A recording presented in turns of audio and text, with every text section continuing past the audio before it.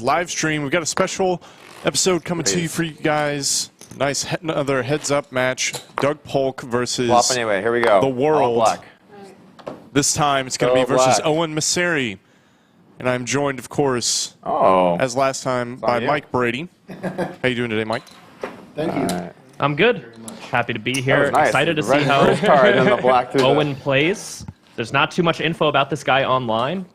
So we're kind of coming in the dark, and I think that's pretty exciting. Let's see how this one shakes out. Yeah, I agree. These guys are starting with $100,000 stacks. If there is anyone in chats who's a supporter of Owen, give us a little info. The thing with the 5-bet, if you're willing. Stuff like that hand with Kevin, it really depends on how he's constructing the range to be able to say whether it was a mistake or not. Right? Like I don't know how he's constructing his 5-bets.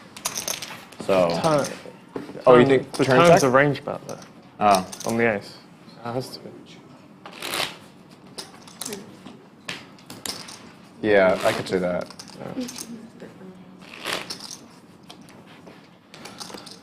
It's so sensitive to input when you run those, though. It's going to be hard for the... We don't have to say raise on the button. If they throw it in the 1K, it's going to be That's raise. what happened last thing. Okay. Say it works out. Here.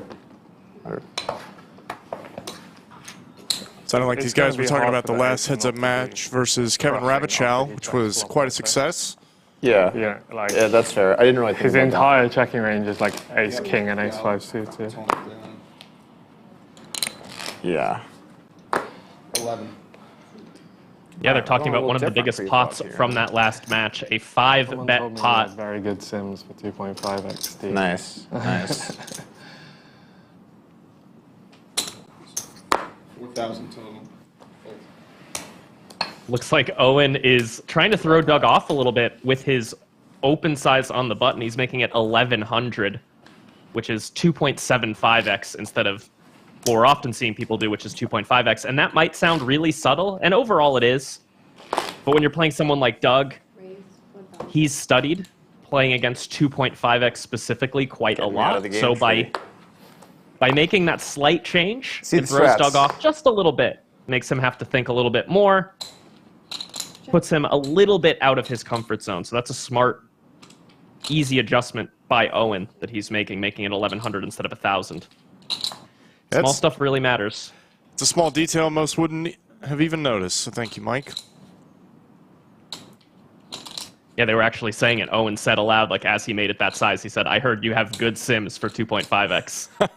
so I'm not going to be making it 2.5x. I know you've studied that, so I'm not going to put you in that situation. I'm going to throw you off just a little bit.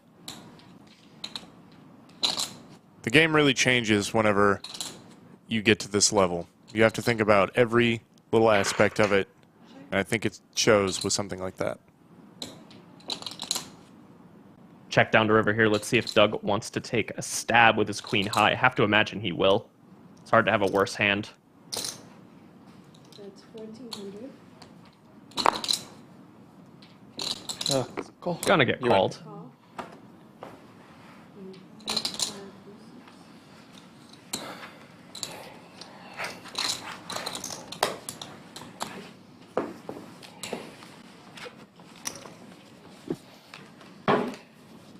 It'll be interesting to see how much these guys are open about their strategy. It's kind of a heads-up cooler in a way, if you really think about it. Yeah, keep telling yourself that. 11? 11. Yeah, we got a lot of good strategy talk between Kevin Rabichow and Doug. I think these two are going to do the same, which is always nice to hear, especially with your input as well, Mike. Check. Check.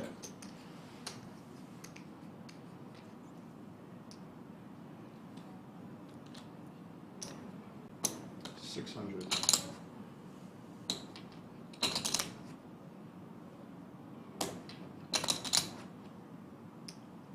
Call.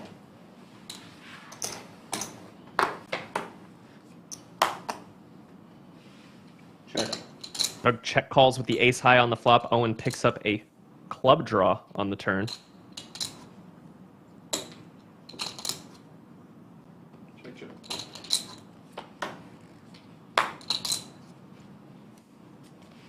It's a good Hits the start. club on the river.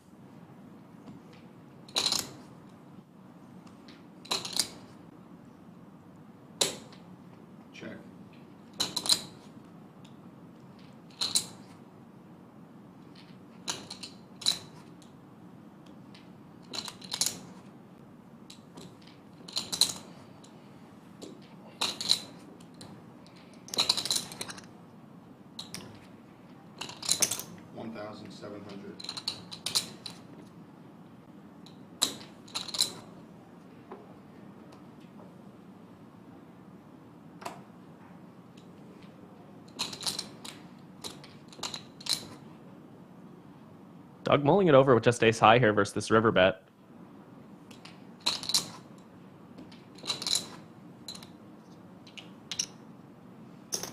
Call. Nothing much. Flush. Nothing much, just a flush. I see the.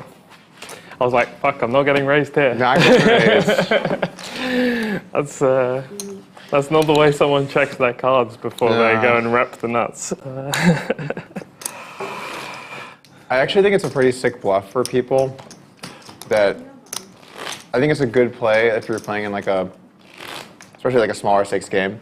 Like, oh man, this is so tough. I guess I raise. That's like always like just the stone nuts. But every time I talk about doing that as a bluff, people laugh, but they're like, I'm not gonna do that. It's just, it feels too crazy, you know? Especially when you're giving away on stream. Like, what chance have I got of pulling that now? Well, now there's leveling. Could go either way. Okay, I'll report back with results.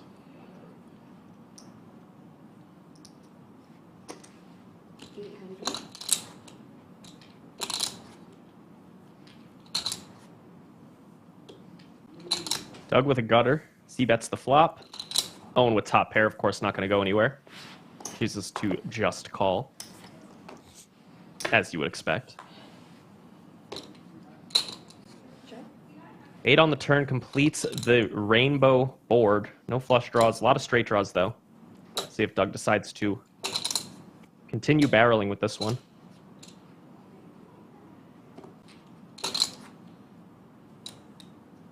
Looks like he is, and he's going to go big. Grabbing one of those pink 5K chips, aka the bubble gums, here at the lodge. 5,400 into 3,600. Hefty overbet.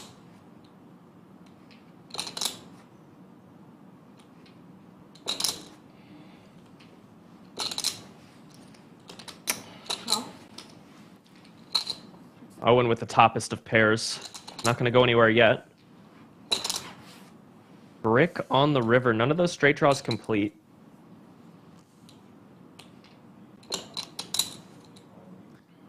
Doug has a nice hand to bluff with here. This is a good one. Check queen Let's high. check it back, actually. Wow. I stand corrected because Doug said it was not a good hand to bluff with. He must know something I don't. Probably saved some money there. Owen had a kind of nice hand to call with on the river against a bet. But maybe Doug would have went really, really big, and Owen wouldn't have been able to call, so Looking hard for to say for sure. Hint, hint. Who pays you guys? You know? Not where I was going, but you do bring up a good point. 11. 11.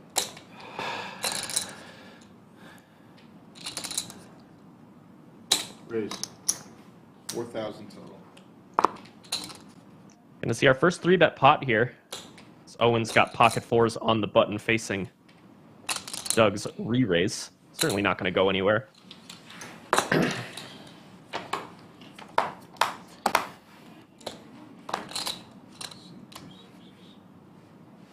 Seven, 6, 6 flop. You don't mind to see this with pocket fours, still ahead of all those high card hands that Doug could have. 27. Doug's going to come with about a third pot bet.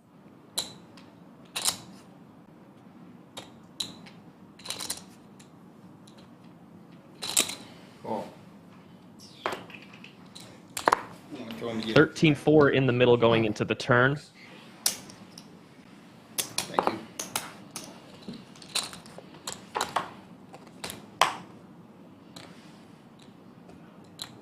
Ace on the turn, interesting card. Both players will have an ace here pretty often.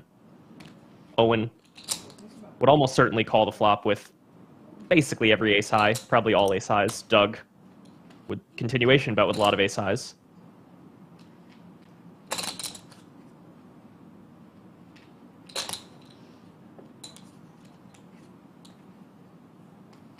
Check, check.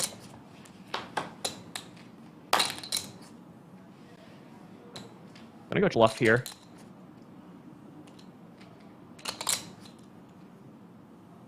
Sherman Tank in chat asks, has Doug lost any heads-up matches except to Bill Perkins? He did lose the round 1 match 10. against Kevin Rabichow, as we see Doug pick up that 13K pot. Both players just taking their showdown value there.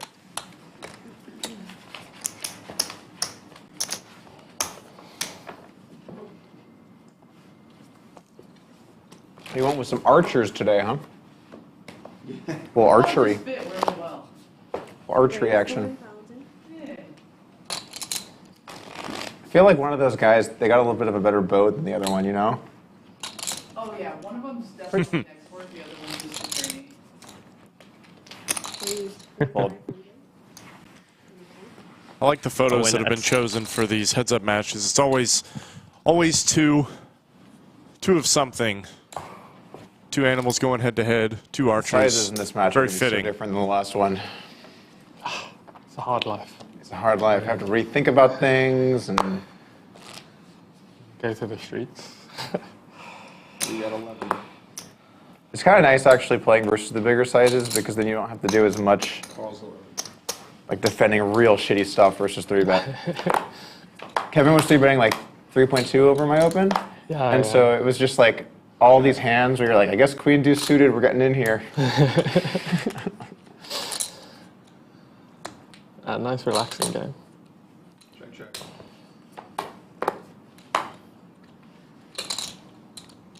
Three of clubs on the turn. Both players like that card. Doug's got the gutter with the 7, as well as that king of clubs blocker, which is not totally irrelevant. Owen now picks up a flush draw and straight draw to go with his pair.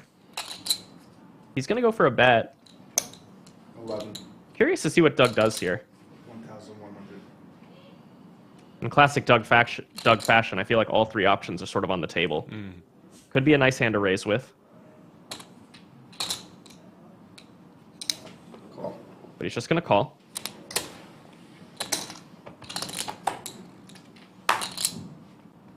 Check, King. check. 6. Excuse me. Owen wins that one with the pair.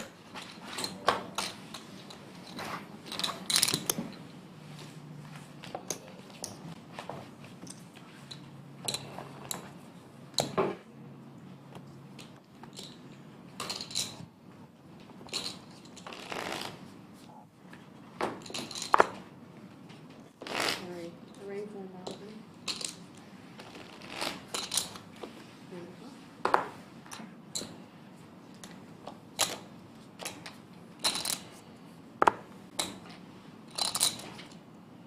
Okay. Check.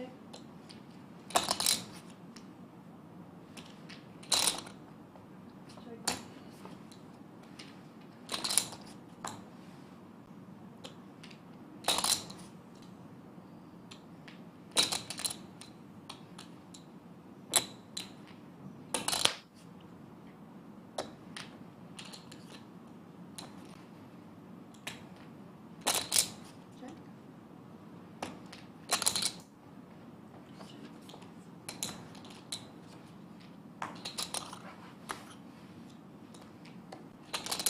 Small pot here. Owen's likely going to win it with the jack. Chad asks, does Doug start these matches with a disadvantage given that the other player can study so many hands before coming in?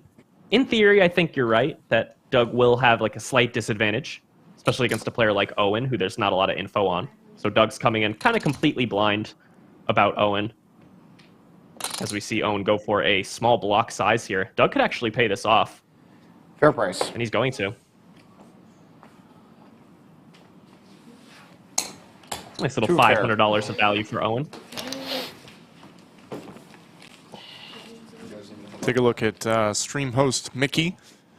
They're in the back, here to take care of anything these 2 gentlemen need, anything to drink, anything to eat, any chips they may need. Keeping yourself occupied with a little sketching.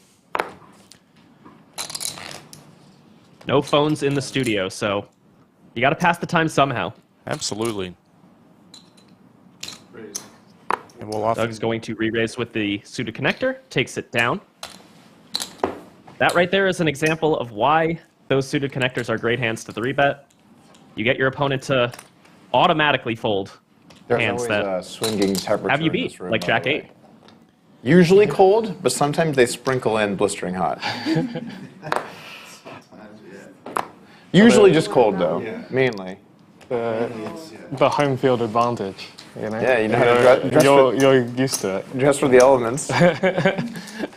Why? So the funny part is I actually just love the heat. So if the room was like 85, 90, 95, if it was 100, I could play the whole session and be fine. I actually prefer, this is serious, I prefer 110 degrees to what it is in here right now. That's Same. And I always say that when I come in here. It would be awesome if it could be warm in here, and then it's never warm. We prioritize other people. But I don't complain That's an about it until right now. insane I'm wearing a opinion from sweater Doug. dress. Actually, I complain about it a lot now that I'm thinking about it. I fold. Yeah, Like- I've said it before, but I've heard I Doug know say it's that so Texas cold. isn't hot enough in the summer. I get to I control don't the- even complain, man, complaining currently. At least we finally got the chips pictures fixed. I like the downtown Austin scene. It's nice. I like that it's vintage. Yeah, it's cool. When I was watching the stream with you and K-Rab, I saw these getting flamed a lot. Playing the what, sorry? I saw these getting flamed a lot. Like, Yeah. no, like there were lots of people just pictures of Texas because you're in Texas. I mean, it's just like a massive blurry chip. It's just like unnecessary. Someone thought it was a green screen because at one point there was a shot with a player and the chip was like, it looked like it was blurring into his face. Like, That was terrible. This is much better. Talking about the wall art we have, we just got it replaced. We heard y'all's complaints. 11. We got some nice pictures of downtown Austin from the 50s. Now 4,000. Full. I think it's very fitting. So let's just revisit that real quick. Doug said he'd rather play poker in a It's very different 110 playing, degree hundreds room of blinds deep versus than just the like cold room they're in now. 110. It gets a lot crazier. I mean, I get liking it warm, but yeah, 110? No. I'll never understand. I mean, I might be biased because I play 100 big blind poker all the time, but I think it's kind of the perfect stack depth. 100 big blinds? Yeah, Yeah, I because like when you're deep, it's when you're deep, like you don't have those weird spots where you're using the fact that you can get all in Yeah, yeah. to change how the hand plays. 100 bigs is a very nice stack, but Yeah. you just don't really do that live poker. It's not like live Yeah, poker. It's not yeah. really a big 100 big blind Yeah, situation. I mean, if I sit down with 100 bigs, people look at me funny. Live games. Nice turn card for Owen here. He's going to bet and take it down. Owen utilizing a lot of those small sizes. He goes 500 there. As we get an early Last look time I was in Vegas and at the winnings. I was playing like the highest stakes of my life because you know, like you live poker? you play live soft game, and I sit down for 100 big blinds, and like they were all just Oh yeah, you're gonna get. they were all just You're like gonna get they were all nailed. just like this kid can't even afford the plane ticket home if we stack him, and I was You- like, you- "Oh, leave me alone, like. You have some needles incoming if you sit down and buy him for 100 big blinds. It's just a guarantee. Check. Check.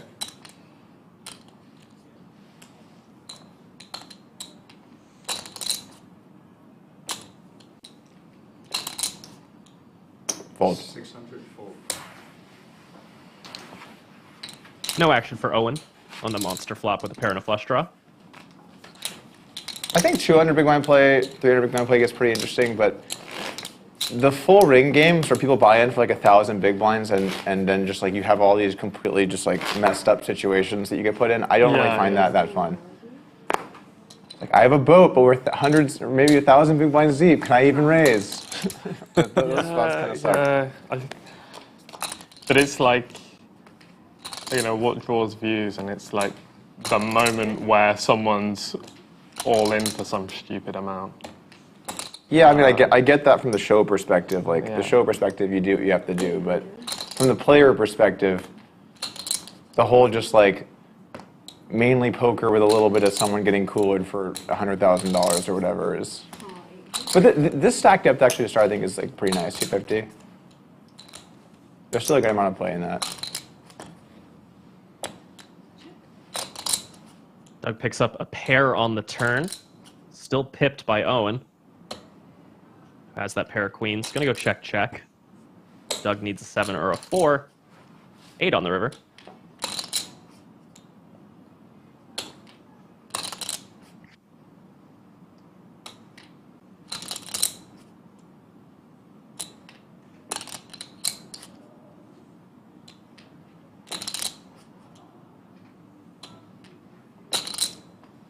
Check. Owen's gonna win another one. Up about $10,000 early.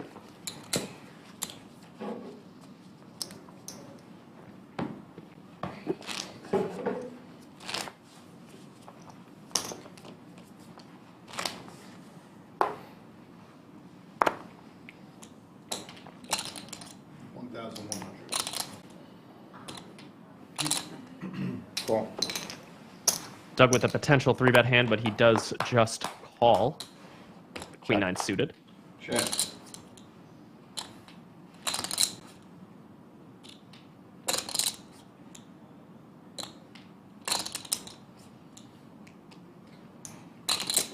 $600.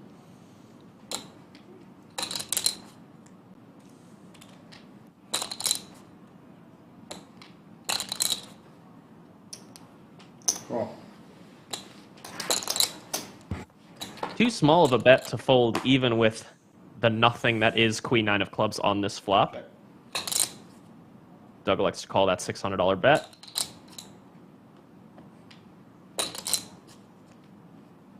Check. Check, check on the turn, and there's Doug's river. Makes the best hand. Let's see if he decides to go for some value. I think when you're betting in Doug's spot here, you often bet big, and I don't know if this hand wants to bet big. So maybe this one's going to go for the small size. It does look like that's the case. He goes 1100. Kind of going for a block size with this particular hand. And then I would bet if Doug did have a strong hand like a 5 or a 10, 7, 8, he would opt for a bigger size or potentially a check raise. He's going to get paid off by King High. Nines.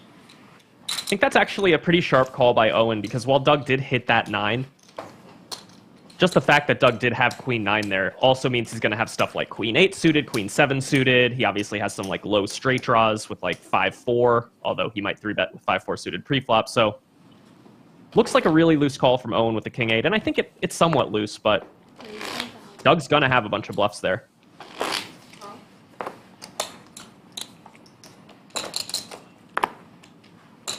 A lot of people asking about Owen in chat, and you know, to be honest, I don't blame you.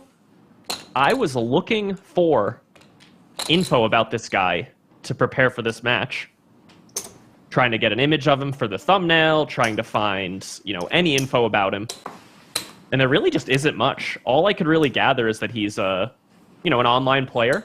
Seems to play some quite high stakes. He's been streaming a little bit lately in preparation for this match, and he was playing like 25-50 and, you know, some pretty solid stakes. And from what I can tell, some well-known people in the poker community respect his game, so he's probably a, you know, a good player. Costa Rica Jack, good call. 1,400 people watching, only 97 likes.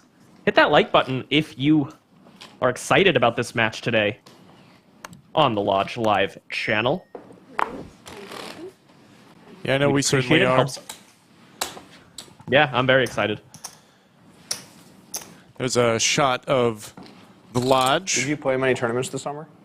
No, you Got ruined stream my dealer Vegas. Clayton there dealing I the ruined- final I table. ruined your Vegas? You ruined my Vegas. Why me By specifically? accepting the match. Oh, okay. I remember you giving who is it, like Landon? You were giving him shit for like, he has this 200, 400 heads up match, and he's not in the lab. Like, Well, okay, but that was a little different. I mean, a Yeah. couple of days of casual play versus like side bets and like people watching and like. yeah, okay, Well, I guess I like should say. call 100k deep heads up match casual. Like, Yeah, stop yeah. big timing me, you know. Yeah. Like, Fair. That's fair. I guess let me put it like this. This match is a little less important for me than the match Landon had was for him. yeah. Slightly.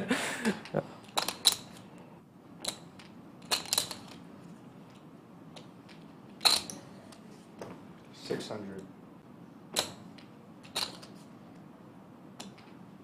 Doug doesn't look like he wants to get out of here too quick with this jack high. He is going to peel. Drawing dead.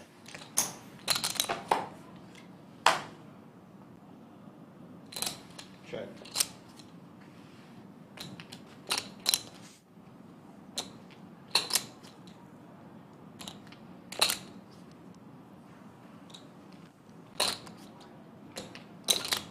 $5,100.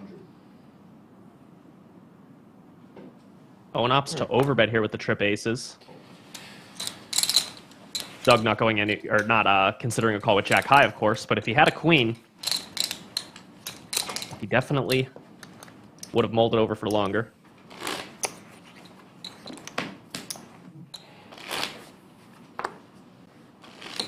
Raise to 1,000.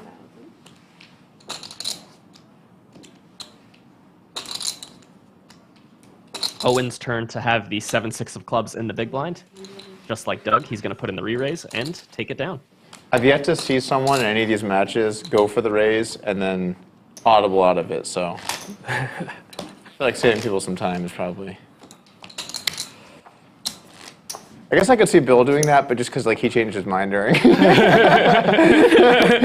thinking, no, yeah, I'm using the call. 1,100. Call. I saw a guy do that on the river. And I was like, that's kind of a brave spot to just say, I Yeah, am brave, the hand. brave, yeah. It's one word for it. Check, check.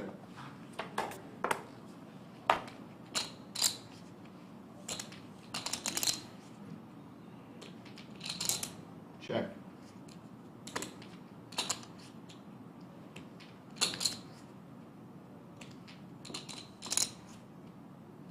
Checks.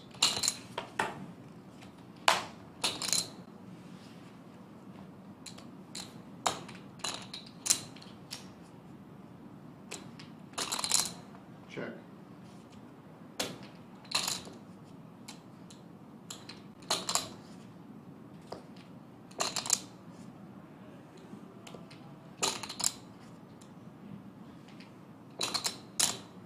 Check, check. I win. King.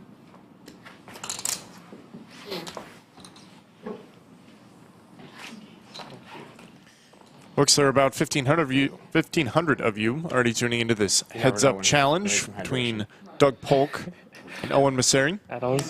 You've got Greg Potter in the booth, joined by Mike Brady to kinda give us ominous for a some second, like, just heads-up in case it insight. Well, but then you realize it's a water. If she got you some rope, it'd be a lot worse.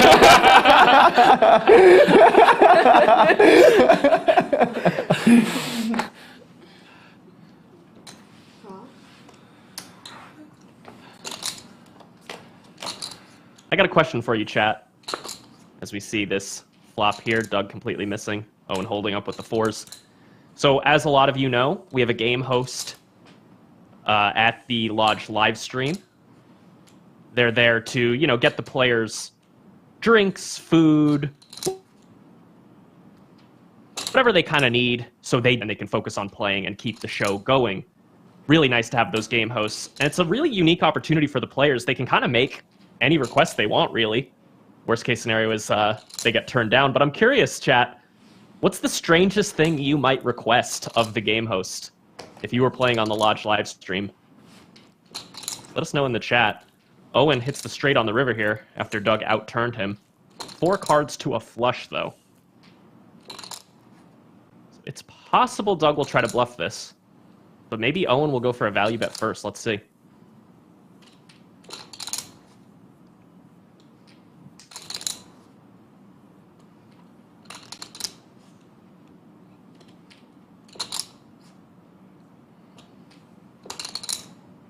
Owen is going to come with a little value bet, it looks like. Yeah, 800 into 3,000.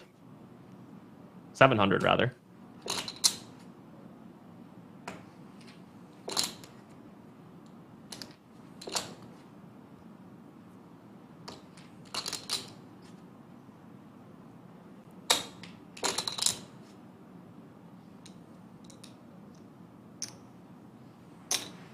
$6,200. There's the raise.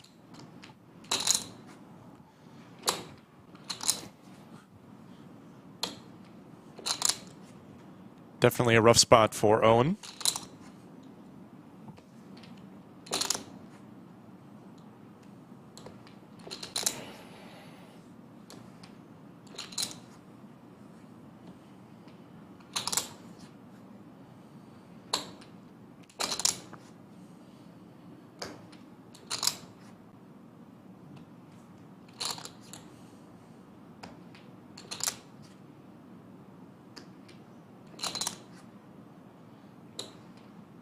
Owen can only beat a bluff. And that happens to be what Doug has. He's thinking, what diamond could Doug have here? And he does let it go. Doug with a successful bluff early. I'm going to be getting peppered up with small bets today, aren't I? You're going to be peppering me up? Or milking, something like that. It's going to be all, oh God, 25% pot again. Here we go.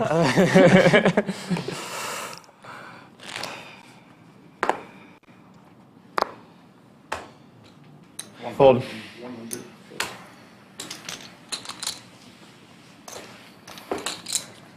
So you know Uri? Yeah. He's Okay, cool. He's been my coach for Oh, nice. the past almost a year now.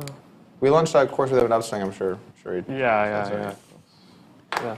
He's got a very different way of looking at poker than Than you, yeah. well, I was gonna say than a lot of people, but sure, then also than me. I think you're very much on the opposite side of things. It seems safe. About to as say. far as you could go. 4,500. Are they talking about Uri Pellick? Seems safe to say. Yeah, they are. Uri Pellick is Owen's Seems coach. a lot over the years. Uri, for those who don't know, Israeli high-stakes pro and coach who also made a course for From an Upswing called outside Elite Cash perspective, Game it doesn't seem Exploits. that way. Oh, I used to be all exploit. Oh, really? Yeah, super exploit. But it was because there was no solvers. It was just like you had to figure out what someone was up to and.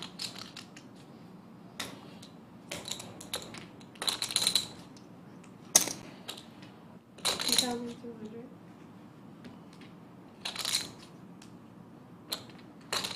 Kind of an action flop for a 3-bet pot here. Owen with middle pair, some backdoor opportunities. Doug with top pair, top kicker. Raise 8,000.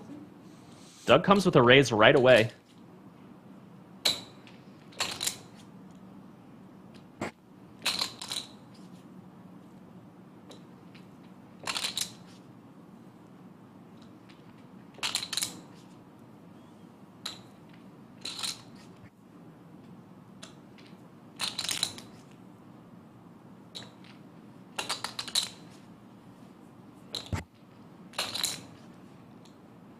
Wow. 25,000. Wow. Owen coming with the 3-bet right on the flop. Very interesting play from Owen here. What would you suspect the reason is?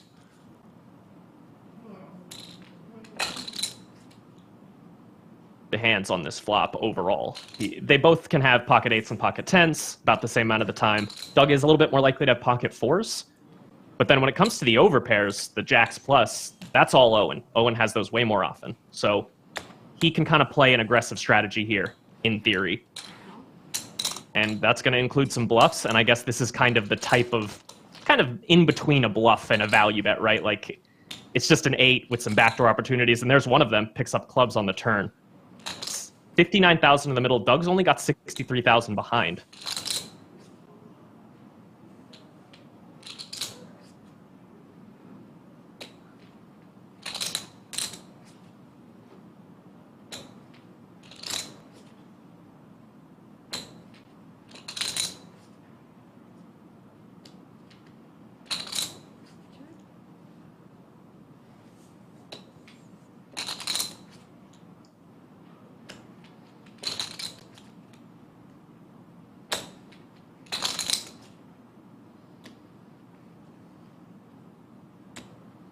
Doug's going to count down his stack, figure out exactly what's going on here, how deep they are.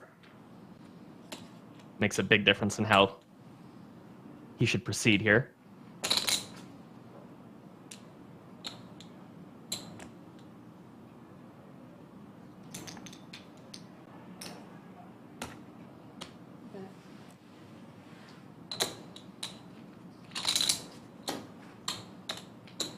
14,000. Doug does go for a bet. I assume it's a small size. Yeah, 14,000. I've got 20, 23.5, 31, 41, 47 behind.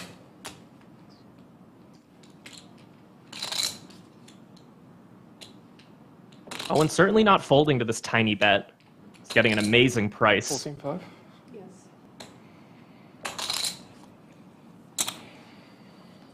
He does call. Expensive river coming up. Owen needs an 8 or a club. Wow. There it is. This $88,000 pot is going to go Owen's way. Let's see how this river turns out. Maybe Owen's going to lead out. He does not. He checks. Check. Flush. Quick check from Doug.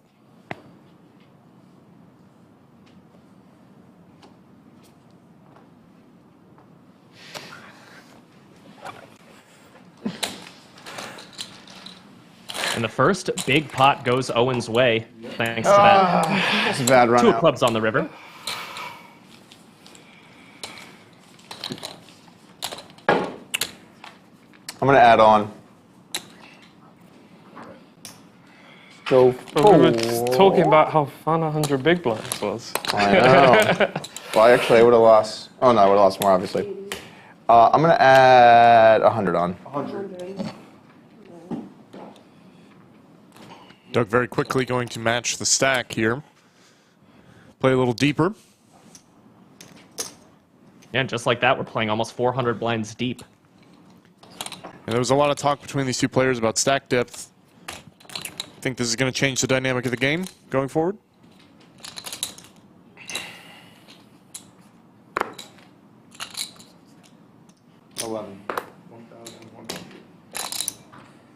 It's a bad river for me.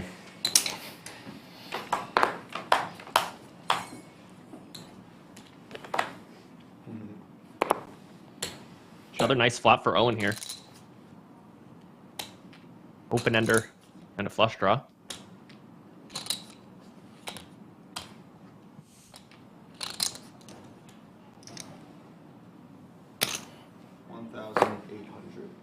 Fold.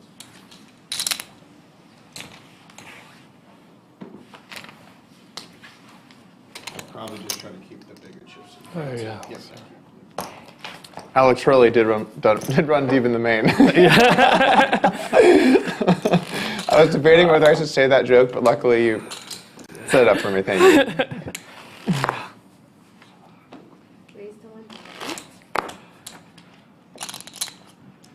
So, you know, and he was like Hollywooding the decision, but like Queen he- 9? Yeah, I yeah, saw yeah. that. And he was like talking forever, and I was just like, can someone please call? can one of the chip leaders, you know, just take one for the stream and call the clock? Yeah. Would have been good. Tough turn for Doug. Both hit top pair, but Owen's got him out kicked.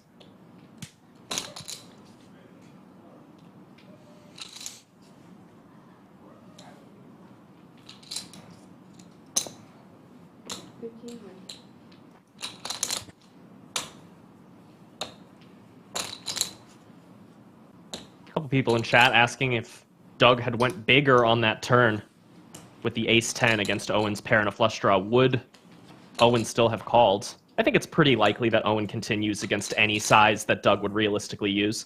I don't think Doug would ever just shove the turn there. I don't think that makes too much sense. You're not really going to get called by a worse hand if you shove the turn with ace-10. So while it would have worked out against specifically Owen's hand, shoving all in, against most hands, it doesn't really make sense.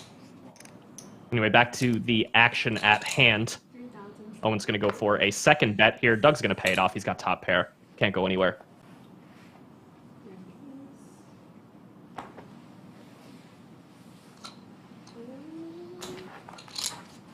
Can I have 3 black, please? Or you want me to put the direct here? Let me just do this. 3-7, right? Yeah. There you go.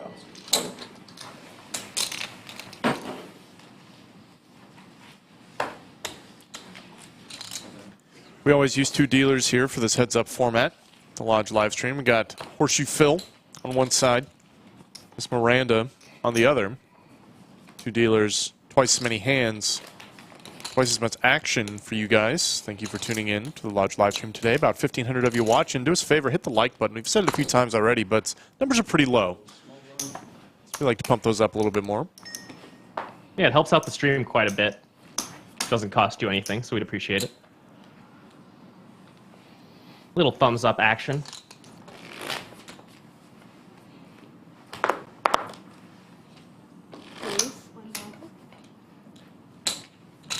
If you're new to Heads Up Play, just tuning in, prepare yourself for a lot of loose pre-flop play, as like you're seeing here with Doug raising the 4-3 offsuit, Owen calling the 8-4 suited. That's both very normal heads-up stuff.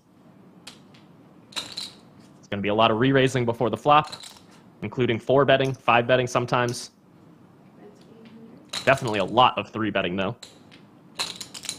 And these guys are going to be playing somewhere around 700 hands over the next 2 days, and we're on hand 33, so we have a long way to go. This is going to be a long story between Doug and Owen. We're just at the beginning of it. Owen's going to go for the check raise here with his 8-high flush draw. Has some nice backdoor straight opportunities too, which is likely the driving reason behind his raise with this specific flush draw. It's a small check raise. Doug's going to call with the 3.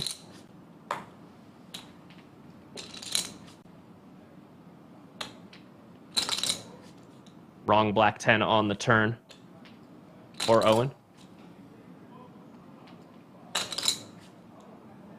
And these guys are going to be playing for a total of 8 hours today, going until 8:30 or so p.m. Central Time. So it's still about 7 hours from now as we see Owen go for the turn bet, take it down. Nice hand from Owen there.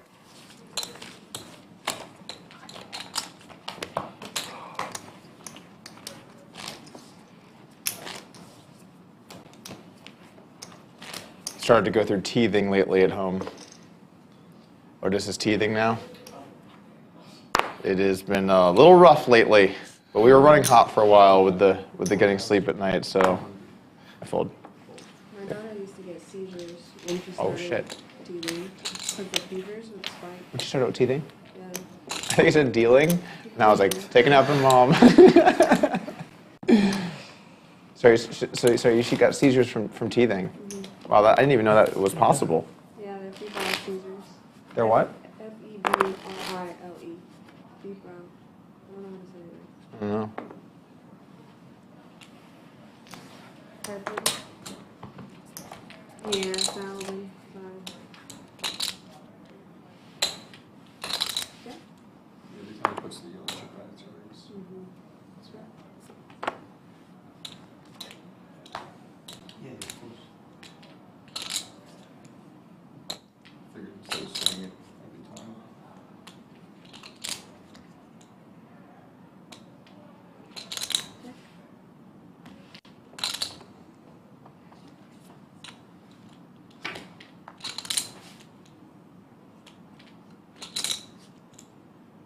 Owen pairs up on the river.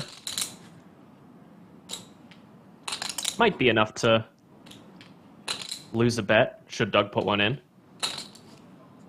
Mackie Campbell says, didn't know Polk had a kid, knew he was married. Yeah, Otis Polk came into the world, I want to say 6 months ago or so. 8.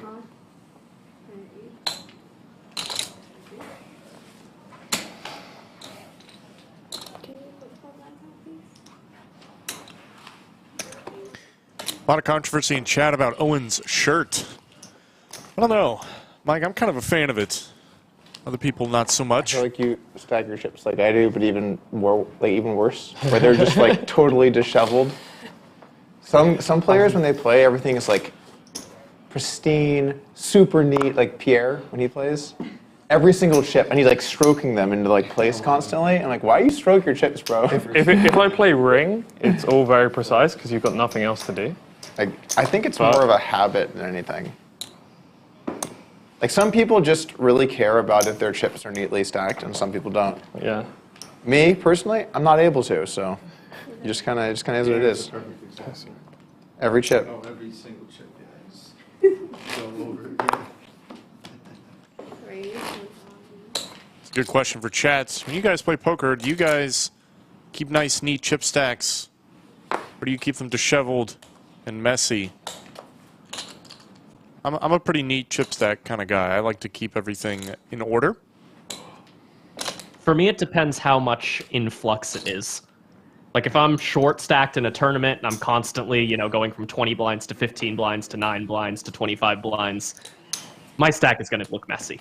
Pretty simple. It's going to be all over the place. Any amount that allows me to, or rather, any way of stacking that allows me to easily see how much I have. But if I'm playing like a cash game and I'm just sitting around for a lot of hands, especially like 9-handed, for most of the time I'm just folding and You sitting reach there. for my topo without even. You Probably saw gonna it was look pretty empty? good. Got me the re-up? Yeah. 11. Nice. I got some water to work on over here. Yeah, let's do a little unofficial poll about Owen's shirt here. Drop a 1 in the chat if you like Owen's shirt, a 2 in the chat if you do not like Owen's shirt.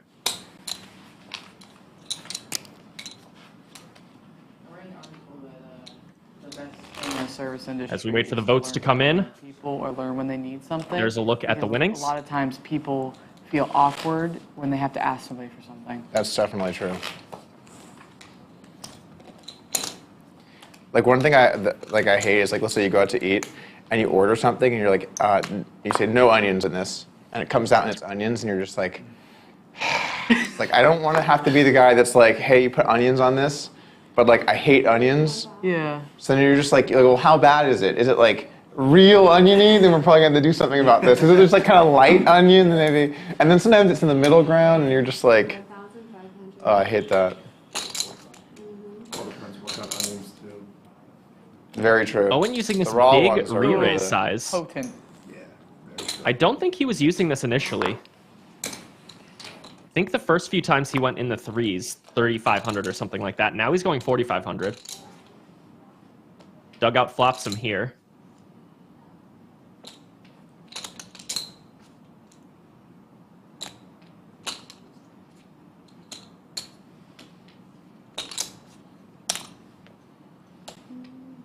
$2,200.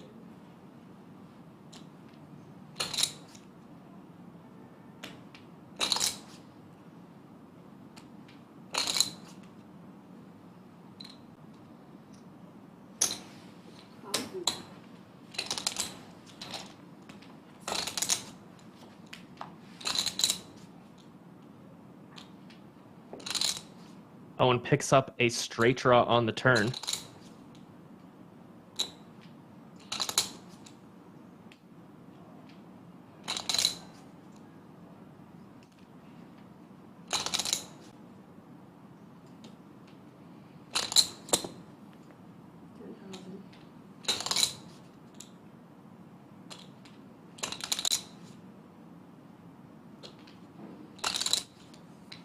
$10,000 into 13.4 is the bet here.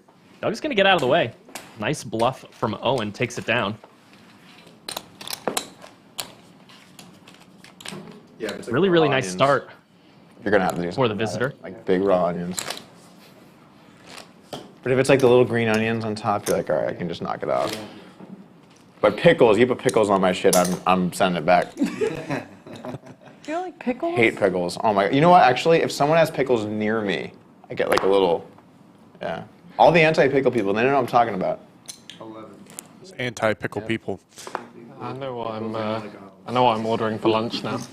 You what? I know what I'm ordering for lunch now. It's like people are just like watching it back, fast forward the stream 2 hours. He's just got like a big jar of pickles.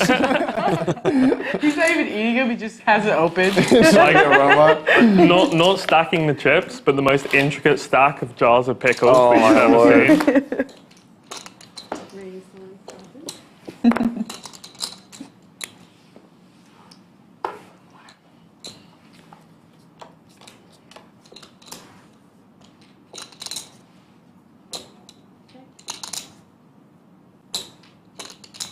Another really nice flop for Owen. top pair and a flush draw. He's had a few of these kind of monstrous flops. Yeah, clubs have been good to him today. He's also happened to outkick Doug at almost every turn. Time they share a pair. Shout out to Dylan DiStefano in the chat. He's played on the Lodge quite a bit. Great. I think Vegas-based pro. I'm sure we'll see him out at the Lodge again sometime soon. He says he's played with Owen a lot. Care to share anything about Owen, Dylan?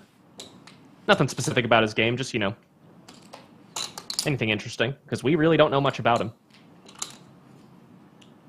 As he hits his club on the river here.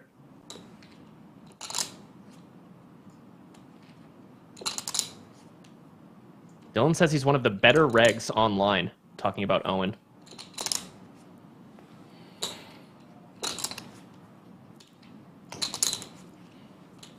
Also says he's moving to Austin. We're going to hold you to that as we see Doug pay this off.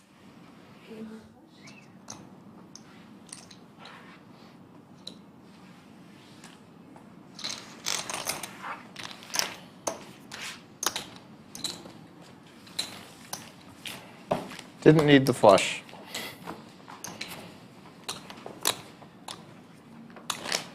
The kicker was fine. Or wait, was it playing the board? Maybe you need the flush. We would have chopped it up. Yeah. We would have chopped it up. Doesn't hurt to have it. 11. Never hurts. I'm actually a big fan of having it. I'd rather have a boat, personally, but Most of my best hands, I had it.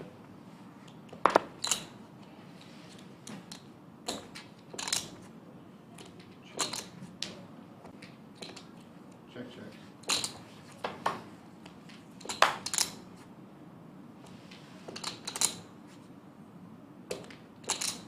Check.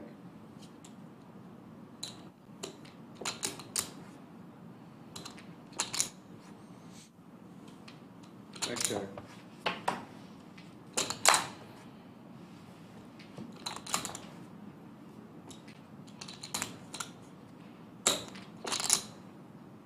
Check.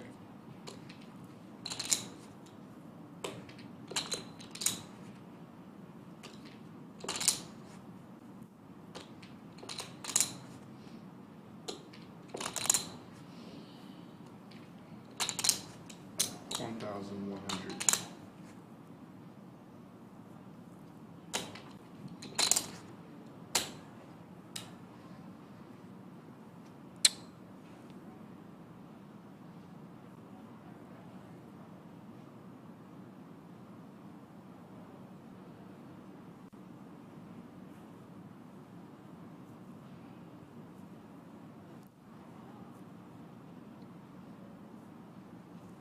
Doug thinking about paying this one off with Queen High, Tough but he spot. thinks better of it. Saves 1,100 bucks.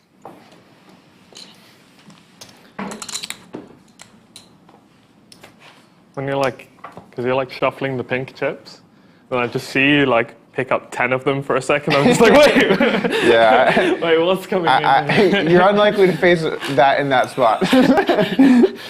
That would be a pretty serious, overbet if I just went 50 there. Yeah, it's just like, I haven't planned for this one. Yeah, I like to have a 10x pot overbet, but not jam. Really put him in a tough spot, you know? Okay, good to know. So there's no 50K raise, but No 50K.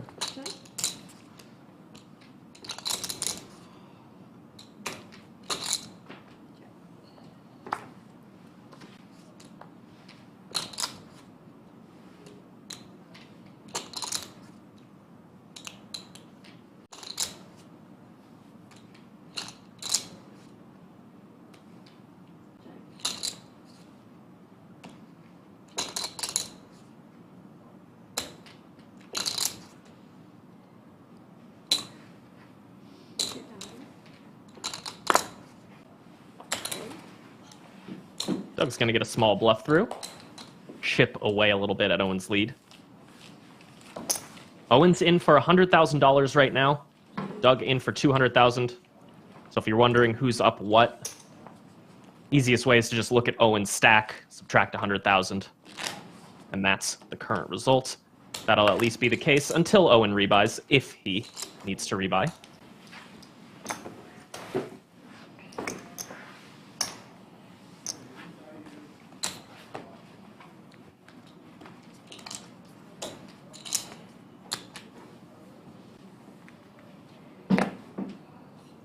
Raise.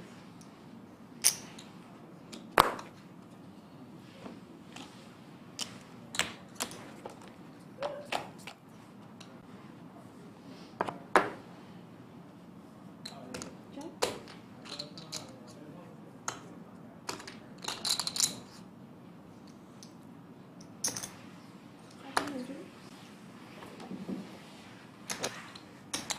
Doug wins one without resistance.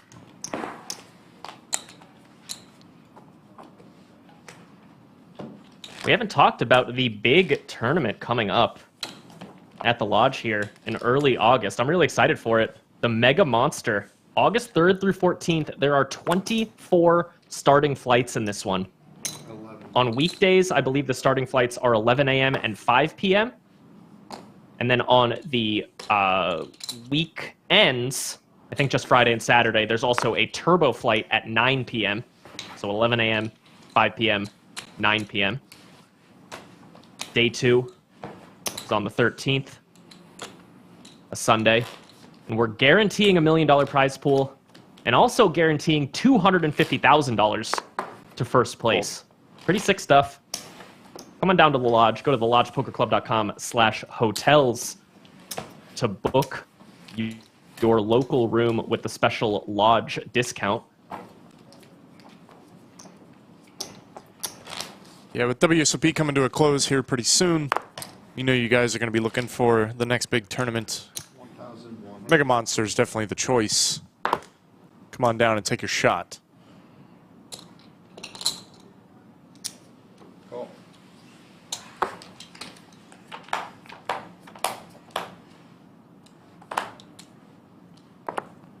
Check. That tournament's also got an interesting structure where you can actually bag multiple times. And if you bag twice, 2 different flights, you get to combine your stacks. So let's say you build your stack to 200,000 in one flight and 80,000 in another flight. You're actually going to come to day 2 with 280,000. And then if you bag a third time, Check. you get a bonus, $1,000 bonus for every extra bag beyond 2.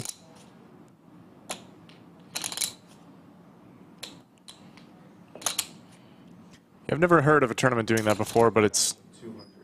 certainly an interesting dynamic. As we see Owen take a stab with 10 high, Cool. drawing to Broadway. Not going to make 2 pair fold. Check.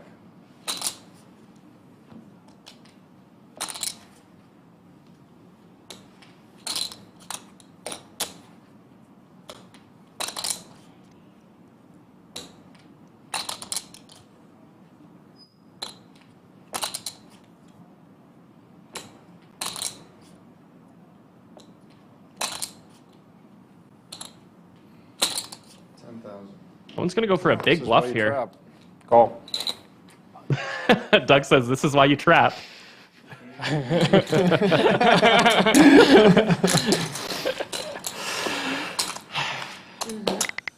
least that's, you know, more relaxing than like sitting there on the river for ages and then, Yeah, no, for sure. I don't think you got it. If you're gonna lose, it's best to lose quickly. Yeah. Especially in those spots where like someone's like, I don't think I'm gonna be able to let this one go, and you're like, no, you don't want to hear that. I want to hear pain and suffering, you know.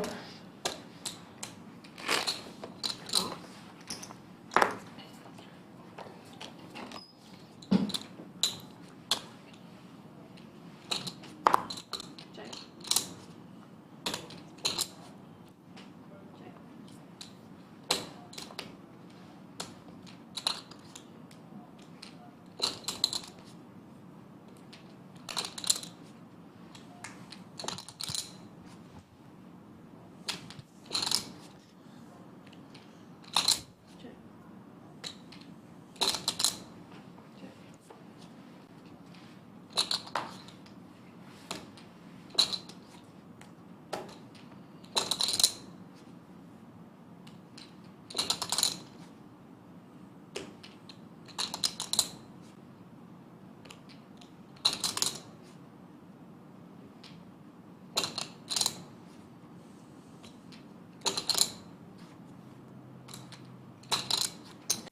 Fold, and I gotta use the restroom. 1,500, and then I fold, and So we're going to take a quick restroom break here. So far, it's pretty much all come down to one hand. We've seen some interesting stuff in between, but the biggest pot, just to recap real quick, Owen, do you need anything? went like this. Doug raised on the button. Okay. Owen 3-bet out of the big blind with 9-8 of clubs. Doug called with ace-10 offsuit. The flop was very interesting. Came 10-8-4, rainbow with 1 club, as we get a look at the lodge. 10-8-4, rainbow with 1 club. Hi. Owen bet small. Doug train. We don't Doug want raised. desert. It's either desert or tundra. And Owen actually re-raised to 25,000 on the flop. Doug called. Then it ended up coming club. So running clubs for Owen to make a Owen, flush. are you okay with that? Do you want it hot? I don't know. You're in a long sleeve, so I don't want you to be sweating. I'd He probably dragged a 90K pot. rather it's a bit on the cool side than Okay. really hot. Just had a nice shot of the lodge. You got a little peek at Doug's Slick in the hoodie, Rick so over he'll be there. fine. The 1-2 tables. Grinding it out. If Miranda, it's like one extreme or the other, this one's yeah, definitely it's, better. it's very Yeah. much like if I turn it down, it's gonna get hot. Miranda, you need to start wearing an undershirt, my love. Put one under. no, it looked Tacky. tacky. Not if you get the little thin ones, the ones that stick to you. You get one that matches. So, Mike, what do you think about the dynamic so far in the first 50 hands or so between these two guys? I mean, obviously, Owen is up quite a bit after that hand you just relayed. Stacks are a little deeper. How do you think that's going to change the dynamic as we move forward? Yeah, I mean, it's going to change the dynamic in that they're going to be a little bit less willing to put in a lot of money pre-flop. So in a way, we're going to see a little bit more defensive play quite a bit. People are great. Yeah, my deal. But overall, the dynamic has been about what I expected. Owen is clearly a strong online player, playing really well, Crunch. pulling off some really interesting raises and bluffs in certain spots, like finding them in spots where it's kind of tough to do so. You have to be a very studied player to make those unintuitive bluffs and raises that he's been making. 11.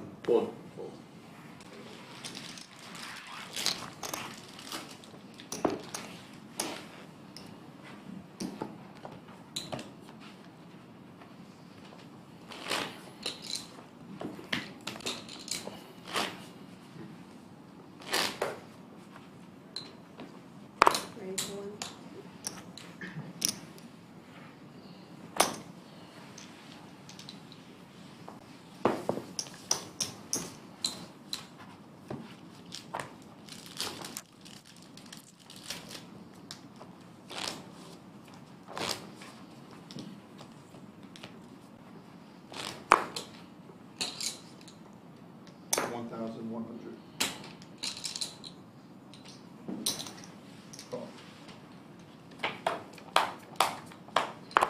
Check.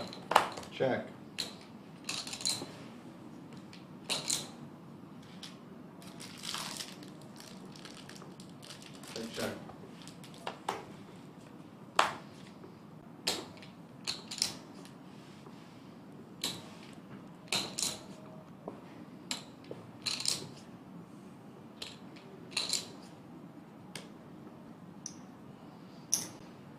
$700. Fold.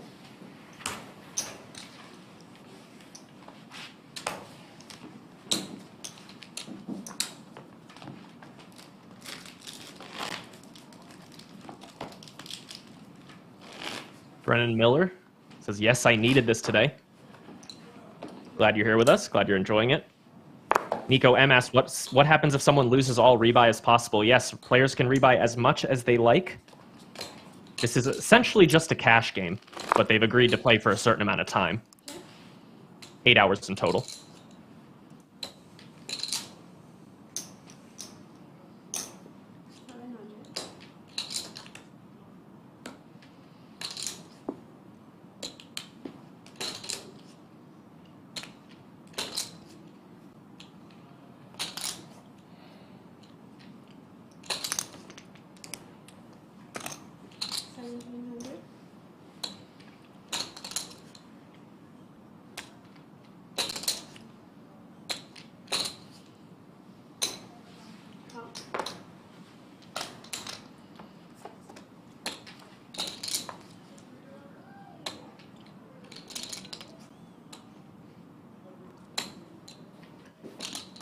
Eric, yes, all 8 hours will be played today. We'll get just about 300 or so hands. Been averaging about 330.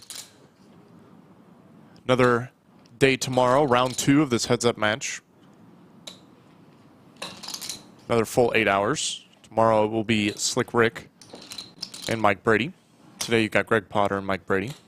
2,700.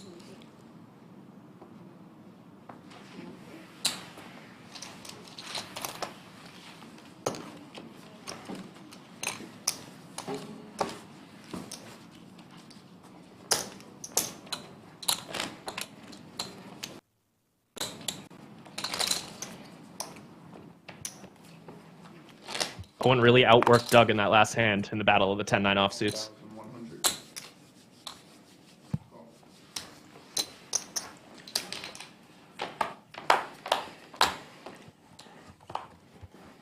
Check.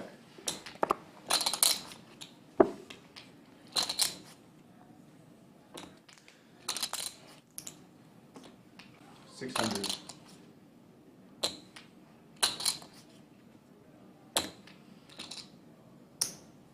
Call.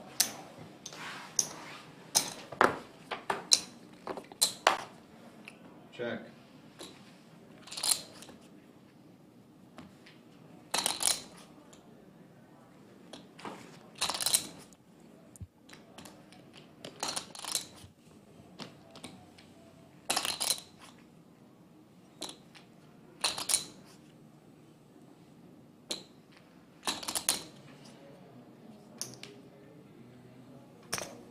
$900.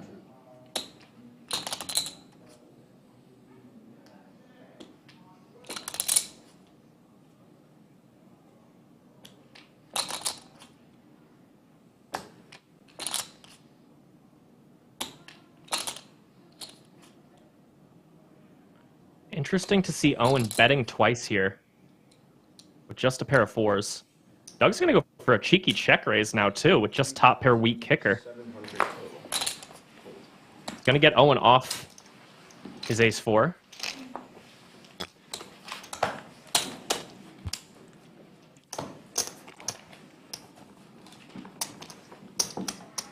Doug clawed back a little bit since our last look at the cumulative winnings, but still down about 50,000.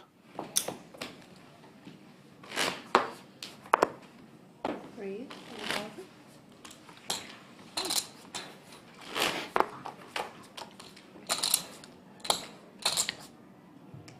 Okay.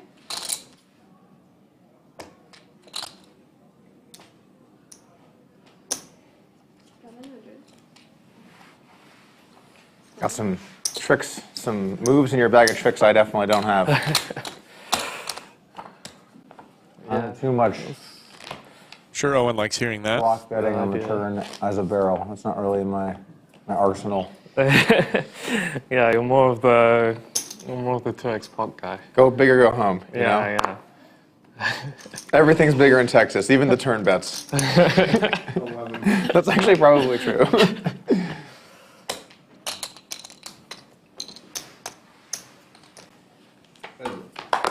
When I first got here, people were like, oh, in Texas, the blinds don't really matter. And I was like, yeah, sure, guys.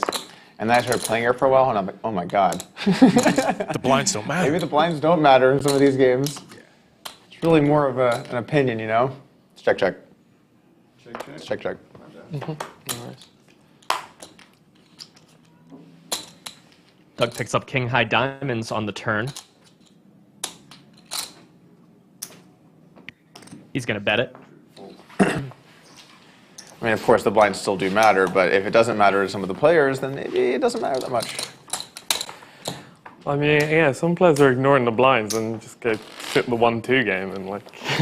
Well, when I got here, there was a lot of games that were like that, where they'd play like 1-3 and they'd have like thousands and thousands of dollars on the table. Yeah, when I was at uni, the local casino had a game which ran like that. It was 1-1, but like everyone was 1,000 deep. Oh my God, And yeah. it was just like pre-flop raises were 15. And so it's like, 1,100. Raise. 3,000 total. Doug's going to put in the re-raise here. Jack 10 offsuit. He's pipped by Owen's ace-10.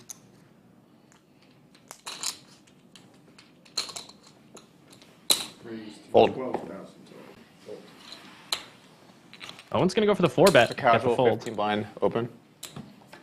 Yeah, yeah. It was like if you open like 3x, so zero chance that like I don't know, even half the table folded.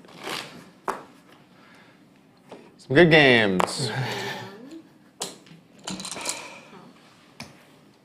It's kind of pretty fun game to play in as like a student who's just got their student loan, you know.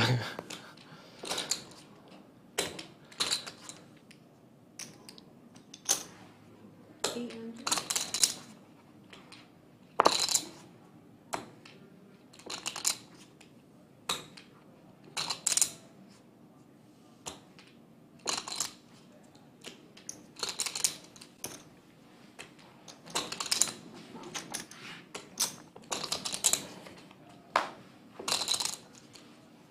Check.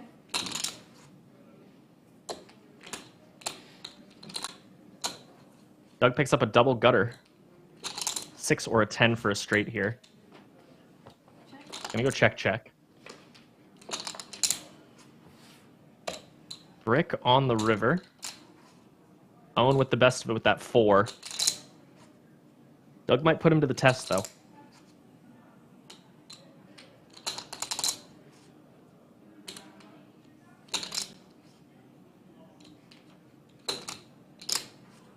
Check.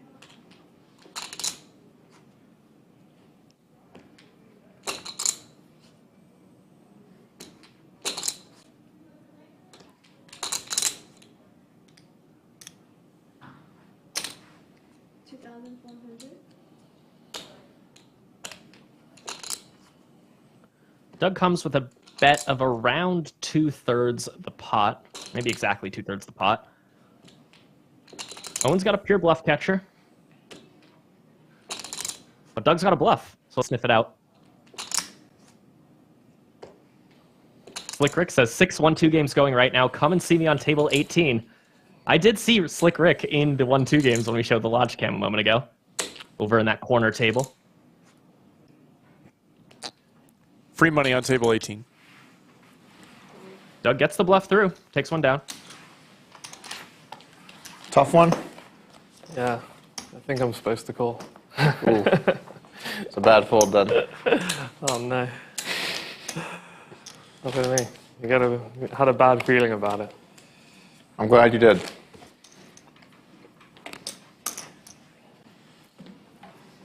Got to go with your reads. Reads and moves. That's what poker is, really, you know? You can dress it up with some math, but it's all about reads and moves.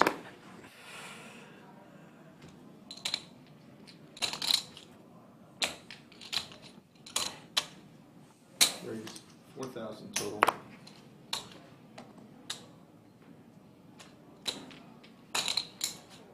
$4,000, yep. Call. Thank you.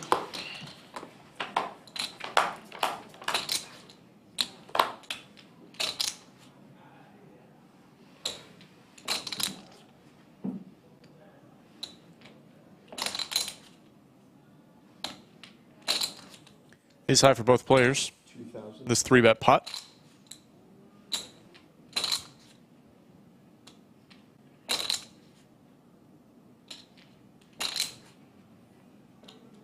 Call.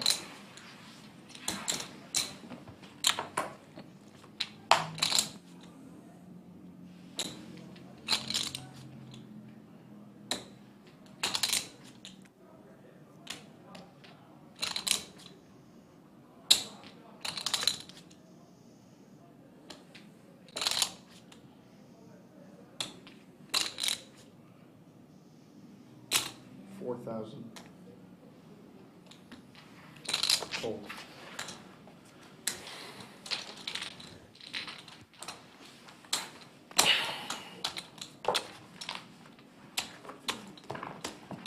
Let me know if any point you're hungry. Had a protein bar, so I'm ready to roll.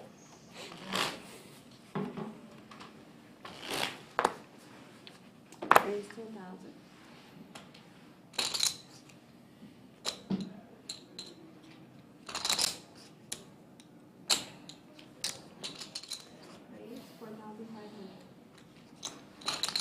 We're going to 3-bet the Queen 10 offsuit.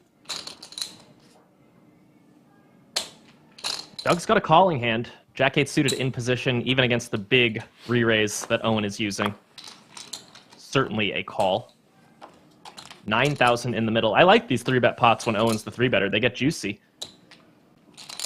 Doug with top pair, Owen with the straight draw on 8-7-6.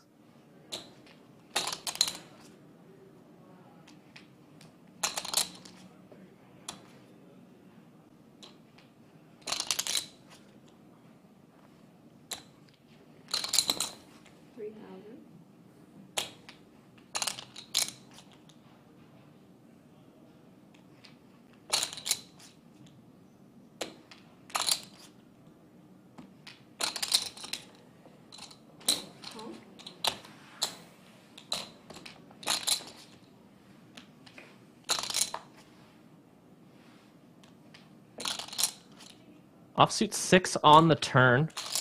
Does bring clubs.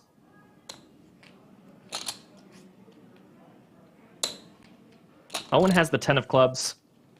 I don't know how much that matters, but I felt the need to point it out. Let's see if he decides to come with another bet. He does. Just 5,000, very small bet.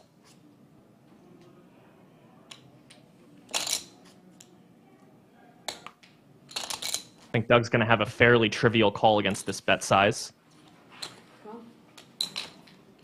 25,000 in the middle now. Owen needs a 9, a queen, or 10.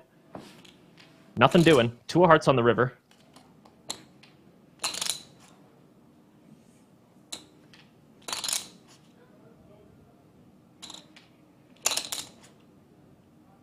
See if Mr. Messere wants to fire here on the river. It's going to be tough to get Doug off this hand, but Doug may consider letting it go.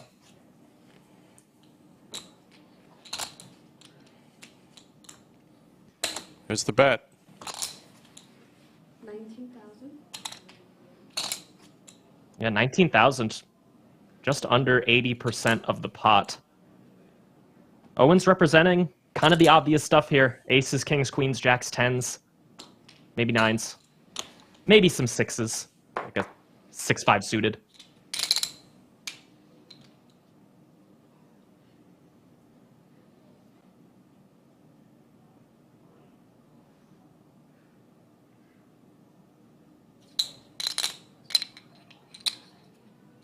Be very surprised if Doug let this one go, but we'll see. There's the call. He does flick in the call. 18 sixes.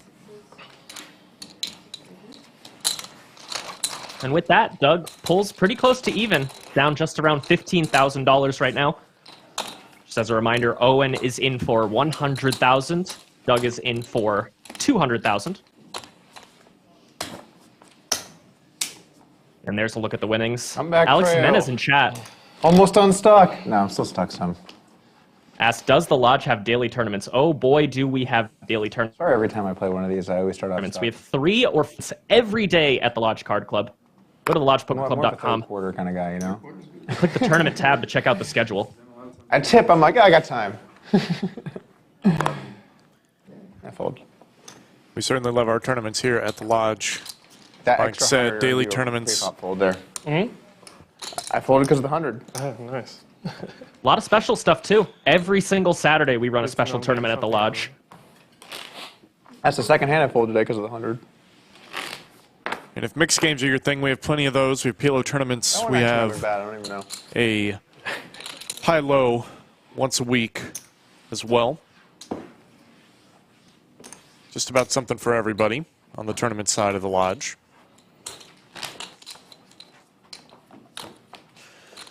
We're going to just throw a few more folds in, it'll be reasonable. We even have a little heads-up tournament in the works. Dude, I got the exact hand. Not announced yet, but it's looking like maybe October. So if you want to play a That 100 is just heads-up crushing tournament with an today. affordable buy-in, keep an eye out for info from the hand I had Lodge Card earlier, Club. not the hand I had last time. We have a very exciting structure in the works. We're kind of still working it out. Lot to think about. 3.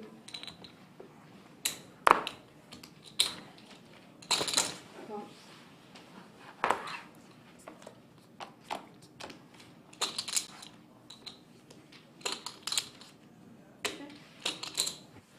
Anyone else in chat excited for Lionel Messi? His first game in the Major League Soccer League tomorrow with Inter Miami. Curious if I'm the only person who cares about the round football game. Check.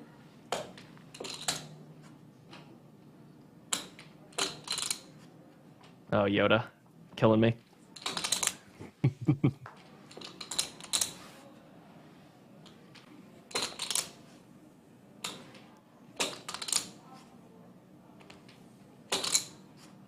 Looks like Owen's going to add to his 15K lead after this hand.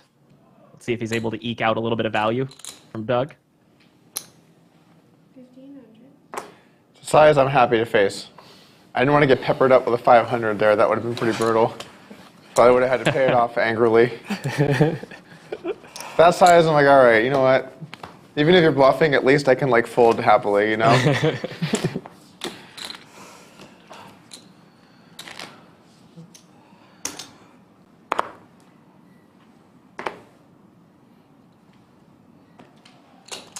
1,100. Call. That was the plan on the river earlier, you know, give you an easy out. And, no stress. I appreciate it. Let me off the hook easily.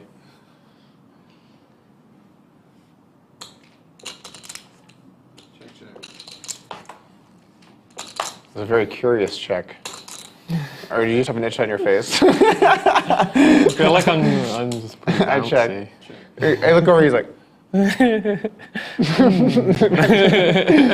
like you're stroking your beard, kind of, but just your cheek. I'll take beard. I'll take that. Generous, but I'll take that. Check.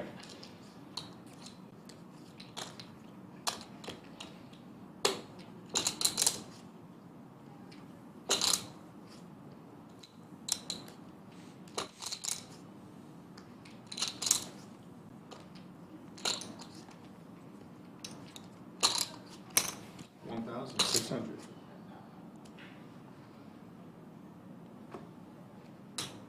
Call. Doug pays off this river bet. I'll put exact One in. black is fine if you want. Either way, 16's good. That's good.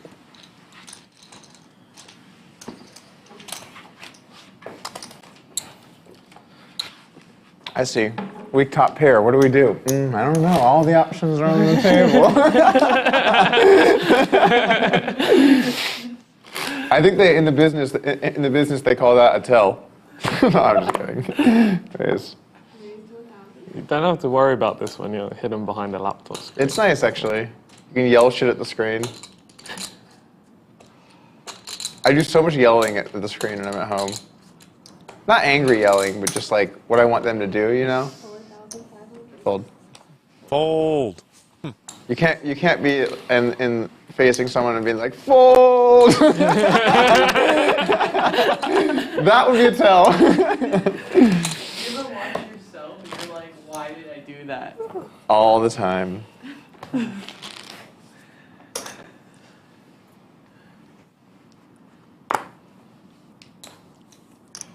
If you never look back at some hands and say to yourself, what was I thinking, then you're probably making some mistakes. Call.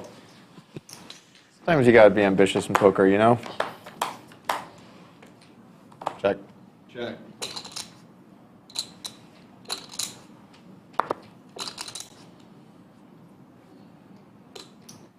Pair versus pair. On a very similar board earlier, we saw Owen go for 2 bets with this very similar hand. It was actually ace-4 on 10-9-4, but same idea. See if he does it again. Last time he came with a very small bet on the turn as well. Check. But that's a little different of a turn than last time. Completes a lot of straights and flushes.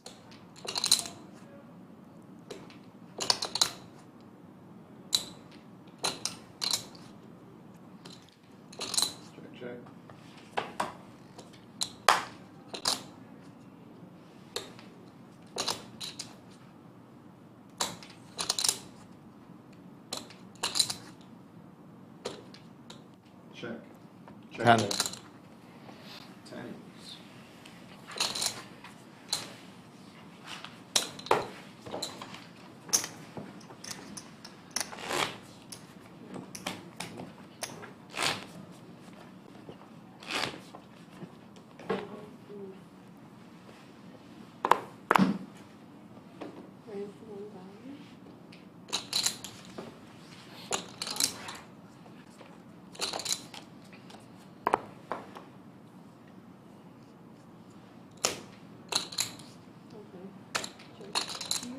He checked. Can you move your cards around in the scanner?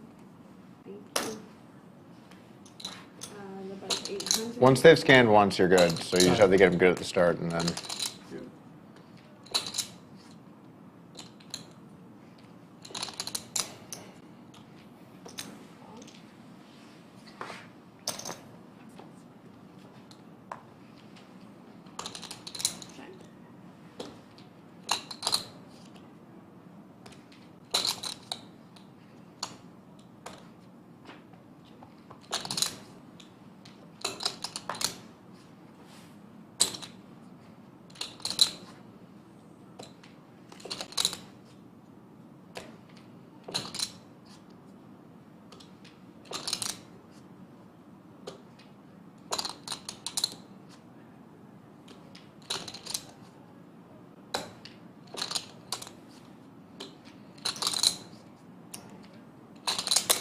Fold.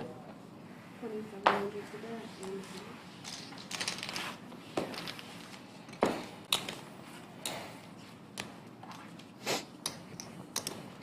The kid joins us in chat. Archery doesn't Shout look out to very the fun. kid. Regular on the live It's stream. like hard to do, you know? I think it's Hey, competitive. look, they're struggling, especially the guy on the left. Gave him that shit bow.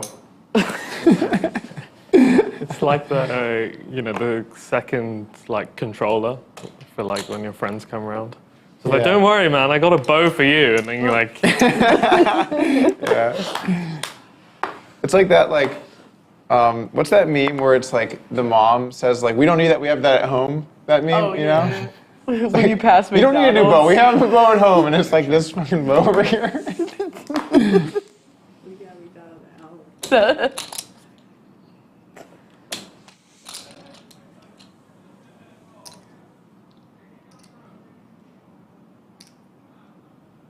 1,500. Some quick maths. yeah, Throwing an extra 100 in here, messing up all my ranges, messing up all my sizes. The downside is like trying to calculate the pot on the river. Sometimes I'm just sitting there like, why have I done this? It's all of my own making. It's funny because you would think in heads up it'd be super easy to count all the time compared to like when you play ring or like Yeah, tournaments with antes and stuff. But even still, enough bets get in there and you're just kind of like looking at it and you're like, as long as you're wrong when you have it or not have it, though, it doesn't really matter, you know? If you're only wrong when you're bluffing, it would be a pretty big issue.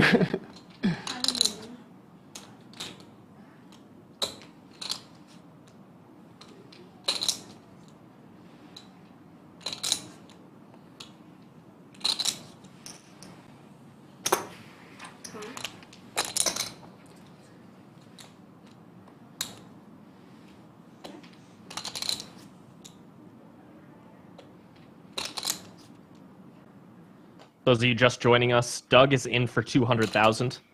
He lost a big pot early. Really interesting one, too. I'll get you the hand number in a moment in case you want to go back and watch it. So Doug is actually down, despite having the bigger stack here. Down a pretty small amount, given the stakes they're playing. But down nonetheless. Owen's in for 100,000, so he's up about 20K. As he makes the fold here. Yeah, that would be hand number 29. You guys are looking Thank for you. that one? I got you, Mike. I haven't followed heads up much the last couple of years. Who's the like top guy now? I mean, I think it's very sweet, which is kind of funny. He just came over from PLO, like crushed everyone, and then leaves. I enjoyed some of the hands from that match with Linus. There's some real Yeah. fun ones in there. Yeah, I love Berry hands. Like, I'd love to see him versus Stefan. I think that would be like the most wild match possible. Yeah, it would but be. I don't know if they'll get to play. I feel like they won't. Some people just match up well versus other players too. Like some players feel good versus certain play styles. I mean, I think Stefan goes through phases of just playing everyone. Yeah. So I feel like that, you know, maybe it happens for a bit. Like I think he was playing Linus at the start of the year for a bit, just you know, just for funsies. I think I saw some of that actually.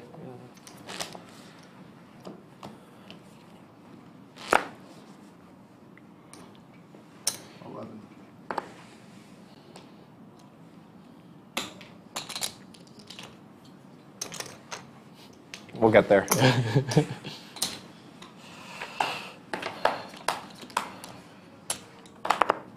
Check.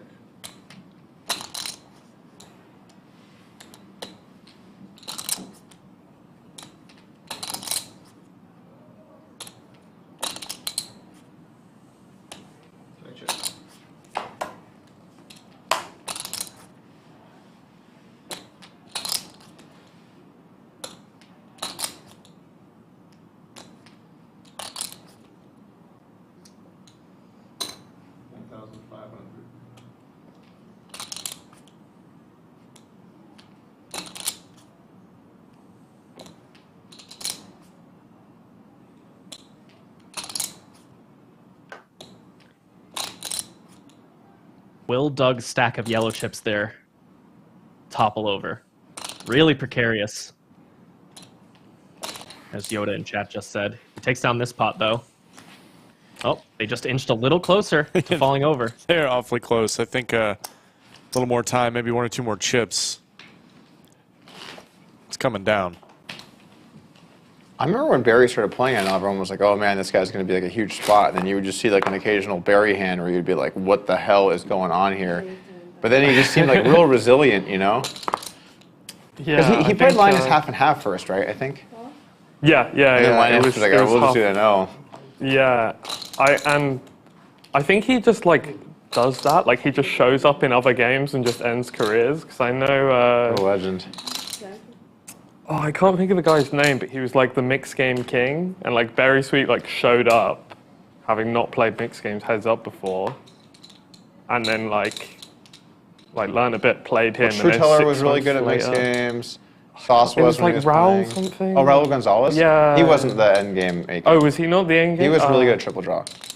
Oh, okay. That guy's name is Volker, by the way. I used to talk with him a lot.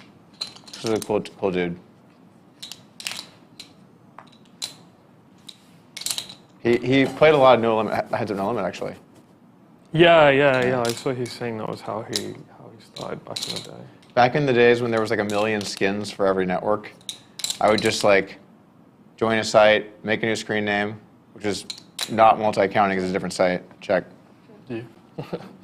Green High. And then just play the Germans over and over again. Just like this game of whack-a-mole. Because it used to be there were all these sites where there would be like 14 sites on the same network or whatever. Like Merge. Is Merge even a thing anymore? I assume not, right? I'm asking the wrong group of people. Probably not a thing. I don't think merge is a thing anymore.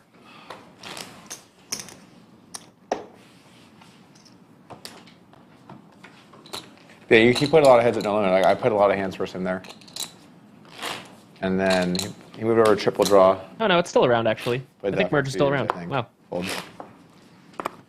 Maybe he got better at mixed games than I know. For those not in the know, what is I don't know if merge? he was the end guy, but I get like It's they're a- playing really, really high.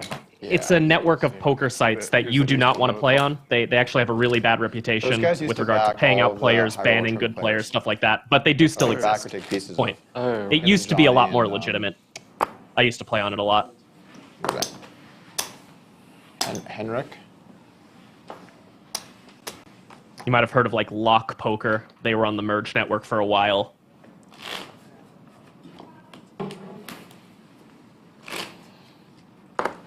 Old. It's interesting to get all this background on online poker play, heads-up poker play, when I'm a relatively new addition to the poker community, and I know nothing about any of this. I was not around during the big poker boom, the online boom, any of that. So I came into poker and have only known live Texas poker for the most part. So it's always interesting to get some of that background, that history. Little tidbits of what used to be going on. Yeah.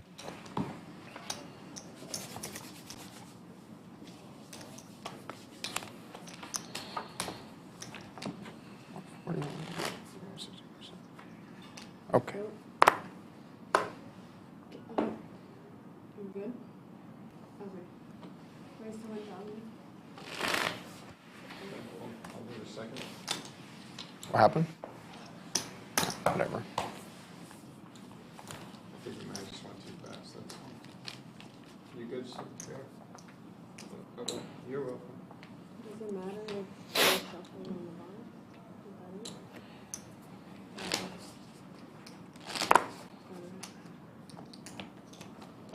11.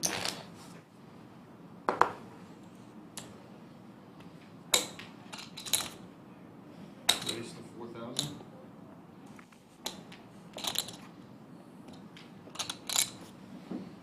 Well, it's 4,000.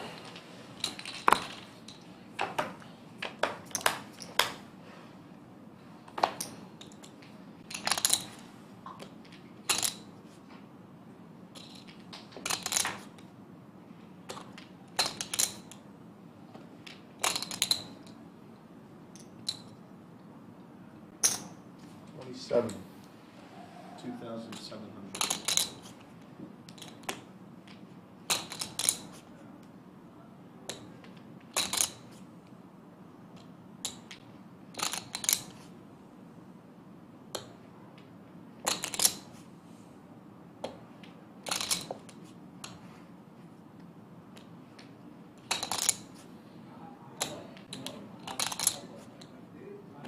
Raise to 9,000 total. Owen's going to raise it up with the gutter ball. It's going to work this time, Fair play. generating folds from all those high cards. Doug will be barreling in this spot.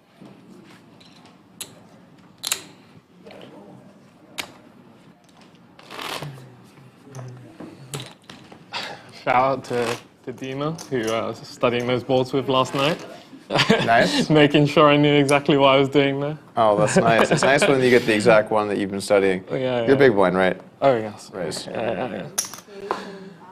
I mean, well, we were studying 874, so... Oh, totally different ballgame. Yeah, I know. I was a bit thrown, but yeah. You think some of this concepts apply, or?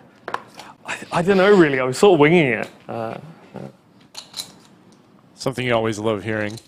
Your opponent's just winging it.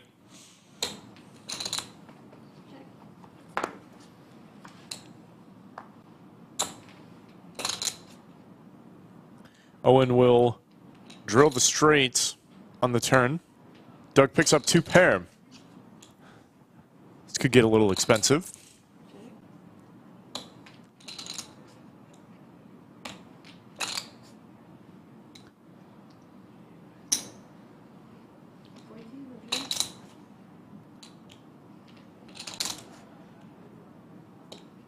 Owen, of course, probably going to put in the raise here.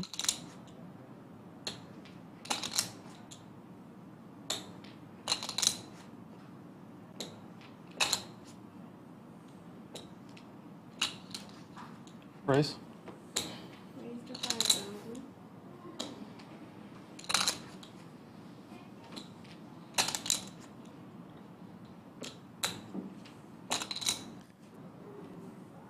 Doug does not look happy.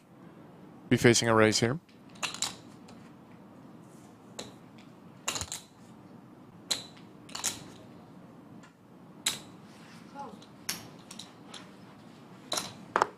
But he will make the call. 5 of clubs would be interesting. That is not the 5 of clubs.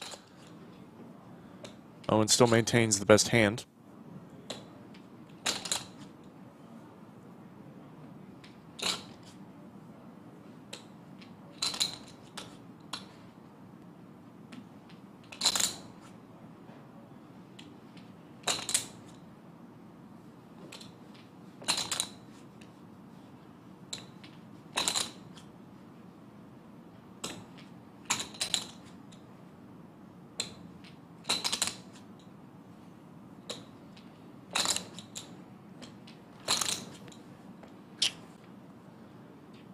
18,000. Healthy overbets. Let me think about this. Probably going to end up putting it in, but let me just think about it for a moment. Check raise. 18. Only how much? Okay. Actually, I have a good chunk of Jack 8. Not a lot, but something. Have some 8-6. Have a little 6-3, but not much. Gonna have to call outside of that. I don't think there's much of a way I'll let this one go. Doug wants to fold. I could see it in his face, but he doesn't think he can. Too high in his range. He's going to flick it in. Owen's going to win a 48K pot. Nice turn card, nice hand to Owen. It's funny seeing Rigged Doug Polk turn. talk himself into a call. Rigged.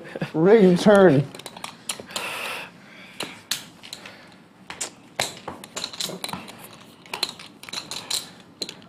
There's my money card, the 5 of spades.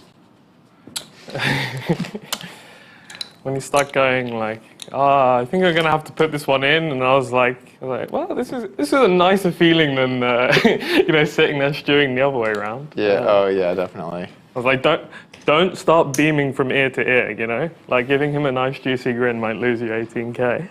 Luckily, I'm not really a live tells guy, so you'd be more likely to get paid for me than most people. But who knows? I guess if you looked extremely happy, I don't know, maybe. Just start like texting everyone, just like Doug's about to donate. It's about to donate, yeah. It's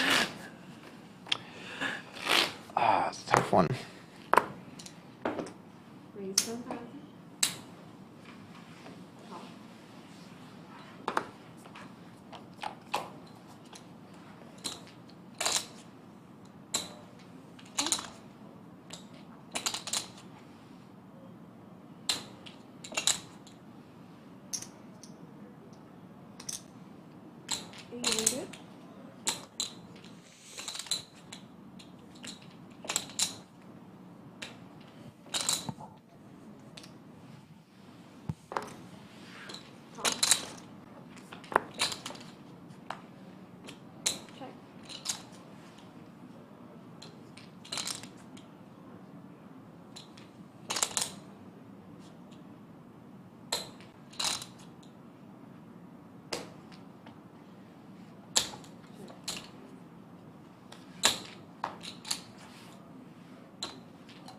Queen on the river.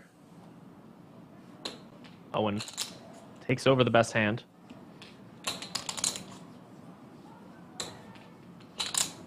You warm? Very warm. You look warm right now. So warm.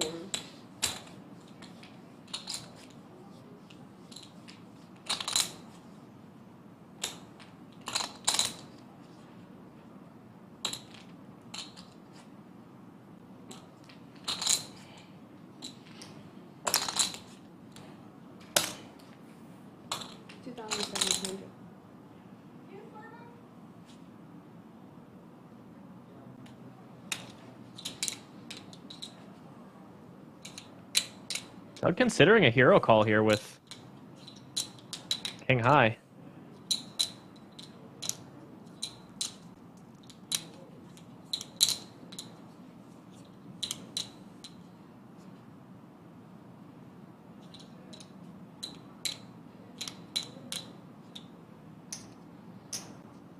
Doug is going to pay it off.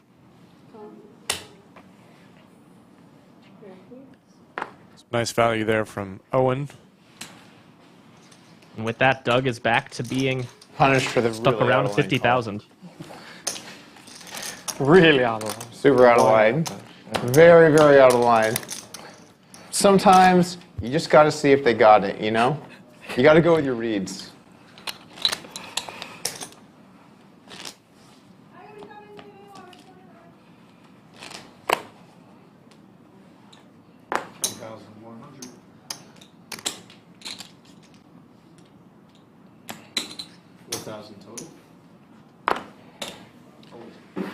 There's a guy on the bubble of one of the tournaments I was playing who's like really loudly telling anyone who would listen that it's always better to make a tight fold than like a bad fold than a bad call. And then he was just showing people him folding like jacks pre, and I was like, you're really you're not helping yourself out here, man. But maybe he's just like really selling it, you know? And then next time he comes over the top when you raise somewhere, you're gonna be like, holy shit, it's the guy that was just doing this for however many hours. It's the long play. He's setting up the move down the road. Yeah, well, I wouldn't know. I got table moves. Did he end up sacking someone or no? Sorry? Did he sack someone while you were there? Well, this was on the bubble, and then I got moved from his table. In the main? Yeah, no, it wasn't in the main. Oh, okay. No, I didn't make it that deep in the main. 1,100. The main is just so degen when it gets deep. Yeah. It's like these guys in the final 3 tables where they just get these like all-ins. You're just like, okay, I guess someone's just gonna get totally wrecked here, and someone else is gonna win millions of dollars in EV. I don't know. It just gets so degen. I mean, what, you talking about like the pocket 8s shove? No. By the way, I think that guy. So I think you shouldn't shove, obviously, but I think how bad it is being a little overstated by the general public. Like, Yeah. Yeah, like okay, it's probably slightly losing, but especially if like the big one gets out of line, it can actually be winning. I don't think it was that bad of a play. But people were talking about it like it was like a complete gigapunt. Yeah, I don't think it was. I've seen way worse. I saw way worse even just at that final table. I thought the last hand of the whole tournament, the Jack 8, I thought that was way worse. Where he jammed over the turn bet. When like King Jack check raise, Jack high flop. Sorry, give me 1 second. Okay. Trying to. Yeah, that's all right. Check raise me and we can talk later.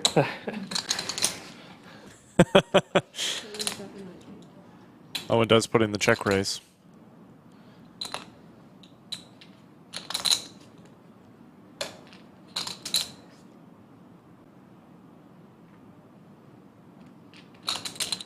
Jack's, of course, never folding.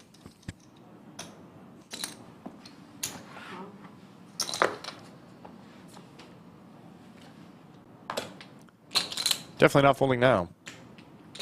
Yeah, I don't think so either. Owen didn't pick up any extra equity. That said, he does block both flush draws, which doesn't seem like a big deal, but it does matter sometimes. In any case, he does check.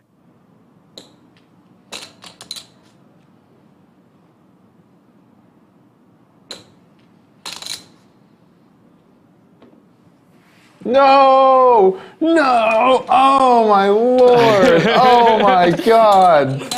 Oh, come on! Oh! Brutal. Doug thought that was the one. Yeah. Where's the trap? Come on. I'm not trapping it. Look, I like a trap as much as the next guy. Have you not heard from every live player ever, like when you bet top set and then they go, Yeah. Yeah, that's actually a great point. Now that you mention it, I actually do prefer a check. Now that I know what happened. Yeah. Oh, that would have been so sweet. Just talking about jacks and eights. That yellow stack, That is true. ever Yeah, precarious. the Jack 8 where he called a check raise on Jack high flop, and the turn was like a brick and he just ripped over a turn barrel. Oh yeah. That was way worse than the pocket 8s. Yeah. Not even close. Raise to 1,000.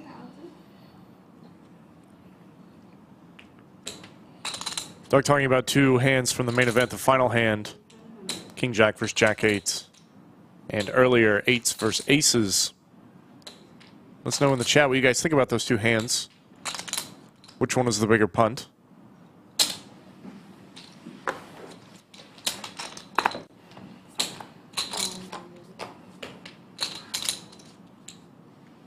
It's funny, I really haven't even seen any of the main event. Once I bust the main event, dude, I don't forget care. that tournament's happening. Yeah. Well, it's not that I don't care, it's that watching it makes me depressed and sad. It's like my 60,000 chips are somewhere in there, you know? Right. And now they're being don't wanna punted watch off to it. that guy. Yeah, I don't want to watch them play with my chips. I've yet to play the main event, so I don't quite have that feeling yet, as we see Doug put in the raise here with top pair. So I do like to keep up with all the late As well, game the Jack main event A10, action. he then like said something to him, or was like good to fold the snap. I think was that. Good to line? fade the snap. Yeah, good to fade the snap. Yeah, I was like, like, what? There's millions of dollars on the line. Like, put your table talk on hold. But Yeah, that's true. I mean, maybe he's going like reverse, like, I don't know. The mergey jam there, though, is like a lot worse. I think that was way worse than the eights. yeah. Didn't love the eights. I'm not saying I'm like, don't. Yeah. There are some guys I actually like the eights play versus, though. Wait, so what Like if Rigby squeezed the big blind, you gotta get all those 3-deuce off combos in there. You unblock the 3-deuce off, it's pretty important, you know? I remember when I was learning back on upswing back in the day, and your tourney ranges back in the day from like the big blind free bet, it was just like 5-3 off. Like it's your worst defend, so so we should mix some free betting with that. And there was a guy at my uni who was a pro, and he like went over some hands with me, and he was just like, "Why do you always have offsuit trash in free bet pots? Always." And I was just like, "Doug told me, man." At the time, it was good. We didn't have solvers. We didn't know what the truth was. We had to make some shit up. It seemed logical, right? Yeah. You know, you defend the middle, and you. Also, when you enter a tourney and you're just 3-betting like 5-3 off in the big blind constantly, people are just not ready for that. They're like, big blind 3-bet, I gotta take this really seriously. Meanwhile, my average hand is like 6-5 offsuit. Yeah, I remember seeing you going over some heads-up hands, and like the amount of times you were like tripling off in a free bet pot with like 8-5 off or something. Yeah, those were good times, and that worked a lot until it really didn't. I played a match versus Jungle where he just wrecked me doing that, and then I was like, oh, I need to actually be balanced. That was actually that was a big moment. Because I would just look at their fold by street. I'd be like, they fold the river a ton, let's go.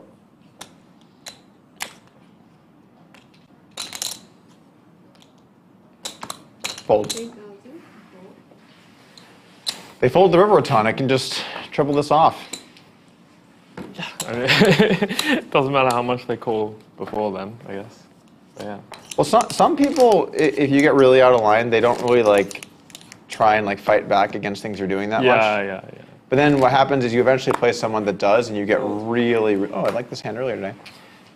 You get really, really, really wrecked from being exploitable in those spots.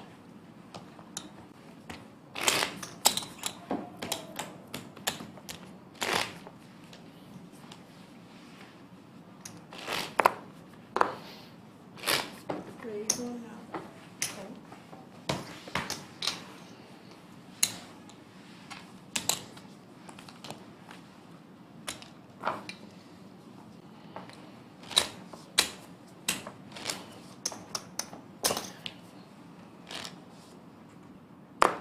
Going back to the eights back jam though, 1,100. it's just hilarious because the reason why that play was a huge punt was because the guy had aces. Yeah. Like if he was 3-betting with ace queen and was like, oh shit, and then like had to fold to a jam, people are like, what's ace queen doing? Also, it's like the guy opens the button and then gets the flat in the small blind. Like a lot of the time, that guy in the small blind is kind of dead money, you know. Yeah. So he might just have all his free bet bluffs every time there. Like, Yeah, it's totally possible. if he likes the spot. So, Yeah, there are some people you're printing with that back jam. Probably me included. Like imagine me from 7 years ago, back in the 3-bet the 5-4 off days. That eights jam is looking pretty nice. 1,600.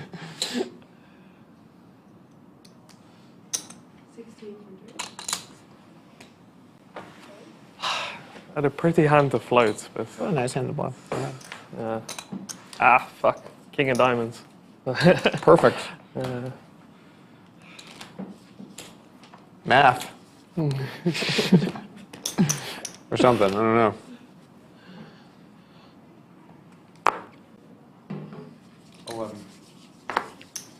Fold.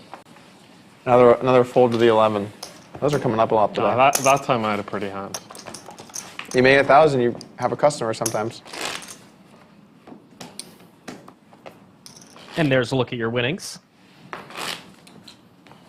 Owen rocking 43K win right now.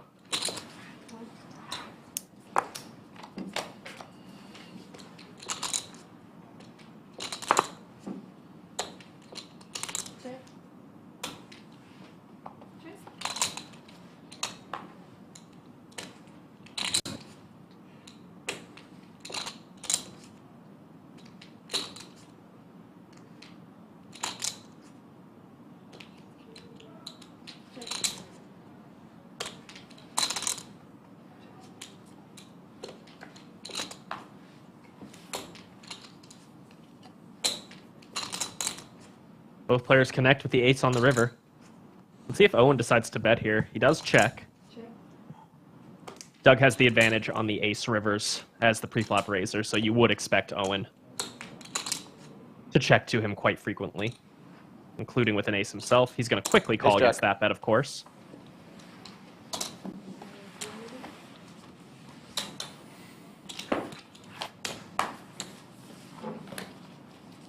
Tired over there, Mickey? No, I was thinking. That's a change. I was gonna say Wow. the same for you. Doug with the roast, the What were you thinking subtle about? roast. It's kind of irrelevant. It was a Okay. it was a hand I dealt the other day on PLO. This guy he thought she said he shoves all in and he thought that she said call and he flips over 2 of his cards and then she said I'm still thinking, so he flips them back and he still has 2 other cards. Now that I'm thinking about it, I think it was angling. Like now that I'm thinking about it, because he flipped over the 2 that he wasn't even using. Usually a tell, though, to reveal your hand.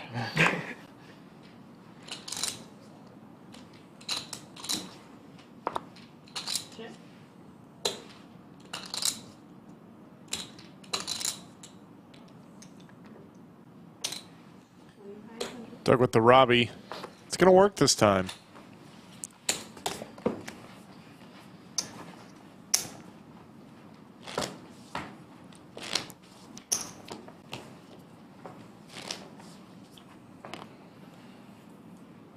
Sometimes the way people say different things sounds similar, like full call.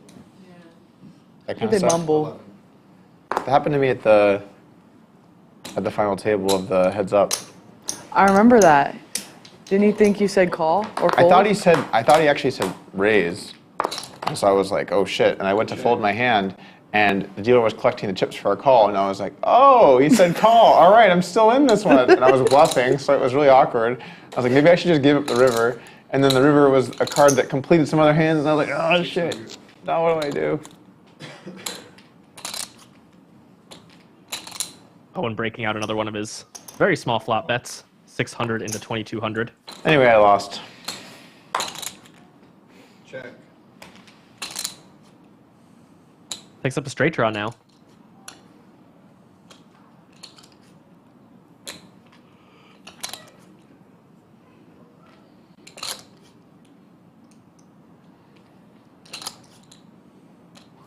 Looks like he's sizing up.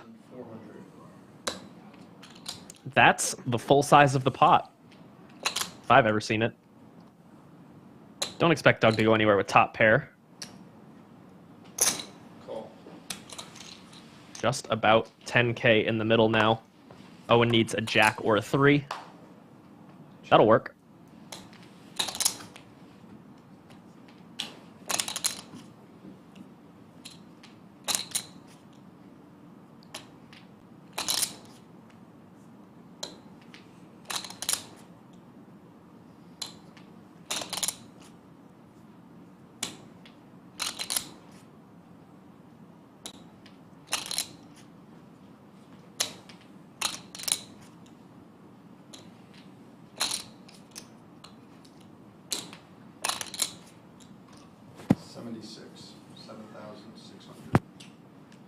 My cards really sucks.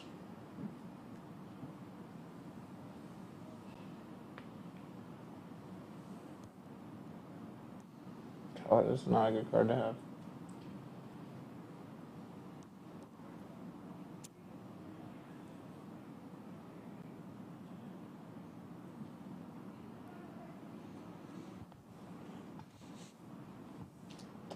I hate folding top pair, but I think it's the right thing to do here.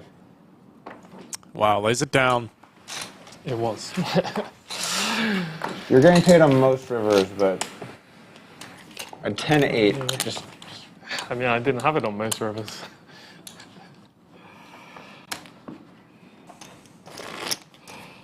$10-7, I'd find my way into paying you off at least.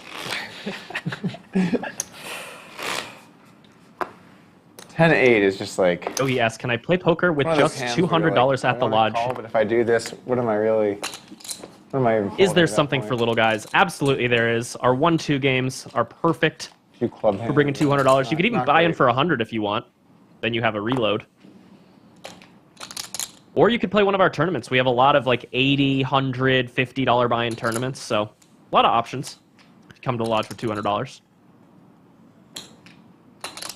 Something for everybody here. It's the name of the game here at the lodge. It's not all 200, 400 high-stakes heads up. In fact, it's pretty rarely that. This is a pretty specific day.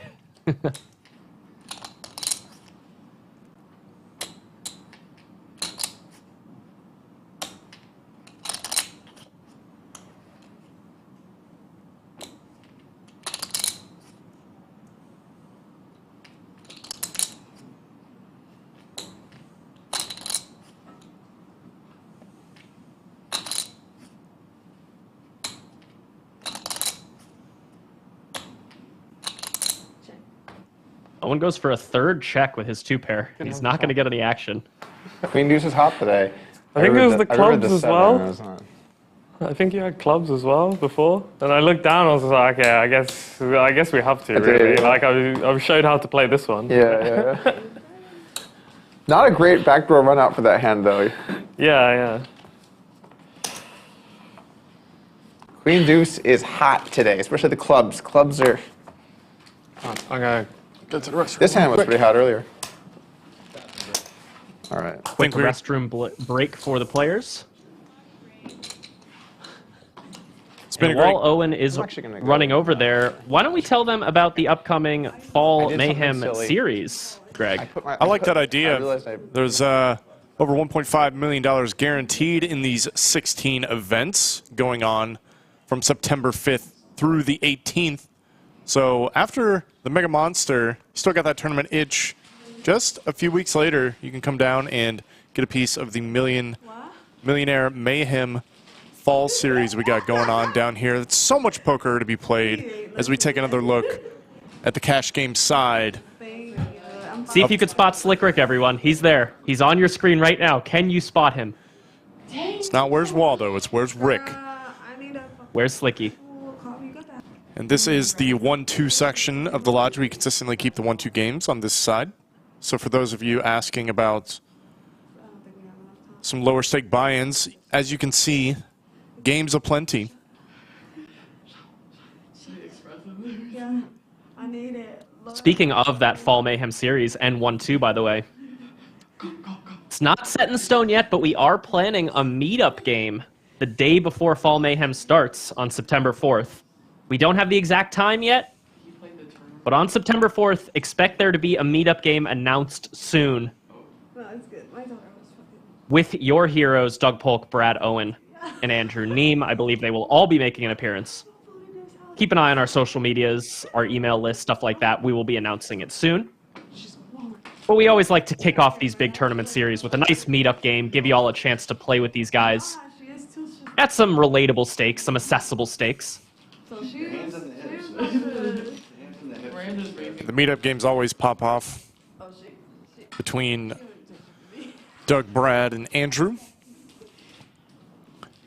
Slick Rick, Skull Mike, myself will probably be out in the field as well.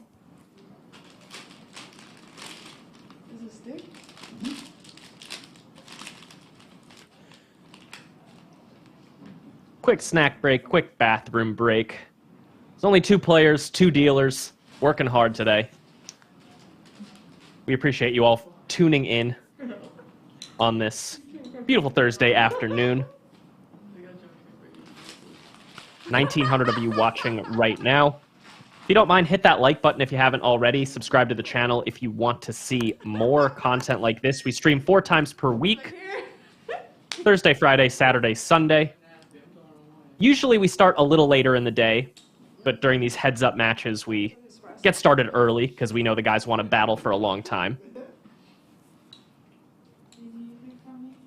Yeah, got to get in some volume when you got the opportunity. It's pretty rare that you get to play live heads-up for these kind of stakes, so I'm sure these two guys really want to have plenty of time, get in plenty of hands versus one another. Plus, you got 2 dealers. How often do you get to play with 2 dealers? Yeah, almost never. You fold a hand, and you have another one already. It's pretty cool. It's almost like you're playing those Zoom tables online, but you're doing it live.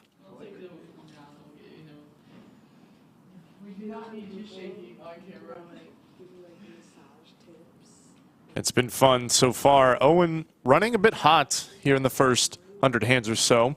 He's been hitting gutter balls, making flushes, getting paid.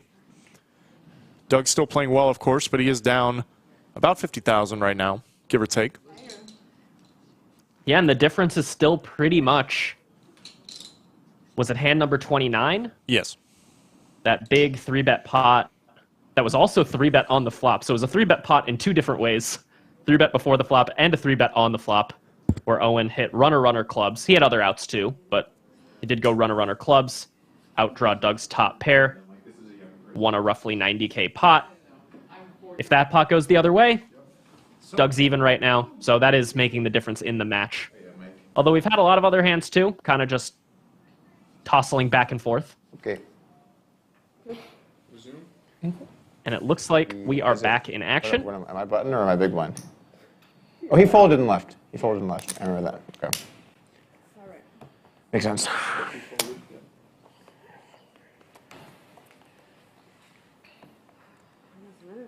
Fold. Oh, God.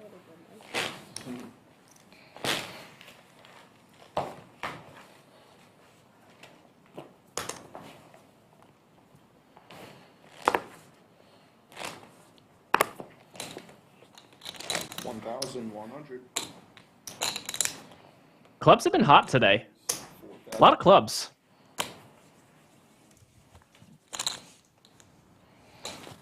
And here we're going to have a battle of the clubs in a 3-bet pot. 10-9 suited for Owen against the King-Jack suited for Doug. Nothing doing on the flop. 5-2-2. All red. Pretty blanky board. Neither player is super likely to have a 2. So I'd expect Doug to just bet this very often. That is 27 and he folds.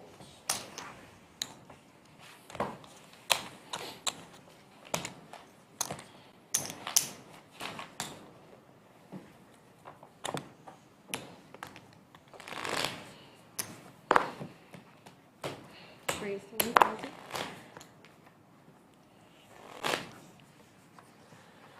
Call.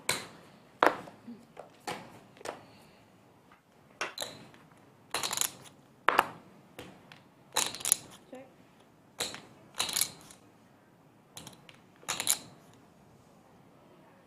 $2,500.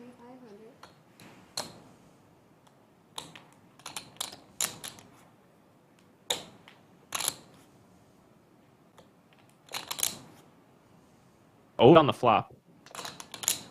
Basically saying, board is a lot better for me than it is for you, so I'm going to bet big. Owen's got a pretty good hand, though. Middle pair and a flush, or rather a straight draw.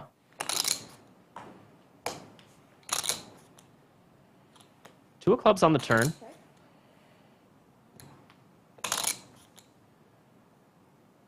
think Doug might take this one to the streets a good amount of the time. That is to say, he's going to barrel. He's going to go big, reaching for 2 of those pink 5K chips. The bet is 10,500. 2 straight overbets from Doug.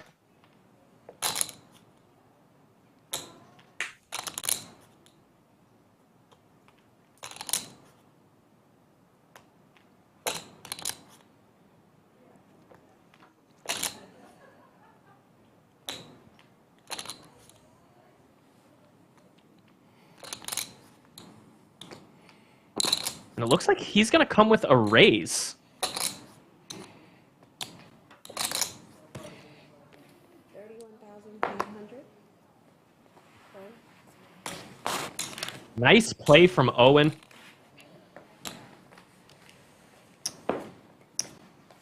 Obviously, Doug was bluffing. But even if Doug did have a hand, something like ace-10 or ace-queen, that would have been a very uncomfortable spot. So really, really sharp play from Owen there to find that raise. That rockets him back up to around 55K profit. 1,100. Call.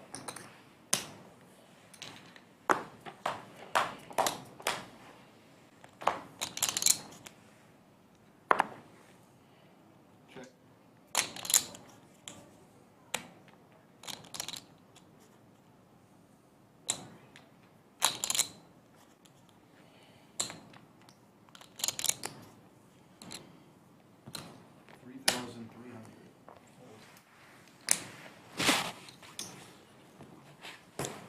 Owen breaking out his own overbet on the flop there on 8-7-3. Raise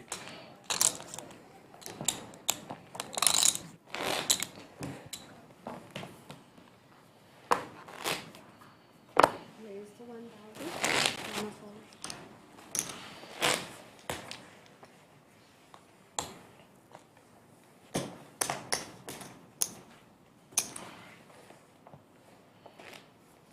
We're 7 likes away from 500 likes. If we get there within the next 5 seconds, I will do 3 jumping jacks. I'll provide proof.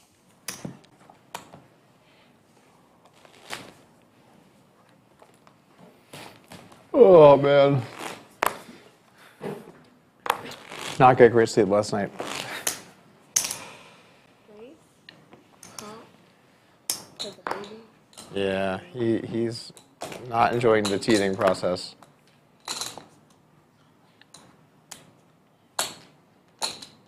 That jumped up fast, so I'll do the 3 jumping jacks. Confirmed. My man of my word, Doug picks up a flush draw.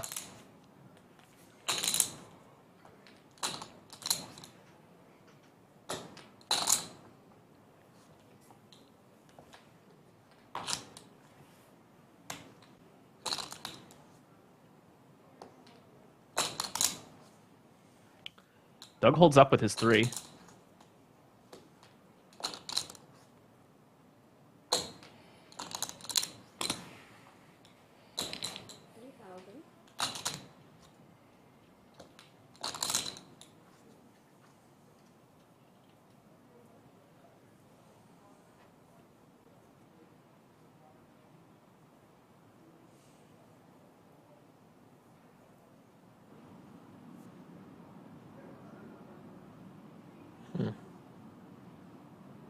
I think Doug might like his hand.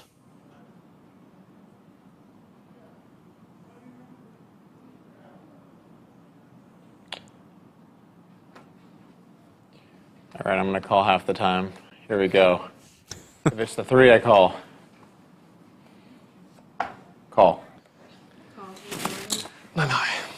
Makes the call with a little classic randomization. It's going to work out for Doug this time. It's good to let me get used to that one in a small pot. Yeah, it's good. Before it's for before it's for all the chips.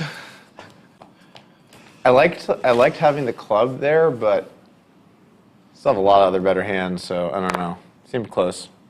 Yeah. Oh, man.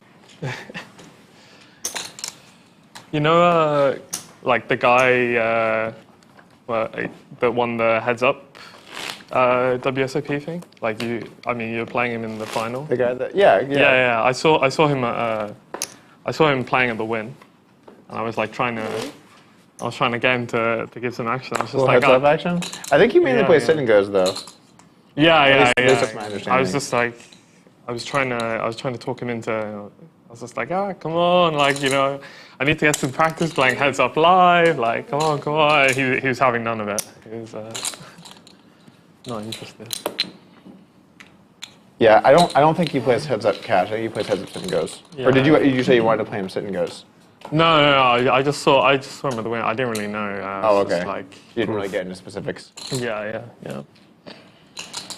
So Not a good flop for Doug against the pocket jacks. It's just enough that he's going to want to put a good amount of money in this pot. 2,200.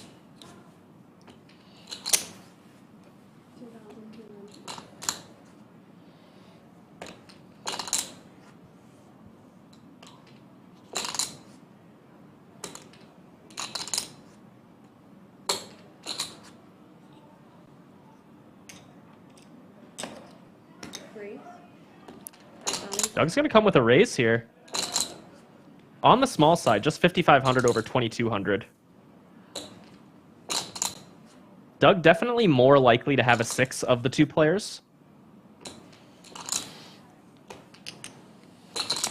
Owen's just going to call.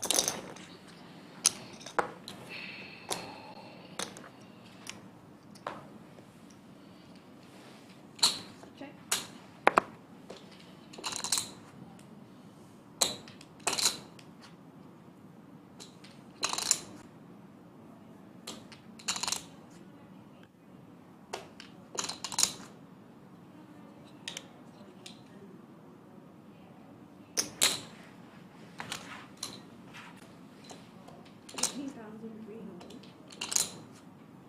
Pretty big bet from Doug. Oh, I misheard, actually. I thought it was 16,000. 13,000. Pretty average bet from Doug.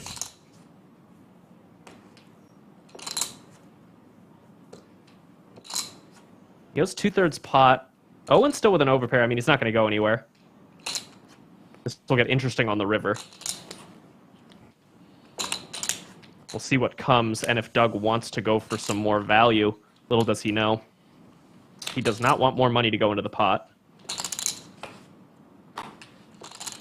4 spades on the river could save him. Flush comes in. Check. Jack. Jacks, right? Tough flop for Doug there. And with that, Owen now up 75,000. Yeah, not a lot to be done. Overpair versus top. There's the winnings, as you said. Owen up $75,000. Still early in this heads-up match, though. We're probably going to get through roughly 700 hands between today and tomorrow. We are on hand number 116. Lots of poker left. This is a time-based challenge. I know a lot of people ask when we bring up hand numbers. Check. So the number of hands is just a function of how long they play. They're going to be playing for 8 hours today, 8 hours tomorrow. Our estimate is about 700 hands.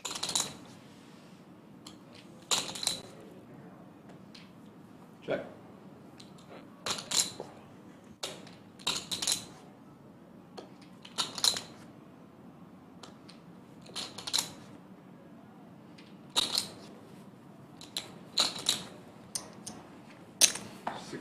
Fold.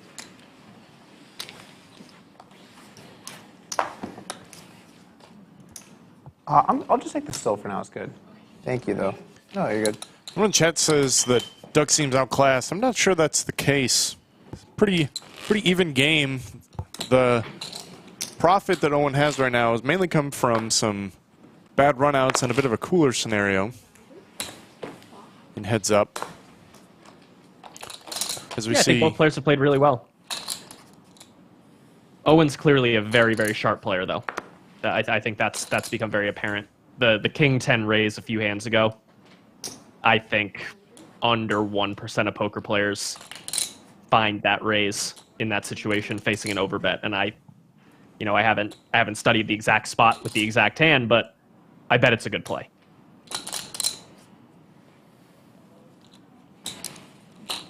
Owen going to come with a check raise here with the Jack 8, 8 of clubs.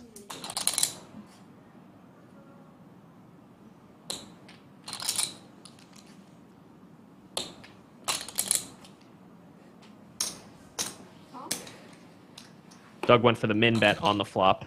Now calls this check raise. Clean turn.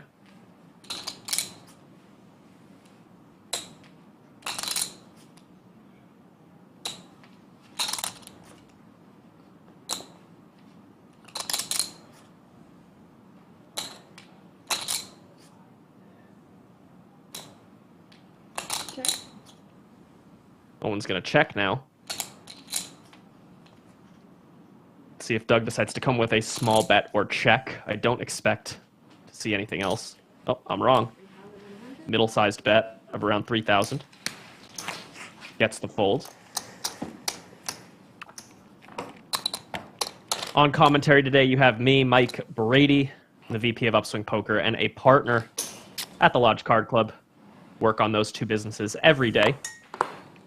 And Greg Potter, over there in Austin, pretty regular commentator on the Lodge, constantly helping out behind the scenes of the stream. Even when you're not hearing him, you're seeing his work.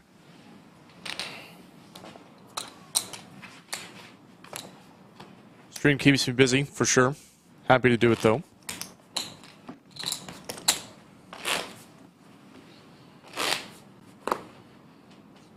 Raise.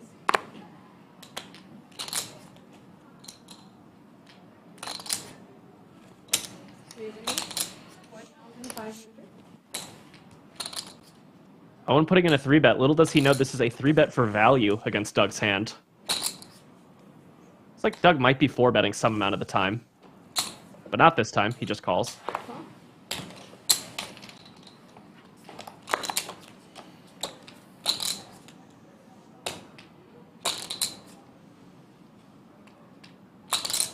Pretty bricky flop, though Doug has a lot of backdoors. Any 6, 7, 10, or Jack would give him a straight draw. Any diamond gives him a flush draw. So we could see him call, should Owen bet small. Bet small he does.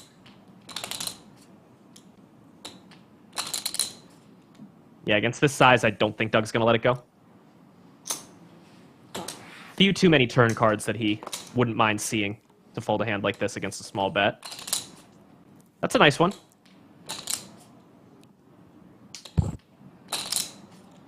Couldn't really ask for a better one.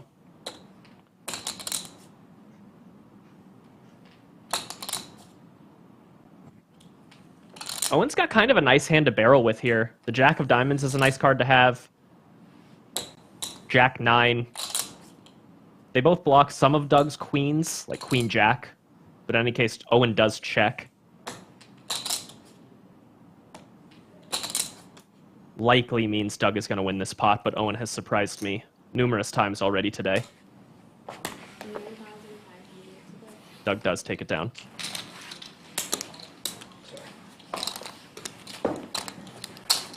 Owen now up about $65,000.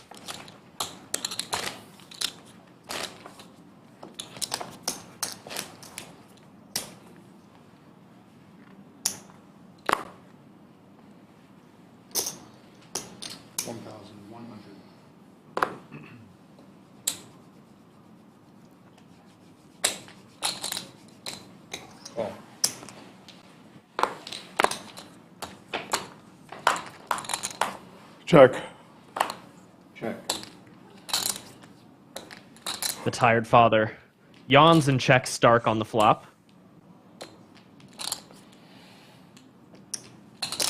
600.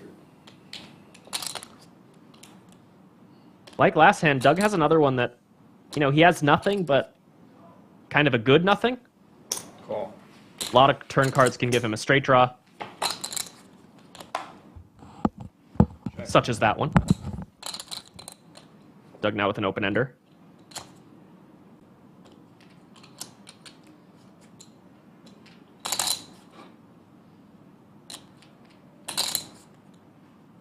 Check. And that's the Nutter Butters for Doug.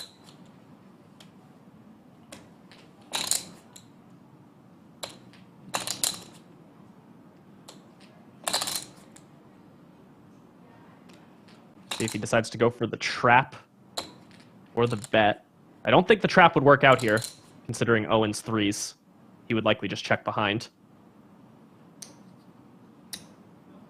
2,600. Fold.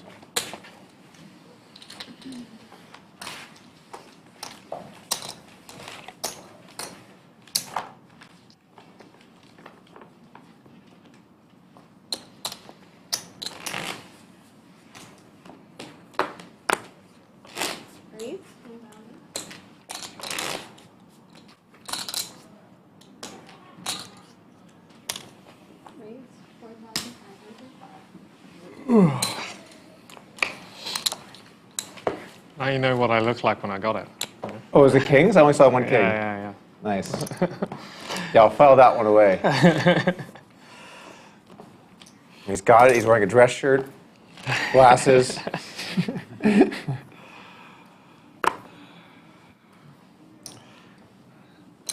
What am I supposed to do when I'm Another when I'm fold for bluffing? 100, I just you're like gonna- take off the glasses, and then that's the tell you'll. That'd be a tell. Although then your big problem there is the whole not being able to see. Yeah. That might be the big one. Like there's just a bunch of black cards on the board, and I don't know if I'm bluffing or not. Like maybe I have a flush. You're explaining a hand that happened. You're like, yeah, it was just really hard to see his hand there. And they're like, no, it was obvious. Like, no, physically I couldn't see. Found him. People in chat asking, yes, this is Brad Owen. When I went to Vegas first time, I broke my glasses before I came, and I just never got around to getting them replaced. And so I was just like, if I was in 700. the side seats, I was just like. That's awful. Have you considered LASIK? Yeah, I have, but you have to, basically I didn't know what my prescription was, and you have to make sure your eyes aren't getting worse.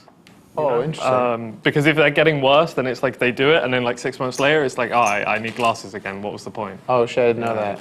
I got LASIK around your age. Yeah, I was gonna get it. It was like one of the first things I wanted to get once I, had a bit of money from poker, and then they were just like, oh, come back in 6 months. Like, no, I'm never gonna remember that. Like, see you in a few years. Fold.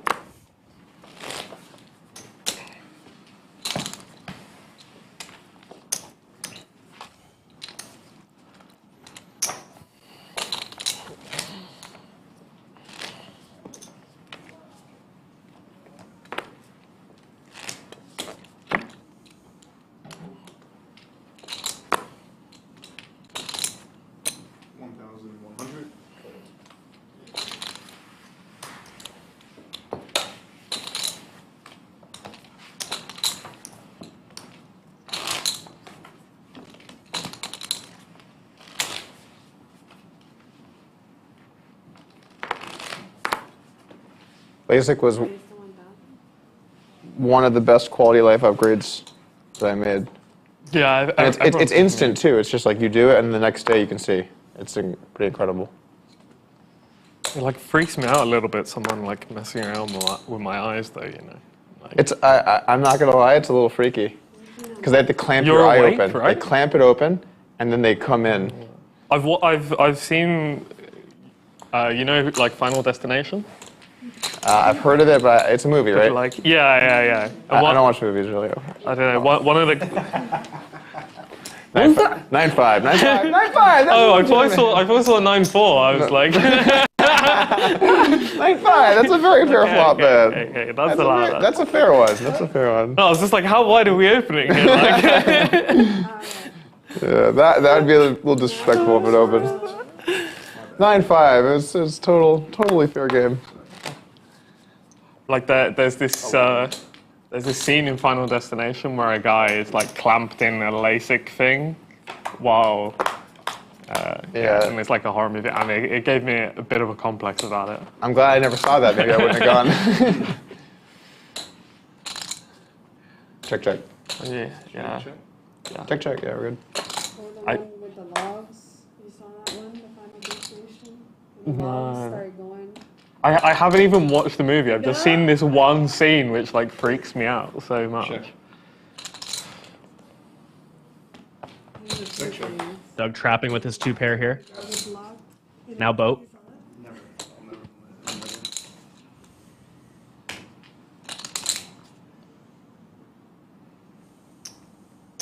600. Doug taking a page out of Owen's book, peppering him with the small bet on the river here. Owen has kind of the perfect hand to pay this off. King high for $600. Doug called out of the big blind, can have a bunch of random trash. Ooh. Wow. Owen's not going to call, though. And Doug's bet will induce a healthy raise here.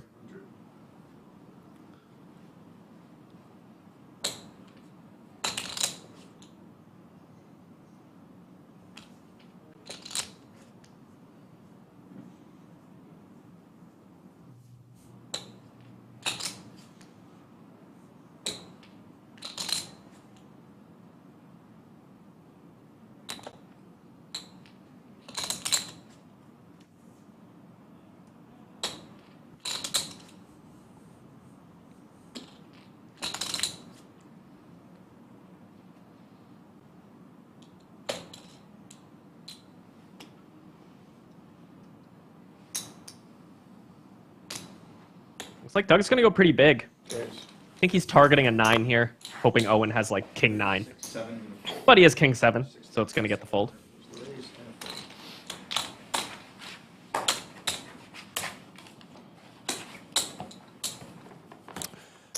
This is a nice one for Doug. Bluffing, eh?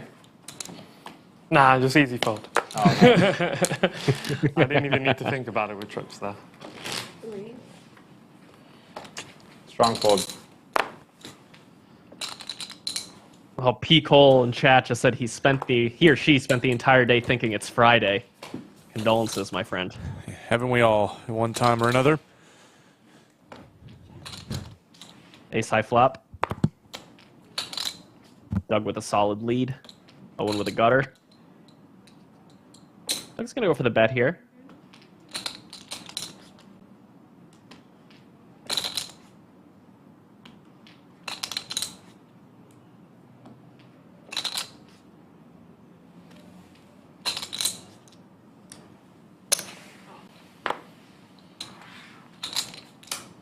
Doug did come with the overbet here on the flop, 2,500 into 2,000. That's a very interesting turn because Doug would not overbet the flop with a mere 10. I think Owen is going to recognize that and lead out here quite often. Indeed, he is. 1,200. Very small lead. Owen is saying, that card is better for me. So I'm going to bet this turn frequently and small. There's nothing you can really do about it.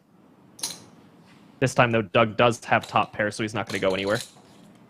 See what Owen decides to do on the river. Wow, now even Owen's 8s have caught up to Doug.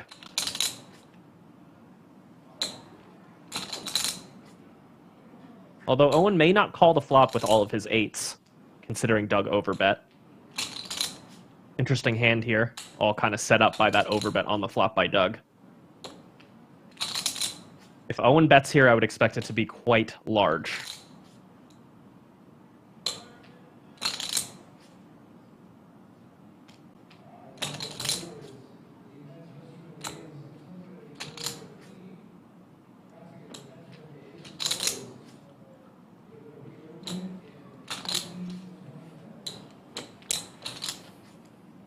And I am wrong again. Owen is really throwing me for a loop. He goes for a block size, 2,000 into 9,400.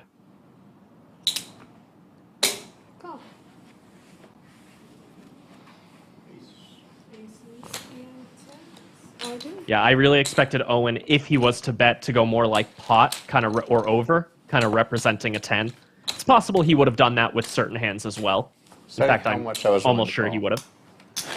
And then it was 2K, and I'm like, nice. We're not going to test the limits. Yeah, it would have been very interesting if Owen did break out like a 12, 15K bet there. 11. Call. Very, very confusing spot when it double pairs. Yeah, Oh, that's just a right. weird situation. I don't know. I was like, do I get to bet an ace against everything which chops? I And was I was just like, like- I think I do, but Do I bluff raise an ace sometimes? Get in there? I don't know. Interesting hand. Players are even talking about it. Cinnabon asked in chat, do you think Doug has a home field advantage by having the games at the Lodge and at a table room he plays in often. I 100% think he does. I agree with you, Cinnabon. He does have a home field advantage. I mean, he's sleeping in his own bed, although that wasn't much of an advantage last night with a crying newborn. Not newborn, 6-month-old baby. But in general, you know, Doug is home. He's in his home city. He's at his home room that he's played in quite a bit. That said, that home field advantage could be a little bit counteracted or completely counteracted by the fact that Doug is posting so many videos when it comes to these streams of him playing. So there's a lot of hands to study of your opponent. If you're Owen coming in, you can study a lot of hands that Doug has played. Whereas Doug couldn't really do that with Owen. Doug didn't really know anything about Owen coming into this match. So it might be roughly a wash when you factor in a home field advantage for Doug versus the informational advantage for his opponents. Way back to the action at hand. Doug check raises the flop here with the queen 6, queen of hearts. Now is barreling on the turn. Owen going to get out of the way. An 8 would have been a very nasty card. But Doug avoids disaster.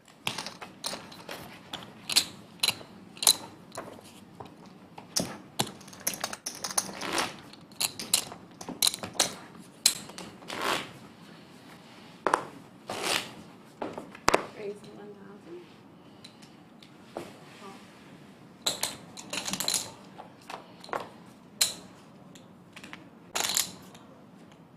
Check. Check.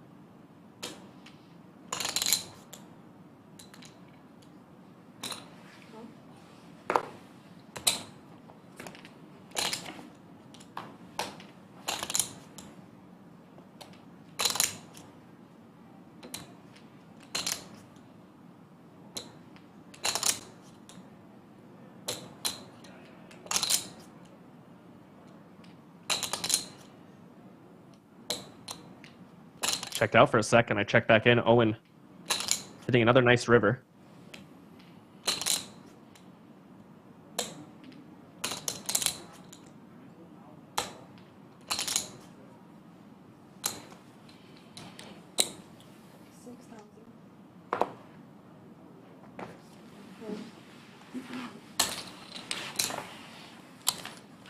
Does not get paid.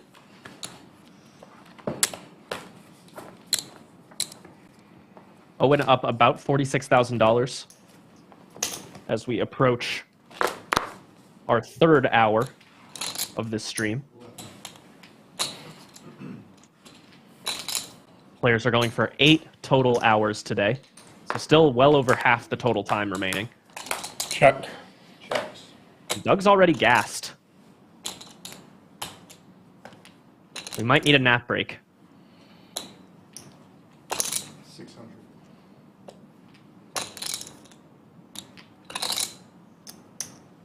Call.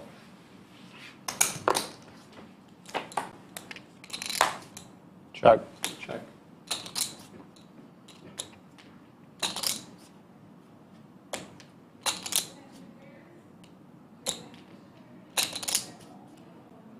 Check, check.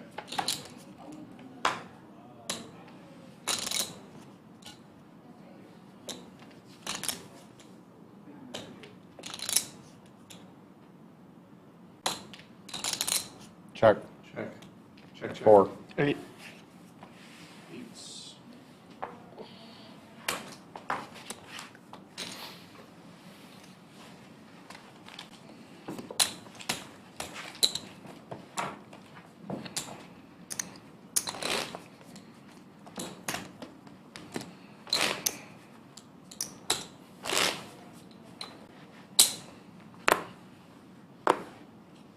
Raise.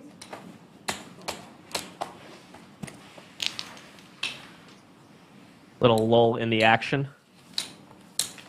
Part of heads-up play. Sometimes You get a bunch of fold preflop spots in a row. But eventually the trains stop whizzing past each other and collide. Fold.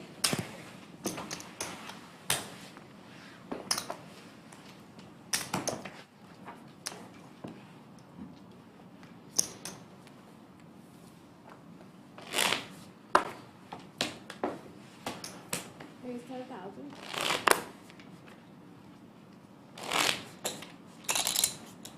Call.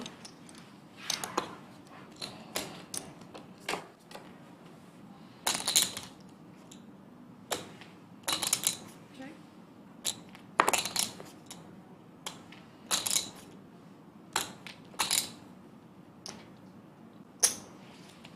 800.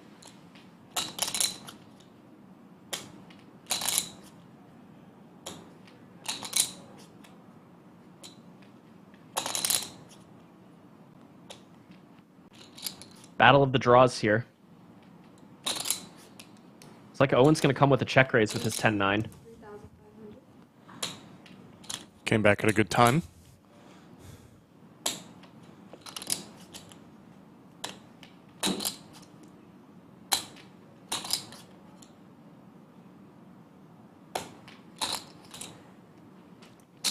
Call.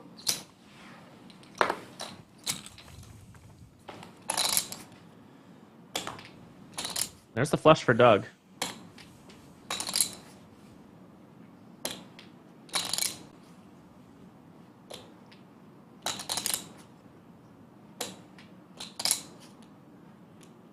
Doug with the straight flush redraw as well here. But Owen still has equity. Any of the other clubs. Owen really likes these small sizes. We've seen him use a lot of these today.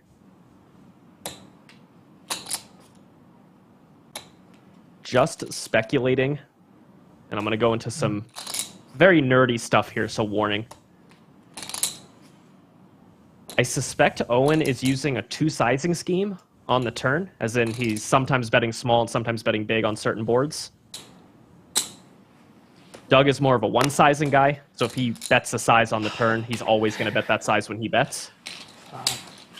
Right here, Doug raises, gets the fold. Not a bad result.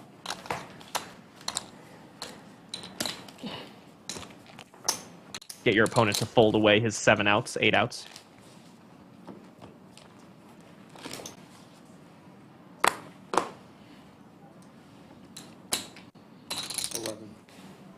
Call.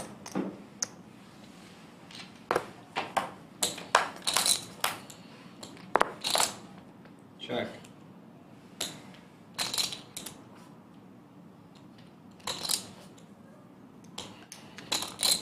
$600.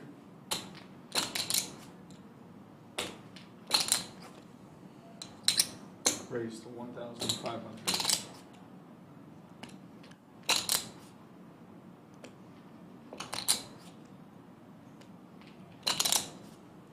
Doug coming with the small check raise. There's been a lot of this today for both of these players. I don't know. One makes the call. Yeah, just queen high, 2 overs though. Nice card for Doug. Definitely a little better for his range as the check raiser and the guy who called out of the big blind. Plus, it's of course better for his actual hand. He now has a straight draw. Check. But he does just check. Interesting. I wonder if he's going to go for the infamous double check raise. Infamous? Famous? I don't know if it's infamous.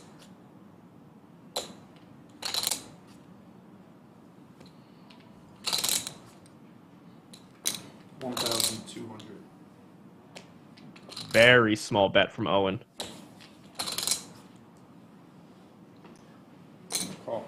Doug's going to call. So King High's in the lead going into this river. And now he has a straight. Wow.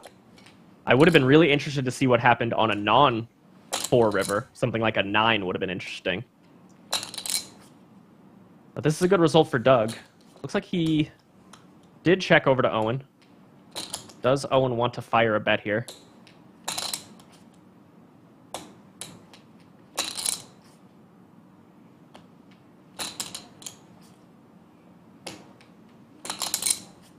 players have been talkative earlier in the day, but they've been a little bit quiet lately. And Owen's not a big talker while playing a hand, so there hasn't been too much mid-hand discussion. Owen does fire a bluff on the river. Pretty good run out. Pretty good run out, I'd say. Pretty good run out. Owen not happy about that one.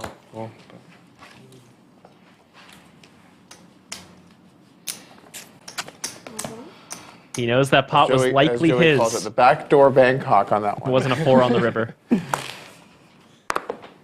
to 1,000.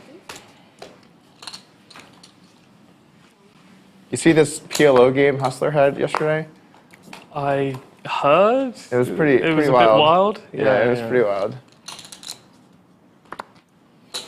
There was some gambling going on. I mean, that's Hustler's whole shtick, right? Like, Yeah. they will have the most DJ stream.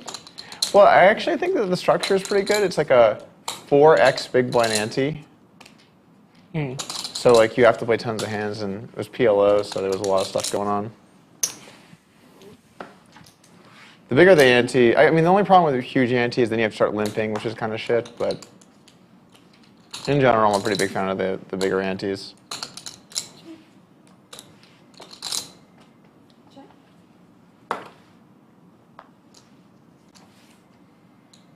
Six will hold for Doug.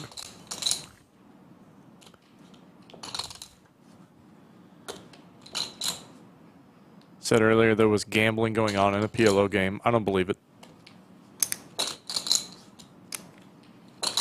A very fair price. 800 call. Too fair of a price. As Doug will make the call. The best hand. And yeah, very fair when you're repping, when you beat what I'm repping, you know? Not exactly a stressful one. Yeah, no, it's nice. It's a very fair price. I'd say it's kind of fair. It's very fair. Extremely fair.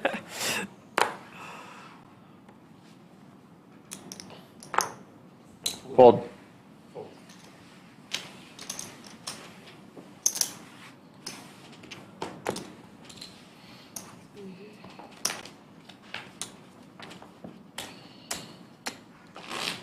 There's those cumulative winnings. You can see Owen is up about 28,000. Pretty much a neck-and-neck match for the most parts.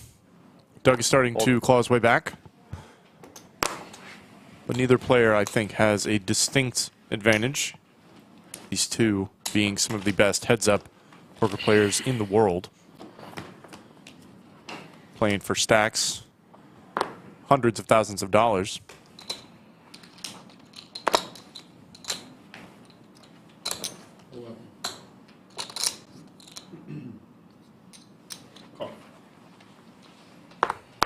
Check. Check.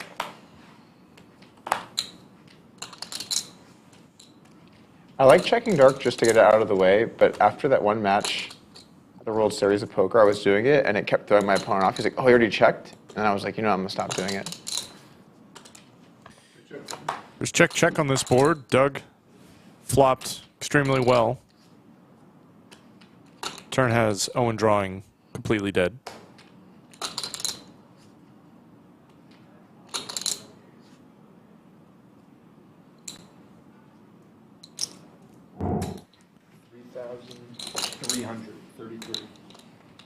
There's an overbet from Doug. It is going to get a fold out of Owen's king high.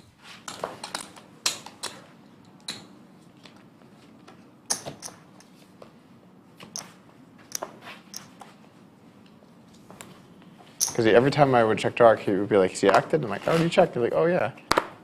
Versus Chancery Kuhn, the guy you were talking about. Oh, right. Yeah. So now I'm like, is it disrespectful to check dark? Am I slowing the game down? No, it's obviously fine. Another great flop for Doug.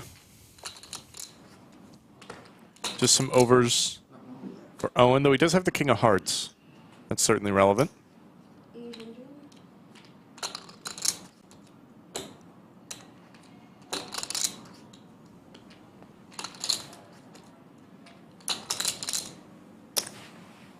Just going to go for the float.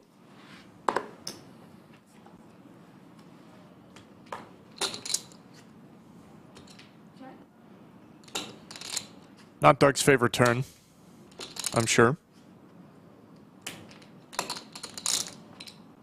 Very clear check back. And Owen is going to find a king.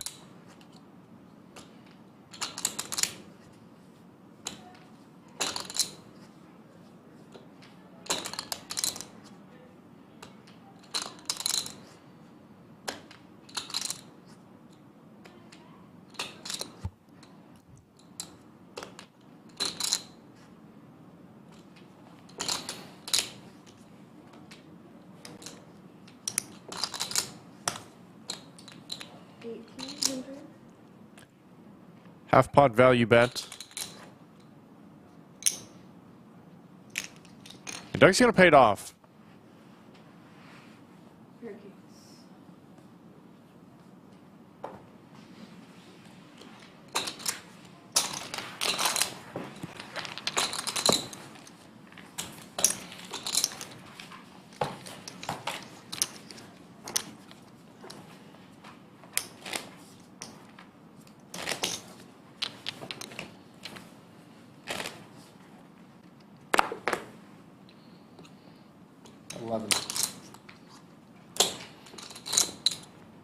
Call. Check. Check.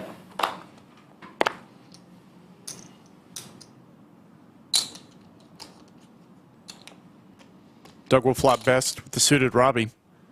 But once again, Owen with King 7 and a relevant backdoor flush draw.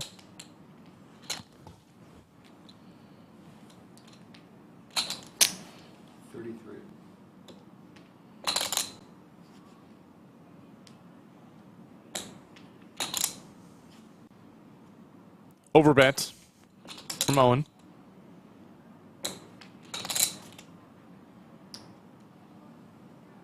Call is 33. Doug, of course, never folding top pair. Check.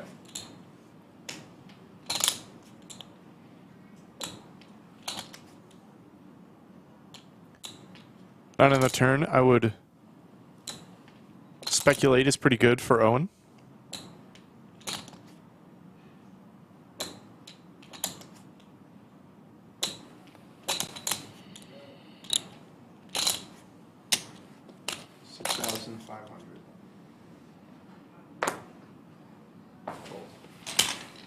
That's going to seal the deal.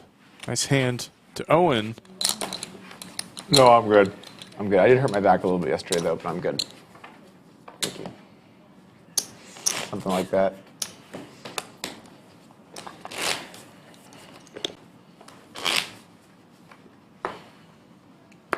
Raise to 1,000.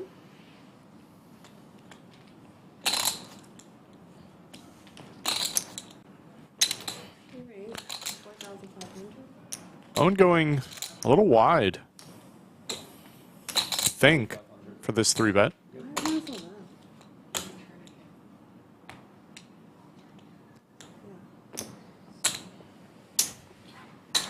Doug will defend.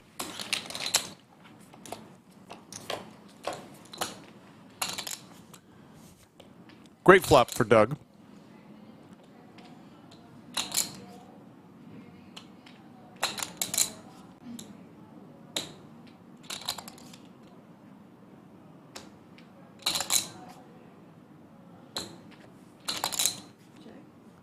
Not much going on for Owen. It's unfortunate, but Doug is probably not going to get paid.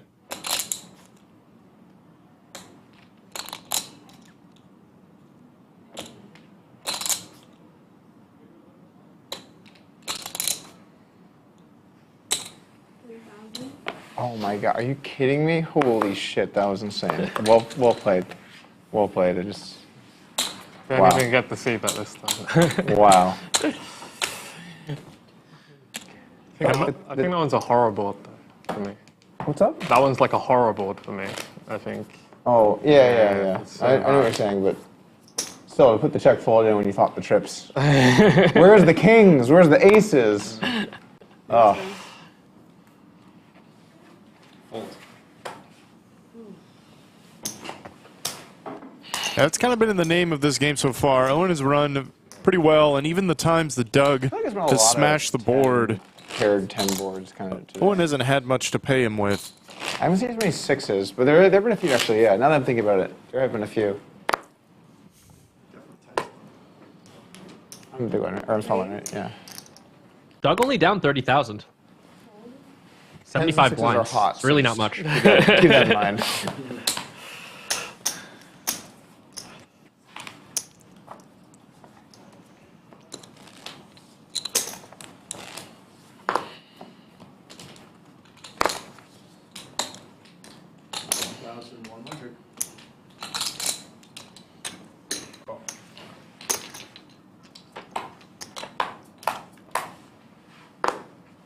Check. Check.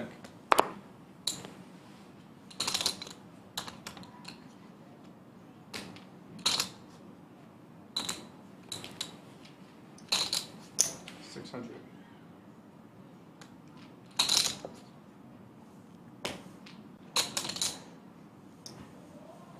Call 600.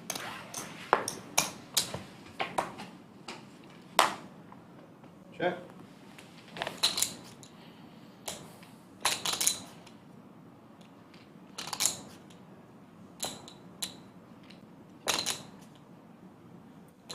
Owen picks up a straight draw. Definitely expect him to barrel. See how big he decides to go. Looks like not so big. 1,007. And he really uses a lot of these small sizes that I haven't seen too much of in these heads-up matches so far. None of the other players who have played have really used them. At least not at the frequency at which Owen is. Call.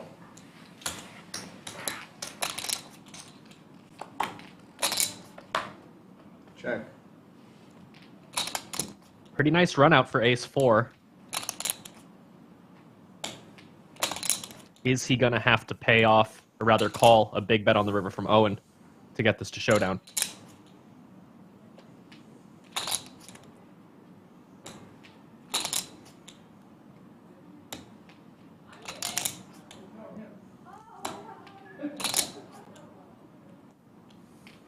Check. Ace.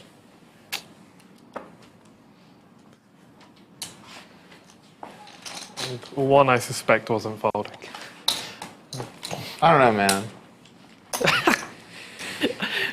You got the top pair and a straight blocker. I've I've watched enough of your videos. I had a bad vibe on the river, you know. Oh yeah. I was just. You're I was, well known for. I was gonna let that go over. It's pretty much half pot probably gets it done.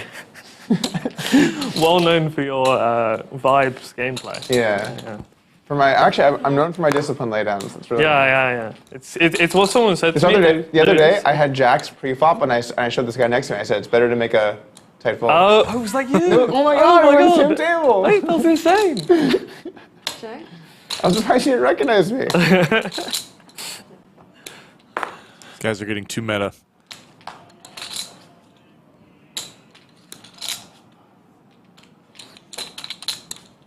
Doug will bank a 10. Yeah, you have.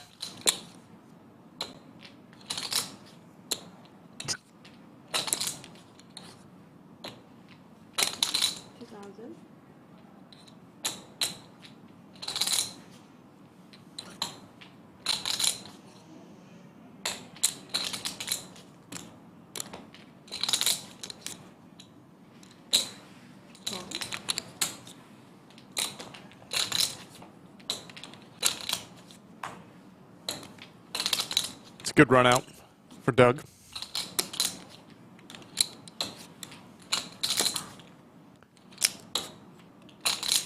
So he's got trips once again when Owen has dust.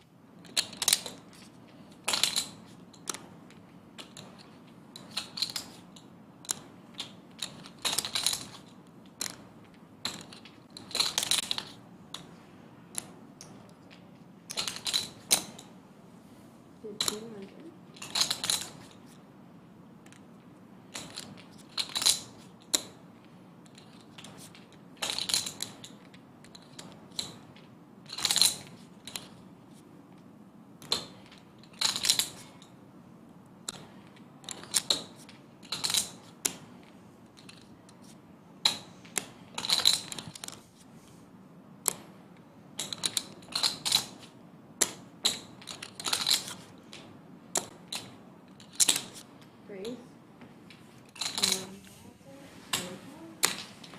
Tens are hot today.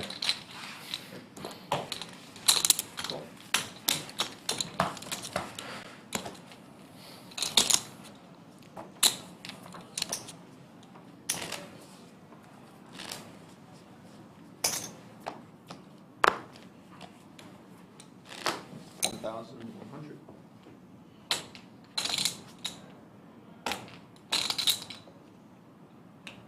Raise 4,000 total. Call.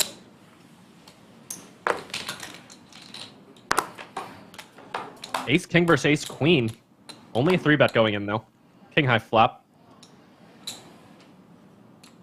So Owen left with just ace queen high, but it's not that bad of a hand in heads-up poker. You might see a few bets go in here. 2,000.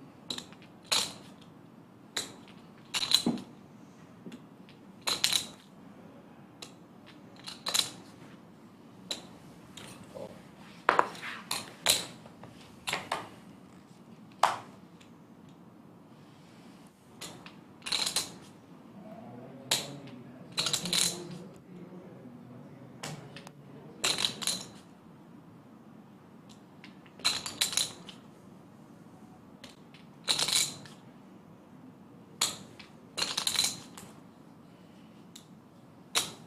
$8,000.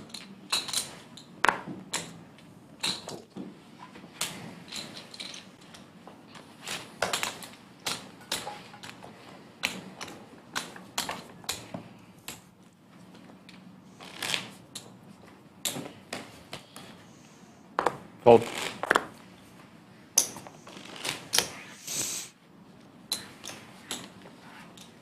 That was a fold, please.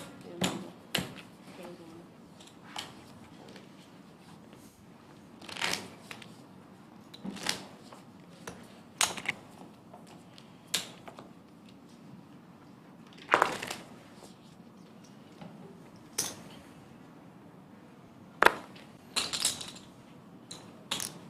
$1,100. Call.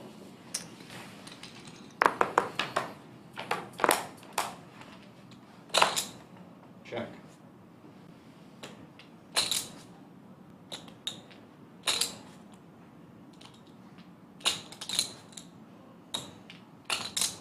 Check, check.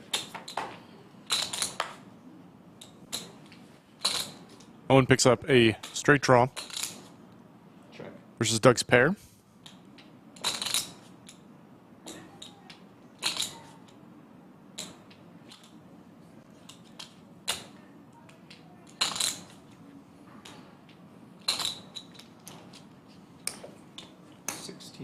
$1,600.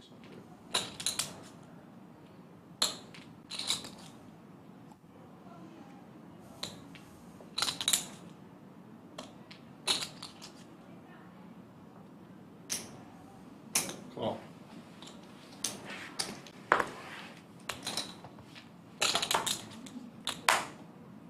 Check.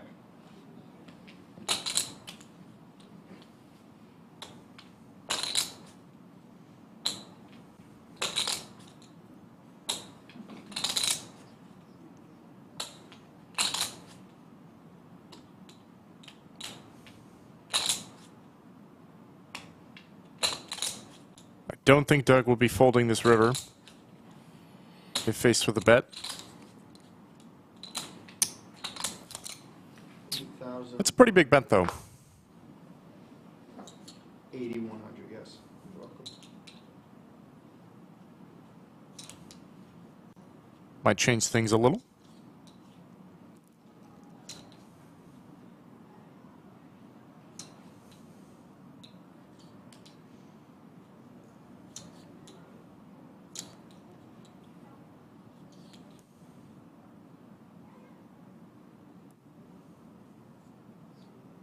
I wonder if Owen would bet the size with like a 9. I was just thinking the same thing. I would guess he does, like ace 9.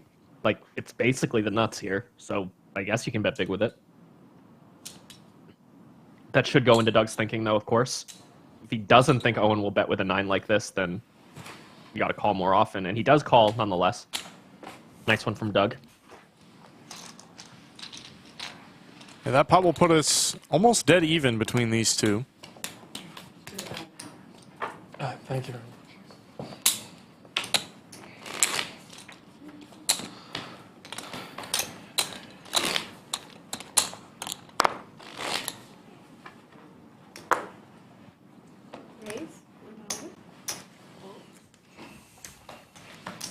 How do you keep track of all your sizes? There's so many. I spend a lot of time working out exactly why I use each one. Okay. Because, I mean, sometimes it's like you get boards where it's really close between the two. Multiple sizes, yeah. Yeah, and you have to keep it whole. 4,000 total. I mean, like, Or maybe I'm just making them all up on the fly, and I have to. well, I mean, you have to make something up if you don't know, right? Yeah, You haven't looked at it before. I guess, like, obviously, I know I punt some value with, like, using single size in some spots, and I'm sure I use, like, non-optimal single size. Yeah. But then I at least, like, know, like, what I'm doing, you know? Fold. Or, like, I know, like, I can create a plan that's going to be, like, somewhat balanced. Maybe it has some issues or, like, loses some EV versus some strategies or whatever. But if you look at, you know, if you like the traps have a logic to them. Yeah. So it's not like random hands don't just trap random sizes. It's not like every single hand has to mix into every size consistently. 4,000. No, I understand that. So Call. But then if you spend a bunch of time on the logic of that, and then it's like, But balancing your ratios of all of those is like kind of a nightmare.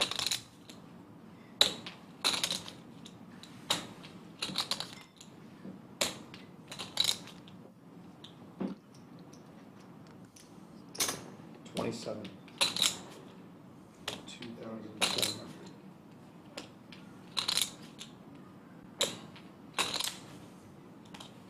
Well,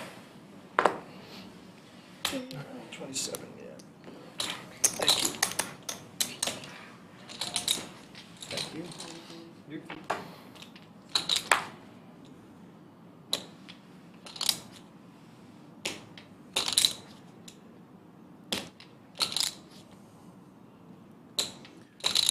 Pair for Owen. Straight draw for Doug.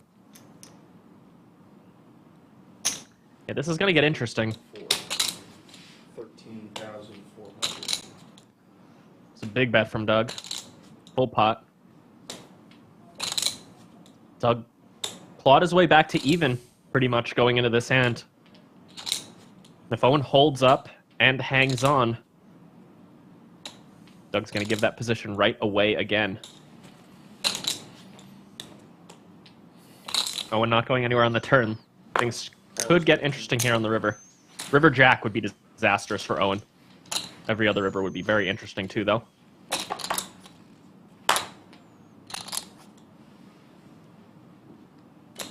an offsuit 7. Doug doesn't have any spades in his hand, which is going to make him want to bluff a little bit more often. I think more than likely Doug is going to fire here.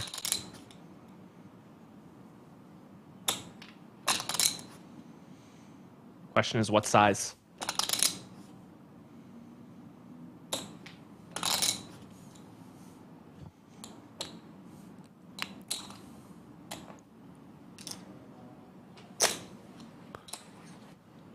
$40,200. Full pot again.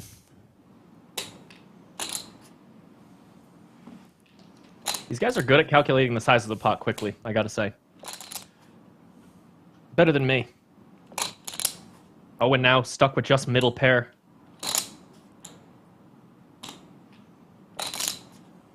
Does he have to call with this hand against this bet? That's what he's thinking about right now. Or does he have enough better hands that he could fold this one? Pivotal moment in the match so far. If Owen calls, he's going to be up about 65,000, which is near his peak. If he folds, he's going to be down 16,000, which would be a valley for him. Lowest point in the match so far. Big spot for the young online player.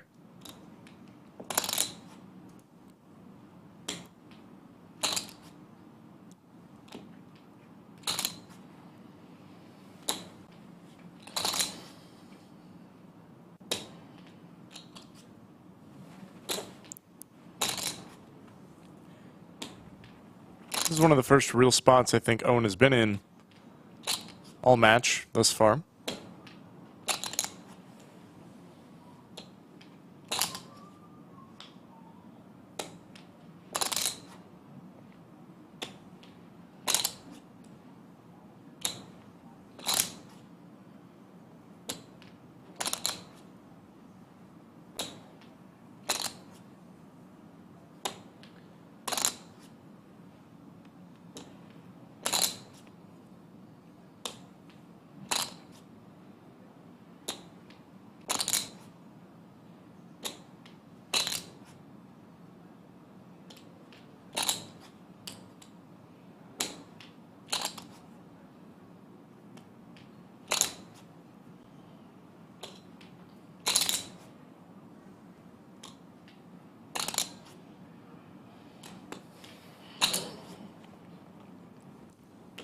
Let us know what you think he's going to do in chat.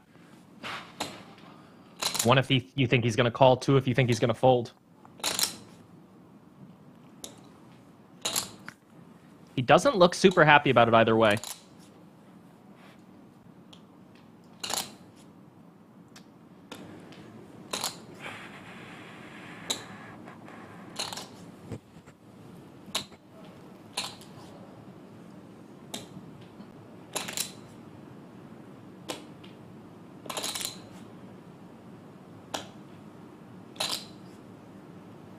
Owen Messere.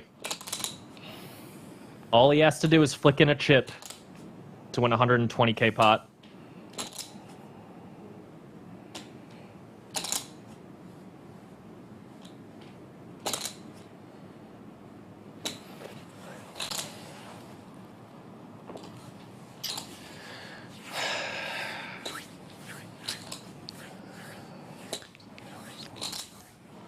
Chat is pretty divided. I think that speaks to how tough the spot is.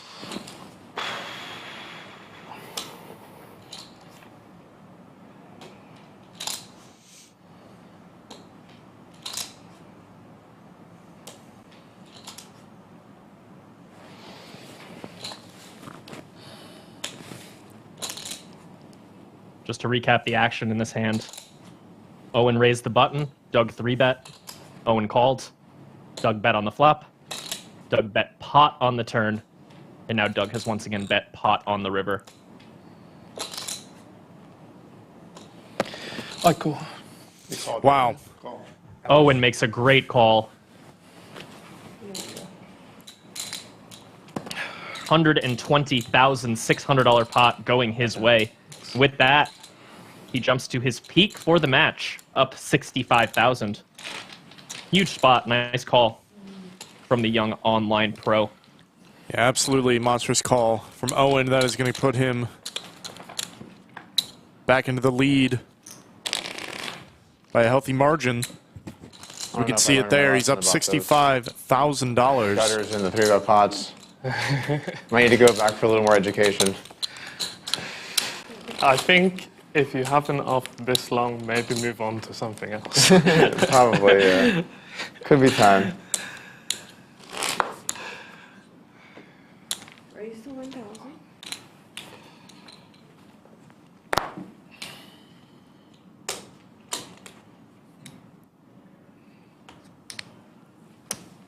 Raise Hold. 4,500.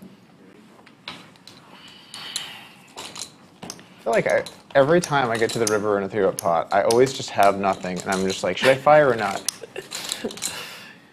I just feel like I never have anything. I'm just always just like firing away. And then when I do have it, I have aces. That guy bluff jams a million on me with ace high. What the hell? Why is it just so brutal on the river and 3-bet pots?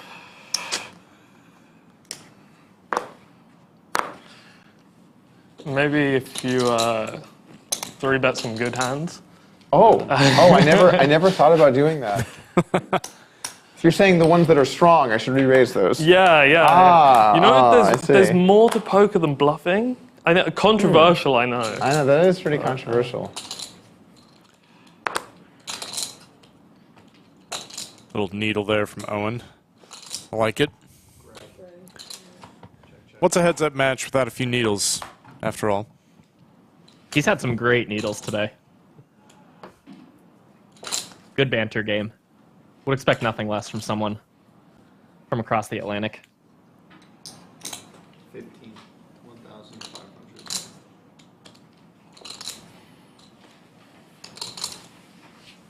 Oops, sorry.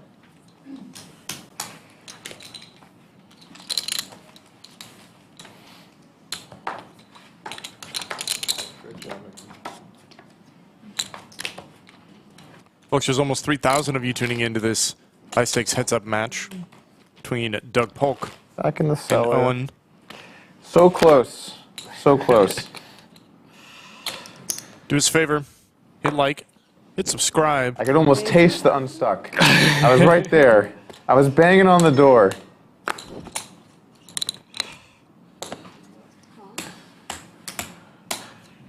Yeah, Doug had pulled back to what, within 10K of being even? Got paid much, Let me think about Just that. about. I think. Had a hand and got paid. Like, it's in like we've just both had big hands, or like it's Yeah, just been yeah. like About that. someone tries to rep into a snap call. Yeah. Has my been. God. Well, there's been a lot of attempts. Yeah. Trying to get something through, but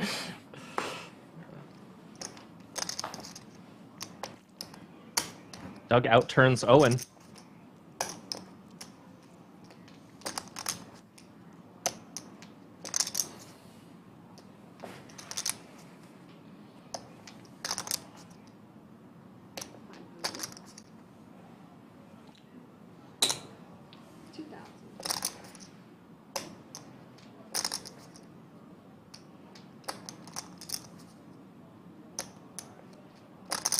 maybe this should be bigger. Well, okay, I'm picking up strength from my opponent as I check over to the river.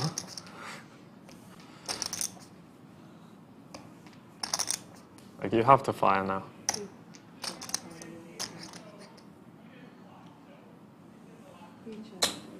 My attempts to talk you out of it weren't so good.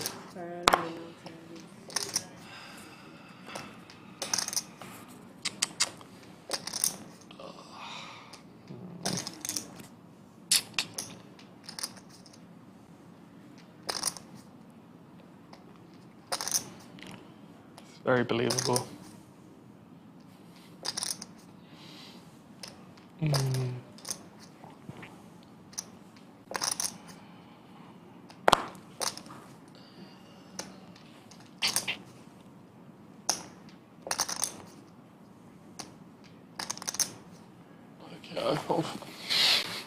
I had it. Great fold. Great fold with the 9-8 there. Owen saving $4,000 there. I think Owen's feeling a little more comfortable. Knowing you're sat there like, this makes a lot of sense. Almost too much sense. Sorry, what'd you say? I sat there thinking, this makes a lot of sense. Like, almost too much sense. This would be, Yeah. this would be a really good spot to bluff. I'd like to think I would find some, but I definitely wasn't there. Yeah, I mean, you got, I think versus the 500 there, you have to be a little bit on the spewy side. I'm not sure you have it in you. To do what, sorry? You have to be a bit on the spewy side versus the 500. And Yeah, I'm yeah. not sure you have it in you. It's possible. Yeah. You never know. You never know what you're capable of until you do it or don't.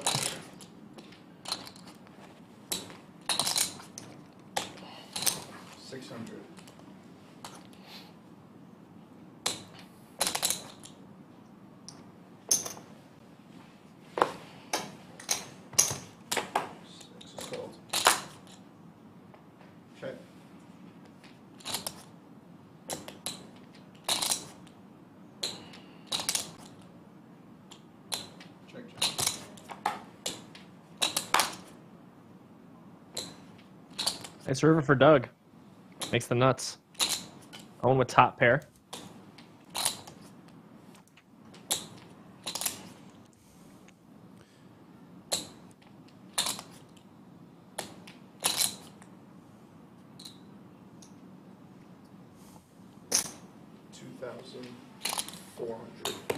Nuts. Call.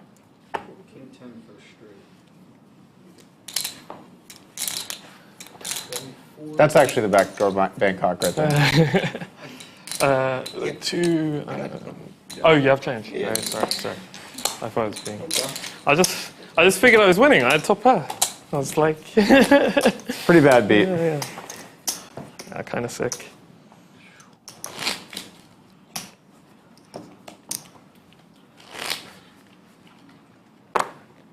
It's funny when you, like when I go back to playing 6 max and I have to remind myself that top pair isn't the Not nuts as here. good of a hand Yeah. as you might think. Yeah. You sit there looking at like top pair of mid kicker, just like how much money am I going to win today? I honestly, there's like a niceness to top pair when you're playing heads up, where you're like, top pair. I no longer have to think about this. I'm calling down whatever happens, you know? Unless shit goes really off the rails, I'm going to call down. That is definitely not true in 6max or full ring or any multi-hand format. Jeff W says, "Oh my God, this is still going on. Has anybody been here the entire time?" I know I have. We are just 4 hours into it too. Still have over 4 hours of action left today.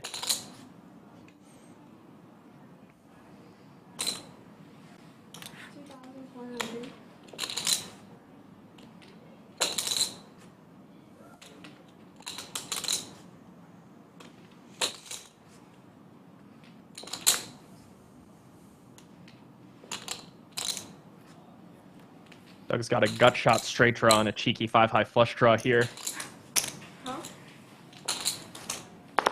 Owen with top pair. Diamond on the river for Doug.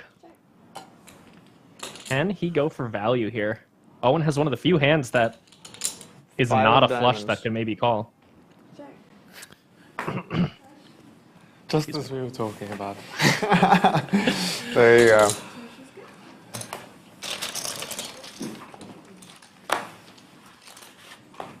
This is round 1 of a 2-day battle between these two players. Finally, I got to have it on the river. It is pretty nice. Round 2 Although I will had be it, like, tomorrow. Bluffing is more fun though, you know? Yeah. There's definitely a lot less excitement just, you know, Just value. betting the strength Yeah. of your hand, like, I wonder if he Well- pays. Doesn't get the heart racing. True. Bluffing in the small and medium spots is like pretty fun. Bluffing in the big spots is like kind of painful. I don't know if I'm just conditioned to people not folding to me there, where I'm just like, kiss this money goodbye. Anytime I'm busting out pinks, I'm like, how much am I going to pay this good man in seat 2? Every single time.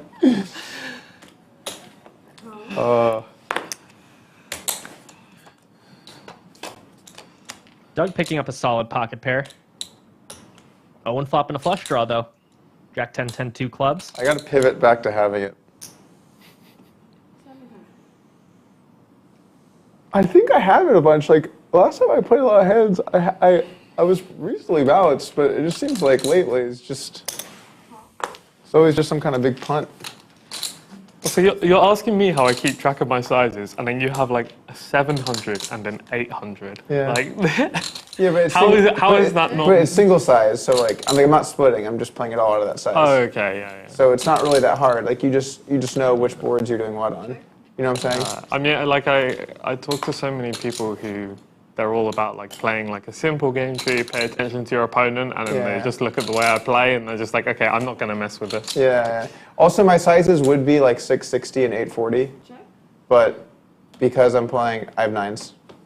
Nines are good. My sizes would be like 660 and 840, but rounding. Ah, right, yeah. So like, yeah. but I don't have to be like, am I going to use my 50% or my 75 or my 20? Like I'm just like, what size am I using here? Except rivers I split. It's as well because Rivers you have to split. If you don't split rivers, you're gonna get. Yeah. 11. But like I'm used to playing online with like 15 different buttons sat there in front of me. 4,000 total. I saw on Twitch yesterday. Yeah, so many different buttons. I was watching it versus Daryl. Wait, so you watched on Twitch yesterday and you still decided to triple? I mean, I only tuned in for a little bit. I didn't just Right. That was a very stationary call. You also can't teach an old Doug new tricks. Yeah. I literally had that written in my phone as my alarm. As your alarm? Yeah, as my alarm today. Teach an old Doug new trick. Oh shit! Did I steal your material? No, yeah, just waking up, just like oh shit, yeah, that's what I'm doing today. 2,500.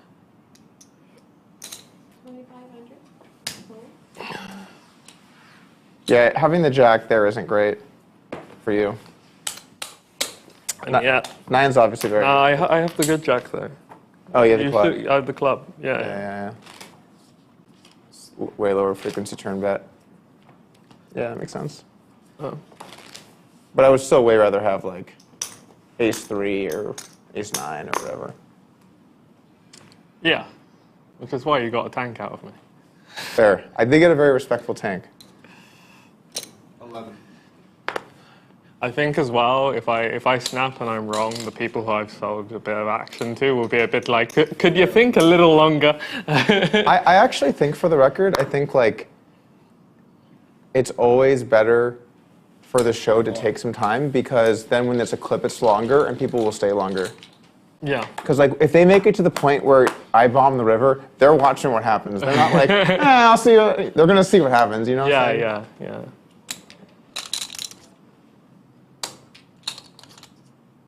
Check.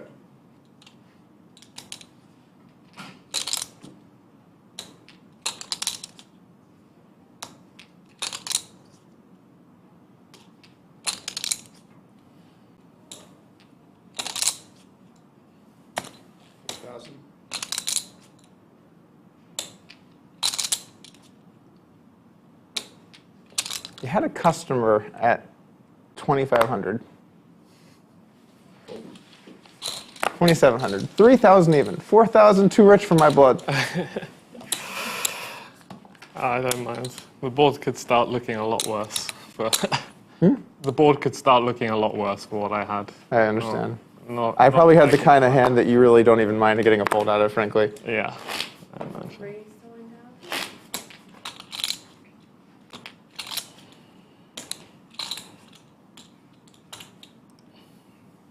Raise 4,500. But yeah, anyway, Quick like, three bet honestly, and like, fold there. even if you're for sure calling, Tank for content. tank for content. Yeah, seriously. Also, like, if you're, it doesn't really matter. Like, if you're gonna call, it doesn't matter if you take 5 seconds or a minute, right? Like, I'm losing either way. Let's at least get a nice clip out of it. You know. Although with that one, I can see why it's not like super fun.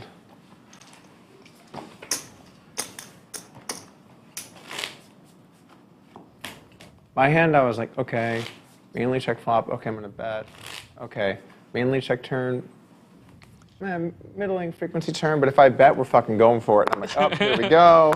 Now I'm fucking going for it. Oh, perfect river. Now we're always barreling. Like, God damn it, why couldn't I just somewhere just get off the train? Don't even 3-bet it pre that much. Just are these chips even random? You know what we do? We should have done the random. Yeah, we deck should have thing. reshuffled the deck. Get you a Ant different river. has been on about this reshuffling the deck thing, and I just can't even. I thought he was trolling. No, he's not trolling, which makes it better or worse depending on what your opinion is. Yeah, I was just like, it's just Hold'em, and he was just like, yeah, I understand that, but, and I was just like, Yeah. wait, so we're on the same page, and you still think this is the way? Raise 4,000. Honestly, when you walked in and I saw Ant was there, I was like, oh, I'm gonna get him on tilt real quick here, just right out of the gate. And you're like trying to, like, isn't it just hold them? And I'm like, exactly. I'll see you guys in 5 minutes. But the cards aren't getting reshuffled. 11. It's. So what is that? You guys would reshuffle the decks reshuffle? Just ask Ant for his game format idea and just.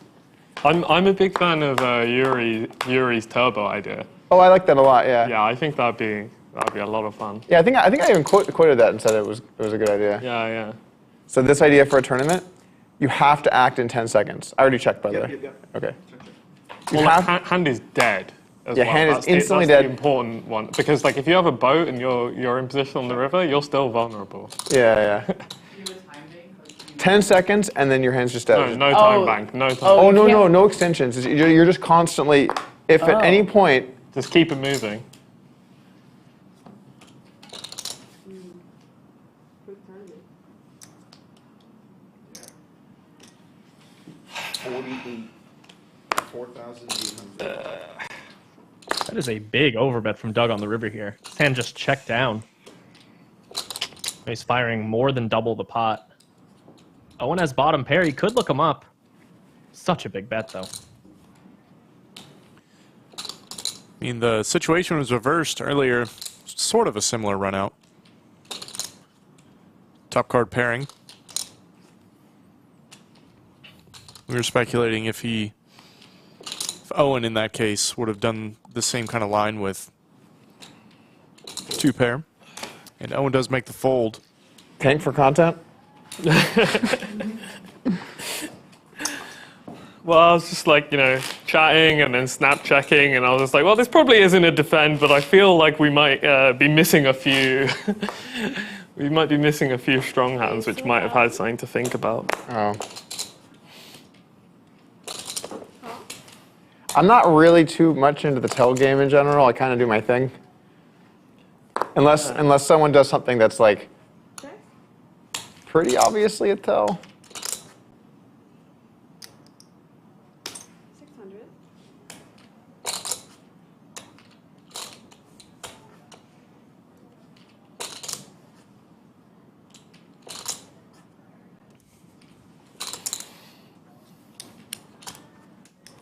I surrender.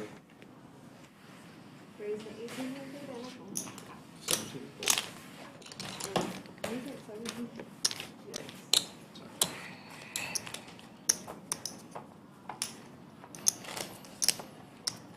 I do see sometimes now though, because I've played so much live poker in the last like year and a half.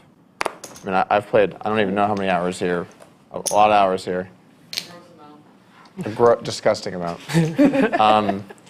I do finally start to see sometimes like some live pro kind of moments, or like I see something and I'm like, oh, I see. And like I feel like I never really got that before because I would just so seldomly play live. Like there's definitely, I typically hate when people talk about experience, but there is definitely some aspect to experience when it comes to like live tells specifically.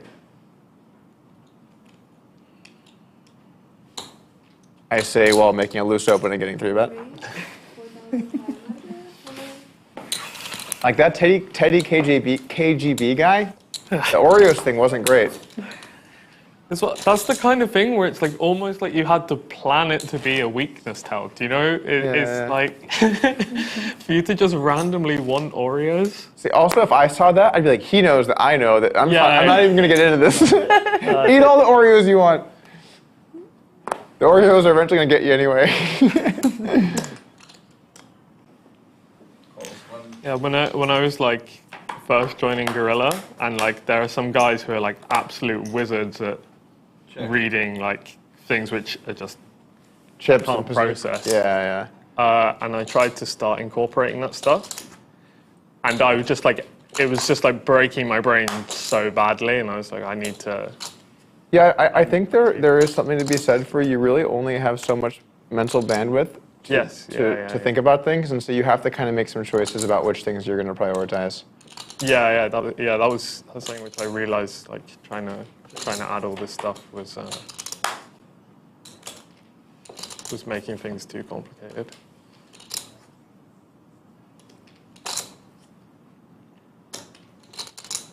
Doug River trips yet again.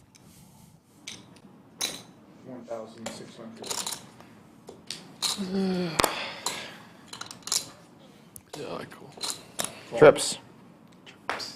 You will get paid. One black chip.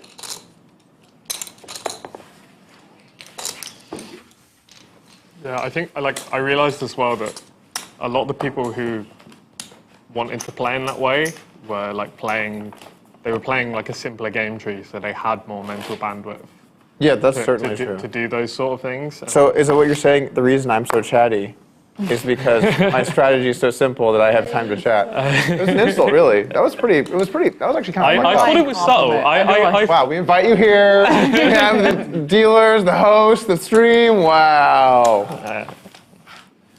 At least it wasn't like outright. It was like underlying insult. Yeah. It was like kind of a compliment. I'm not American. Like, this is how it works in the UK. Everything's under the table. I would say, I'd say I'd have to think about that one, but I'm just not used to doing that, you know? Yeah, the UK guys, they are really, real aggro. This summer I finally put it all together. Because I was at the table, during the main, I was at the table with so many Brits. It's like every table I went to, there was another Brit. Some of those, and every table I went to, there was another Brit trolling me relentlessly the whole time they were there. And I was like, you know what? I just realized something. These guys all do that. They're all just trolls. Like, here I am being nice to the foreign guy, and he's just like ruthlessly needling me. And I'm just like, what do you mean? What do you mean you think my hair is great? What do you mean I have a good sense of style? If someone from the UK is like, if they're like winding you up, it's a good sign. If they're like unfailingly polite for hours on end, it's okay. That's good to know. It usually means that the vibes are a bit off. So why are you so nice? Why am I so nice? Vibes are a bit off. I'm nervous. Yeah. We started. Am I nice? Am I? We started to see his like, true colors with that other comment. It's finally coming forward. Of the UK people I've met in poker, you were one of the nicest guys. But very low bar. Extremely low bar. But you I don't want to know who I'm competing with now. Maybe I'll find out. Alex Millar is probably the only Alex really Millar. nice one. What a compliment.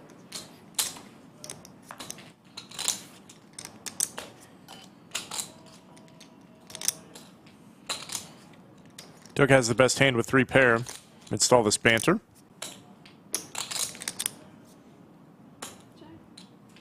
I think it's a little funny that Doug is calling some of the British gentlemen he's met recently trolls when he himself is quite a troll sometimes.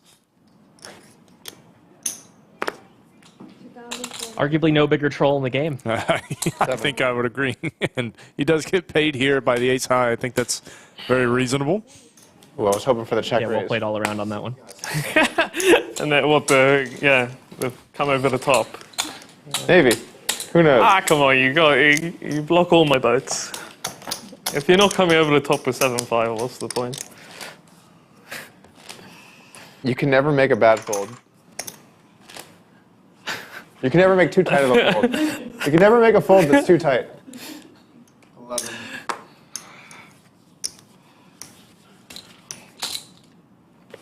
Cool.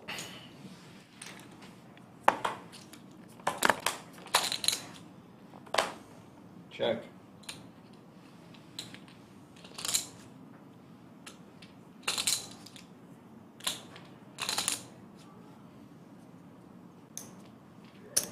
$600.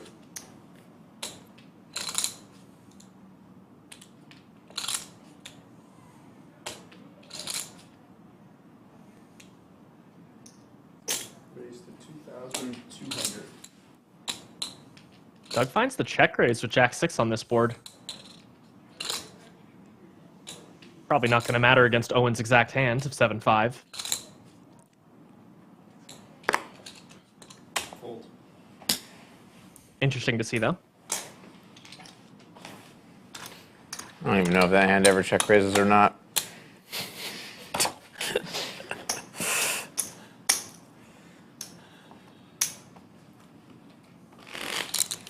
I don't know. I mean, it probably was fine.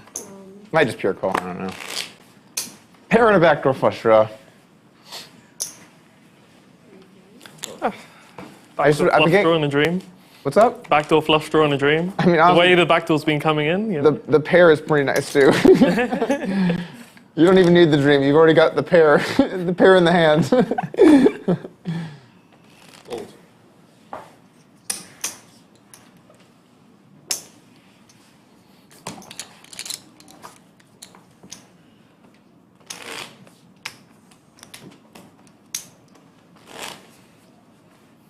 Fold.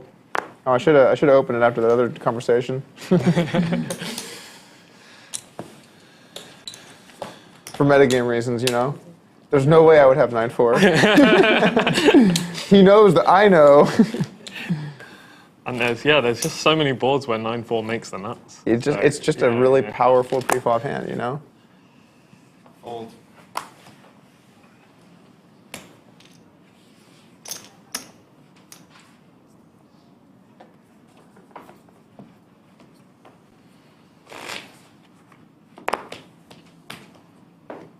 Raise the 1,000.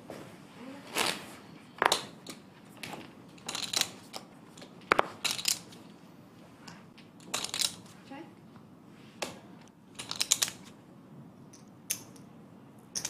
700. Fold.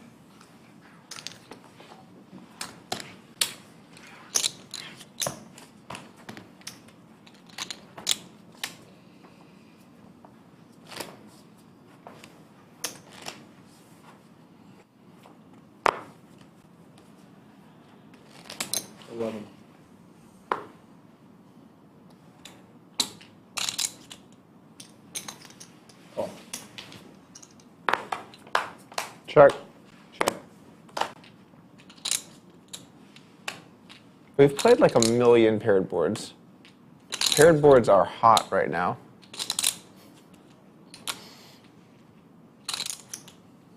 $600. Fold.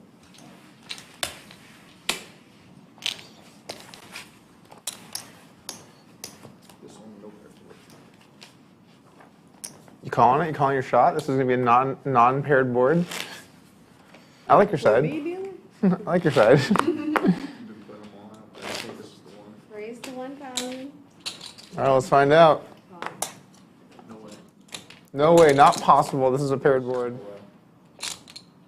way. I'm the best. This is so silly.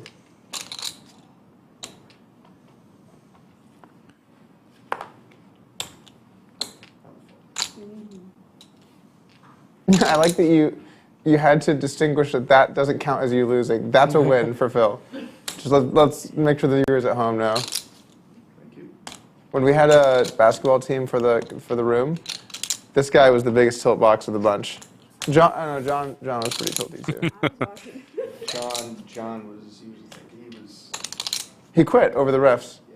He's like, I'm not dealing with these bullshit refs. I'm like, dude, we're playing in a rec league. You're not trying to make a career in the NBA. King? King as I well. was there when he took an elbow to the eye. Yeah. No foul call. King high, king high. That one day was brutal. Was it the day I got hit too? I only had one day where I complained about a call where I just got smashed in the head by somebody's elbow. Yeah. And then I was like, hey, I got hit in the head and elbow. He's like, yeah, right, keep playing, nice try or something. And I'm like, I have like a welt on my head where someone just like smashed me from the He side. had an egg. It's Egg. It's pretty tilting. I guess something you don't think about when you're watching NBA on TV is when a player's complaining about a call, and you're like, dude, just grow up, come on, it doesn't matter. And then you're like, no, if they get hit hard by like some of those guys are like massive professional athletes, you take like a flying elbow to the head while you're trying to make a play, like you're probably be pretty pissed if that isn't a foul. Not even just because like it should be a foul, just like you got hit in the head, you know? I feel like if the refs want, they could call a foul on any play. It's probably contact and almost. Well, they definitely can do that. It is in their job description. It's like same with Oh, and outflops Doug here in this 3-bet pot. it's like same with the holding points in the NFL. Check. Doug does have the ace of hearts, though.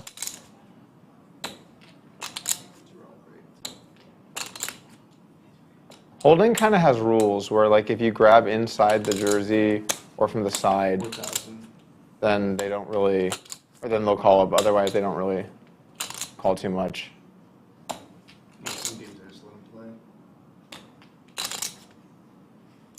Cost 4,000. Doug will check and make the call. And is set up for a cooler on the turn. Yeah, nasty spot for Doug here. 16,000 already in the middle. He's destined to lose a good amount more. He's actually going to lead out small. 2,400. Very small. Yeah, once again, like when Owen led that 10 earlier that paired the board, Doug is saying, this card is better for me. So I'm going to bet it frequently and small. Doug would do this with a wide variety of hands, not just when he has an ace. But he's going to have an ace quite often.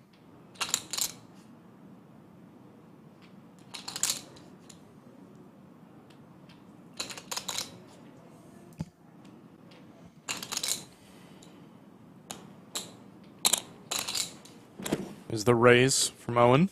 23,000 total. Massive raise. At least relative to the bet size. Yeah, basically a pot-sized raise.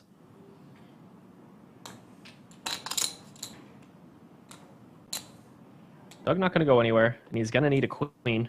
Cost 23. A heart could save him from putting in a lot more money as well.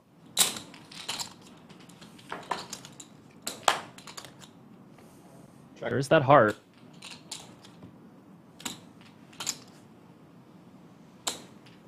Doug does have the ace of hearts. I don't know quite how much that matters, because I don't think Owen would raise the turn with just like ace 7 of hearts, for example.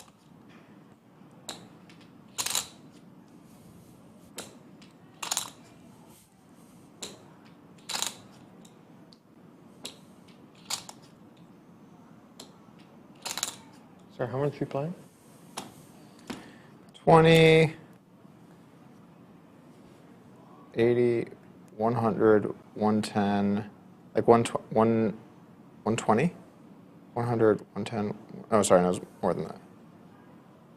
80, 90, 100, 110, 120.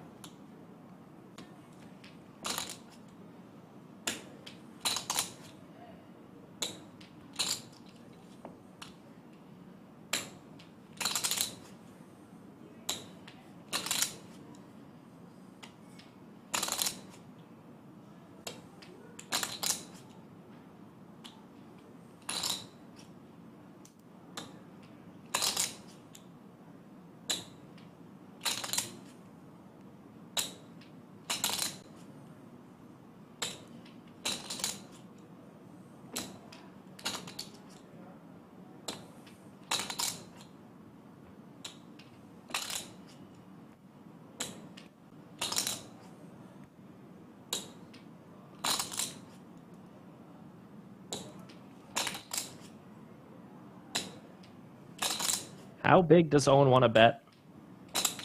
Does he want to bet at all?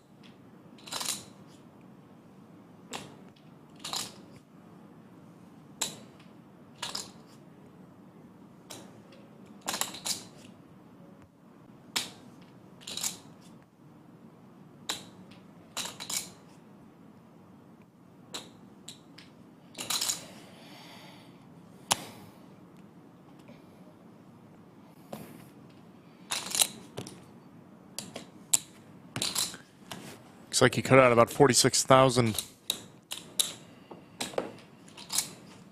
Yeah, about a 3/4 pot-sized bet. 46. Targeting the exact kind of hand that Doug has. The big ace. Especially one with a heart. It's a tough spot for Doug. All right, I didn't randomize the jam, but you were getting jammed on here sometimes. I got top pair. Let's see. What do we want to do? Doug was going to jam as a 46, bluff here huh? some of the time, 23. but he didn't randomize that number. 46 over 23. 56. The jam would have been absolutely sick. Kind of wish we had seen that.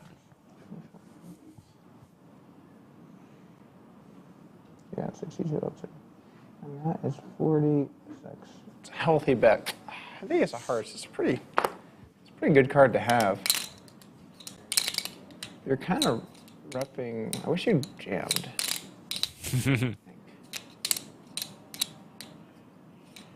You're saying you have an ace beat.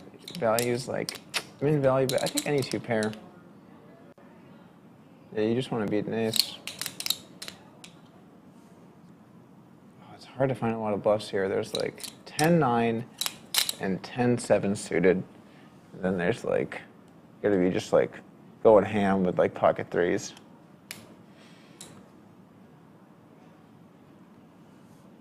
Doug is starting to suss this out correctly.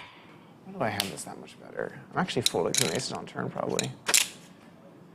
Oh, it's so hard with the ace of hearts. I don't know if I'm going to let this go. Ace. This is a scary spot to bluff, too.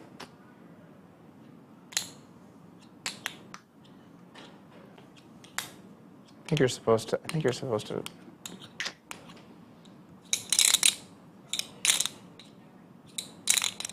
My heart says just to let it go, but I think the math says you're supposed to sometimes call.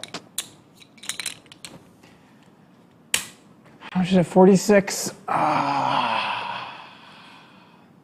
This is pretty. You gotta be pretty ambitious to bluff here.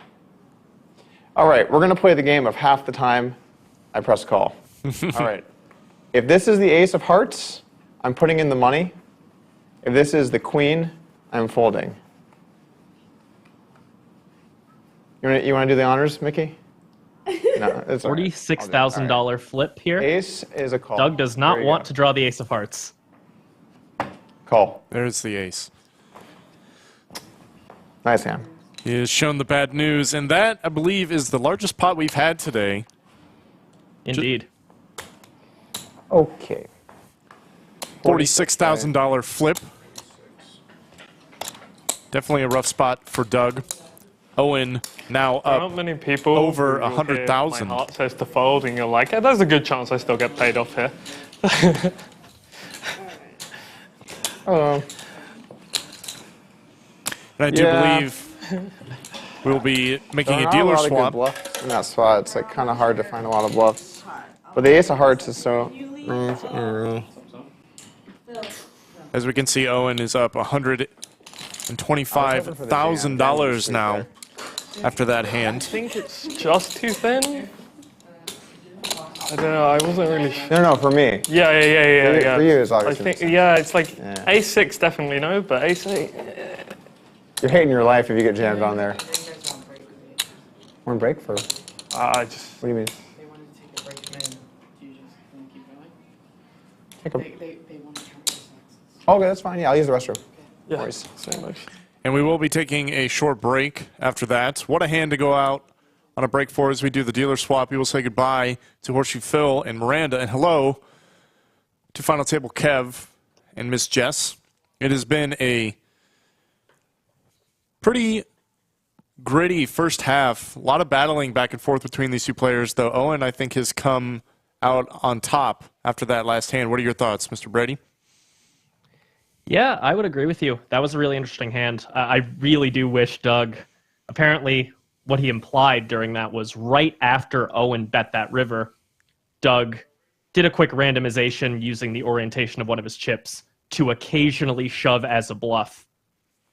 And he did not get the right chip orientation position to make that shove. So I assume 10, 20, 25% of the time, we were going to see Doug go all in there, and it would have been an agonizing spot for Owen, and it would have been so interesting to see what he did.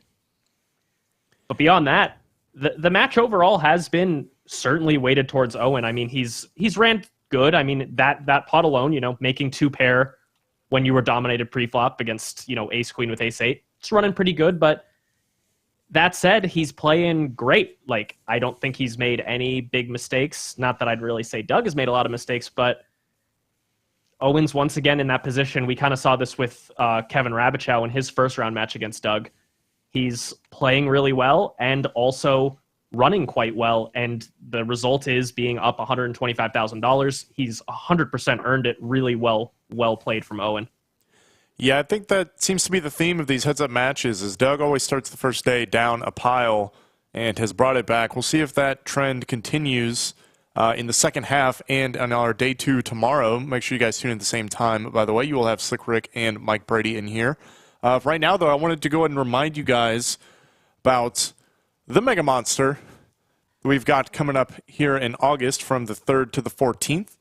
That is a $1 million guaranteed tournament, a $400 buy-in with a $250,000 guaranteed for first place. But we're going to smash right through that guarantee, I think, just because we have 24 day one starting flights. So much opportunity to get in here and try and run a stack deep into the Mega Monsters. So be sure to come down during the month of August. But if you do miss that, we've also got 16 events a month later. $1.5 million guaranteed across these events for the Millionaire Mayhem Fall Series. If you guys didn't get enough tournament action out at the WSOP, you can certainly find it here at the Lodge down here in Austin, Texas. There's never really been a better time to come to the Lodge. And it will certainly be popping off during the months of August and September. Doug, Andrew, and Brad will be here intermittently, and we're going to do a meetup game as well. So there's going to be a lot going on here at the Lodge over the next couple months. So if you haven't gotten enough through the live stream, come on down and get a piece of the Mega Monster or the Millionaire Mayhem. Mike, what And do if you you're joining us from out of town for those events, head over to thelodgepokerclub.com/hotels. We have a special Lodge discount on a few local hotels. So if you're coming into town, you're going to book your air travel into Austin Bergstrom, and then book your hotel over on thelodgepokerclub.com/hotels. Sorry I interrupted you. What were you about to ask? No, I was just going to say, if you had any thoughts for going into the second half, if you think the dynamic's going to change, especially after that big pot, is Doug going to be licking his wounds at all, or are we just going to see more of the same? Doug doesn't really tend to change his play too much based on what's going on. I would say over the years, I've seen him do that so rarely. He wins a big pot or he loses a big pot, and he plays differently. Tends to just play his game. I mean, we saw he crawled his way, or he clawed his way back to even earlier, and then very next hand, he blasted off in a big pot with 10-8 and got hero called by Owen on the river. So it's not like Doug often, code switches when something's changing in the dynamic of the game. He kind of just plays his game, plays confident, and that's kind of just his style. What more would you expect from one of the best in the game? It has certainly been a blast watching these two go at it. All the banter has been great. Made it pretty easy on you and I today, I think. And it has been a lot of very fun, very high-level technical poker to watch. If you guys have enjoyed that so far, do us a favor. Hit like and hit subscribe if you have not already. If you're new to the channel, welcome to the Lodge live stream. There are about 2,000 of you currently in chat. We can pump those likes just a little bit more. I'm certain of it. And actually, I don't think I've done roll call yet. We have international viewership here at the Lodge live stream. Do want to check and see where our viewers are tuning in from. Always love to see that. So go ahead and throw it up in chat where you guys are tuned in from. You might get a shout out as we see Doug come back to the table and he is already reloading. Yeah, it looks like an extra 100,000 going on to Doug's stack there. And the stacks are incredibly deep now. Doug going to be sitting on about 150,000 or so, give or take. Owen now sitting on about 225,000. Yeah, it should be a 175K stack from Doug as we get a look at the Lodge. Live right now, it's a bunch of 1-2 cash game tables, $300 cap, bomb pots every dealer change every half an hour. Great game. My wife's favorite game to play at the Lodge. Can't beat the 1-2, man. It's just so good here at the Lodge. It's rare, if ever, you'll come in and not find a good 1-2 game. You can't pop around. Sounds good. You growing out a little facial hair? A little bit. A little bit? A little bit. It's almost time. Almost time to buzz it. And we're going to dive right back into the action. All right. Big blind here. Two new dealers as we enter the second It's half always of a the raise, action yeah. today. Raise to 1,000. Still around 4 hours of play left. We're only about halfway through, so Owen still has plenty of time to win more money, and Doug has plenty of time to battle back to even or better. 800.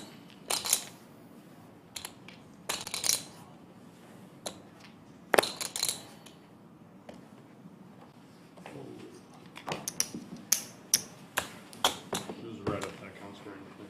Oh, red. That's yeah. Here you go. Sorry, I didn't even think about that. That's you. Yeah, that's for you guys. Thank you, Doug.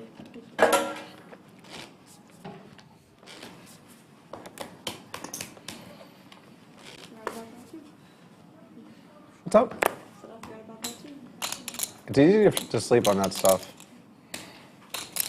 It's 1,100. Call. Good call.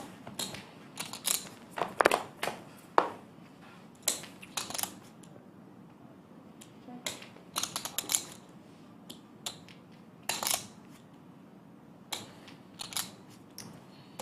600. Cool.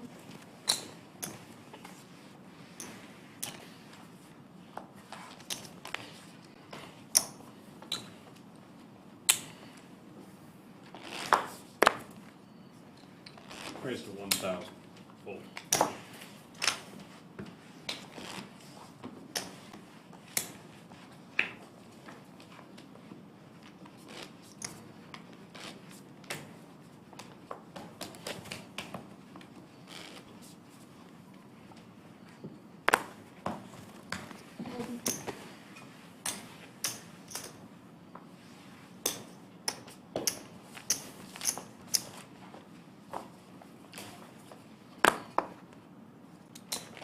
Raise to 1,000.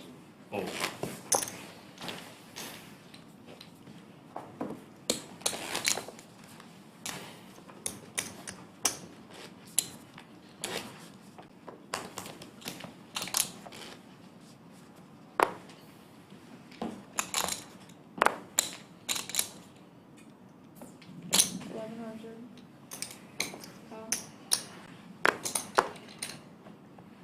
Okay. Check.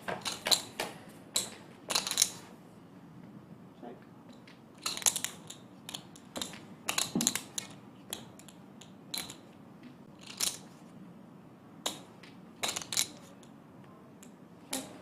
This one.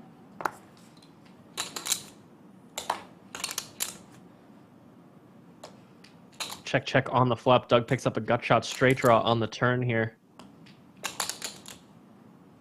Looks like he's going to bet it. 1,500.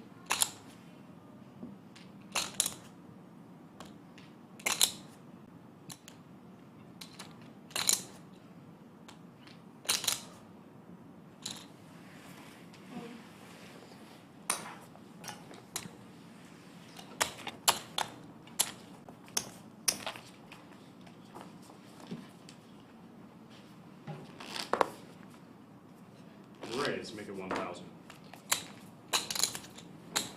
Undercall.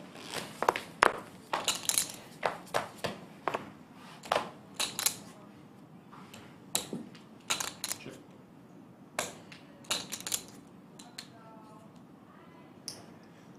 $600.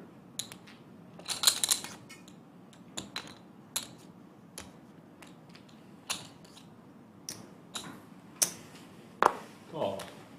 Thank you.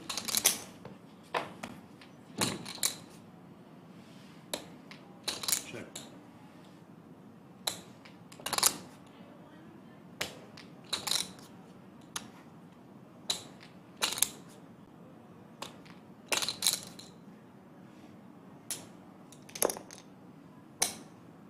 $21.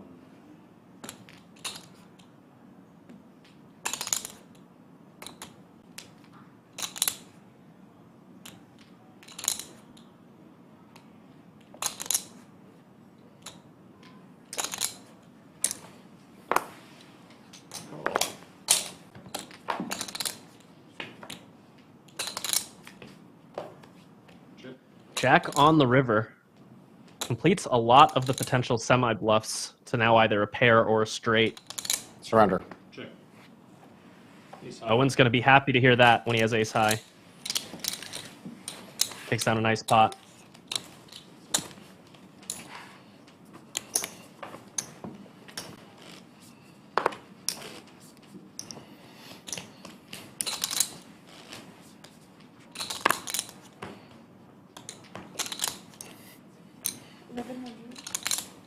Mark M, you may have missed a big hand. Right before the break, these guys played a big one.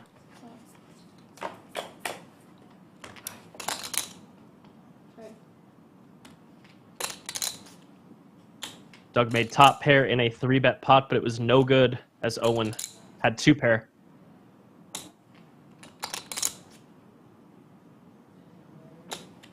Resulted in a 150K pot going Owen's way. Doug outturns Owen here.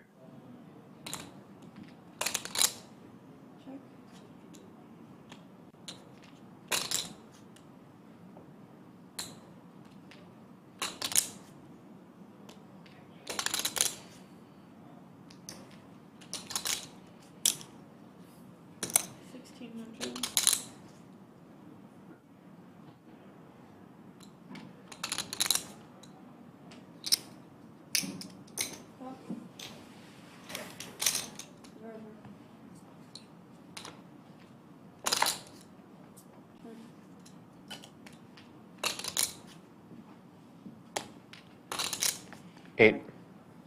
Owen decides not to bluff the river after bluffing the turn. Doug takes that one down. Brutal turn.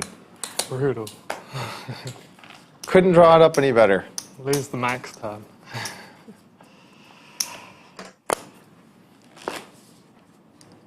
Raise to 1,000.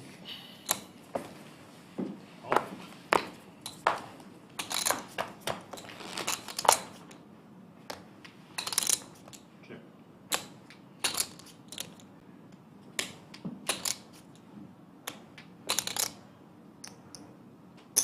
700.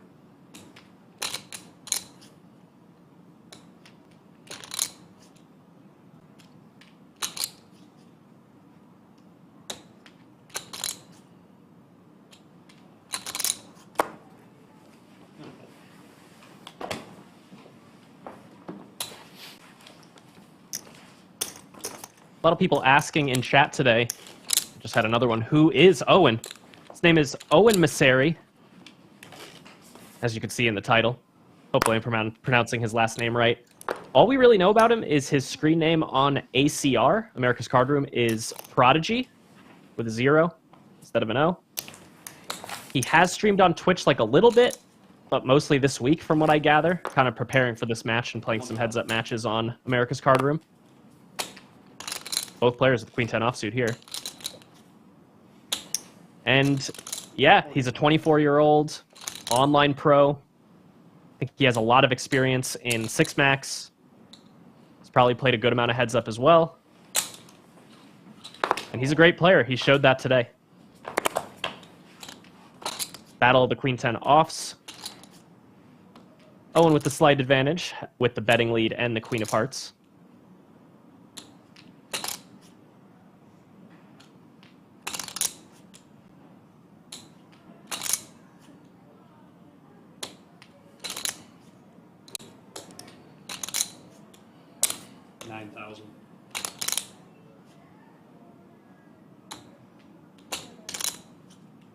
Pot size bet from Owen here.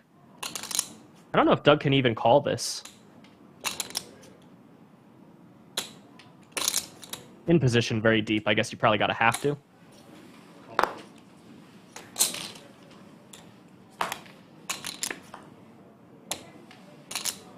Nine on the turn. It's definitely a little better for Doug's range. He's going to have a 9 more often than Owen is. When Owen bets pot on the flop 9K into 9K, he's not really going to do so with a medium strength hand like a 9. So he wisely slows down with a check.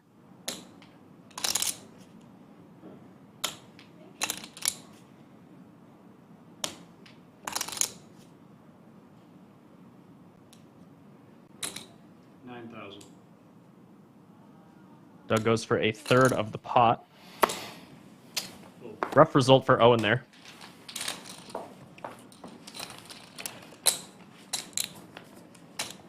Solid little pot to Doug.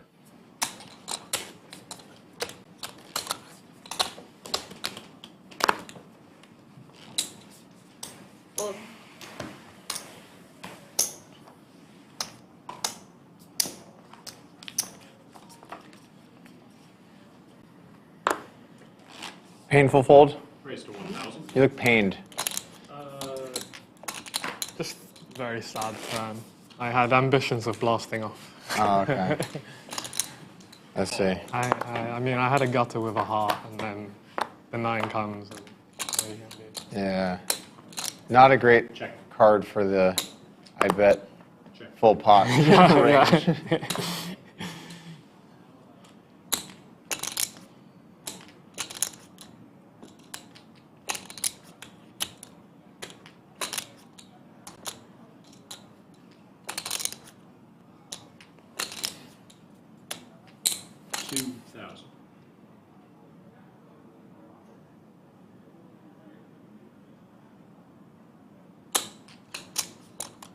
I don't think that size happens much here. I studied almost this exact spot the other day.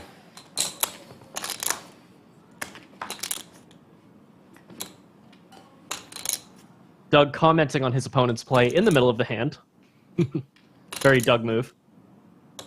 Classic.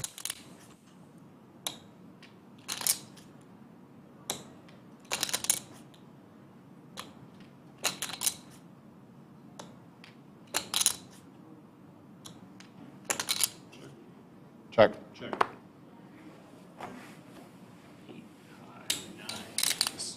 So on 100 bigs, this spot uses Geo. Yeah, How sick is that? There's pot with ace-8 though. Oh, specific. So you're just doing specifically for one hand that size? No, ace-8, ace-7, ace-10, go pot. Oh man, you're in the weeds. I mean, I had an 8 and a 7. Like, I see.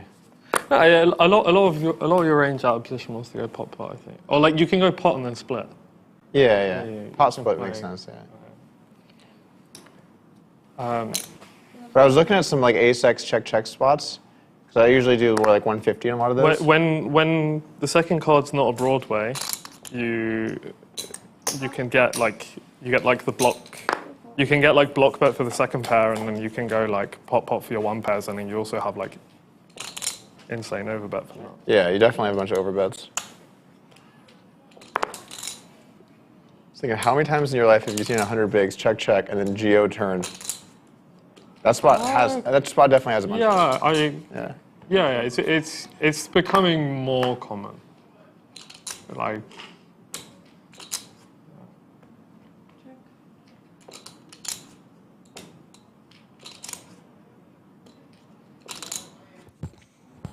By the way, when these guys say geo, I believe they're referencing geometric bet sizing, meaning that they size their bets in a way that they end up all in by the river by betting got a me.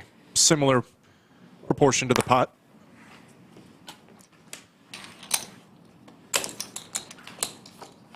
Exactly right, which is why Doug is saying it's so sick. You know, you go check on the flop. The pot has like 5 blinds in there, and you're supposed to bet like 30 blinds on the turn, so you could shove all in on the river or something like that. Pretty sick. So going geometric when the pot is very small is kind of crazy. Normally, that's something you're going to be thinking about when the pot's kind of already bigger, and you're like, okay, how big do I have to bet on the turn to bet Geo's so fun. all in on the river yeah, for a Geo is reasonable fun, amount? I will give you that. Oh, you definitely can't do Geo on these stacks. You're doing 150 or Yeah, something, yeah. 200, whatever. But it's all, I think like I don't know, sometimes you go huge, you let people off the hook a bit if they don't play the flop so well, because Yeah. like so much of the defending range is turn improves. Yeah, that's fair. Which is Fair.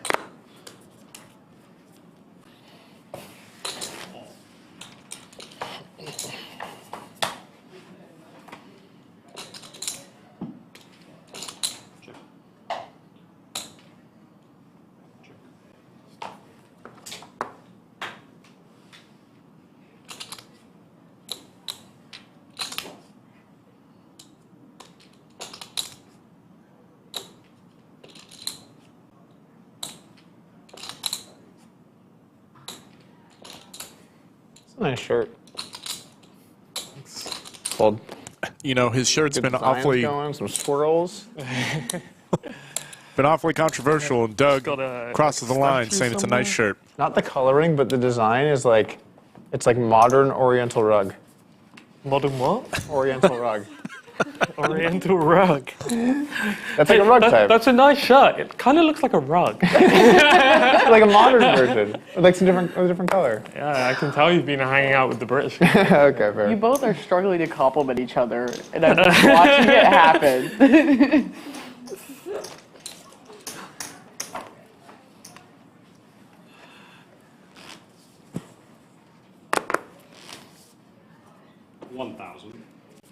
I just feel like every dress shirt I wear, I put it on, I'm like, nah. Like all of them, basically. It's not a tank top. It doesn't look right. Speaking my language. I think I've seen Doug in his suit You do exactly have to go a one little time. warmer, though, when you're dressing for the Arctic tundra of the Lodge Card Club. 700. On off days for the streaming, we actually use it as a freezer. Rent out the space. What was that? Holy crap. Have you never heard me snort before? I haven't heard you snort before, no. Oh, well. Check.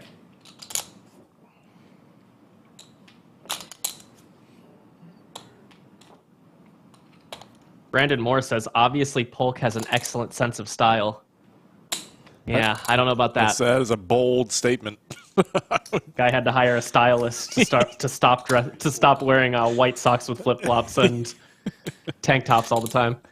Yeah, needed a stylist to recommend long pants and shirts with sleeves. I love it. His fits have been looking good, though, I gotta say. They have. Hope he's paying them well. Big bet from Doug here. Oh, yeah, they deserve to be paid well. Doug Stylist, oh my god. Not sure about that one. 5 high. I have it. But I had a lot of outs. Yeah. A lot of outs. I'm not sure if I'm just supposed to close my eyes and call a queen Ah, this feels bad. What queen? the worst one. Oh, I don't think so. Then what are you folding? Just your gutters? Sorry? Just folding gutters? Yeah. Well, I mean, I'm backdoors. But I think you're worst. like, Worst like queen 3? Yeah. Oh. Like queen 3.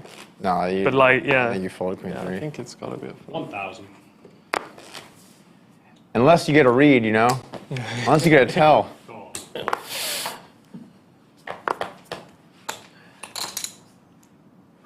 My theory is that you do this whole thing of like, oh yeah, live tells, all that, not interested in that, and then meanwhile it's like 90% of what's going on. I don't think so. Well, I know so, but I don't think that's a very believable story. It's just like a back of the mind conspiracy theory, I guess. You'd think I would play better versus people then? Probably. Yeah. To be fair, the evidence is suggesting otherwise. Evidence is pretty stacked the other way.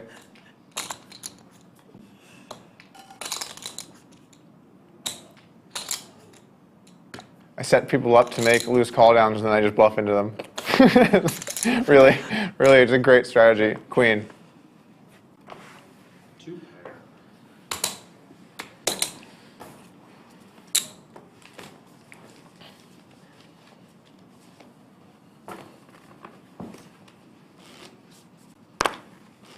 If I ever pivot hard to live tells, it'll be quite the pivot. 1,100. Well,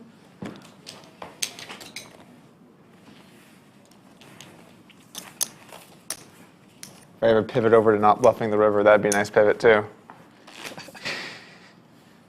Nice relaxing pivot into just Value Town, you know? Take a stroll through Value Town.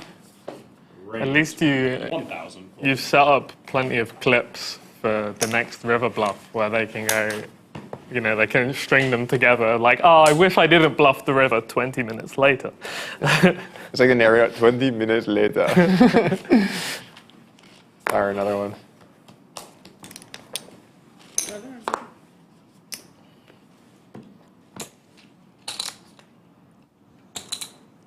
Sam, you have Greg Potter and Mike Brady, VP of Upswing Poker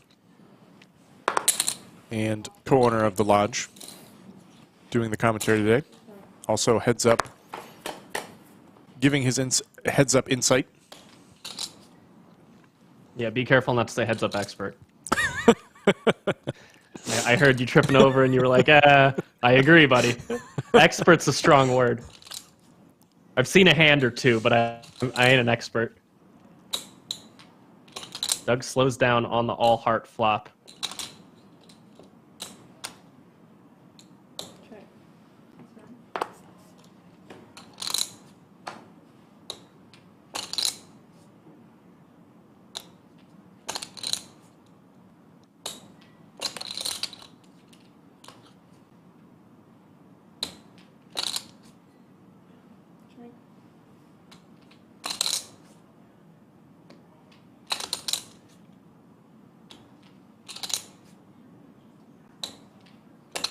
Check. River. Owen needs a 9 or a king or a jack. Nothing doing. Doug's pair of 8s holds.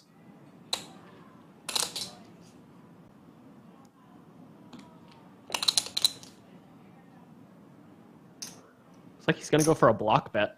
2700. Yeah, little small value, 2,700 into 8,000. Maybe Owen considering a raise here. But he's not going to do it. Doug takes one down. Doug's clawed back a little bit. I've said that a lot today because that's kind of what it's been. Owen's been winning a lot of big pots. Or a handful of them at least. Doug's kind of been clawing back in the small pots. Doug, I dropped into the chat earlier. People were calling you a lizard because you like it 110 years. Yeah. Yeah. Doug confirmed a lizard. I mean, they must have seen me play poker because I'm cold-blooded. Oh,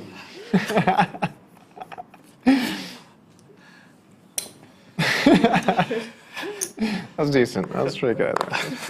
I enjoyed I it. mean, it was something. There you go. I mean, it was something. I don't know if good would be the word, but 3700. I love Owen's sense of humor. It's very dry, very poignant. You seem interested in this. I wonder why this hand is worth exactly 3,700. I split pre-flop. This hand goes into 37, and then everything else is bigger. It's just showing you can hang. Yeah. I too can use different bet sizes.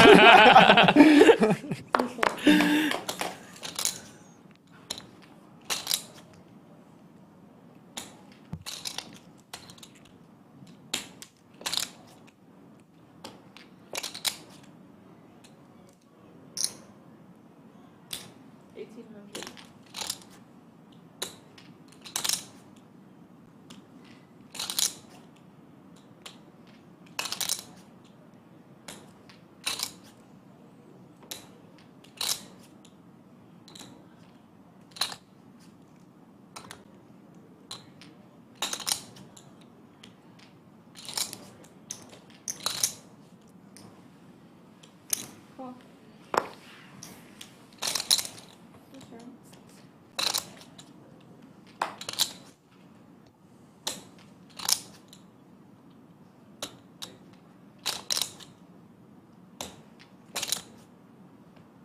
Check. It's like Owen's float on the flop with 9 high. Might work out for him here. Doug slows down. Check on the turn, though. Wow. Both players with absolutely nothing, despite a 3-bet and a bet going in on the flop.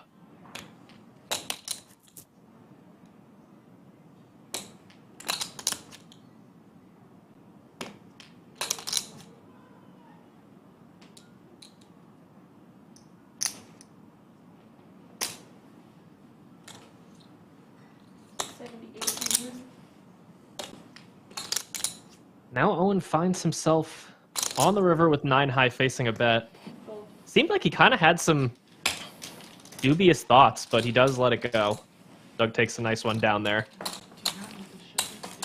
Since the break, Doug has won back about 35K. He's now down, quote unquote, only 97,000.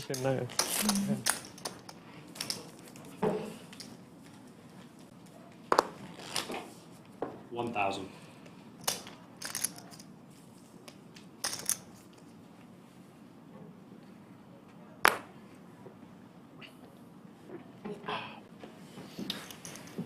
Call.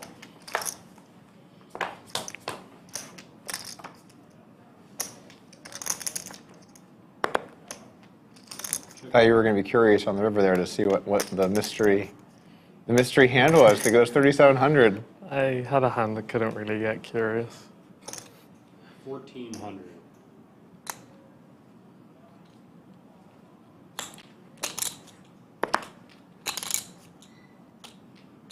This one feels tight. Fold. I think This is a pretty good card, huh? Yeah. Pretty good card.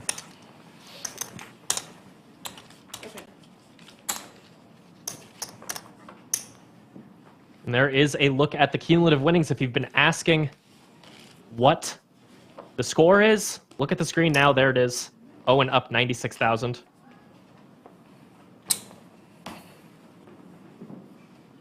All right, I'm going to win the next big pot. Bold statement. Hopefully it doesn't come back to bite him. What's wrong with that? Nothing at all, sir. What is it? It's like visualizing stuff is a thing or something? If you can visualize it, you can achieve it. Manifesting. Yeah. Manifest it, yeah. If you believe it will happen, it will happen. People like put like the car of their dreams up on the wall, and then they work hard to get it one day, and it happens more because they see the car every day. 1,000. That's like me with bluffing.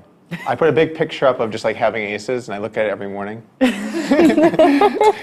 Like, I could do that. 4,500.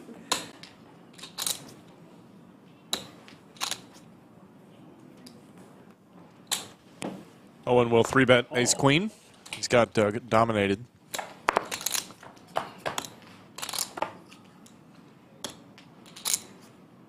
Both flop a pair, hitting their kicker. Or I shouldn't say kicker, but you know, their queen accompanier.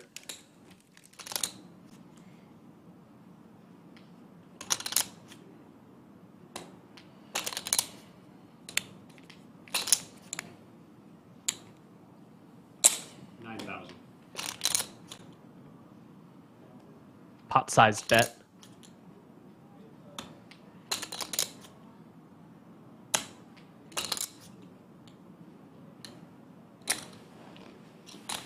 Call.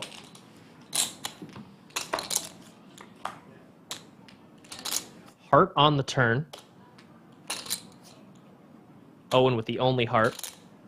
It's a good one, too.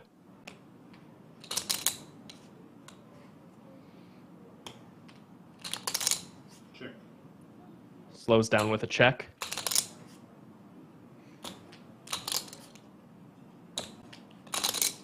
Check.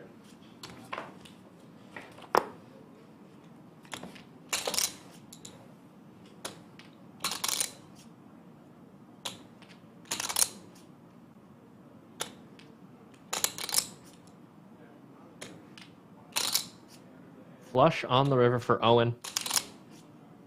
I would think he goes for some value, but he doesn't. He goes for the check.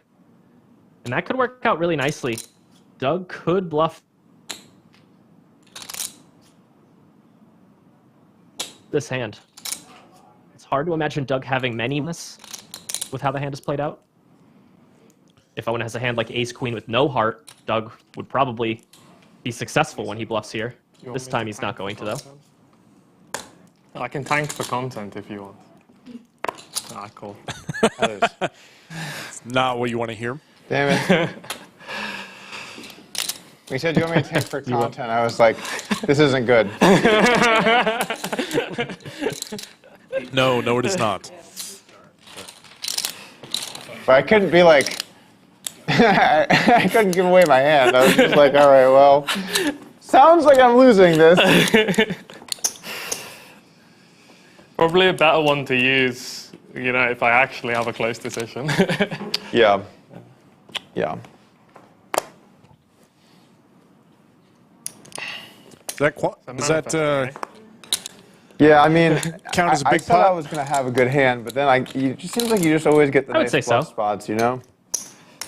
Doug couldn't make it happen. Couldn't manifest it for Whenever himself. it's a nice bluff spot. I don't know, seem reasonable. Oh, yeah, I know.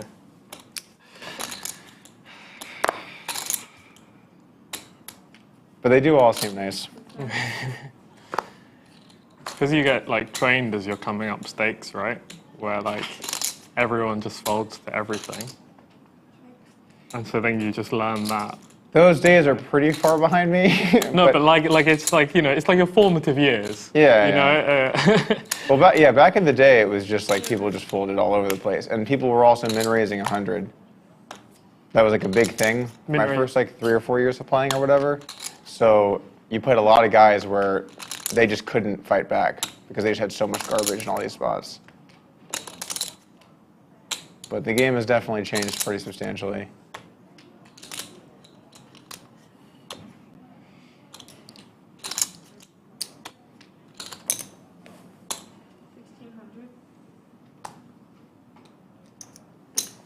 Doug's gonna pay this one off with just queen high.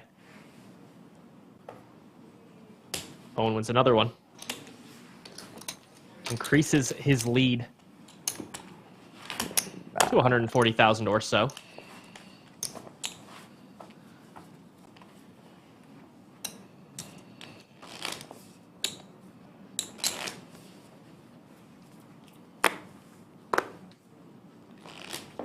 All right, next big pot, I'm going to have it. Just keep saying it. Just keep visualizing it. The painting's on the wall. Now, if you say it about every big pot before that big pot happens, eventually you're going to be right. Well, he has to have it. He hasn't really had it too much today.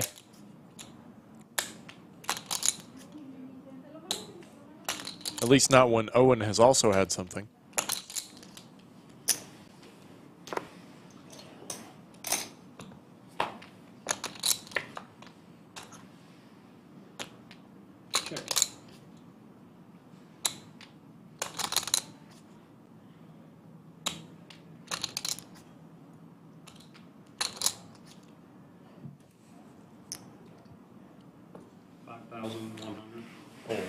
Doug's double barrel gets it done here.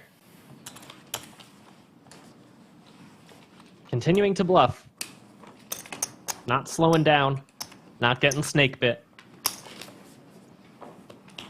Exactly what you'd expect from Mr. Polk. 1100.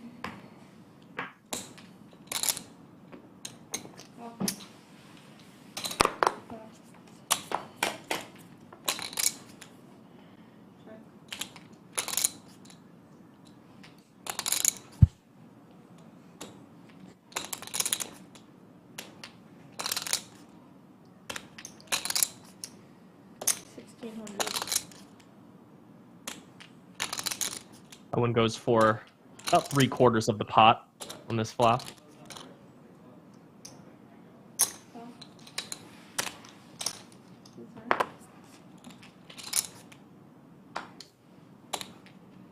Ace on the I turn. don't think this is a lead spot. This is one you used to do back in the day, but maybe versus the big size it is. I don't think it is. I think it's check. Oh, Doug. Used to lead those, though. Yeah, I played a guy who loved leading these for a bit. Probably related to me somehow.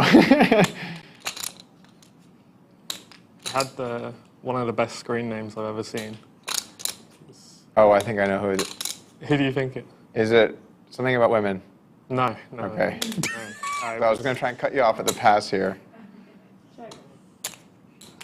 Passive meanness. I don't know that. 8.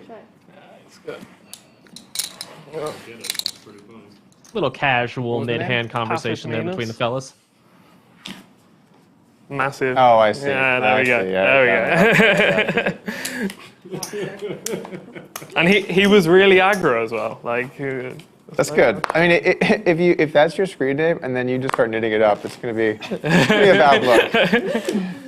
It's like someone was telling me if anyone has like duh or like like Izzle there or like a picture of them in their screen name, be prepared for like the nittiest guy you've ever seen. Oh, I see. Because an Yeah. aggro guy with a Dur picture, like it's not a, it's not a good mix. Yeah, that makes sense.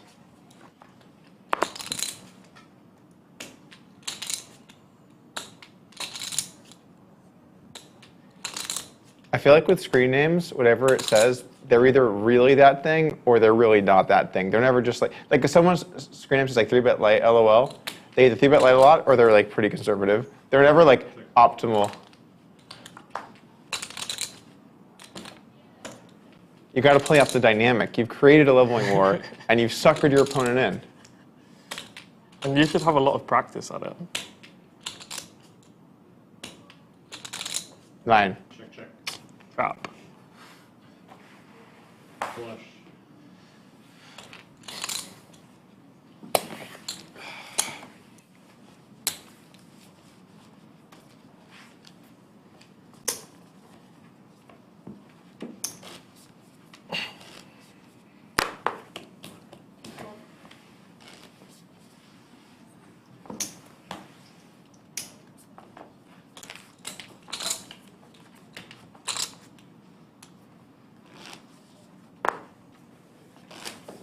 Raise to 1,000.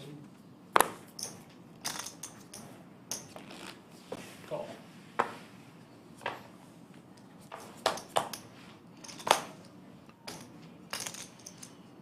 Check.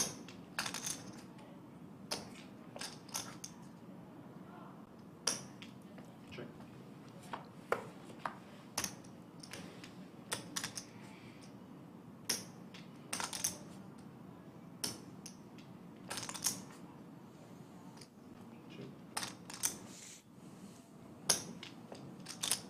Check.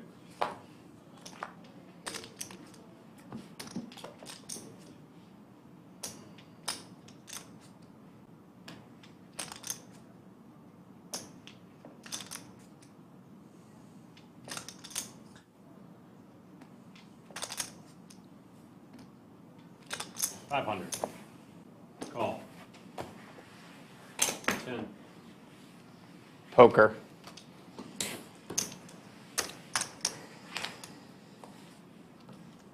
Owen peppering Doug. Like when that price again. gets too fair.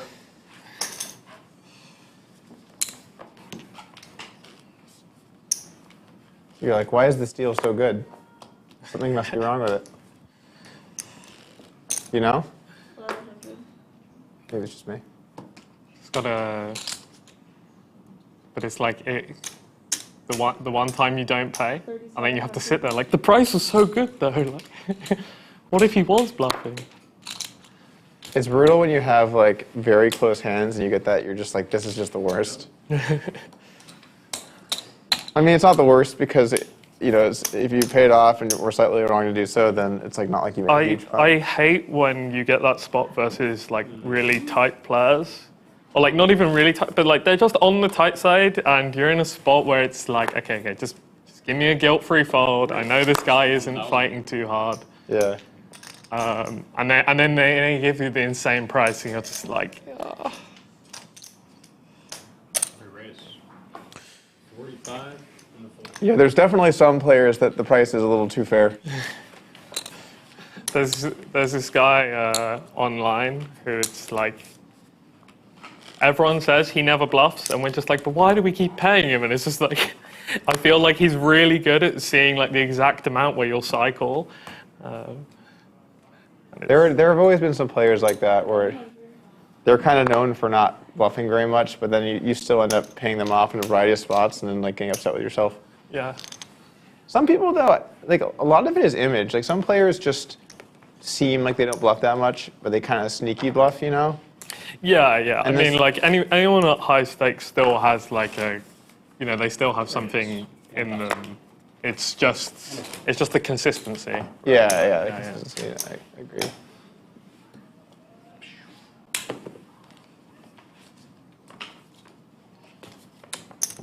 I also do think that kind of no matter what your background is, how much study you've done, that kind of thing, obviously you can get better the more you study, but there are definitely people that look for reasons to bluff and people that look for reasons to not bluff.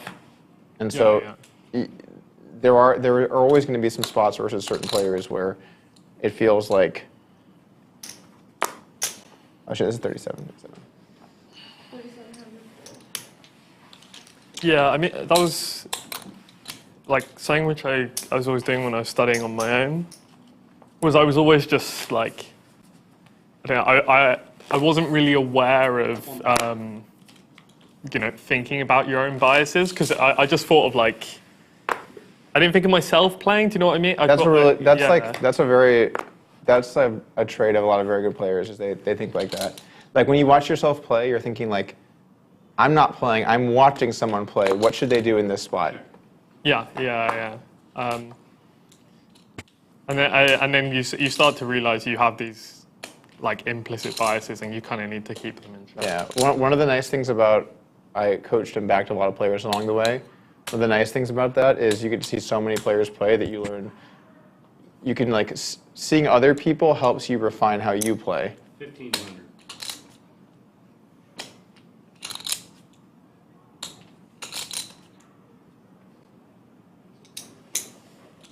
Oh.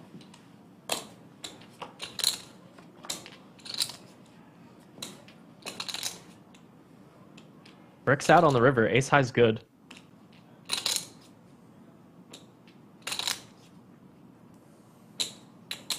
Check.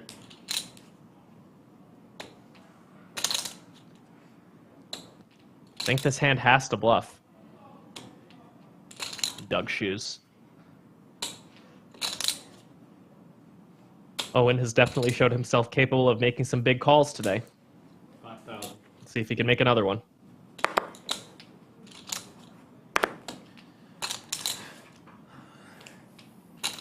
Full pot size bet from Doug.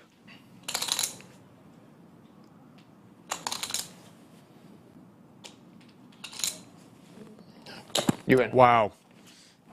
Great call. That is a great call by Owen.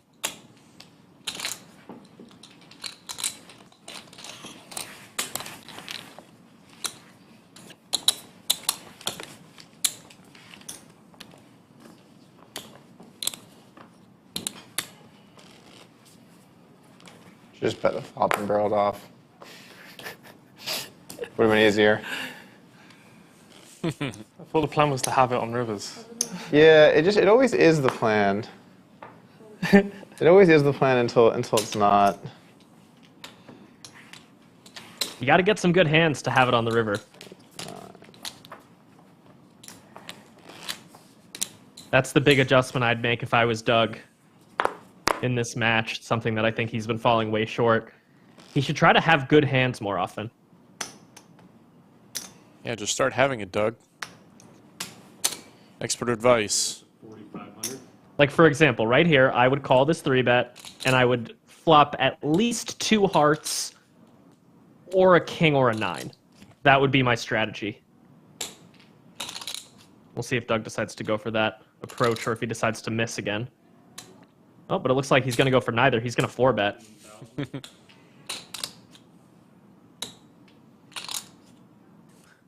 For value in this instance.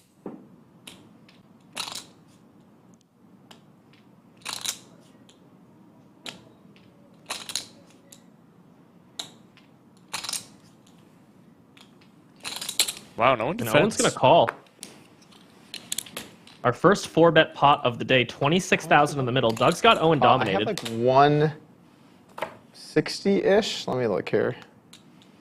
It's a little bit better of a flop for Owen. He's got 3 to a straight, whereas Doug kind of has that like 3 to a gutter straight. Splitting hairs, though, at this point. It really is a jump ball. 35 behind or something like that. Doug's got a gutter to a gutter. So you check? Yeah. Check. And Owen's got an open-ender to a gutter. An open-ender to a straight draw. 5,200. Small bet from Doug. I don't expect Owen to fold to this. I could even see him raising.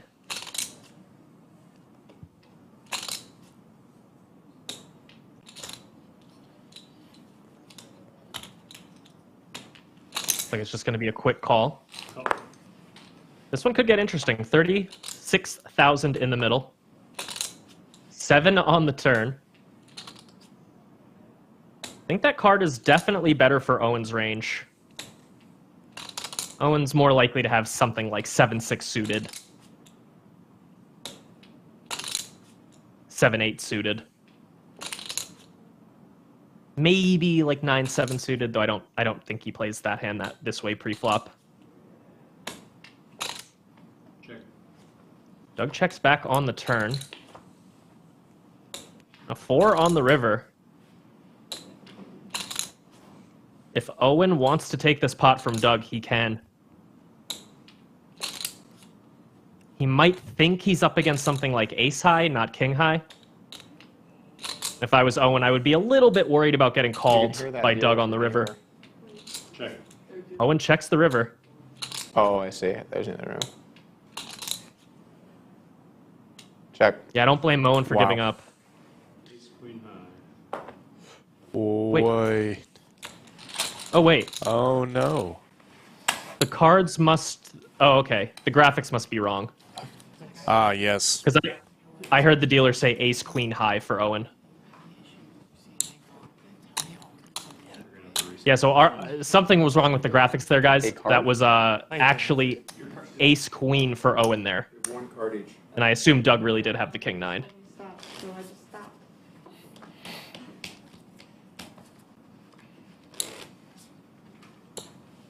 Can you take the cards off the scanners? Gonna get this ironed out real quick. Be back into the action. That was a little confusing. I thought Doug was about to win a pot there with king 9 high. 2. But it looks like Owen actually had the ace high there. So I just I'm good. Thank you.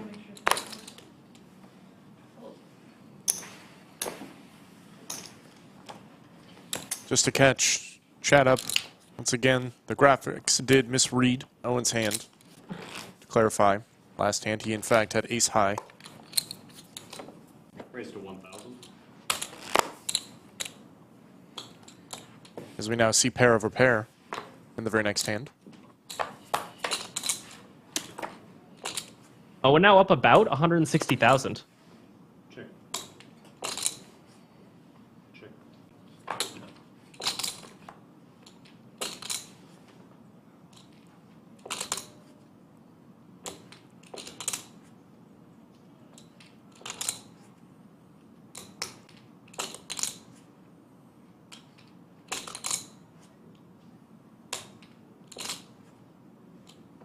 Check. Check. Check.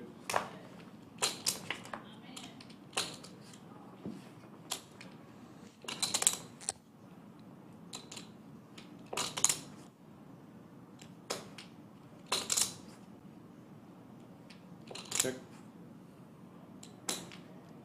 See if Doug decides to go for a Nines. little bit of value with these 9s. He does not. Checks back and wins. Not my favorite board. Not my favorite board for 9s, but 9s nonetheless.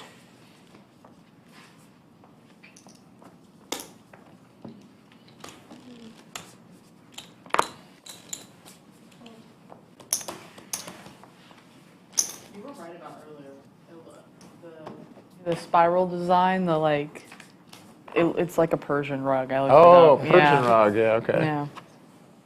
But it's And very, you laughed at me. it's very fancy No, though. no, you laughed at me. You took it in. You said you guys aren't very good at complimenting each other. Did a victory lap, and now you're coming back. Fold. Going into today's match, Doug's biggest loss in one of these 100K heads-up challenges was just 83,000. That's why I He's was- down double What was it? that Looks like today. cheap. Oh, who's being mean now? Like, just like surrounded on all sides. People taking she's stock. just saying you look like a guy that would wear a cheap rug. I mean, no, I totally. Yeah, nothing that's- personal. yeah. Like, There's no. I'm just gonna mind my business over here. Enjoy the poker. It's nice over there. Raise to 1,000.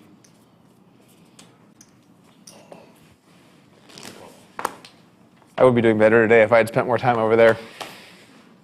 By the fire. Check.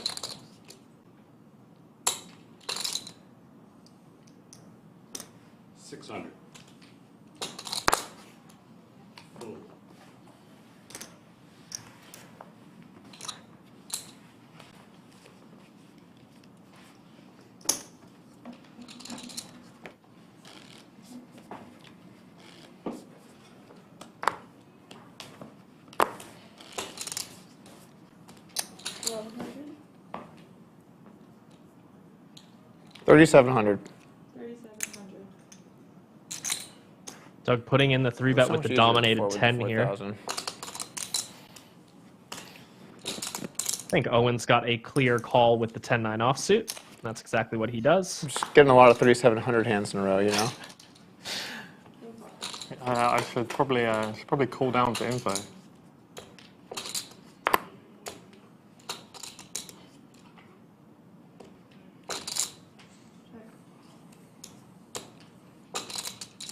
No C-bet on the flop from Doug.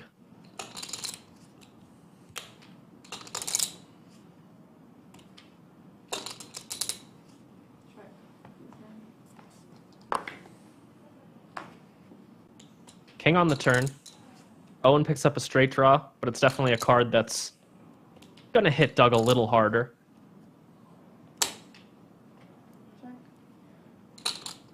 He checks it. See if Owen wants to take a stab with his straight draw.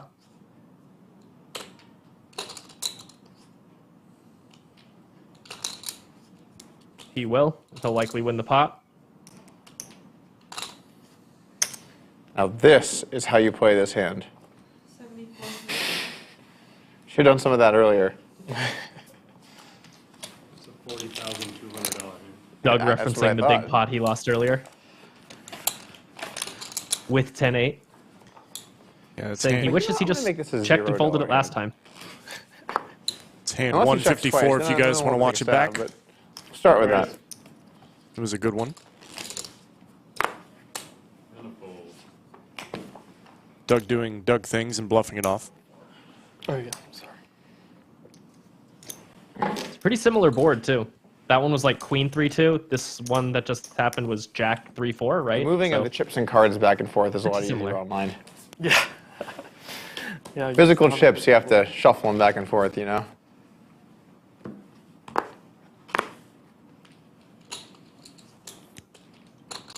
Fold. 500. Fold. Need one of those mini tables like that. Heads up turn. Yeah. I thought we were considering getting a heads-up table. That'd be pretty cool. Yeah. Oh, yeah. Nice. At least you get the chip shuffle. You can't do that with your mouse. True. You cannot mouse shuffle. Oh, you can on GG now.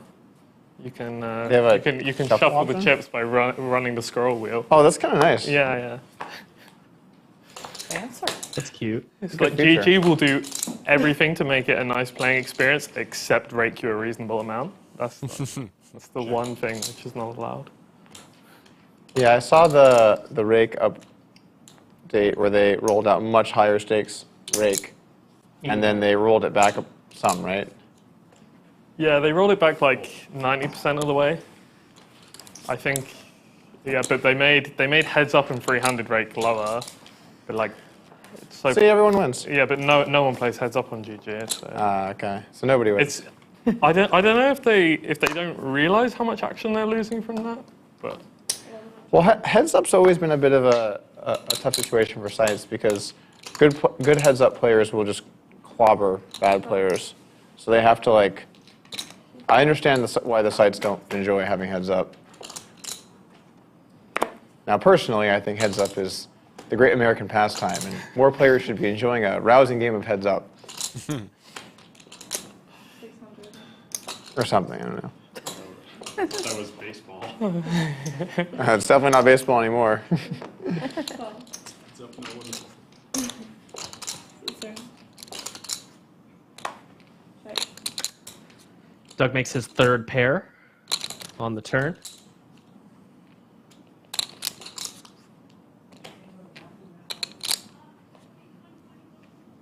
Check. Silver. Owen not going to put any more money on the turn here. 2 hearts on the river. See if Doug decides to come with a little bit of value.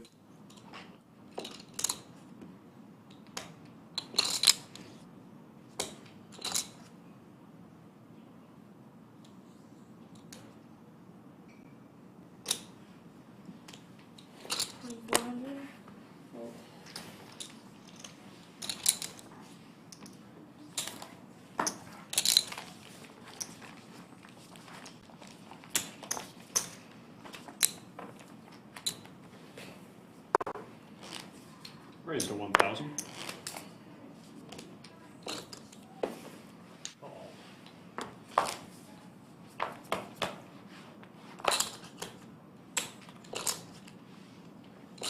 Check.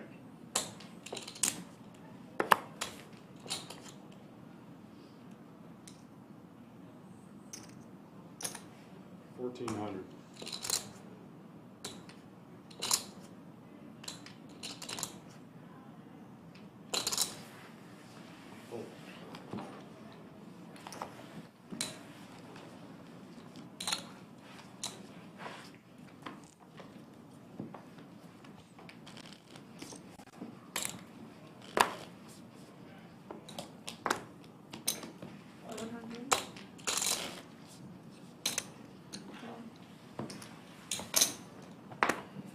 Check. Check.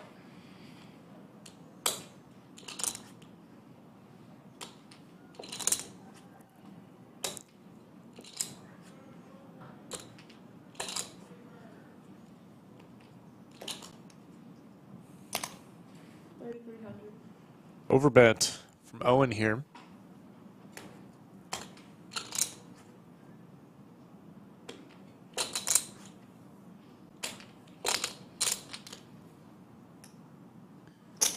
Doug's not folding. His straight draw. He might be on the turn, though.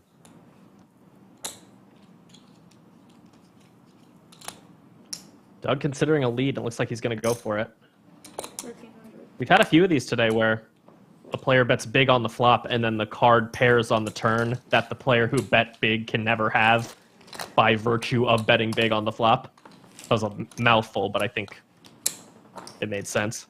I followed. So right there, Doug's saying, you know, I have an 8 more often than you, so I'm going to lead out, put you to the test. Raise to 1,000. I feel like I've been doing really well in small pots today, Yeah, but my big pot game has been especially terrible. yeah. I had I would agree with that. the exact opposite feeling, so tracks. Gotta stick to the small pots, the safe streets. Never go broke in a limp pot. It's good advice. How I personally do that is to never limp. Solid strat there. Big brain game. Saw a it's like Linus versus Stefan hand where it's like limped blind v blind and they're like 200 big blinds deep, and the flop gets 5 bet, and then Oh my they god, I think start. I saw this actually. That Finding Equilibrium channel will like review some of those hands sometimes. Yeah, Yuri did a video on it as well. Oh, I didn't see yeah, that. yeah. And Linus finds like the most insane like turn bluff where he has like trips with like a king high flush draw on like the turn flush.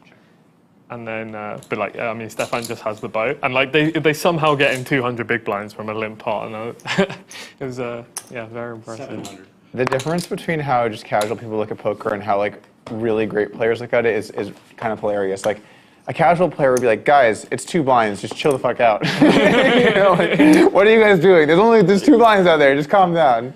Meanwhile, like world class, okay, I need 14%, 5 bet here on the flop. I think Stefan is much more. I don't think he's thinking about frequencies at all. You know, I think he was just he just saw something he liked, and then Linus knew. You know. Yeah. Well, I mean, Stefan saw a boat, I guess. But, My understanding of that guy is he's a battler. Stefan. Yeah. I mean, he's my idol the way he plays. Like he's so. He blasts a bit. A lot of overbetting, right? I 1,600. I was playing a bit with him, like playing like free-handed, I think, and he just had like this hand where like he like check raised, blasted off like undercards, no draw into me, and I can't remember, there was some other like spewy hand, and I was like posting them to a Discord. I'd just be like, which one's Stefan, which one's a whale, and it was funny with people coming up with the reasons. I was just like, they're all Stefan, like.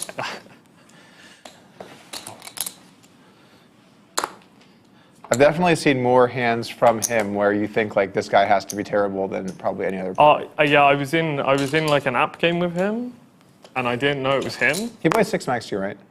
Yeah. He plays over. Well, yeah, he doesn't play tourneys. 7.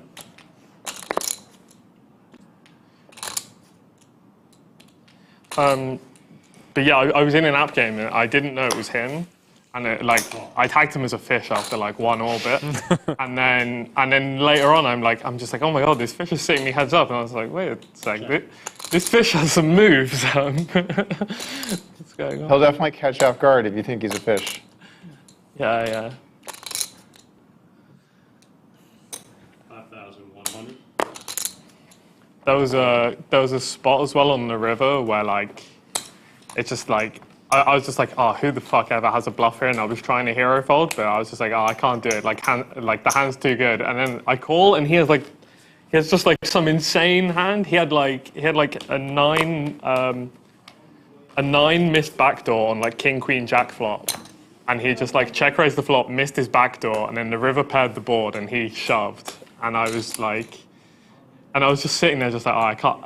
It's so hard to hero fold this here. Well, if you haven't marked as a fish, those are going to probably get through sometime. At that point, I knew he was a reg, but I didn't know it was him. Okay. So, you know, and then I later find out it's Stefan, and I'm just like, oh, thank God I didn't fold there. Like, I never played versus him, I don't think, but I've seen enough hands to know. He has good like hand reading, you know, like he can kind of like put people on like. Yeah. He hand reads insane. He'd be a pretty dangerous person to get lost in the woods with, you know. Yeah, and he like if you play him heads up, he has like a min raise, he has a limp, he has a 3.5. Oh, that's really annoying. You're just so lost. I really dislike playing versus people when they have limps. It's just like the whole thing just gets way more annoying. Yeah, one of my friends was trying to sell me on it before we came. He's just like, but he won't study limps. I was just like, but I haven't. Like, do we just go limp and play improv? Well, it just makes the whole thing pretty annoying.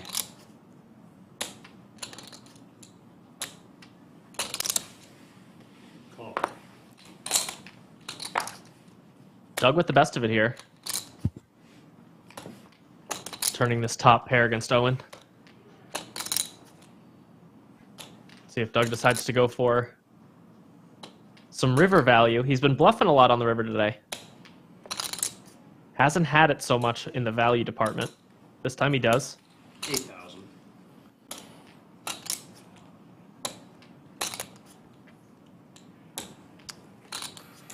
It'd be nice to block any of the value.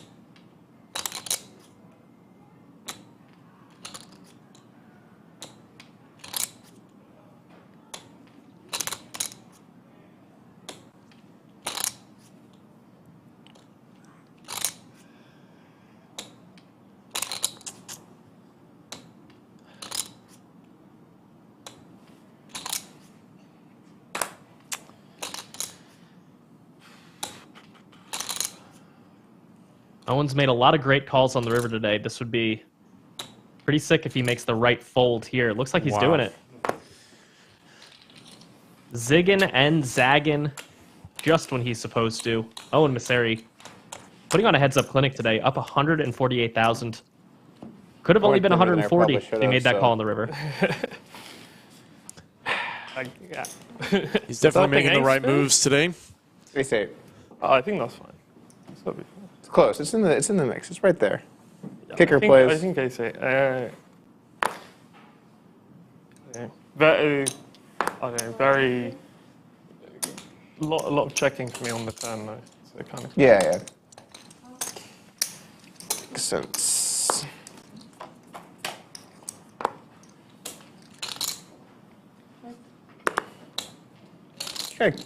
gotta keep people in line with some value bets, you know, pepper them up. Turning over a new leaf. Thin value is now where it's at. 600.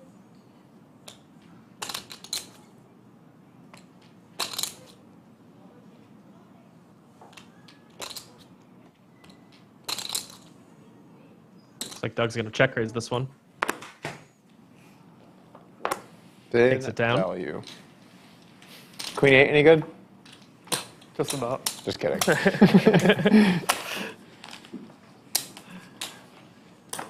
From now on, I'm just blasting away with top pair. I was told it was good in heads up. I should be putting in some more money. Fold. See, look at that discipline. Folding bad hands. Top pair only. A reformed man. Never be too high. My goal for the rest of the session is to get a nice fold in there that, like, dude, you have to continue this. Just get one of those in there, you know? What were you thinking letting that go in the turn? Like, I don't know, man. 700. Fold. Wow, that's a relatively tight fold from Doug there. The Jack 7 off. First, the $1,100 raise. Quite surprised. I mean, I know he'd call Jack 8. Raise it up. But wow, Jack 7 off. In the muck.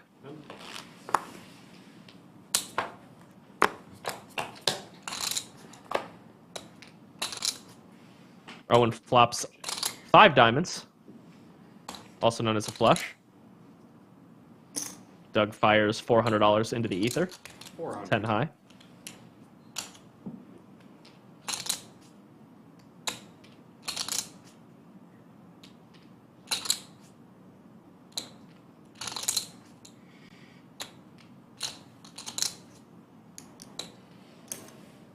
Oh.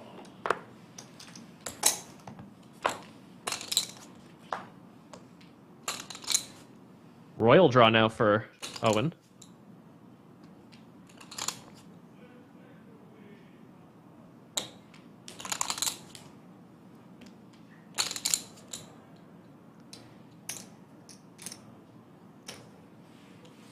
That's 2,800.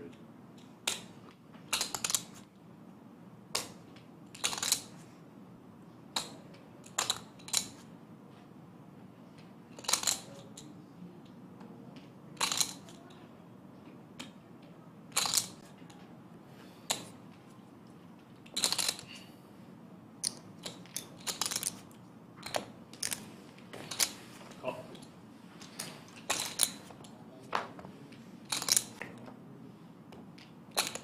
Doug makes a straight on the river. Check. Shows flush. Doug might have bluffed on a non-9 or ace river, so that might have saved him some money. I don't think Owen was going to go anywhere with the second not flush.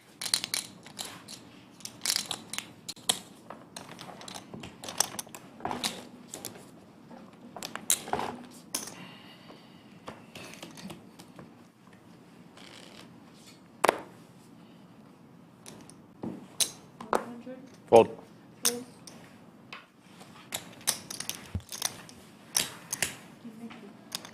Give me a tissue.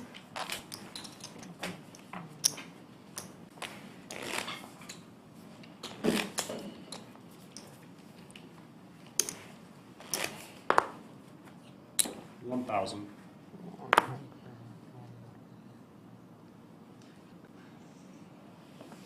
And call.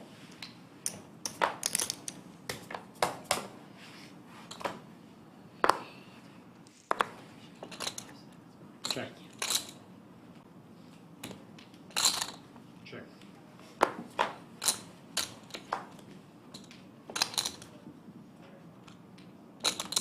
Doug picks up a straight draw in the single raise pot. Owen's still sitting with nothing.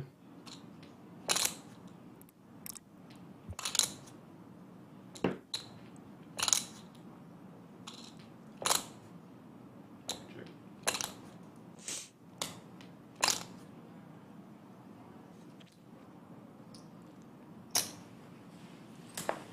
$1,400.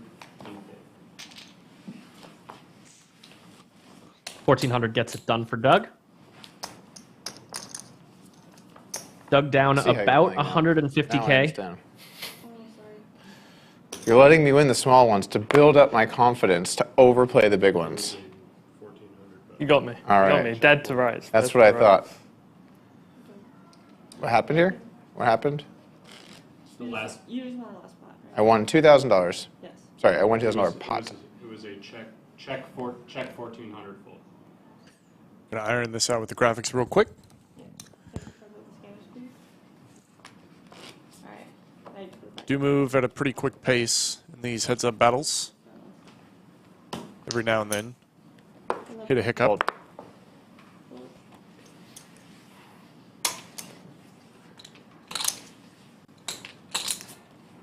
So what's your game plan for this? What's your game plan for this? Where are you going? What do you mean? Where am I? Like in the world, you're going somewhere. Oh. Are you gonna live in Austin? Oh no, I'm going back to London. Like, Cool. just, I've done enough traveling for a while. I've been. I know how that goes, man. Yeah. I'm kind of exhausted by it.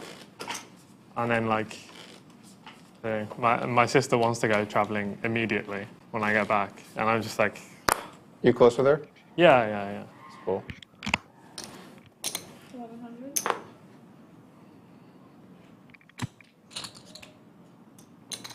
Call. Yeah, need a little bit of breather after a long trip. It's a good flop A little for bit of an action Doug. flop. Yeah, and Owen with the flush draw. Fair fight here. Check. Full turn. But Owen's going to check back. Keep the pot small.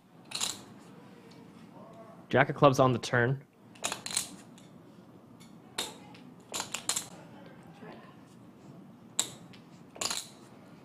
Expect Doug to wager.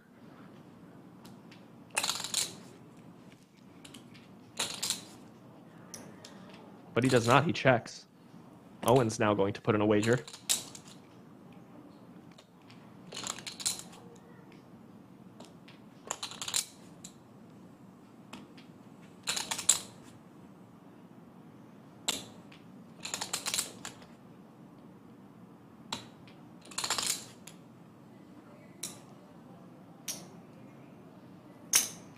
$5,400.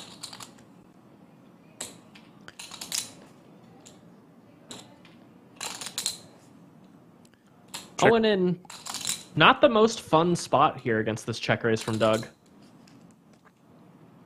think it's a clear call. You have a flush draw, but not exciting. Got a little more exciting on a heart river, though. Let's see if he can find it. He There did. she is.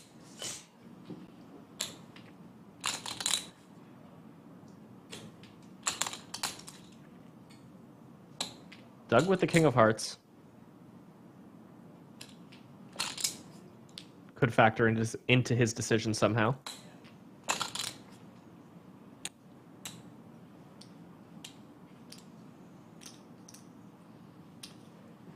$8,600. Yeah.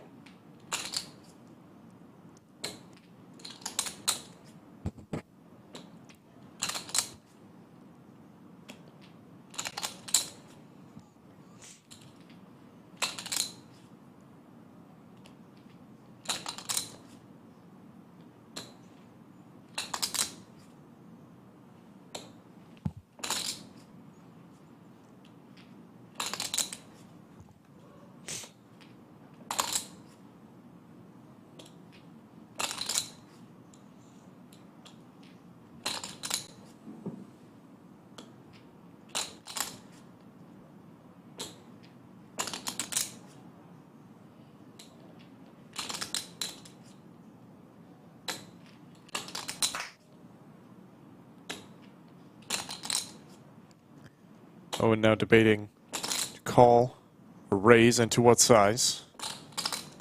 He will raise, it looks like. How much is that? 28,000.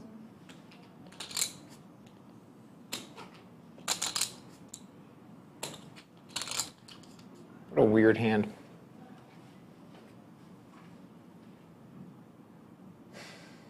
What a weird, weird, weird hand.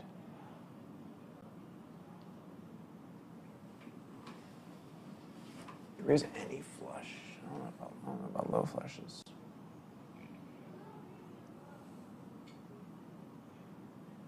Which is it?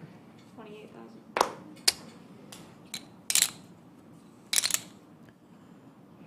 Doug does have the King of Hearts, for what that's worth. There's a 9 blocking boats.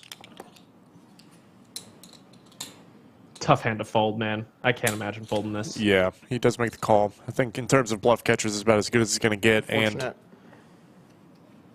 is I mean, indeed against a capable player like Owen, you can't be folding a hand that strong. Unfortunate run out. Just tough luck for Dougie. Nice hand for Owen. Drags a 69K pot. Nice. nice. That's kind of been the story all day. Just tough luck for Doug all day. Anytime he has a hand, Owen is either bluffing or not calling. Raise to 1,000.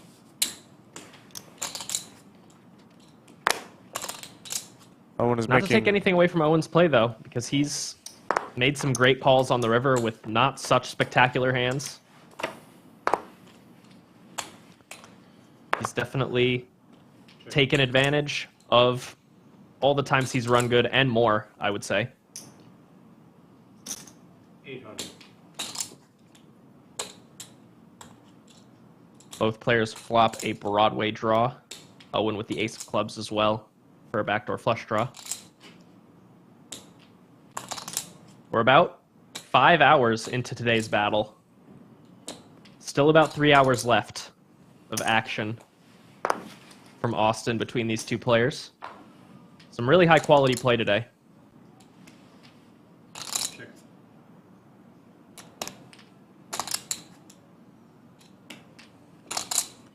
Owen picks up outs on the club turn. It's a good card for Doug, though.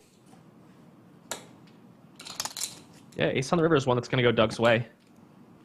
Curious to see what Owen decides to do here. Is he going to find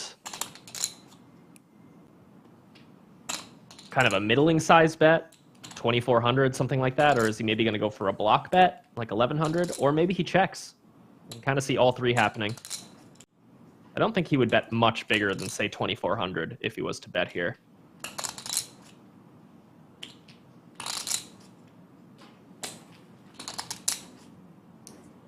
Looks like he's going to go the small route. 900. Call. Ace queen. Brutal. Call? Oh, brutal, brutal, brutal. Call? What? Yeah. Are you giving me a discount? Oh, I'm not going to raise that. I get re-raised. No club. Yeah, but you could also get called by. That's going to be a tough one, I think. There's Turn over, your new leaf. cumulative winning Height so is far. right. Owen, somewhat near his high point. And if results were to hold here, if I this would be wasn't Doug's allowed worst to loss fold of the for 100K the challenge. three bet, I might also just call that hand. You know, if I was playing with those rules. See, there you go. Yeah, yeah. Speaking my language. That was a tough one. I had King 9, King of Hearts. I mean, yeah. Tough, tough spot. Tough spot. Didn't love the heart. Raise. Make it 1,000. Would have preferred a brick. Or a king would have been nice, I think.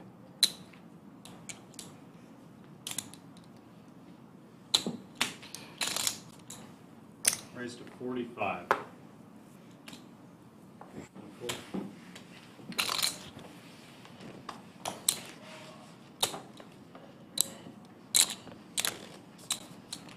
I think King of Hearts has to be insane though. Like, Yeah, it's very yeah, good. yeah. Yeah,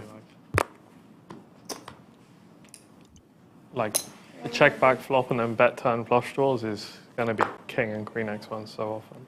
yeah. Call. Yeah, I think is what it is. Yeah.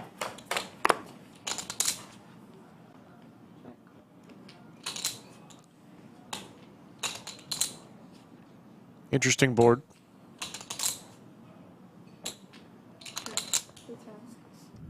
Doug is open-ended. Owen now with a pair, straight draw, and a flush draw.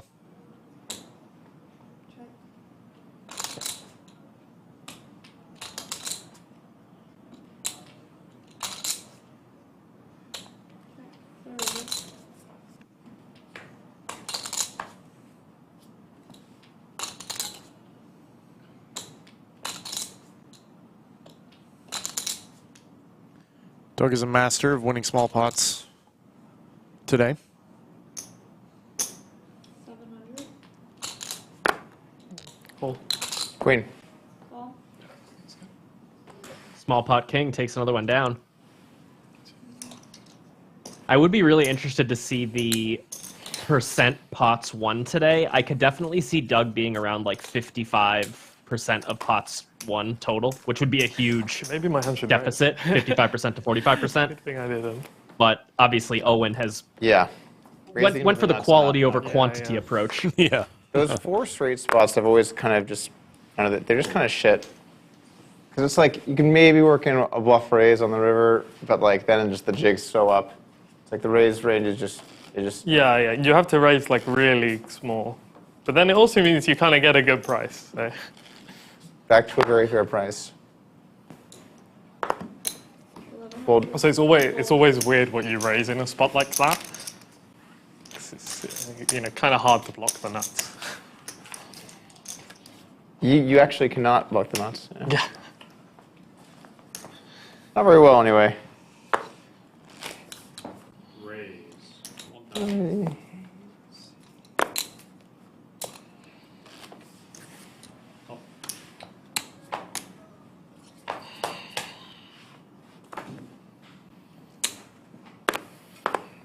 Check.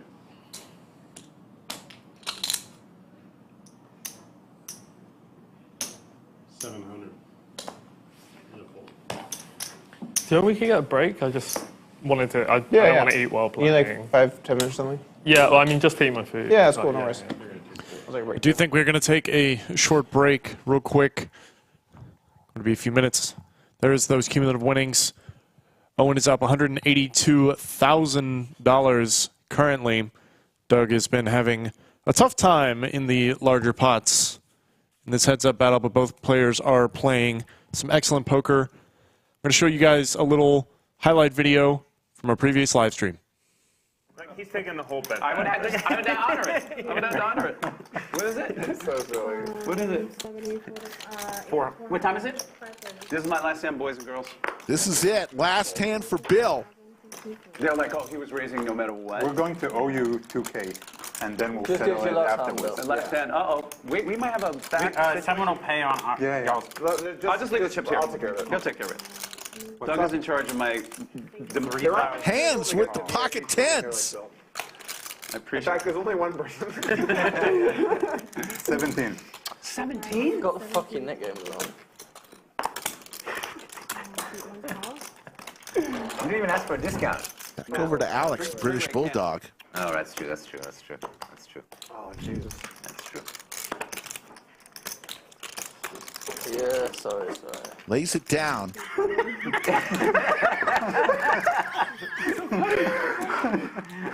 No, I mean, it's obvious you're folding. You're never calling after. I was not going to voting call. I and was not going to such. call. I was not going to call. 20. 40. There's the raise from Bill. Amazing.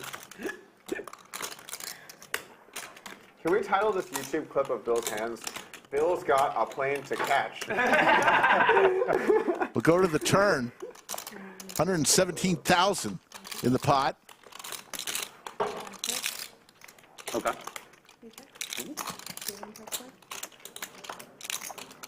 Check mark for hands.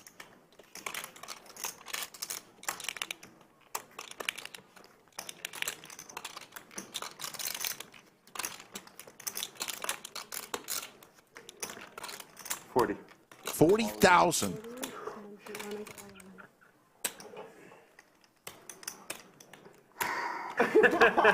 The defense is just incredible. Dude, defensive player of the year. Oh my. Bill goes all in. I have a plane to catch, and that's more important because my wife will be fucking pissed. So whatever happens, happens. What? All right, I'll take care of it. Okay, got you. Thanks. See you. Bill is leaving after going all in. Thank you. Should I give him a discount or no? Can't do it whatever Doug says. Doug can do whatever. I don't know. Doug can do whatever. I'll get your number from Doug. I'm gonna just let that stand. Okay, guys. All right. Thanks. I don't feel comfortable offering a discount on whatever the hell happened over here. Oh, But, Bill left the building. I'll get you the contact. Has a plane to catch. Anyway, bet stands. I'm not offering a discount on whatever the hell. I think 1K off. 1K off? You want 1K back? All right. Tell you what. You can get 1K back on this, so it's 1K off. That's a good point, Dan. And Hans is left with a decision. For this call, we'll pass the hat However, around. however, that 1K has to be in $5 chips. So we're gonna go get you 2 racks of red, and you gotta play with it for the rest of the session. 1K discount. Just good marketing. Are you kidding me? That was a hell of a performance. Like, you leave on this note? I can't believe you resisted temptation not to have a look. I don't want to. It's gonna be a good thumbnail. This is scary. Well, like, what if he tries to counter negotiate? I know the cards. I don't want that. Yeah, it's for the best. No, we have to just leave it. 2 racks of red back. But regardless of outcome, I think we have to see. We have to see it after the hand. Hans doesn't know what to think. Yeah, I will turn it over regardless of action here because it's going to eventually be. Yeah. Also, because it'd be funny. Yeah, that's the main point. Wow. Wow. When you said, I mean, yeah, this is. It's hard to get a read on that guy, huh? Yeah. He doesn't look nervous. What are you thinking? I mean, you don't have to worry about any tells here. Yeah, you can What show do you have? You can show What everyone do you what you guys have. Yeah, you can. All right. Okay, that's easy. Hans shows everybody what he has. Imagine if he was slow rolling.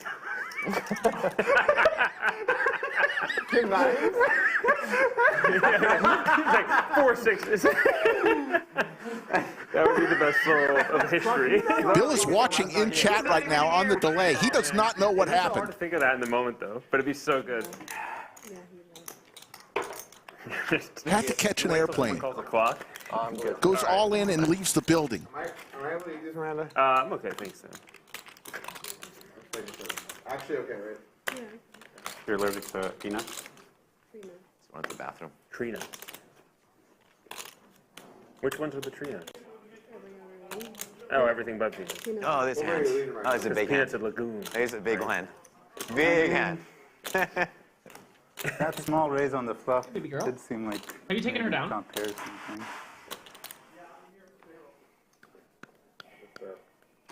What was the turn action? And I do have 200K back. Check, check. Yeah. Turn was check, check.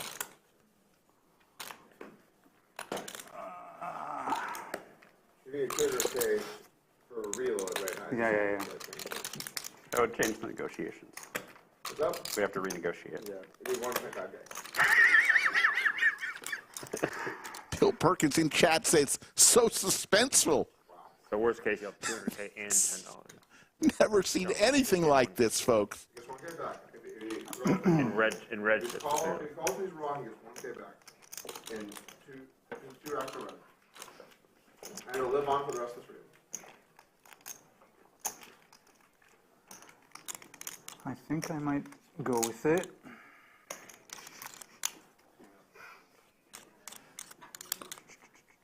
I am not envious of the positions you're in right now.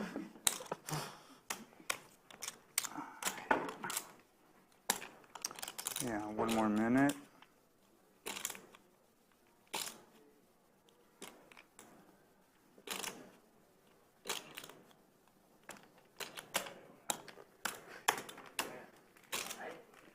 Doug, you haven't seen his hand, have you? No.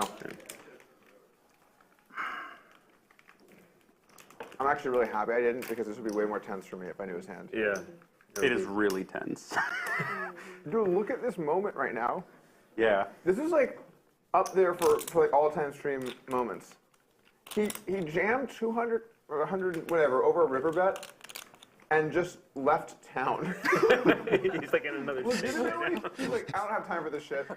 I'll see you Hans guys is later. laughing at that comment. Then he asked us a report. Are you going to still be running it at 3:30 a.m.? I'll fly back to play. I love playing poker with Bill. Lays it down! And Bill Perkins from the Austin airport. No, that's not a good. Six of spades is why. He folded. Does anyone want to take bets on this card? Holy shit. I've got 4 or 5. I've got 4 or bluff. 5. I got bluff too. I got bluff. I got bluff. It's a 4 or 5. You got value? 4 or 5. We can go small if you want. Who 110. wants to bet it's a 4 or 5? Like even odds. No, I like 500. I like, All right. I like All All right, we got You think it's a 4 we or got 5? 500. I have bluff. She's I'll bet value. against for 2K. You think six? Anything except the 4 or 5. Yeah. Let's bet 1K. 1K. Yeah, obviously. All right, ready? Everyone knows? I think ready? it's the 6 of spades. I guess if it's a 9, it's on. And Bill Perkins. Something we've never seen before. I don't think we'll ever see again. A man goes all in, leaves the building, and finds out from the Austin airport that he just won. If he were here, he would say, I'm jacking off. And Hans is distraught at the bar. Oh my God. Oh my lord. Oh my. That's some balls there. Oh. Oh What man. a boss. Oh. Got greedy. Doug cannot believe it. Game's over. Drop the mic. Bill Perkins.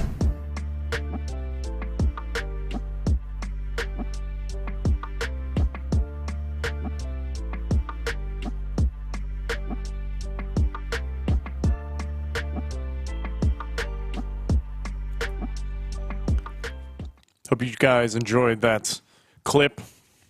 Bill Perkins winning a hand from the airport. Certainly one of our favorites here at the Lodge. A little sad my list in chat is not so long for people coming out to the Mega Monster. $1 million guaranteed in this massive tournament. It's a $400 buy-in. $400 to have a chance to win $250,000 or more up top. I'd say that's pretty good value. There's going to be 24 day one starting flights going on from August 3rd all the way through the 14th. So come on down and get a piece of the Mega Monster. Speaking of the Mega Monster, before you jump into the Millionaire Mayhem, I'm curious, chat. If you turn $400 into $250K, what would you do with that money? Hit us in the chat with that as my good friend Greg Potter jumps over to the next tournament. The Millionaire Mayhem is coming up right after that. If you don't make it out for the Mega Monster, 1.5 million guaranteed over 16 events going on from September 5th through the 18th. A lot of value to be had in these tournaments. Come on down to the Lodge. Be sure to get a piece, and you guys could win the Mega Monster or one of the big tournaments we have going on during the Millionaire Mayhem series. Hope to see you guys out here. I know I'm going to be firing. I'm not going to make it out for that one, but I'm sad. It sounds fun. Yeah. It's going to be a wild time. This place is going to be so What's packed. your plan for the entries? Like how, obviously, double bagging has a really high incentive since, you get to combine your best two stacks for day two. What's your plan with regard to like which flights you're going to play, how many flights you're going to play, how hard you're going to go at it? Honestly, I probably got 2 bullets for it. And we're just going to see what happens with those. In terms of the flights that I'm going to play, I don't know. I'm probably not going to play the first one or the last one or any of the later ones. We'll just have to see. We'll have to see which one has a decent-sized field. Sorry? So if I do bag, I can bring in a pretty decent stack. It's 5:45 right now, right? Nice. Oh, okay. Yeah, makes sense. Yeah. So I literally had no idea. You said 5.5 hours. You could have said like 2, and I would have believed you. time moves differently when you're playing poker. Yeah. And with that, we're going to go and get Especially, back like, into when it. you're, like, As the dealers constantly playing. shuffle up the deck. I think if you're card dead at ring, you can really tell it's been an hour. But yeah.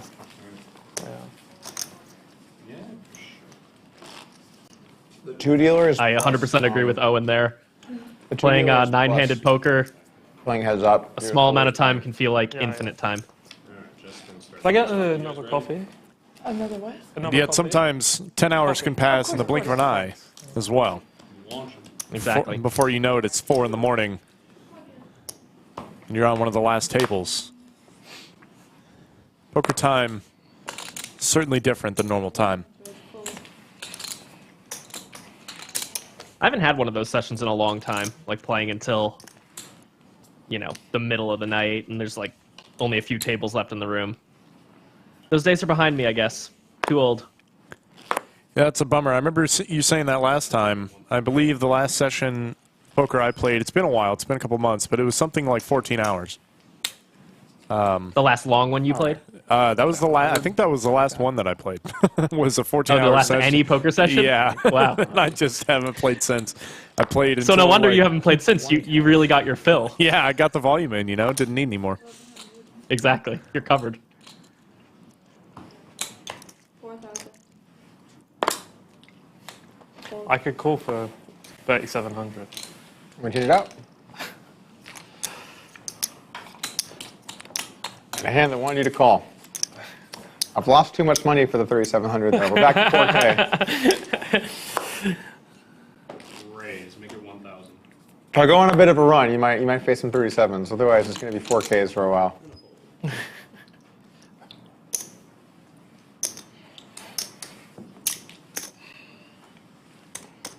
I think Owen maybe doesn't know why Doug sizes down his 3-bets.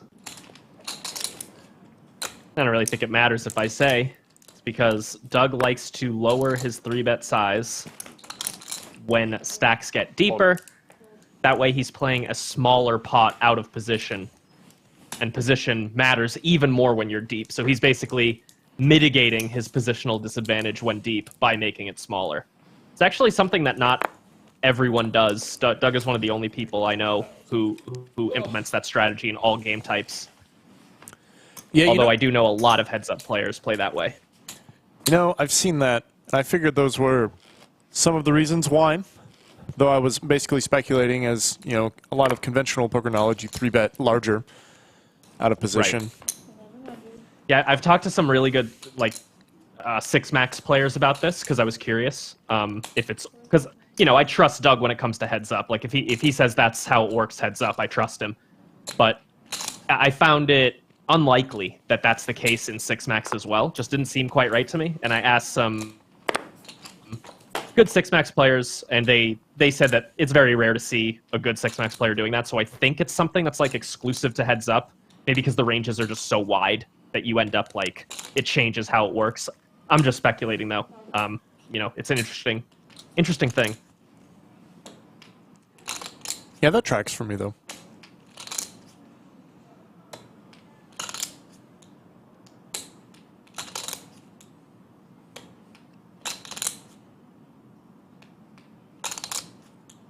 Doug outflops Owen here in this 3-bet pot.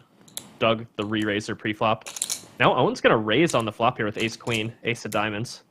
Nice hand to raise with. 13,500.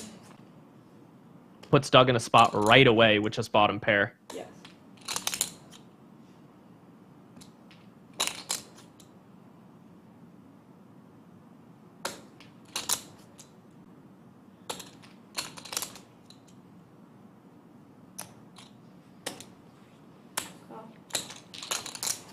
Doug does call.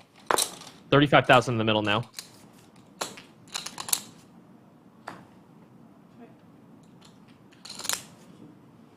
Owen picks up nut diamonds now. I think that likely means this pot is going to be his. Doug is not going to be able to stand another street of pressure here with just 10-7.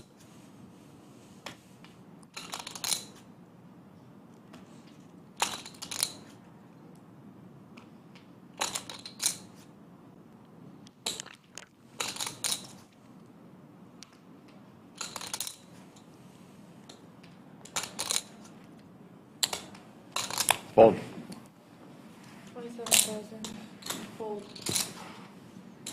Another nice play from Owen.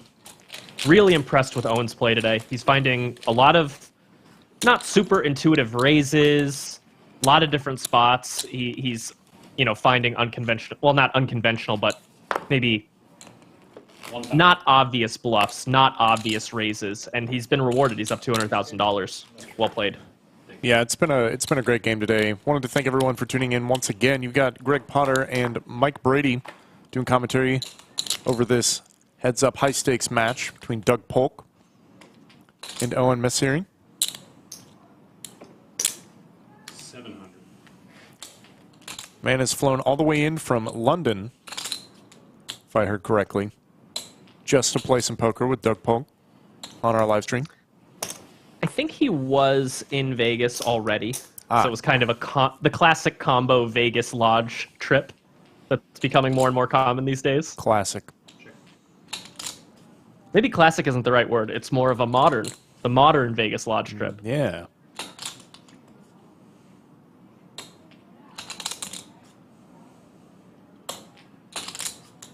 Doug out-turns Owen here. Turn 6. 23.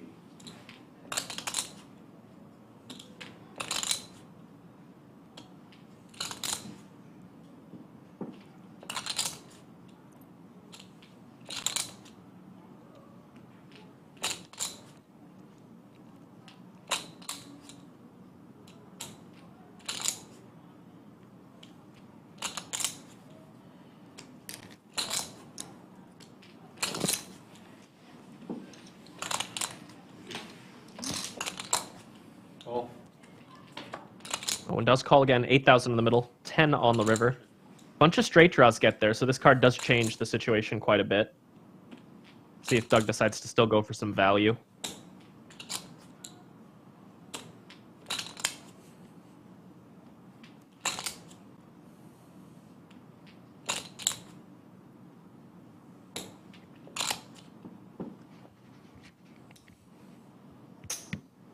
$5,400.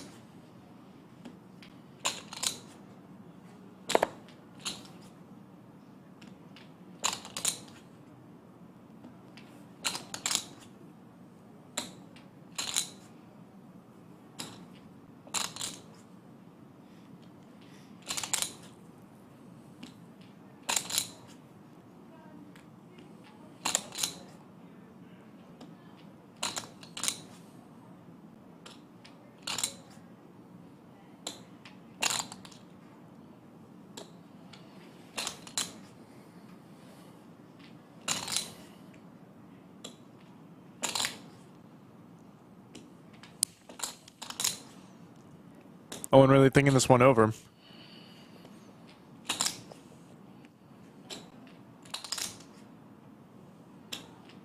I don't think we've seen him make a misstep in these types of spots where it's close.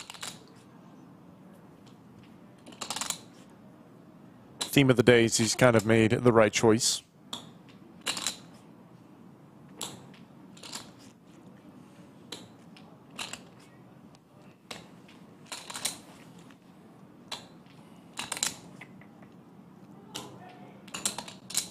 Cool. King 6. Doug will get the value. Nice hand over to Mr. Polk. Yeah, one going Doug's way. Hasn't been too many of those in the last couple hours. He's been mostly specializing in the $2,000 to $4,000 pots.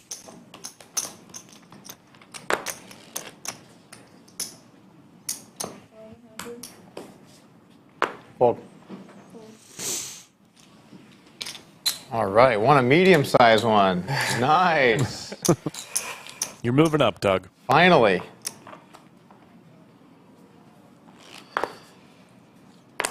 Raised to 1,000.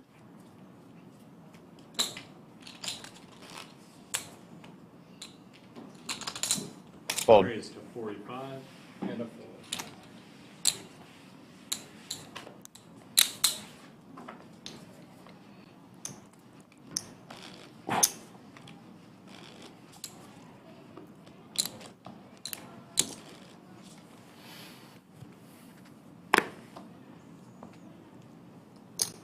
700.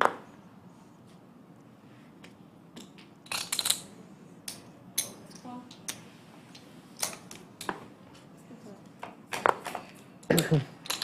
Check. The highest possible pair on the flop for Doug. AK top pair.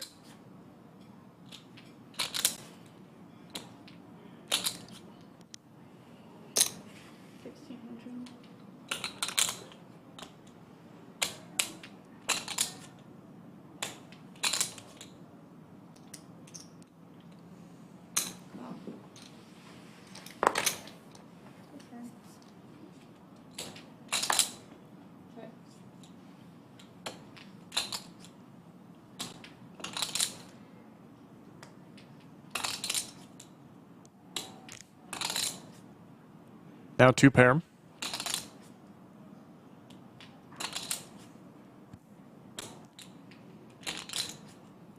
Will Owen go for a second barrel?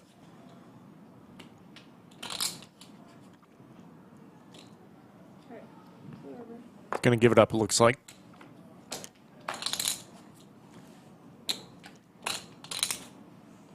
Eight ball on the river.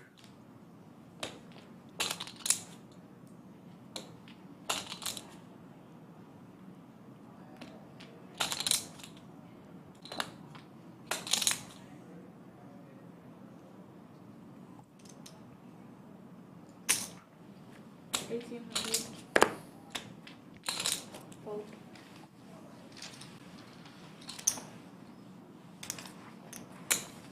Damn it.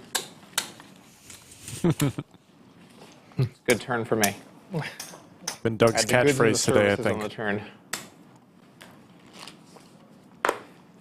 Hoping for some very aggressive actions. I had an okay hand to go spewing with. Oof, it would have been nice. Oh. It would have been the gentlemanly thing to do.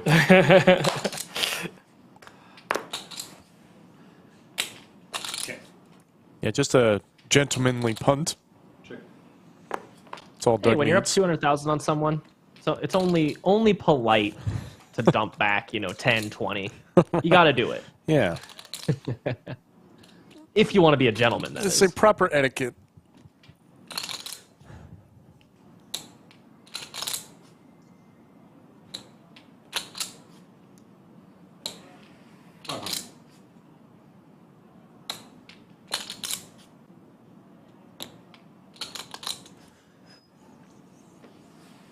Oh.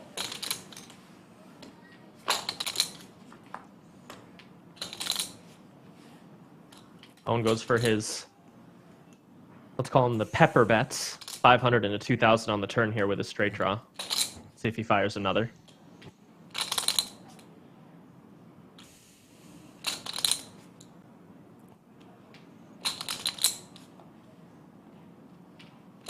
Check. Check. I know. Ace high.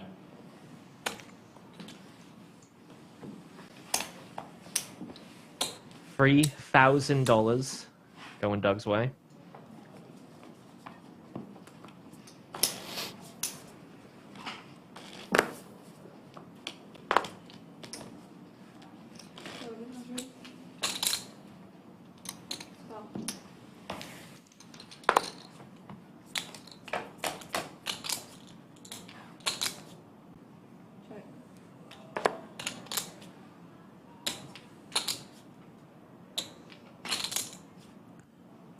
Doug flops best, though his hand is very vulnerable.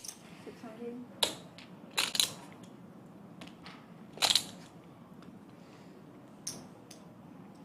Call. Big yawn from the man with a teething baby at home.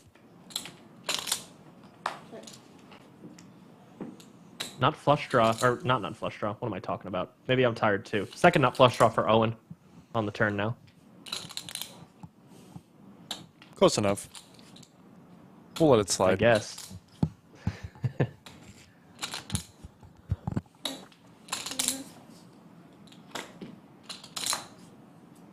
There's the flush.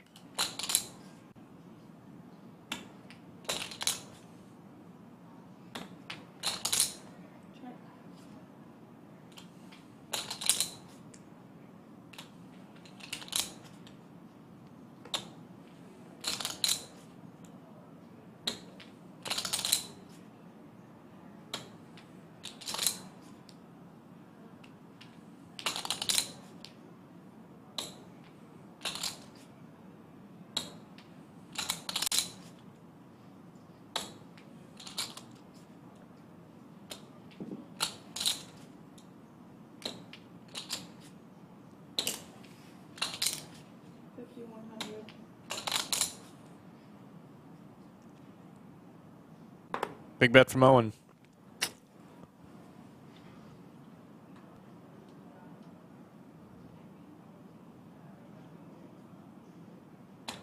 And Doug is not folded yet. Well, on one hand, I don't really believe you. On the other hand, I have basically my worst possible hand, so I can just let this one go, I think. My radar was going off for full shit, though, but I had a pair of threes. I mean, if I'm going to just call it that, it's like, where are we even going to draw the line? Why is there a line? You got to have a line at some point. Fold. I think Doug's meter needs to be recalibrated. My instinct said call there, though. I went for the override. We went with the math that time.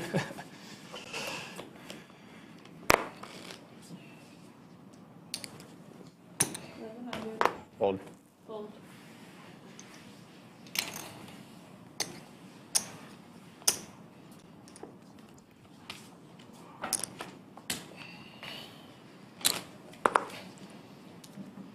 Raise to 1,000.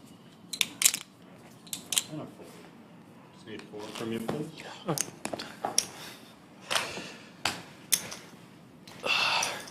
Getting tired. Long days. Pass over my big blinds. What's up? No, forgetting that I actually need to put in a big blind. Not used. 1,100.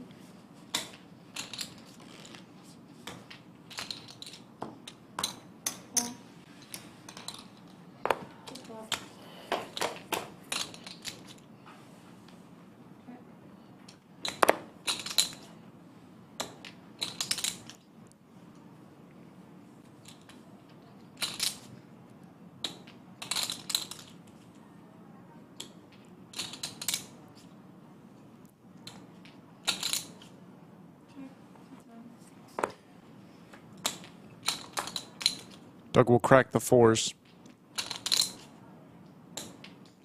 Maintains the best hand on the turn.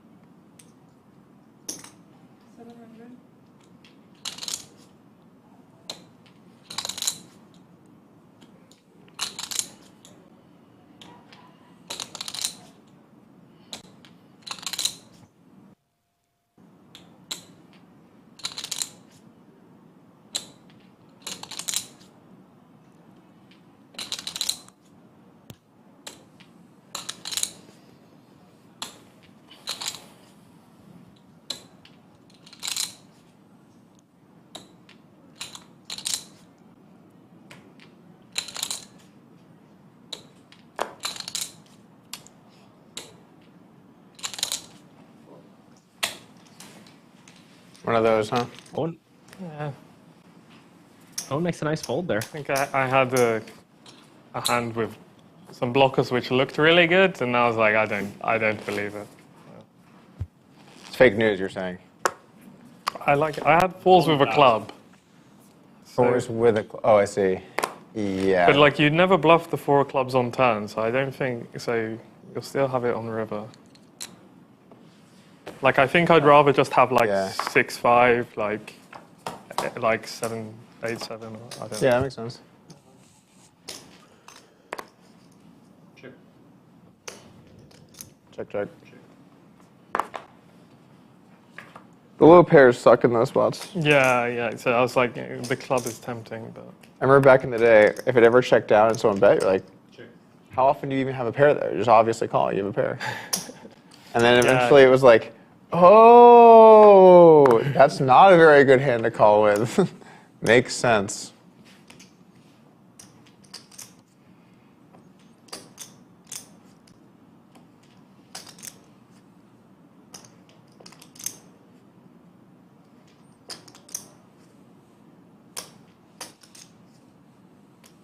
Check. Check, check. Queen high. I was like, please don't pepper me up on the river here. I don't want to. If you bet like 1,500, then maybe I can like. Just 500 there. I can't even. I just can't even do it. Hands like that hate to see the 500. I mean, I guess you with the diamond, you just call it. You're not like. You're not a happy camper about things at that point. Raised to 1,000.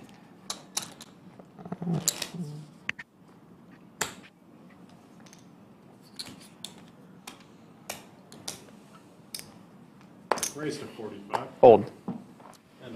I feel like Owen stepped a little out of line there with the 10-7, but it worked. I thought I had a different hand there. I mean, I knew I had a piece of shit, but I just thought it was a different piece of shit. I was like, let me just double check before I always double check before I fold, or I do a lot anyway. And when I double checked, it was a very different hand than I thought I had. And I'm like, oh, I'm glad that this.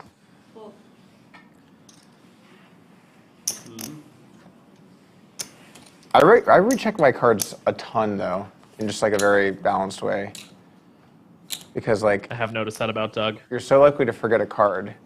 Yeah. Like some people that don't check, and then when they do check, it's because they want to know what suits they have. It's like you have to either it's check. like the when flushes come in, you got to be a bit consistent with that. You either got to know your card or you definitely have to be consistent with that.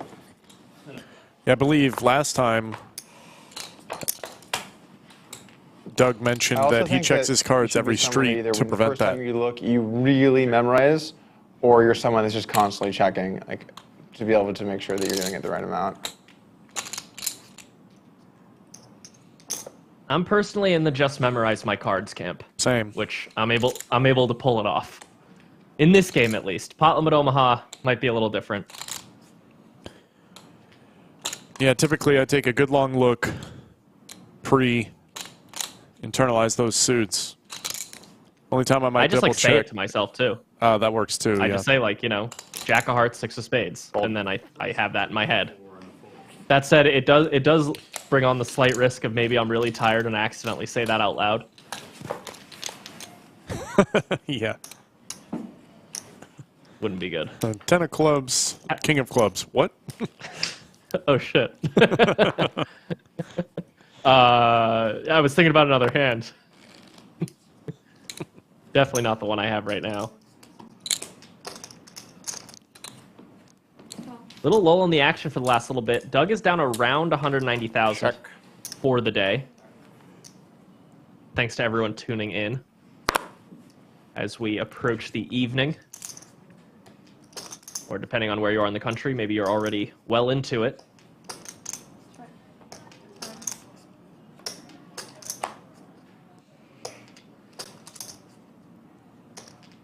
Doug's still good with the pair of 2s on the turn. Check.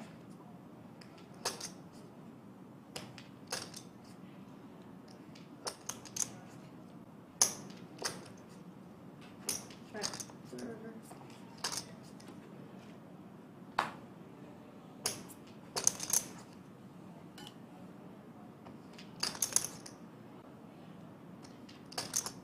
Check. Ace deuce.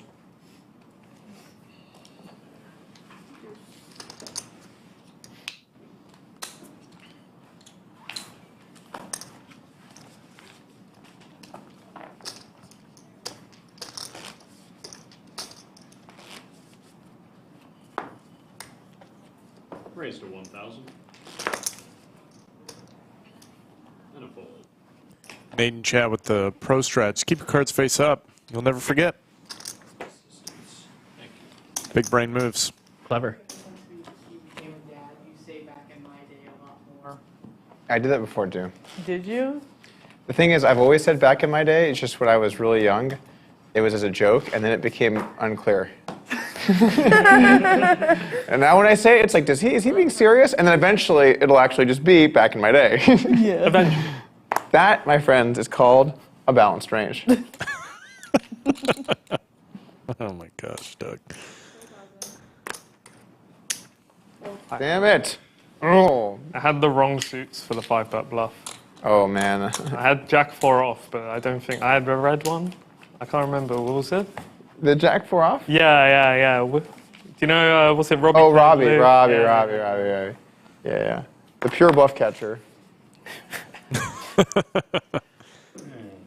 The pure bluff catcher.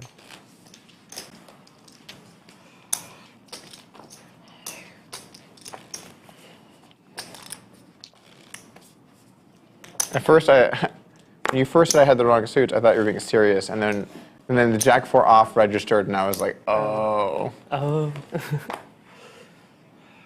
Doug gets another chance with Ace King here. I will say we haven't actually seen that many premiums today, it feels like. Not a lot of Ace King. We saw Queens and Jacks. No Kings or Aces, though. Doug had Kings one time and got no action, I Hey, look at that. think. Well, As Owen wakes up with 2 Kings, he's going to put on the 3-bet. fun fact for those watching at home, Pocket King's second best starting hand in Element Hold'em. That is a fun fact.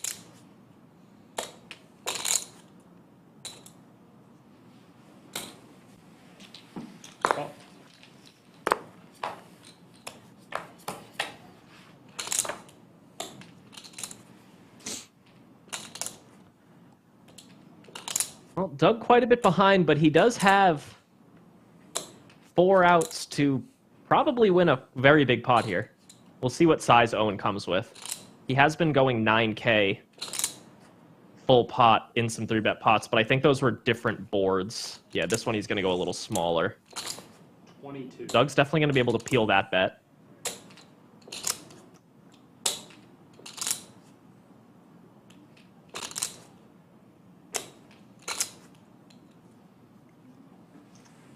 There it is. 13-4 in the middle. Oh.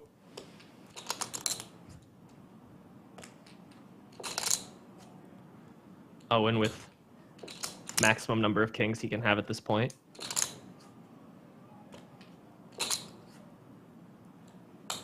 Does he want to bet it? Looks like he does. 10,000. All right, fold. Rabbit hunt, river. What was the river?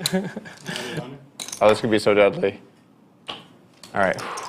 I think I'm safe. Had a gutter. I don't think I ever wanted to see a 6 more in my life. Had a gutter. Oh, that would have made Doug hurt so bad.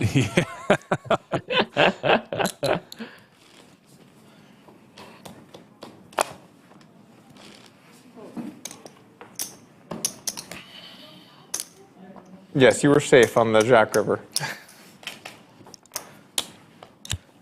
Good to know that you didn't soul read fold second set there. Yeah. True. Raise, make it 1,000. But think of the content.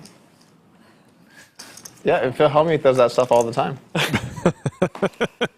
But we play slightly differently, me and Phil. Slightly different games. Especially when it comes to hot dog eating. Yeah, I forgot about that. Doug took the Kobayashi approach. Phil did not. Very well played from Doug in that hot dog eating We're getting along a little challenge. Y'all better haven't these seen days. it. It's over on the World Series of Poker channel in the shorts section. Little 60-second video.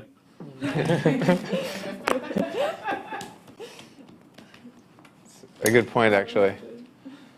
Very accurate. Funny, but also accurate.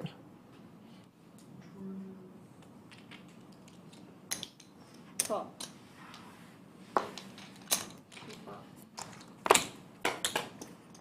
Check. Check. A lot of clubs for Doug. Owen with an open ender.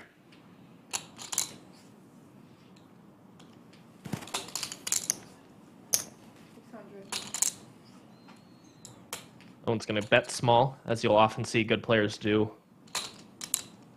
on monotone flops. Flops with 3 cards of the same suit.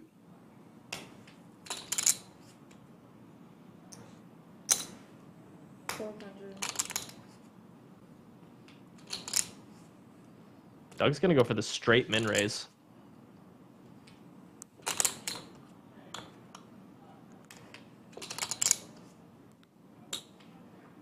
Welcome to monotone boards.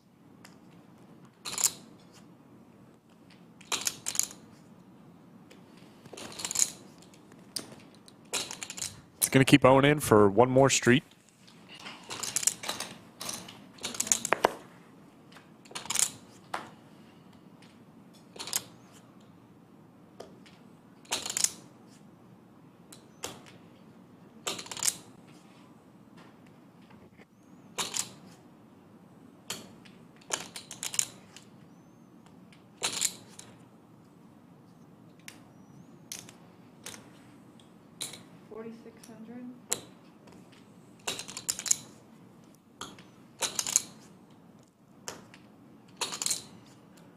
Doug follows up that small flop raise with a pot size bet on the turn.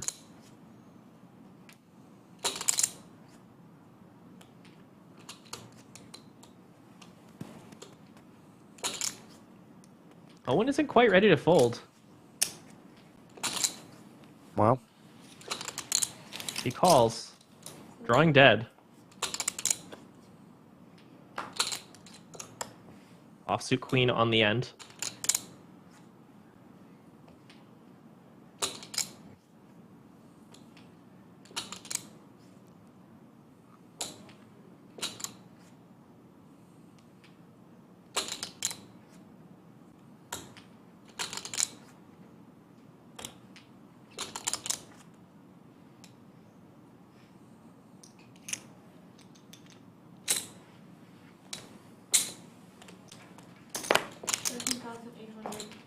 Unsuccessful float from Owen there. Gets out of the way now. Could have been worse, though. He could have hit a 4 or a 9.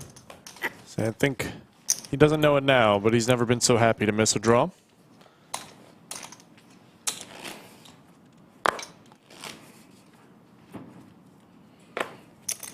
Raise to 1,000.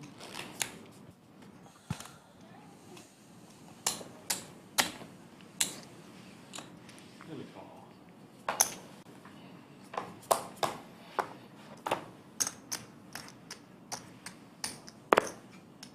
Check.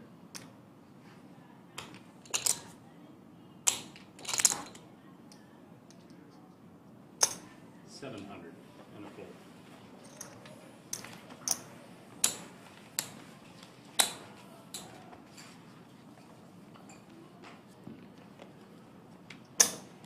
How long are you in town for? The 22nd I'm flying back. 22nd. What day is today? It's 20th. 20th, okay. So yeah, I'm literally just playing this and then... A couple days. Sorry? You said 22nd, sorry? Yeah. Oh, 22nd, oh, okay. I would play, but I had the wrong jack 4. So sick.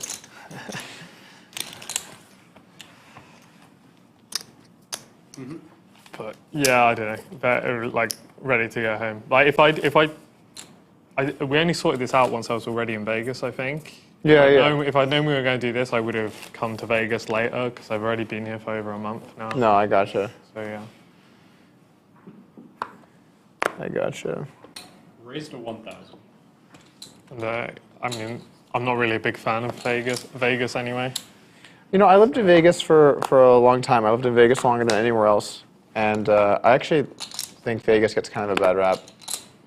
But I don't like Vegas as a place to raise a family.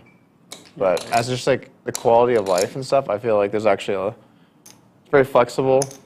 If you're a night owl, then you have a lot of good options. Yeah, that was one You can eat good food whenever, you can go out whenever, you can drink whenever, you can work out whenever. People are always coming into town. I don't know, there's like a reasonable chunk of nice things about Vegas. Yeah. No state income tax if you're American.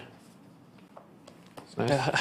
Obviously that doesn't apply to you. I mean, I have no tax on gambling earnings in the UK. It's great. I decided today Wow, I'm going to I get didn't my know UK that. passport. I've had... Did he do it for you when he told you about how like they can be nice and not nice? Is that what made you decide? To get my UK passport? Yes. You're saying that I'm mean sometimes? No, I'm Me? saying no, not you. Fold. Remember earlier you two were talking about he was like, because you told him he was the nicest one you'd met. Yeah, yeah. And he was like actually they're supposed to be like this, and then you got an understanding. I was like, maybe he changed his mind. He wants to go now. Yeah. I want to be able. So when they were being mean to me, and then they liked me. You know what they say: if you can't beat them. But sometimes they're just being mean. Huge possibility. Yeah. Yeah. We could just be sensitive. That's a possibility too. I looked it up today because I always thought I could get a UK passport because my mom's English, and basically if you're born after '83 and one of your parents is English, you can get it pretty much no problem. So I'm just going to apply for it. Well, to be clear, I was born after 1983. Okay, I was like. I realized Mickey had no idea about it. She's like, Doug's pretty old. I don't know. He keeps saying back in my day. I don't know. Is he in the clear? I would be 40 basically, Mickey, if it was 83. If I was 483. I'm not in my 40s. I'm old, but I'm not that old.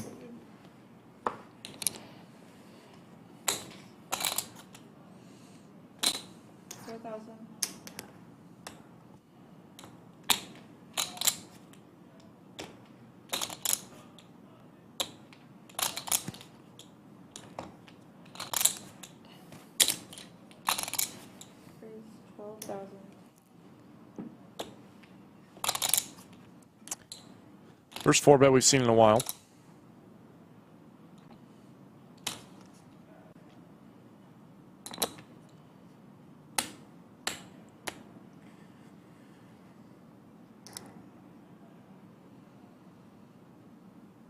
$110 behind.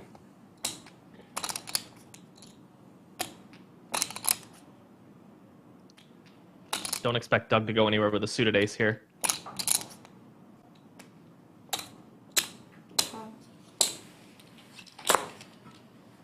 Sorry, did you say 110? I had 110 behind. Okay. So I should have like 104, 102-ish or something like that now. Math's hard.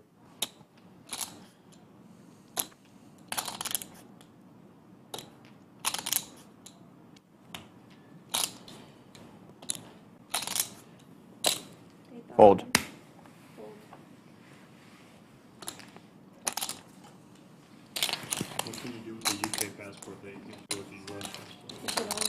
I think it just gives you more options. Like if you're in certain areas, the UK passport might get you in easier in and out of the country. And I mean, it used to be very helpful, and now, now a bit less so. Raise to 1,000. Wow, typical American. Too good for another country, huh? Like he's like, England. That's not even America. I'm just teasing. Speak the same language, right? Yeah, kind of, honestly. With the U.S. passport? Yeah. Well, if you go to England, for example, it's definitely better to have the UK passport. Because think about it here, right? If you get into the U.S., if you're a tourist or a foreigner, then you go to different lines and stuff. Or if you're U.S., they kind of like expedite you or whatever. 500.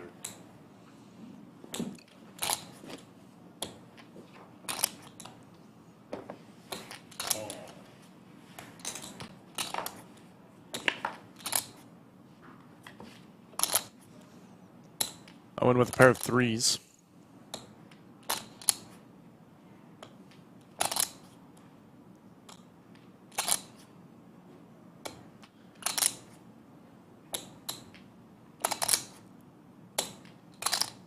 Check. Three. It's good. 3 will hold. Gets Doug's ace high. Check on the river.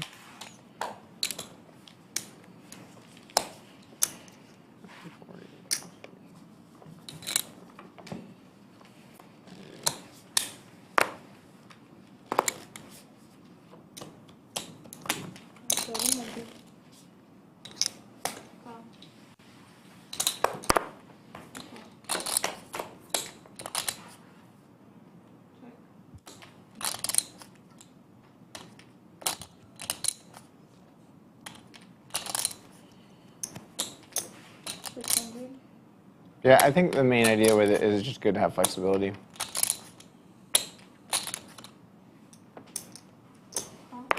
Probably won't need it that much. Make it a little easier going to the UK. I guess it also depends how annoying it is to get. My understanding is it's pretty simple.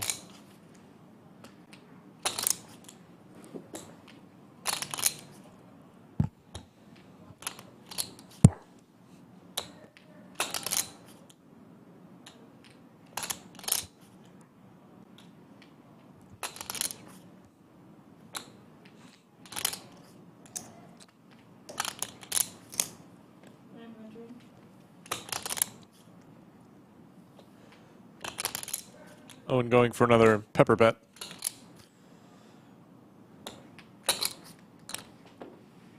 Doug still calling. Two pair. He's really been King getting high. the best of Doug with these. You get out that value, man. Let's check.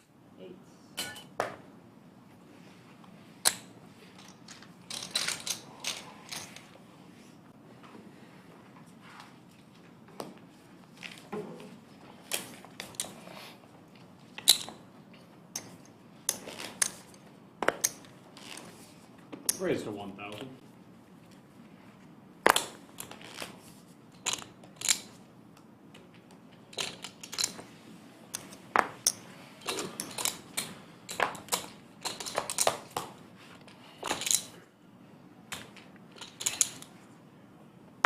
Check.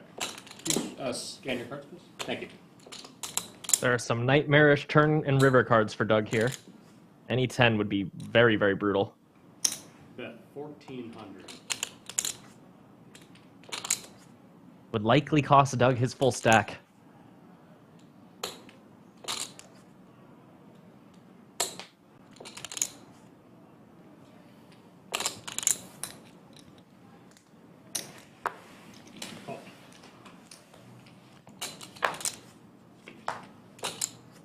Doug is open-ended. Check. One makes the call with king high. 10 would spell disaster for Doug.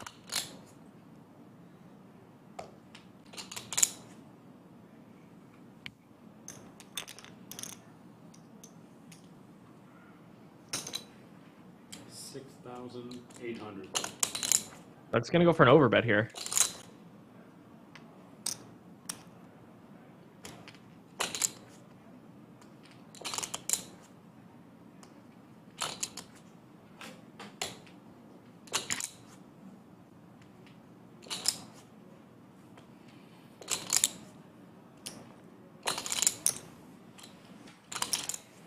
Owen's still calling, drawing to the nuts. Yeah, king high is ahead of all other draws as well. Jack on the river.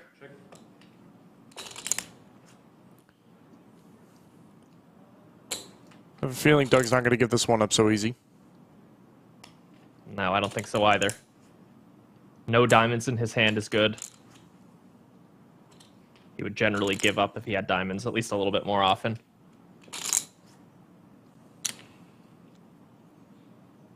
So Owen's going to have to make a call.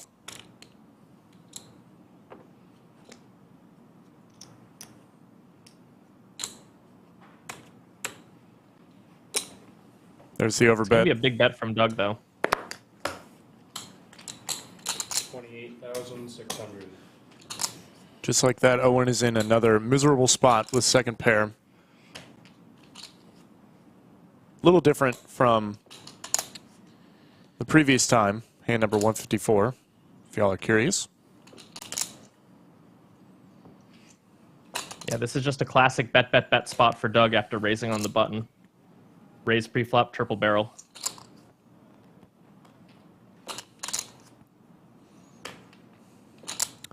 Owen does have a good combo, I think, to call with sometimes. Yeah, I definitely agree. When Doug bets the size, he's saying he has king 10, 10-8, queen jack, hands like that. King jack blocks a lot of those hands.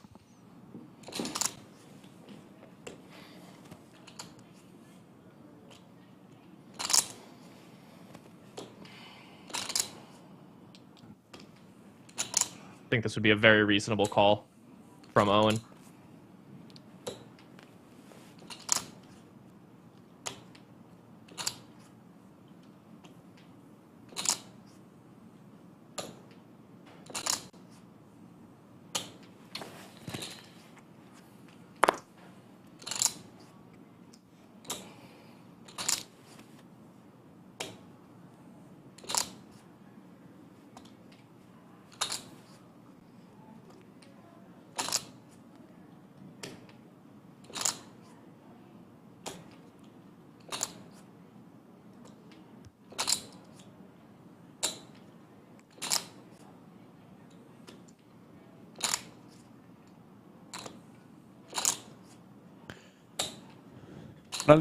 Not an easy decision, though. Don't blame Owen for thinking it over.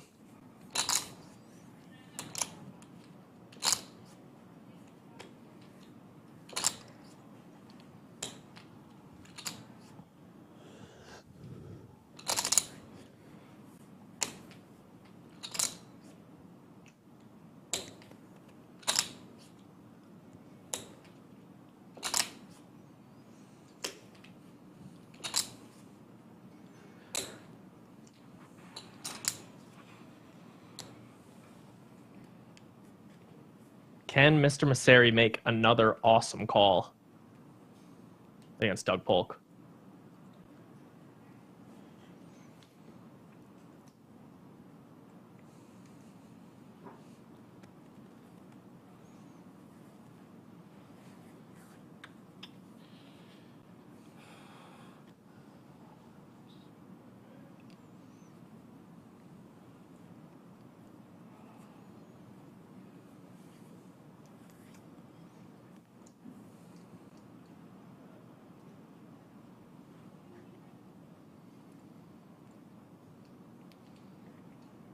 He looks pained, and I know inside Doug is pained right now. Both players not having a good time. I think if you listen very closely, you can just hear fold. Fold. Wow, he lays it down. Wow. Doug is going to get this one through. Finally gets a river bluff through here. Very surprised to see Owen lay that one down. Yeah, I mean, he's made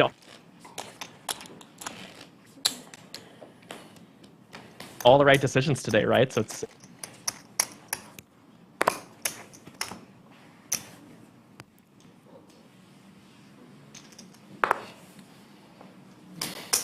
That was one of those hands where, like, kind of lost the pot, and then I had to bet, like, you've taken all of my big chips. I had to bet, like, a really large physical number of chips. So I wasn't sure. I'm not even sure how many this is, and I put it out there, and it was a different number than I thought it was. I was like, oh, this is just a fucking disaster on the river. I think it was okay, though. It was about right.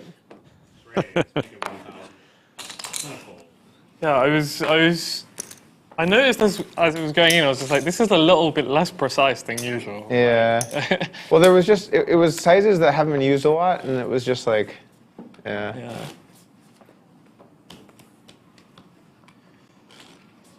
Well, it messed up on the turn and went slightly too big, I think. Yeah, well, I mean, unless you intended to go 151%. Or, yeah, something like that. It was just like right over. I didn't. Yeah. I assumed it was just a misclick. If that's the worst misclick you make in a session, it's a good session.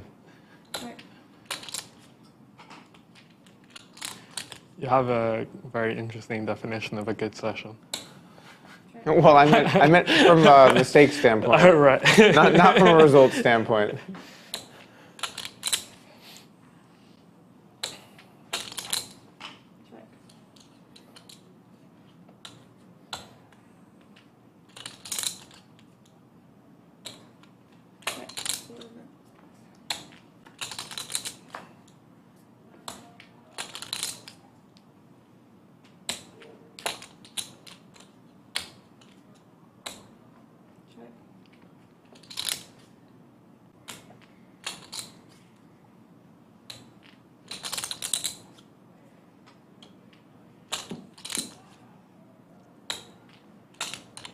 Owen's top pair the best hand here on the river after checking back twice. Some defensive play from Owen here in this hand with the top pair. 2200.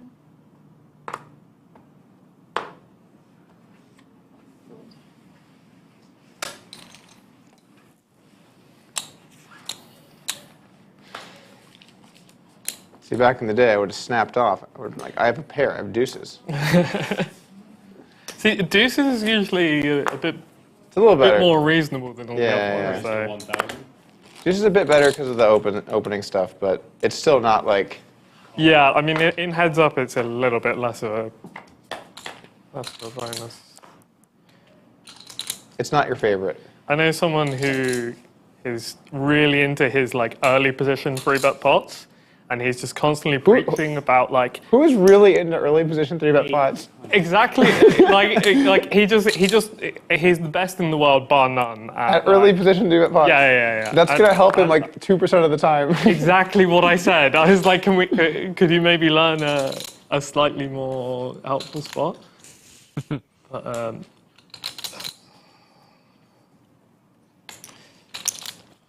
Raise. 2600. But yeah, he's always going on about the deuces check raise. It's just like, it unblocks everything. How do you even end up with deuces in early position 3-bet Yeah, pots? he's just like, it's like a fractional open, and then you defend it, and then you find the check raise. Wow. And like. Wow. I hope that guy like has some hobbies.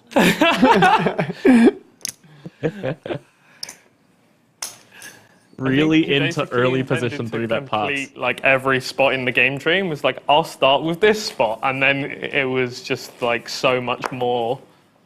You start there and then you never get anywhere. Yeah. It's just so much wider. It was just like, oh, this is the tightest ranges. It should barely take any time, and then no, not at all. I think typically speaking, it's better to study broad and then start to fill in situations you feel uncomfortable than it is to try and be like, I'm gonna master this one thing. Yeah. Because like even when you try to quote unquote master it, you're still gonna make mistakes and not know stuff. So what's your bar to move on? I think there is something to be said for going super far in depth in a spot, and then like you see the little interactions which you usually like you miss when you're taking a more broad strokes approach.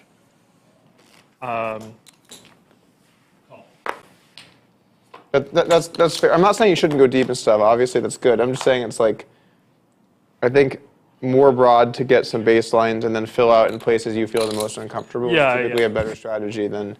Yeah, I mean he's like a coach for Gorilla, and like he'd completed like all this basic training stuff, and then it was like. Would you say it was Gorilla training? Yeah.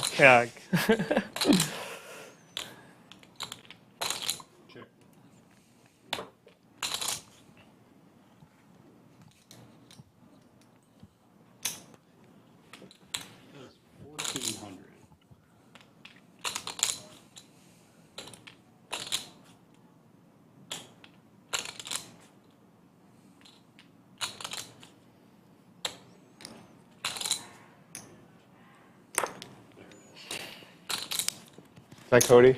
No, turtle. Oh, Turtle. Call. Another person really over here. Owen with a Ooh, boat. tough river for Doug. Yeah, that's about as bad as it could get.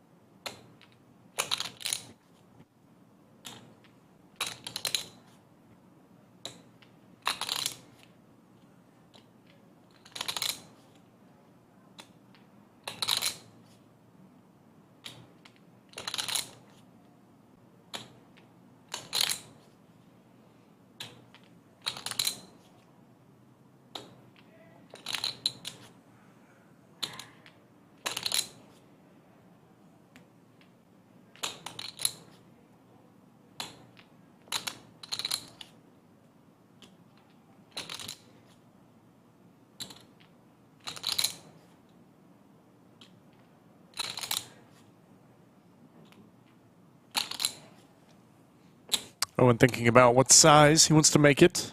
How much does he want to charge? He wants to make it massive, it looks like. Fair. A fair price. Not a fair price, but a fair raise.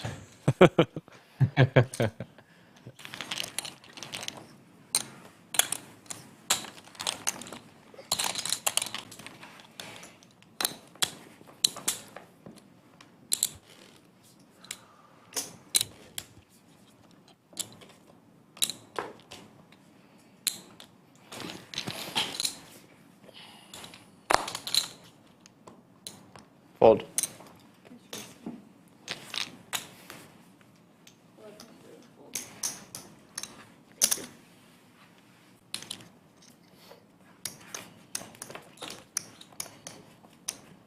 We see the winnings. Owen up just under $200,000. Up 2 full buy-ins. This heads-up challenge. Thank you guys for sticking with us. We're coming into the last a little over an hour or so. This heads-up challenge. We've already got in 317 hands. Discipline.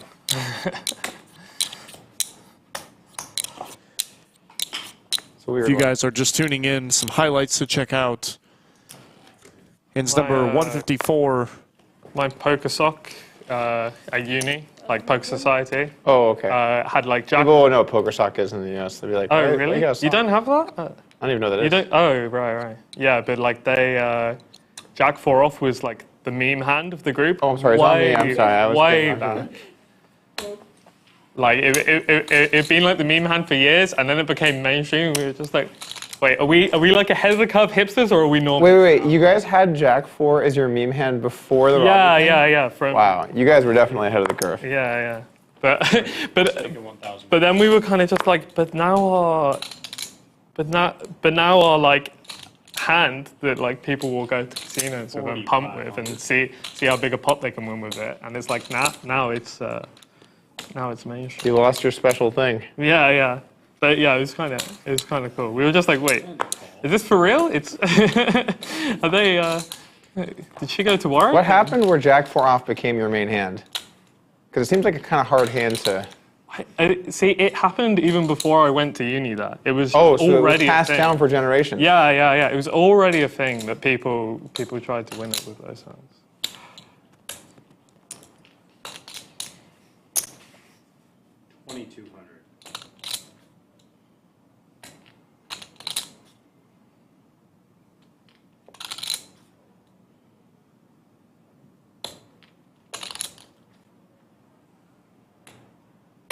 Raised to 8,000.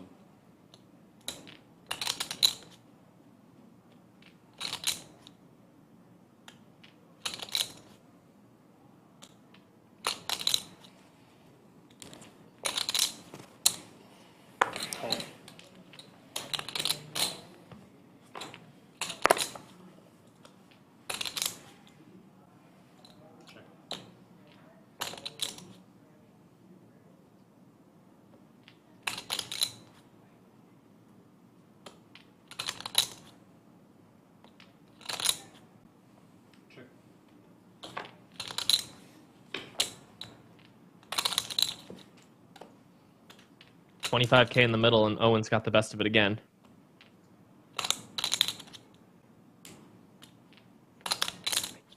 It's gonna be tough for Doug to get him off this one.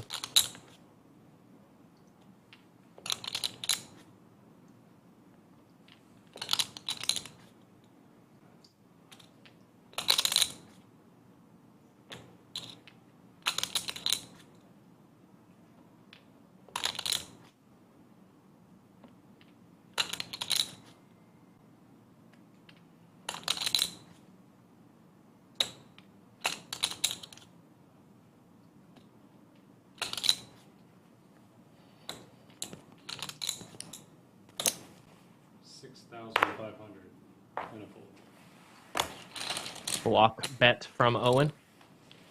Doug gets out of the way.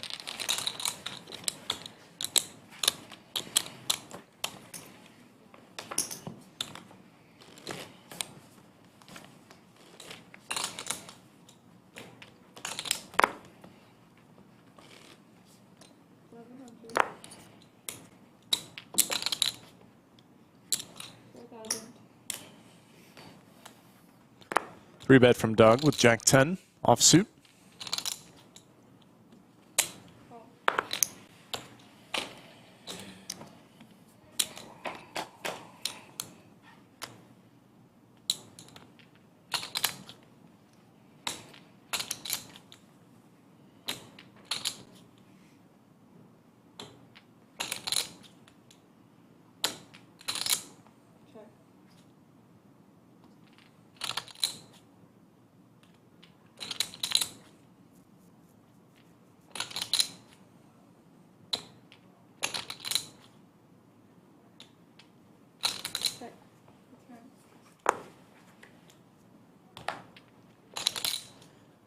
Two pair now for Doug. Not your favorite board for two pair.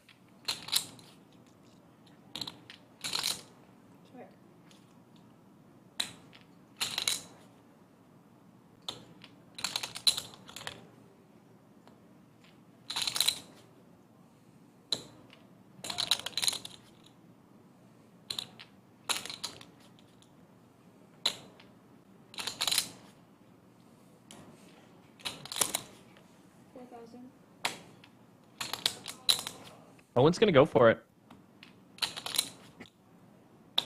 Nice hand to bluff with.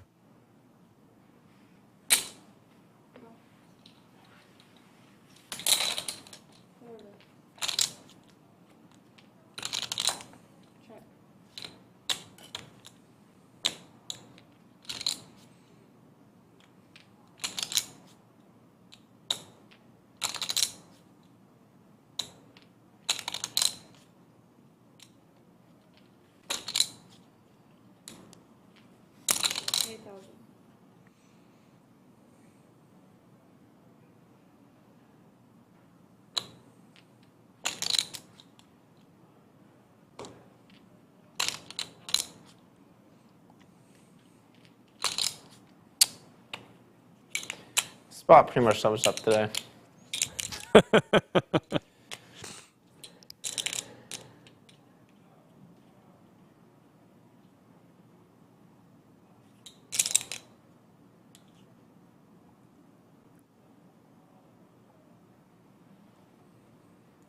Buttons for a second.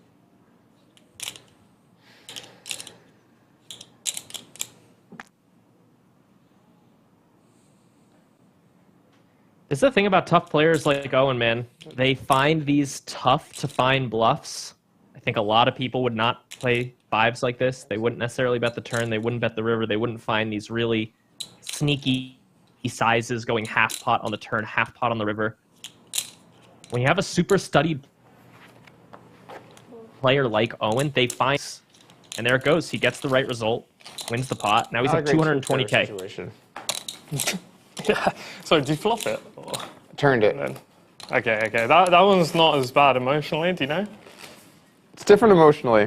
Because you weren't, you know, when you get to the flop and you're just like, oh, how many chips am I gonna win? You know?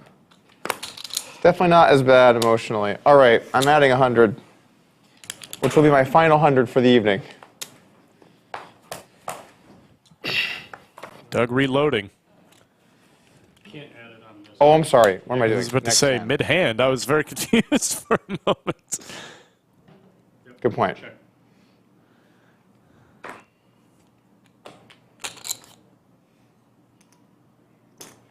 Yeah, I got 5-4 off, and I was like, let me get a quick 100K in here, real quick. That's cool. I'm actually very thankful I didn't have like aces or something there. That would look really bad. And you're like, yeah. Let me just add 100 real quick here, guys. Doug plus 100. I think that there'd be a queue of people waiting to come for you with a YouTube video. Like Alec Torelli first in line. Yeah. So like, look at this angle Doug tried to pull. First in line, for sure. I think he has a YouTube channel, but if he didn't, he'd make one. Alec Torelli, yeah, he's been doing YouTube for years. I don't know if he has the last couple, but he's definitely done a lot of videos over the years. I imagine there's a resurgence of Alec Torelli content following his main event run. Yeah.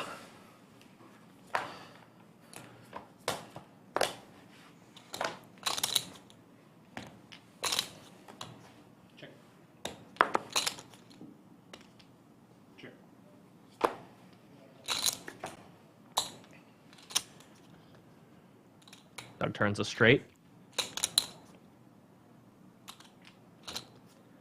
Owen with a low gut shot, drawing dead. Or at least to a chop.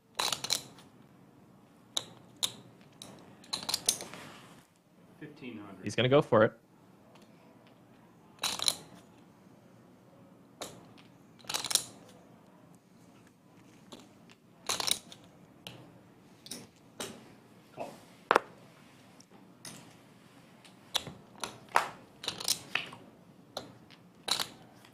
Unlucky for Doug there. Straight on the board now. Wow. He said last hand about sums up the day. I think this one really brings it home. If Owen's able to successfully bluff him, then it really will bring it home. Yeah. Owen does have a diamond. He could come with a very, very big bet here.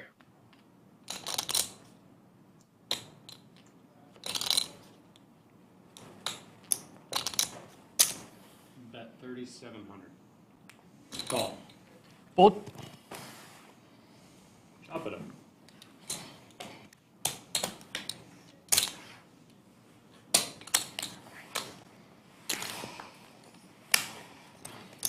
I should be thankful. Finally getting to win some pots, you know? At Showdown. I've won a few. Non-Showdown has been okay today. It's when the hands have gone in, it's been rough. Doug trying to find the silver lining. Deep am I? It's a good question. 121, 121.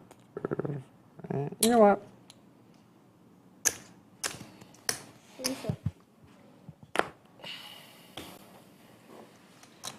Sappy, what's his stack count on? Yeah. Yeah. 181. Perfect. Well, not perfect. I can think of some better things. But perfect to know. Raised to 1,000.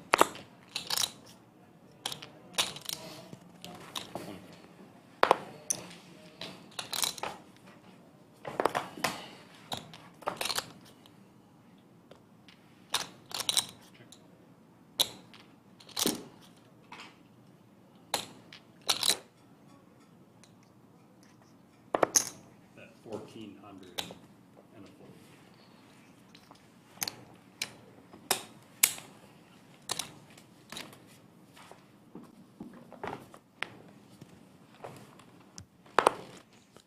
Those of you just tuning in to this high stakes match, heads up, 200-400 game. Doug Polk is in for, I believe, 400,000.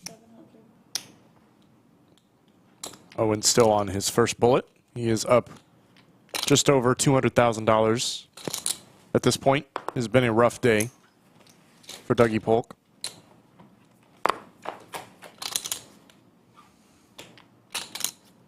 A little less rough right now, though. Little less rough. Just a little. That 7,400 is going to be his. But he might not be able to get any more than that. 2,400. You gotta be shitting me.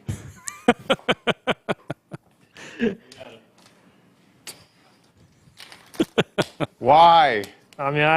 Queen Deuce. Oh. Oh. Yeah, it's funny. Owen's gonna call basically every hand with overcards like on that he's been board, dealt and he just the right amount of nuts, while I had absolutely nothing to really, really rub it in. It's been the cherry on top. Has been like, I have hit some huge flops in some big situations, but then it's only ever when you're just giving up on the flop.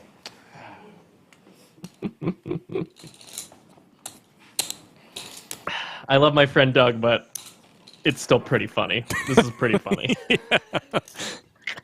No, don't we all live to laugh at our friends? In a way, it's usually not when they lose 200 dimes, but Some days feel like that.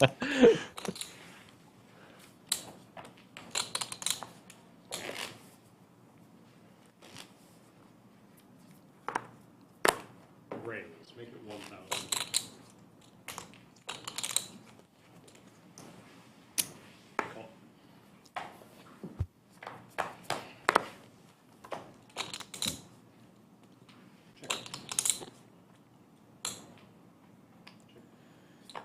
Check, check on this board. Good turn for Doug. Owen with a gutter to the wheel.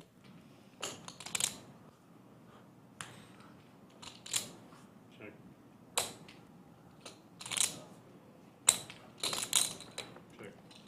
Doug's still checking. And river's the nuts.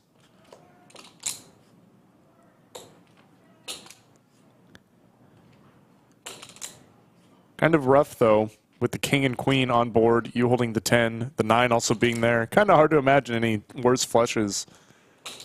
They're going to pay you a lot.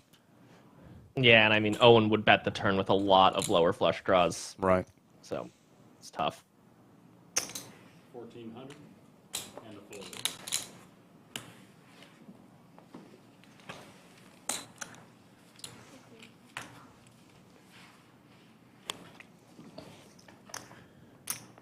Two That was a nice big flush. hands in a row for Doug as we see the cumulative winnings. Straight flush? 213K down. No, but the nut flush that blocks the straight flush. Ah, yeah. So, solidly nutted.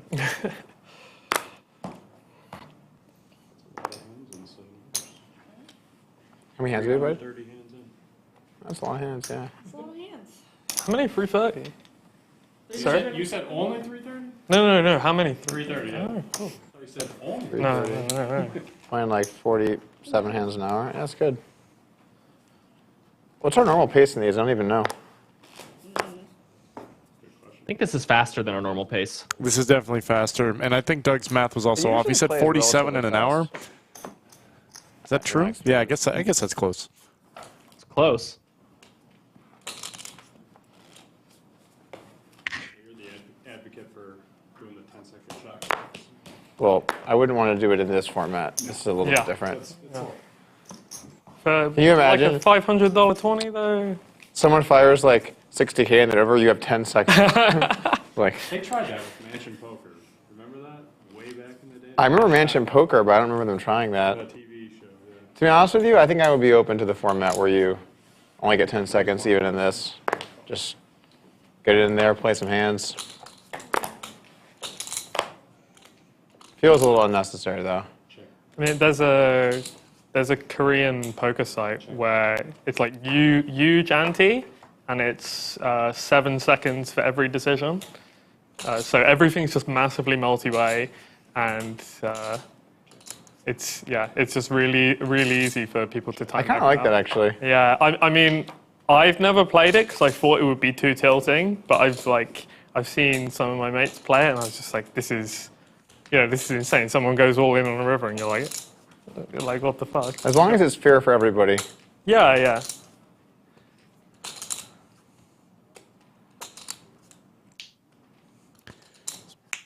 Two players have checked it down in this pot.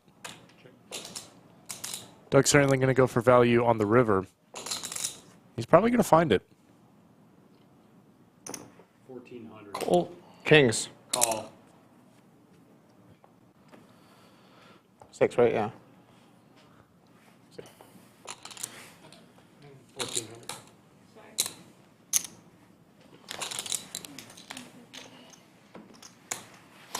How does that work if you don't do anything? And they just Yeah, probably.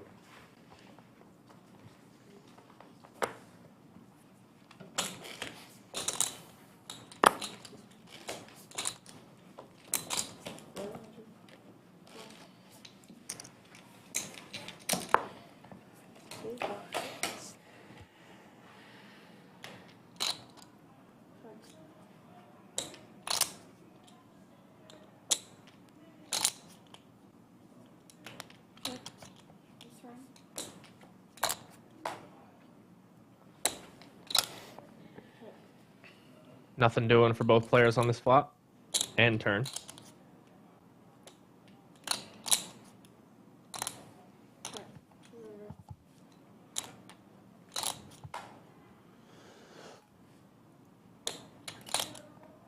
Queen. Queen. Outkicked.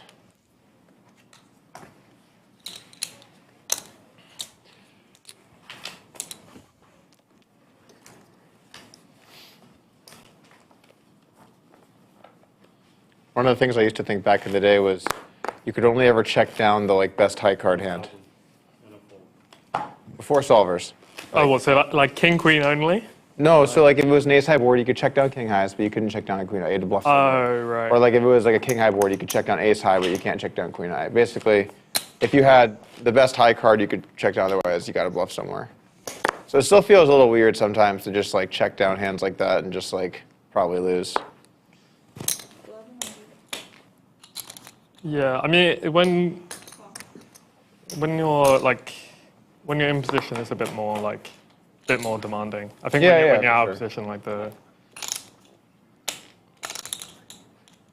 But even in position, like some queen high check down stuff on ace high boards, it's not like back in the day where it was blast away.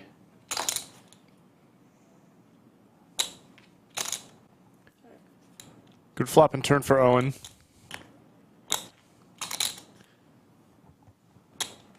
Looks like he decided to check back the flop.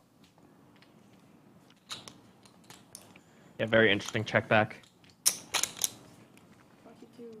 I think this is one of the flops that Owen uses like a really big bet size. I think it was like the king 10x, the ace 10x. Like he was using like 1.5 times pot as a c bet. And I think if you're doing that, you should check decent top pairs sometimes. Kind of just makes sense. Like if your options are to either bet really big or check, probably got to check the good top pairs sometimes. Kind of just guessing at it though. World Series twice. That makes sense to me. Seems like a board where like your middling hands don't have a lot of incentive to bet, so you either need to check or bet big. Exactly, yeah. Second trip for poker. Yeah, second time for poker. Plus, you just have such an advantage. You want to pump money in the pot with your, your superior range. Then you got to protect that check back range. I'd probably say my favorite place has been New York that I visited. I think it's sort of similar vibes to London as well. So yeah, it makes sense that. You're from London then, right? Yeah. Yeah, that makes sense. The one thing which really bothers me about a lot of other places is you just can't like walk anywhere. Yeah. You know what I mean? Like. Yeah. It feels like I'm sort of like weirdly trapped in my hotel room because I have to. America is just not very walkable in general. New York would be an exception. Yeah.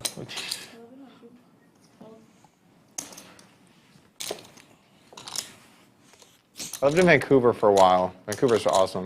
It's a great city. Very walkable. Downtown Austin's walkable, but not many people live downtown. I will not go on those death traps. I'm sorry. My balance is terrible. You gotta know your lane. Those puppies up to 18 miles an hour. I'm not gonna be on it. Doug afraid of scooters. You know what? I don't blame him.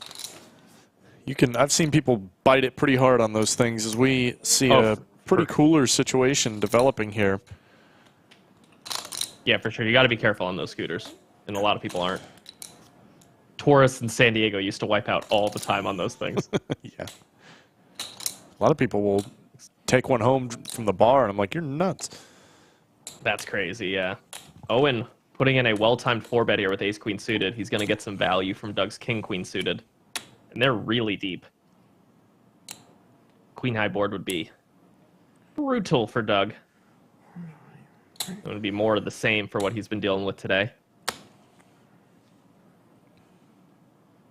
Owen not really leaving much on the table for Doug to take, if you know what I mean. It just feels like Owen is making all the right plays for the most part, or at least constantly making very, very good plays. 180 behind. Nice guy, Doug, telling his opponent his effective stack size. Great flop for ace-queen of diamonds in a 4-bet pot. Nothing doing for Doug.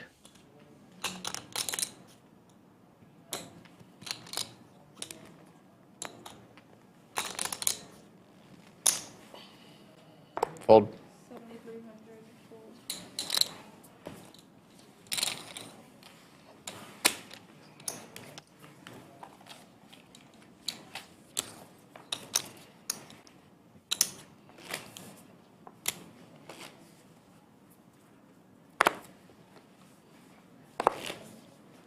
Raise to 1,000.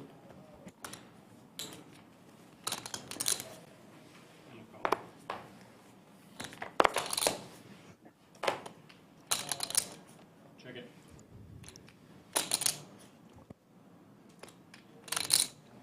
Check.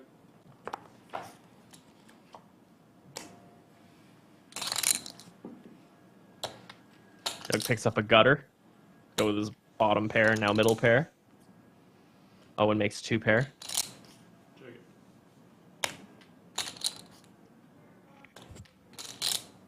Check.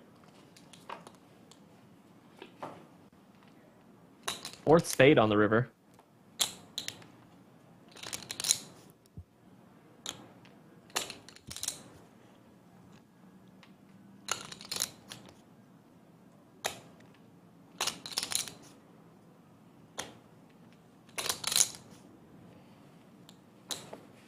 Owen's going to try to eke out a little bit of value here. Another pepper bet. And Doug's going to flick it in. I think Owen's made like $4,000 from those pepper bets today. Yeah, at least. When I saw the turn. The turn. Yeah, I was just, oh, this it's too easy. 2 pairs, a strong hand. I'm happy to have lost 500 there in total post flop. Having a pair, it's not bad.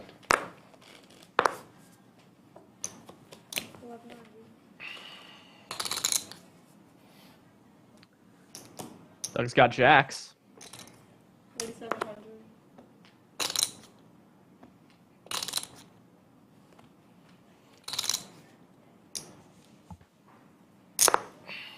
Owen's going to call with king 9. We're going to play a 3-bet pot, 7,400 in the middle.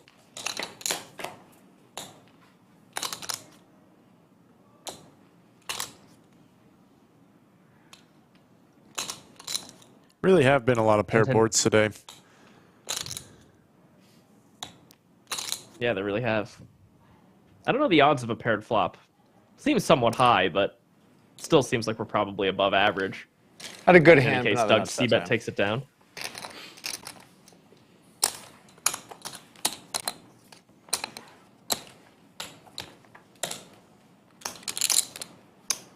Serving up a smoked Doug in Austin today so far. Slow roasted. Currently down. It has been a slow roast. A lot of pepper. 4,500.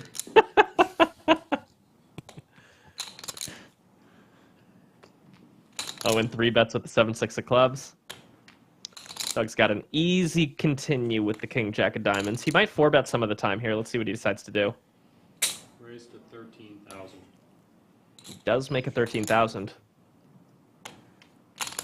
Doug plays the strategy where he actually 4-bets bigger when they're deep. So because they're like over 400 blinds deep here, he's 4-betting quite large. 13,000 over 4,500 is a very large 4-bet.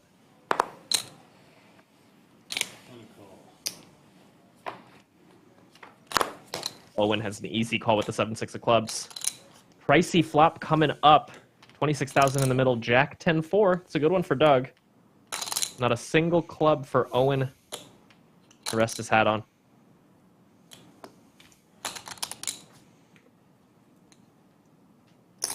Small bet from Doug, likely to get it done. And it does. Doug takes a little chunk back.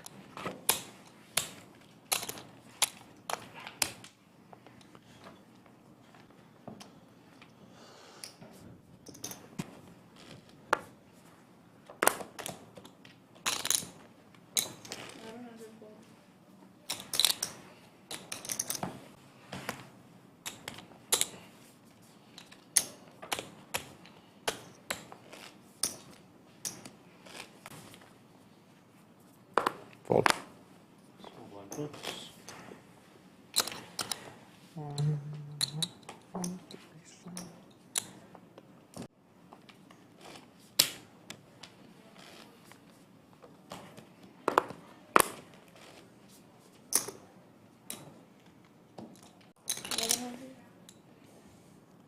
Thanks for Doug. Certainly gonna 3-bet this.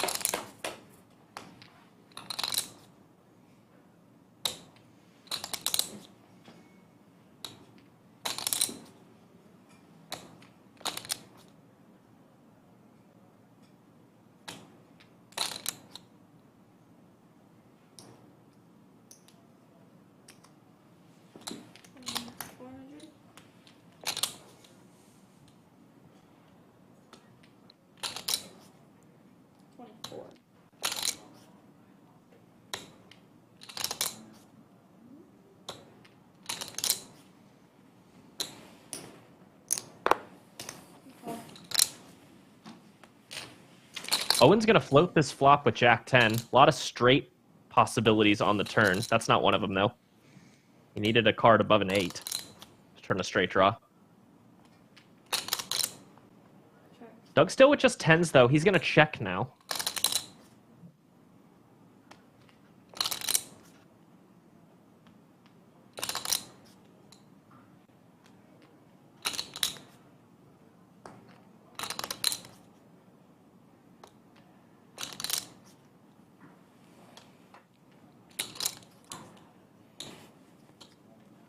And Owen is going to come out firing. Full pot. From the pro from London. Doug certainly cannot fold yet. Pocket 10's on this board, way too strong to fold just a turn bet. The river is where things could get interesting, especially on a club. There it is. And there it is. Owen with a very valuable card in the 10 of clubs right now.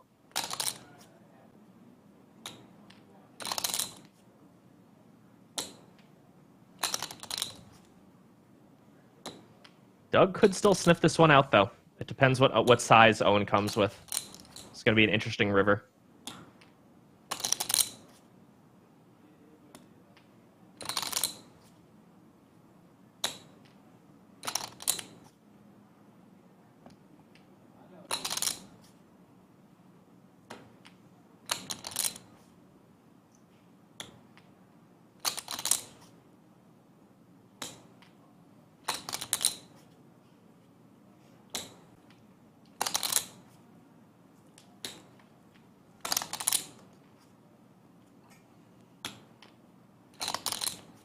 Tens. Wow. Wow, no bluff from Owen. Thank fucking God. Oh, that's a weird hand. I am shocked to see him check that That back. was going to get ugly. I had Jack 10, but I had a club. I was like, it's not a good one to follow through when I want you to fold Jacks and 10s. That makes sense. Yeah, that's weird. A weird spot.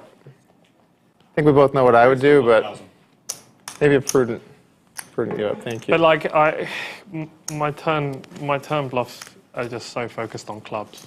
Yeah, yeah. You know? So I have like king 10 with a club, like king jack with a club. Yeah, yeah. So. Interesting.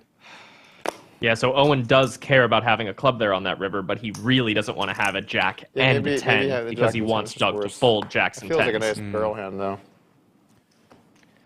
Yeah. That does make sense. I was pretty torn. Still shocked.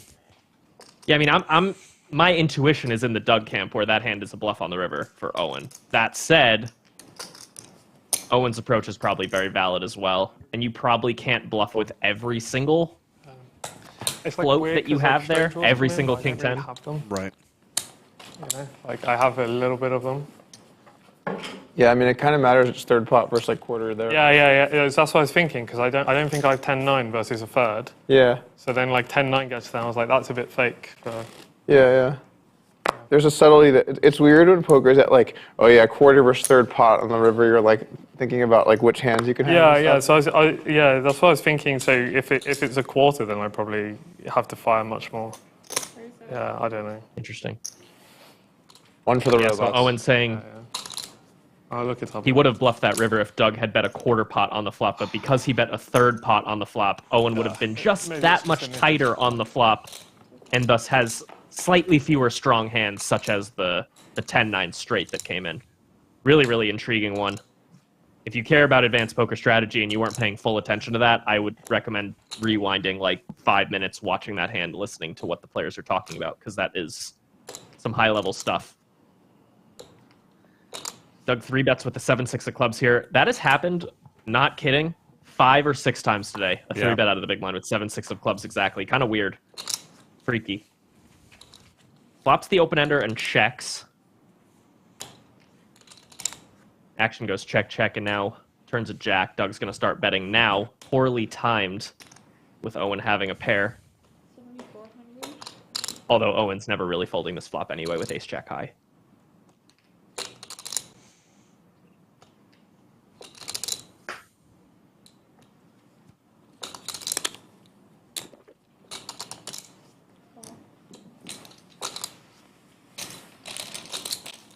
Pot size bet from Doug gets called on the turn. King on the river. Pretty good card for Doug's range. Ace King gets there. I don't know if Doug would play 10-9 like this, but in any case, it does get there. And Doug with just 7 high, I think he has to bluff this, and he's going to. And then Owen has an interesting spot. Doug is representing Ace King. Probably one of his most common value combos among others. And Owen has an ace. So that makes Doug's Ace King a little bit less likely. He's going to have to call a pot-sized bet. 22,000 into 22,000.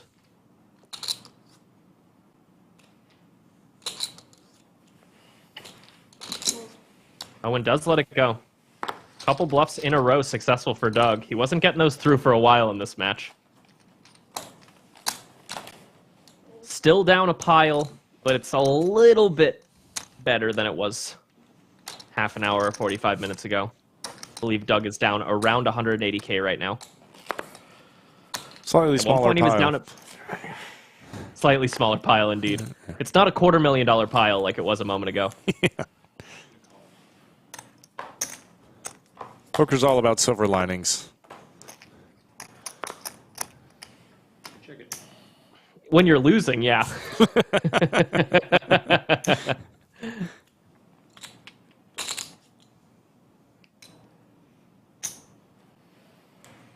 $1,400 and a four.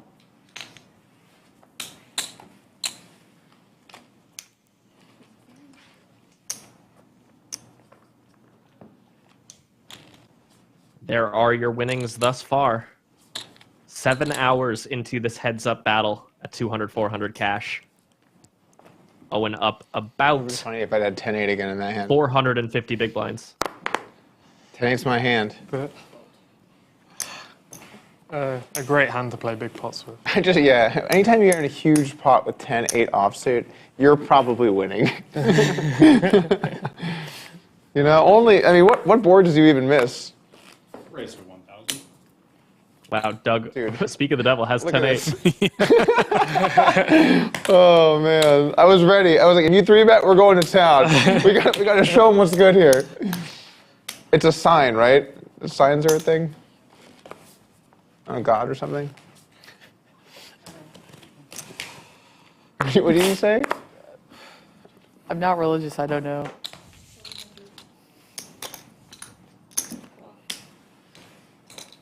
I'm also not very religious. I do believe in a higher power, though.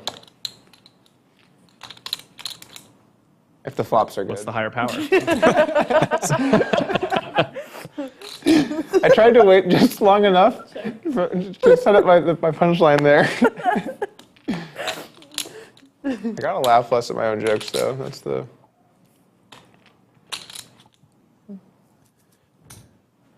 Apparently there is a higher power, and it's in the form of a 7. At least this hand. The problem is, I just enjoy telling a joke too much, so I always laugh at my own jokes. Yeah. But I just like the doing it, you know? Raise. Make it 1,000. Who else I would guess laugh it's 'cause I'm telling a if joke, not it's you, 'cause it Doug? makes me laugh, so it's like I do that with my... some people get annoyed if you laugh at your own jokes. Why? It's funny. I'm just telling you, that's a thing.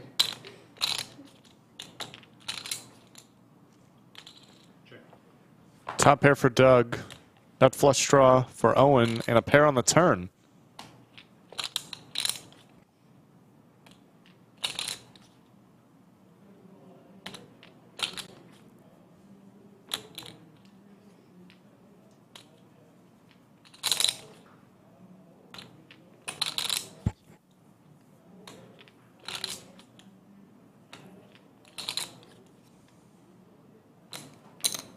1500.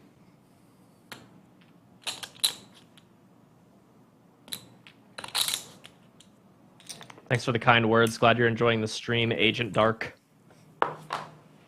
Owen bets the turn here and hits his flush on the river. That's the nuts.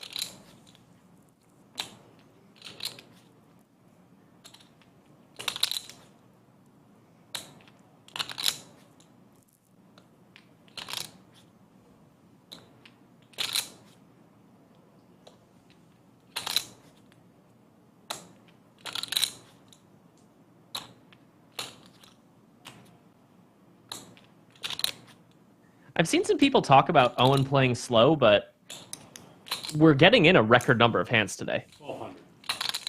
Yeah, I'm not sure where that's coming from. I think there's been a few spots where he's deliberate. I thought you were doing the frown But if I was bluffing, but you doing overall, the frown he's shit, quite a we did fast ways. player. These guys also have not taken very many breaks. Like, they've been playing for 7 hours, and I think they've taken 2 bathroom breaks, right? Maybe 3? 3. Yeah, and they didn't have a long dinner break. We've had a, I believe in all of the other heads-up matches, we've The old had like a top pair. 30-minute dinner break. We have not in this one. Right.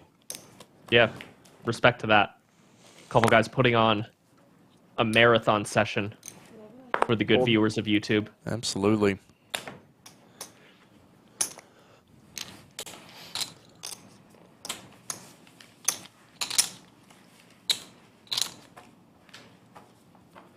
Josh Hellam's in chat as Owen hit that flush on the river. The way he put in chat, of course he hits. It's just 4 words and it's just text, but I could tell there was a lot of like stank on that. You know what I mean? Yeah, of course he hits. Of course he hits. That's been today. I'm sure Doug's thinking the same thing. Locking up the loss. Locking up the loss. Get a little back. How much Lock longer it are you up. playing, actually? How much longer? Yeah. Like 35 minutes. Raised to 1000. Yeah, that's a new one. I've never heard that. Locking up the loss. I've heard book the loss. I've heard book the loss. 170.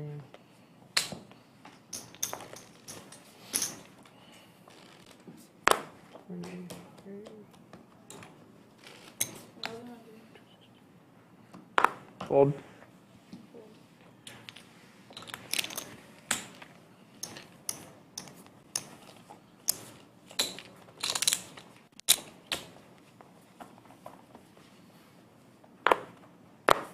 Raised to 1000.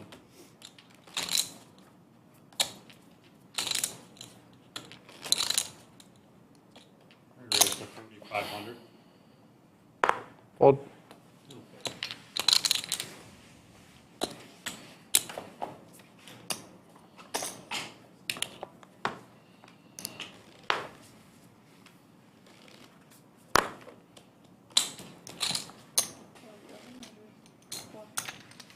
Uncle Shim says, I got a feeling that Doug is going to punt with 7-2 in the next 10 hands.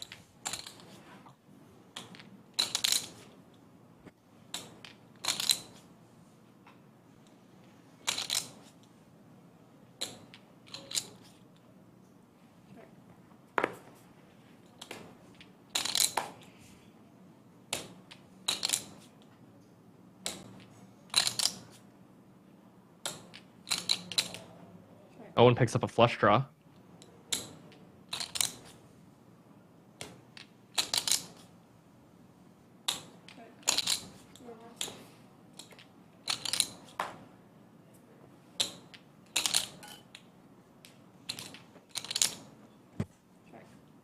King 8.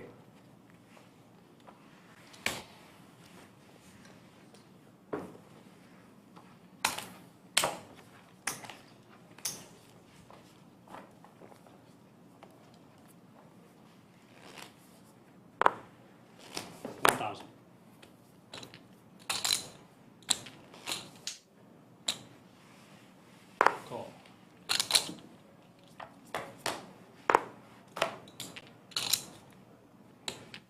Yet another club flush draw for Owen. There's been a lot of those today. 700. Yeah, the clubs have been very kind to him today.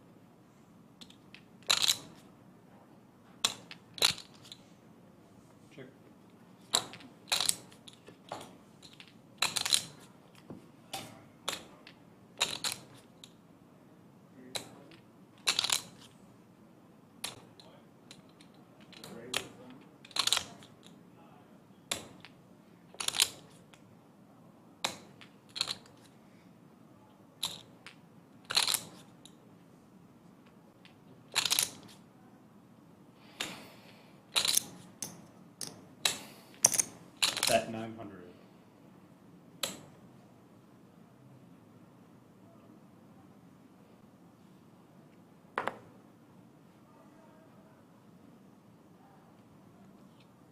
Call. Peppered. Heavily. You beat me to it. Got him again. Is Doug gonna go home and study these pepper bets? I can absolutely guarantee it, actually, as long as Otis isn't going to keep him up. I mean, well, Otis will keep him up all night probably, so gotta do something. Fold.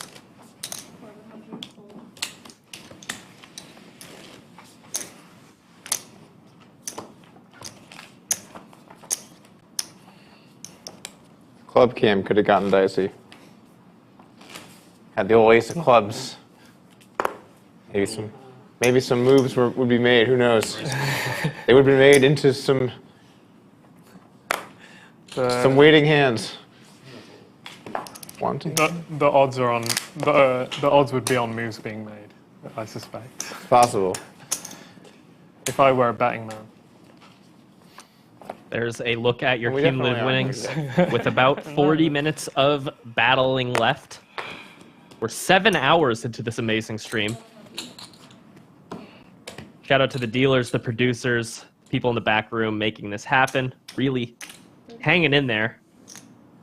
The action tracker, too. Man, I cannot imagine tracking every single action for a 366 hand 7-hour match. As somebody who works graphics, it can be rough at times. It's like it's so easy in a vacuum. Like one hand is so easy, right? But then multiply it by 100, it gets a little hard. Yeah. So shrill.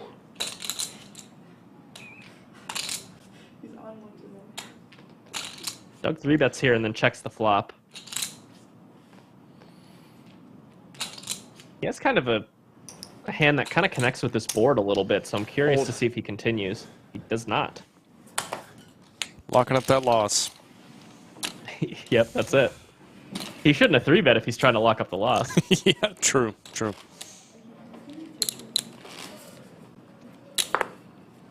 Raise to 1,000.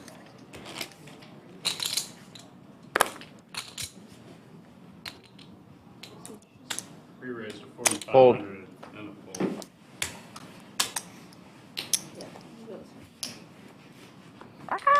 How's your rah? Ah! It's like a parrot. He doesn't. His loudness doesn't bother me like some people's screaming does. It's friendly sounding. Oh no, he's very friendly.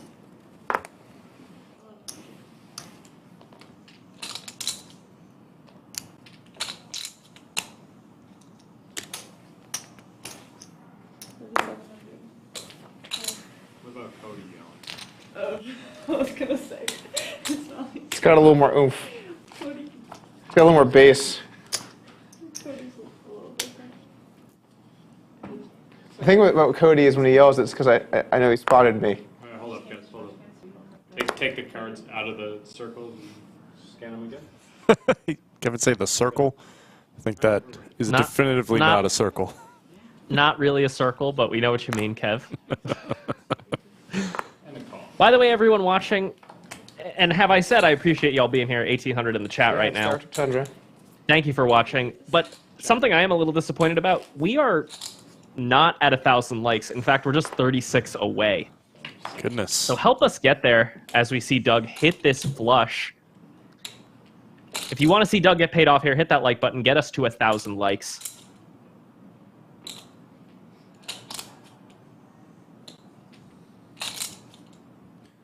Check.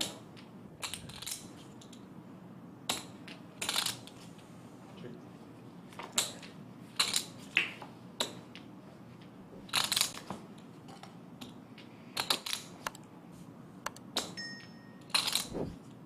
Just 2,000 in the middle. Doug has not got a lot of money into this pot, despite having a flush versus top pair. I assume Owen is going to go for some value on the server, maybe even some pepper. Oh, that's not pepper. That's full pot.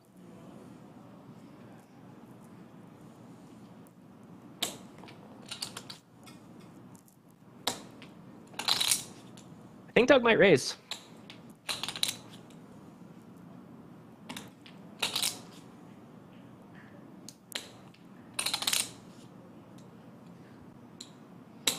Raise to 7,000.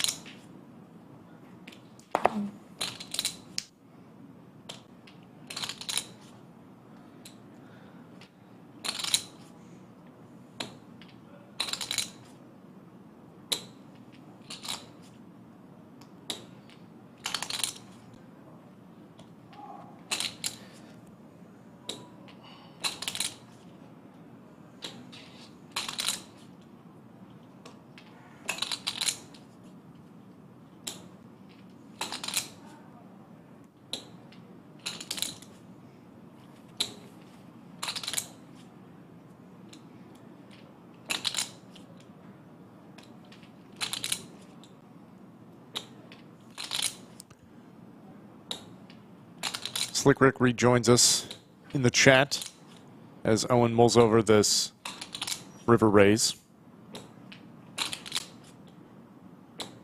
How'd you do in 1-2 today, Slick?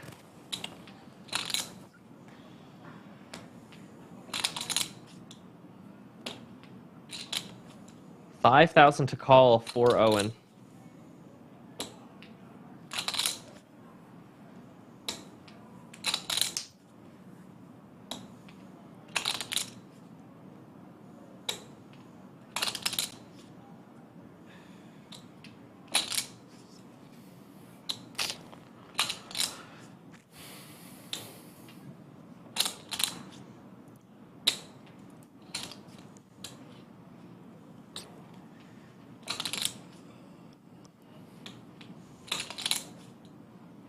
I'm tempted to steal a move out of your playbook and go for the card flip.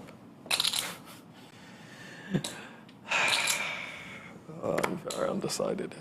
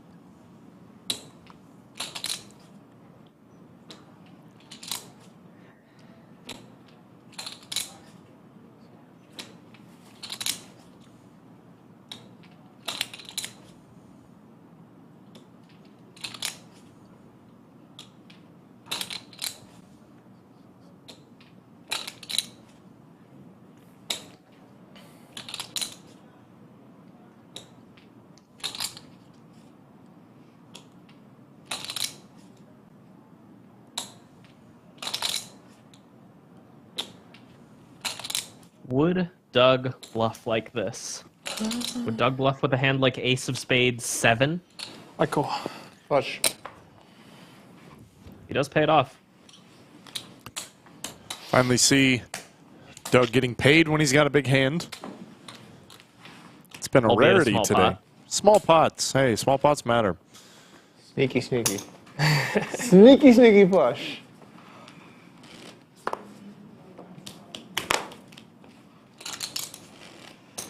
Fold.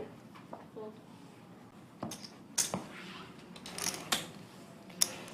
you have a king? Yeah, I think I had a good one to call in the end. I had king 4, and I think if you have ace 4 with a spade, it often bets earlier. 1,000. Because your bluffs are probably ace high with a spade, right? Are my bluffs like more 9x based? Maybe true. Yeah. Well, I was thinking like any ace with random spade kicker is fine because it just unblocks all my. I think when you raise there, you're repping 2 pair, and so it's going to be more based around the 9. But I could be wrong. I've been wrong before. Yeah, no, it could. I mean, 9 with a spade is fine as well. Yeah. like turn raises will be more based around that in my opinion than like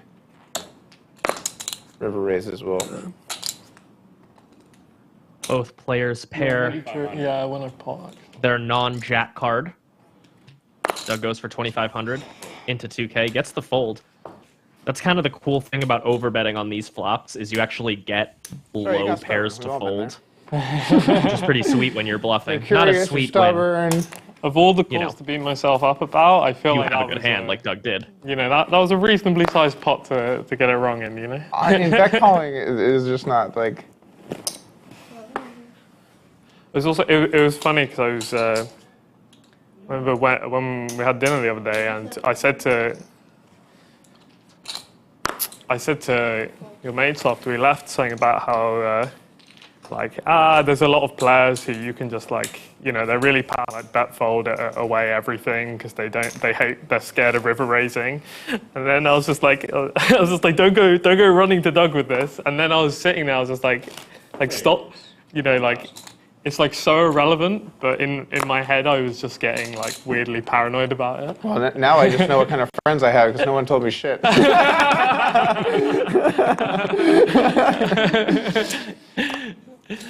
Yeah, exactly. It's like they probably don't even mention it in the back of my head. Jake probably knows anything he tells me I'm not going to use anyway, so he didn't want to waste time. And then Patrick works for me, so he's probably like, I'm not getting it.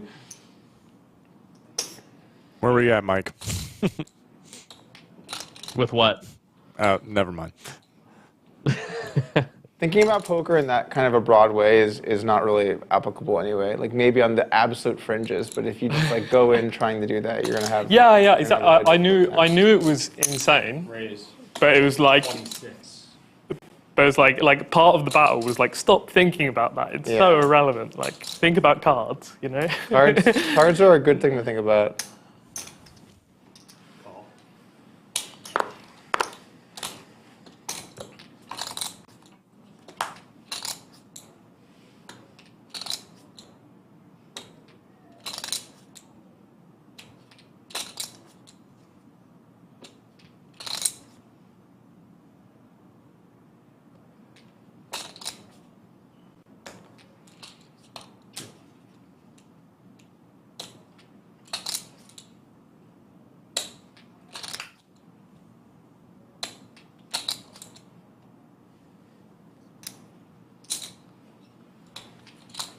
$4,100.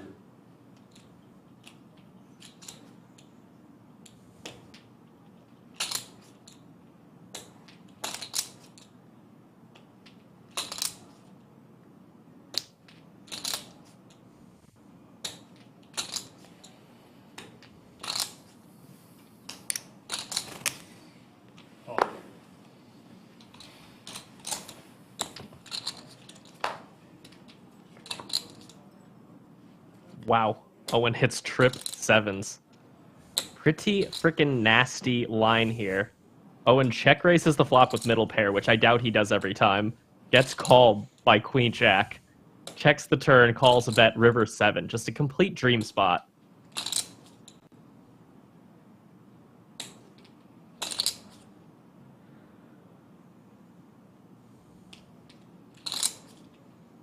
Is he going to lead here?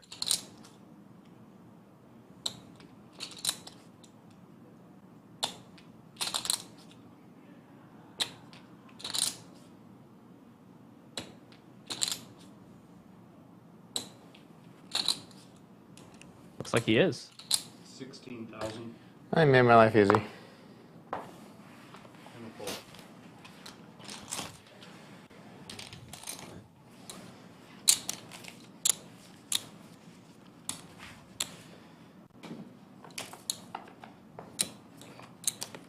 So I can tell I'm getting tired, like I'm losing track of sizes.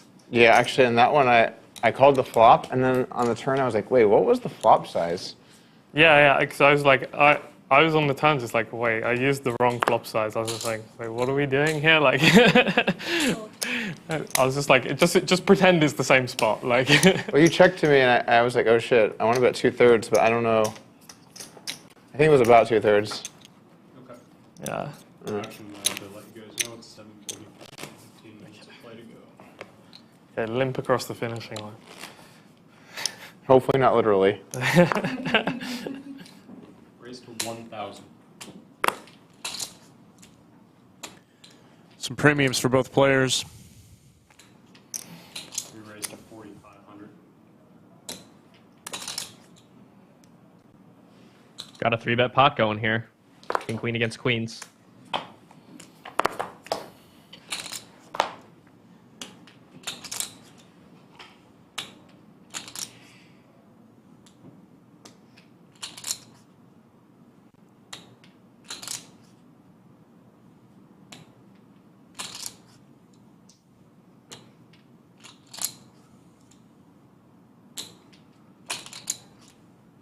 Check.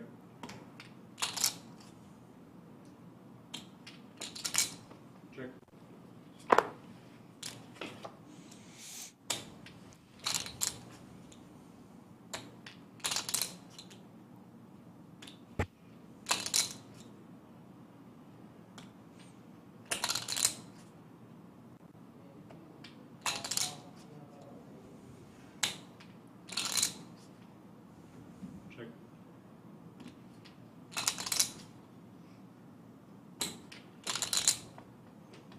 Check. Check.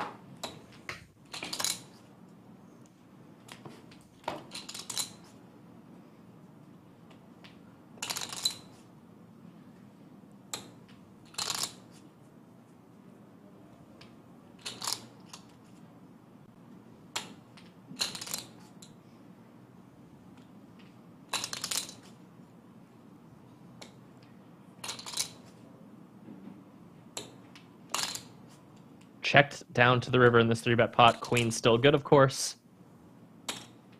Doug with king high. 6,000.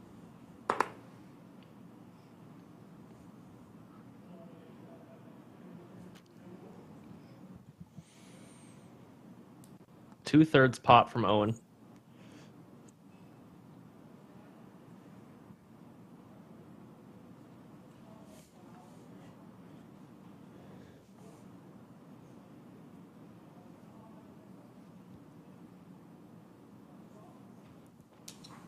Call. Makes the call. King high. Owen's going to get paid.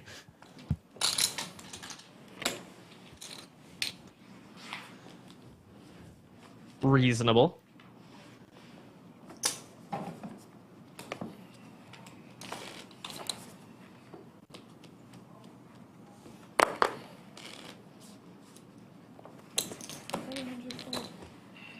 Had a queen.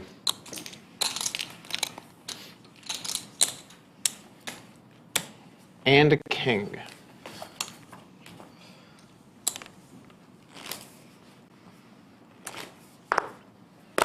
Raise to 1,000. Classic cooler, heads up cooler spot, you know? Call.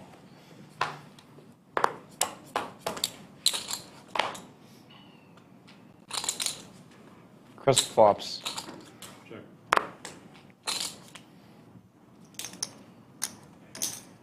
$700.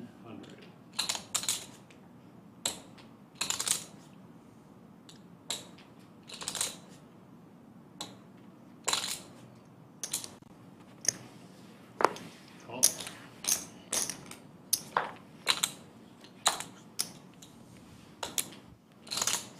Nice turn for Doug. He picks up a straight draw.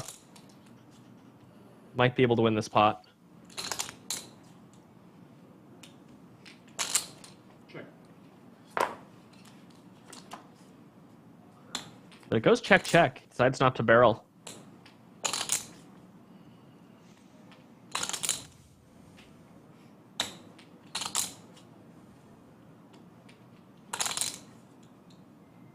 Now Owen might bluff this river, trying to get Doug off of a hand like king high or ace high. Looks like that's what he's going to do. Full pot. That's what he's reaching for. Fold. At 34 and a fold.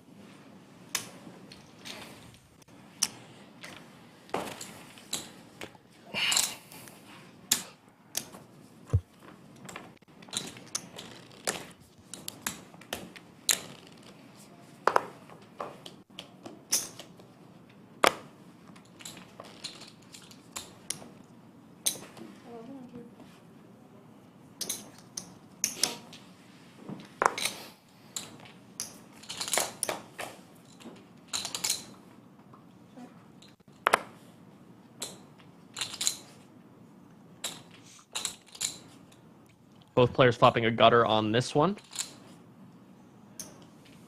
600.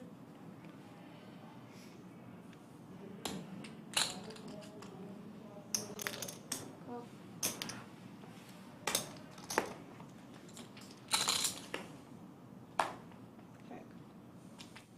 Owen turns top pair. Doug picks up a double gutter now.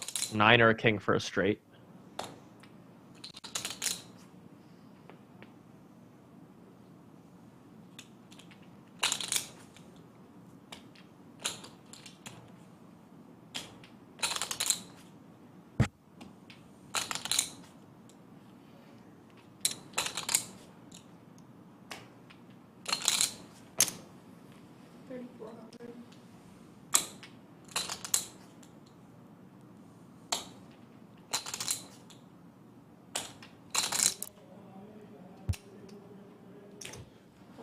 Doug's gonna peel. Doug is actually ahead of certain hands like 9-8 and stuff like that, other lower draws. So he's not only calling to hit, he will also have the best hand sometimes. But not this time. Owen with quite a strong one. Ace king on an ace high board.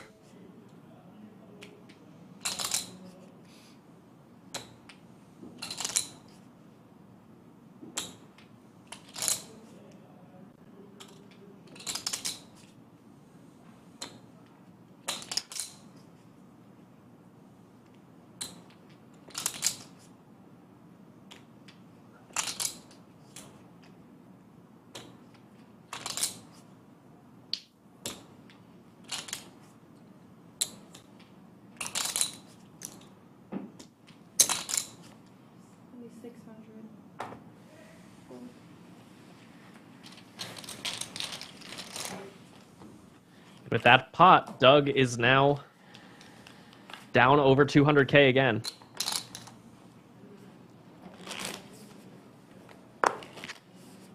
Raised to 1,000. Yeah, you just can't seem to get a lot going today. Call. That's how it is sometimes in heads-up poker. Check. If your opponent's making hands and you're not, or you're making hands and your opponent's not giving you any action just because they don't have the right combo to do it. That's how it's going to go sometimes. Owen has not left much value to be taken, though. Very, very strong player. I would say Owen's definitely ran well today, and he would agree. Anytime you win 500 big blinds from a very good player like Doug, you'd be silly to not acknowledge that you're running good, that you ran good to do so. But he's played great. He's maximized his opportunities. He's made some great hero calls. He's had a few really, really nice bluffs. Several good folds as well. No doubt. Zigging and zagging at the right times, and then also running quite well. That's how you win 500 blinds against one of the world's best heads-up players. But we got a few hands left. We'll see if that 500 blind margin holds up. And then we still got our entire match tomorrow, another 8 hours of battling between these guys. In Doug's second round match against Kevin Rabichow, who's a very, very strong player in his own right, Doug won 250K. So this is not even the biggest margin of victory we've seen so far in one of these matches. It can get bigger. Doug can definitely come back tomorrow, even if he ends up losing 200K today. And this result holds. Or Owen could increase his lead. And have a very lucrative trip to Austin, Texas. And take that money right out of the States. As if London doesn't have enough money already. Right.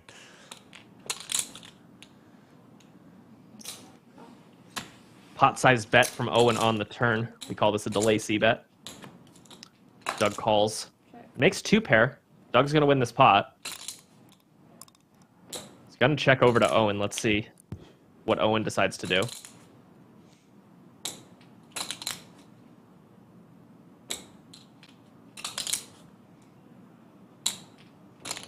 I assume Doug already checked.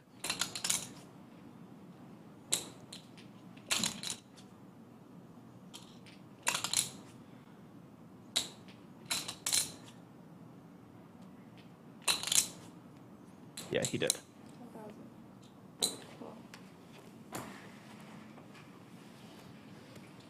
Nice pot for Doug there. Slightly smaller pile.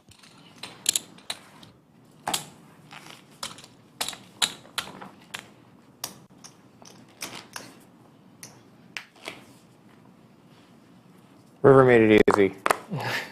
Raised to 1,000.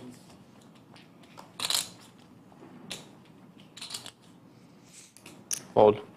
Raised to 45. Marshall Jed Cooper in chat says London costs a lot more to live in than Austin. So you're saying that Owen needed this money? I don't know. Obviously, it's a bad river. It'd be hard to say. Doug just lives in Austin. He doesn't need this money. Give it to Owen. Go back and pay $5K a month for his studio flat. Yeah. I don't think I got aces today. I think there's only been one instance of aces. It's not like that crazy. Today. Yeah, I think I had them once. Maybe more. You are correct.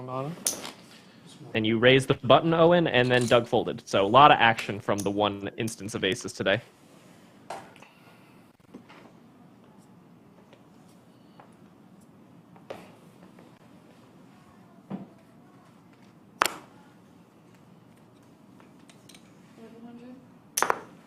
Fold.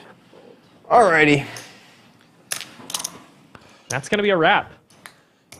That is the final hand of this heads-up battle, this marathon. Embarrassingly well. These two players have been on today. 8 full hours of heads-up, high-stakes play. As we see those cumulative winnings one more time, Owen came out on top, up nearly $200,000 against Doug Polk. It's been a pretty violent first day, I would say, but they are going to be back tomorrow. Doug's going to have a chance to come back. They're going for another 8 hours of play. Today you've had Greg Potter and Mike Brady in the booth. Tomorrow it will be Slick Rick and Mike Brady. We'll be starting at the same time, roughly tomorrow, and going for about the same amount of time into the evening. Going to get another 350 plus hands or so. That should be exciting to see. Mike, do you have any closing statements for Chatsville? Really well played by Owen. I didn't know anything about him coming into this, and I'm very, very impressed by his play. Found a lot of really sick bluff raises and great hero folds, great hero calls. Just played really well, and to his own words that he said a moment ago, I ran embarrassingly well today. So you combine the fact that he's making all those great moves, then he's running, quote-unquote, embarrassingly well. That's how you win $188,000 from Doug Polk in one day. Yeah, it's been a big day for Owen. We'll see if he can keep up the momentum for tomorrow. But that's going to do it for us here tonight. Thank you guys all for tuning in. Hope you guys have a great evening, and thank you for watching Poker at the Lodge.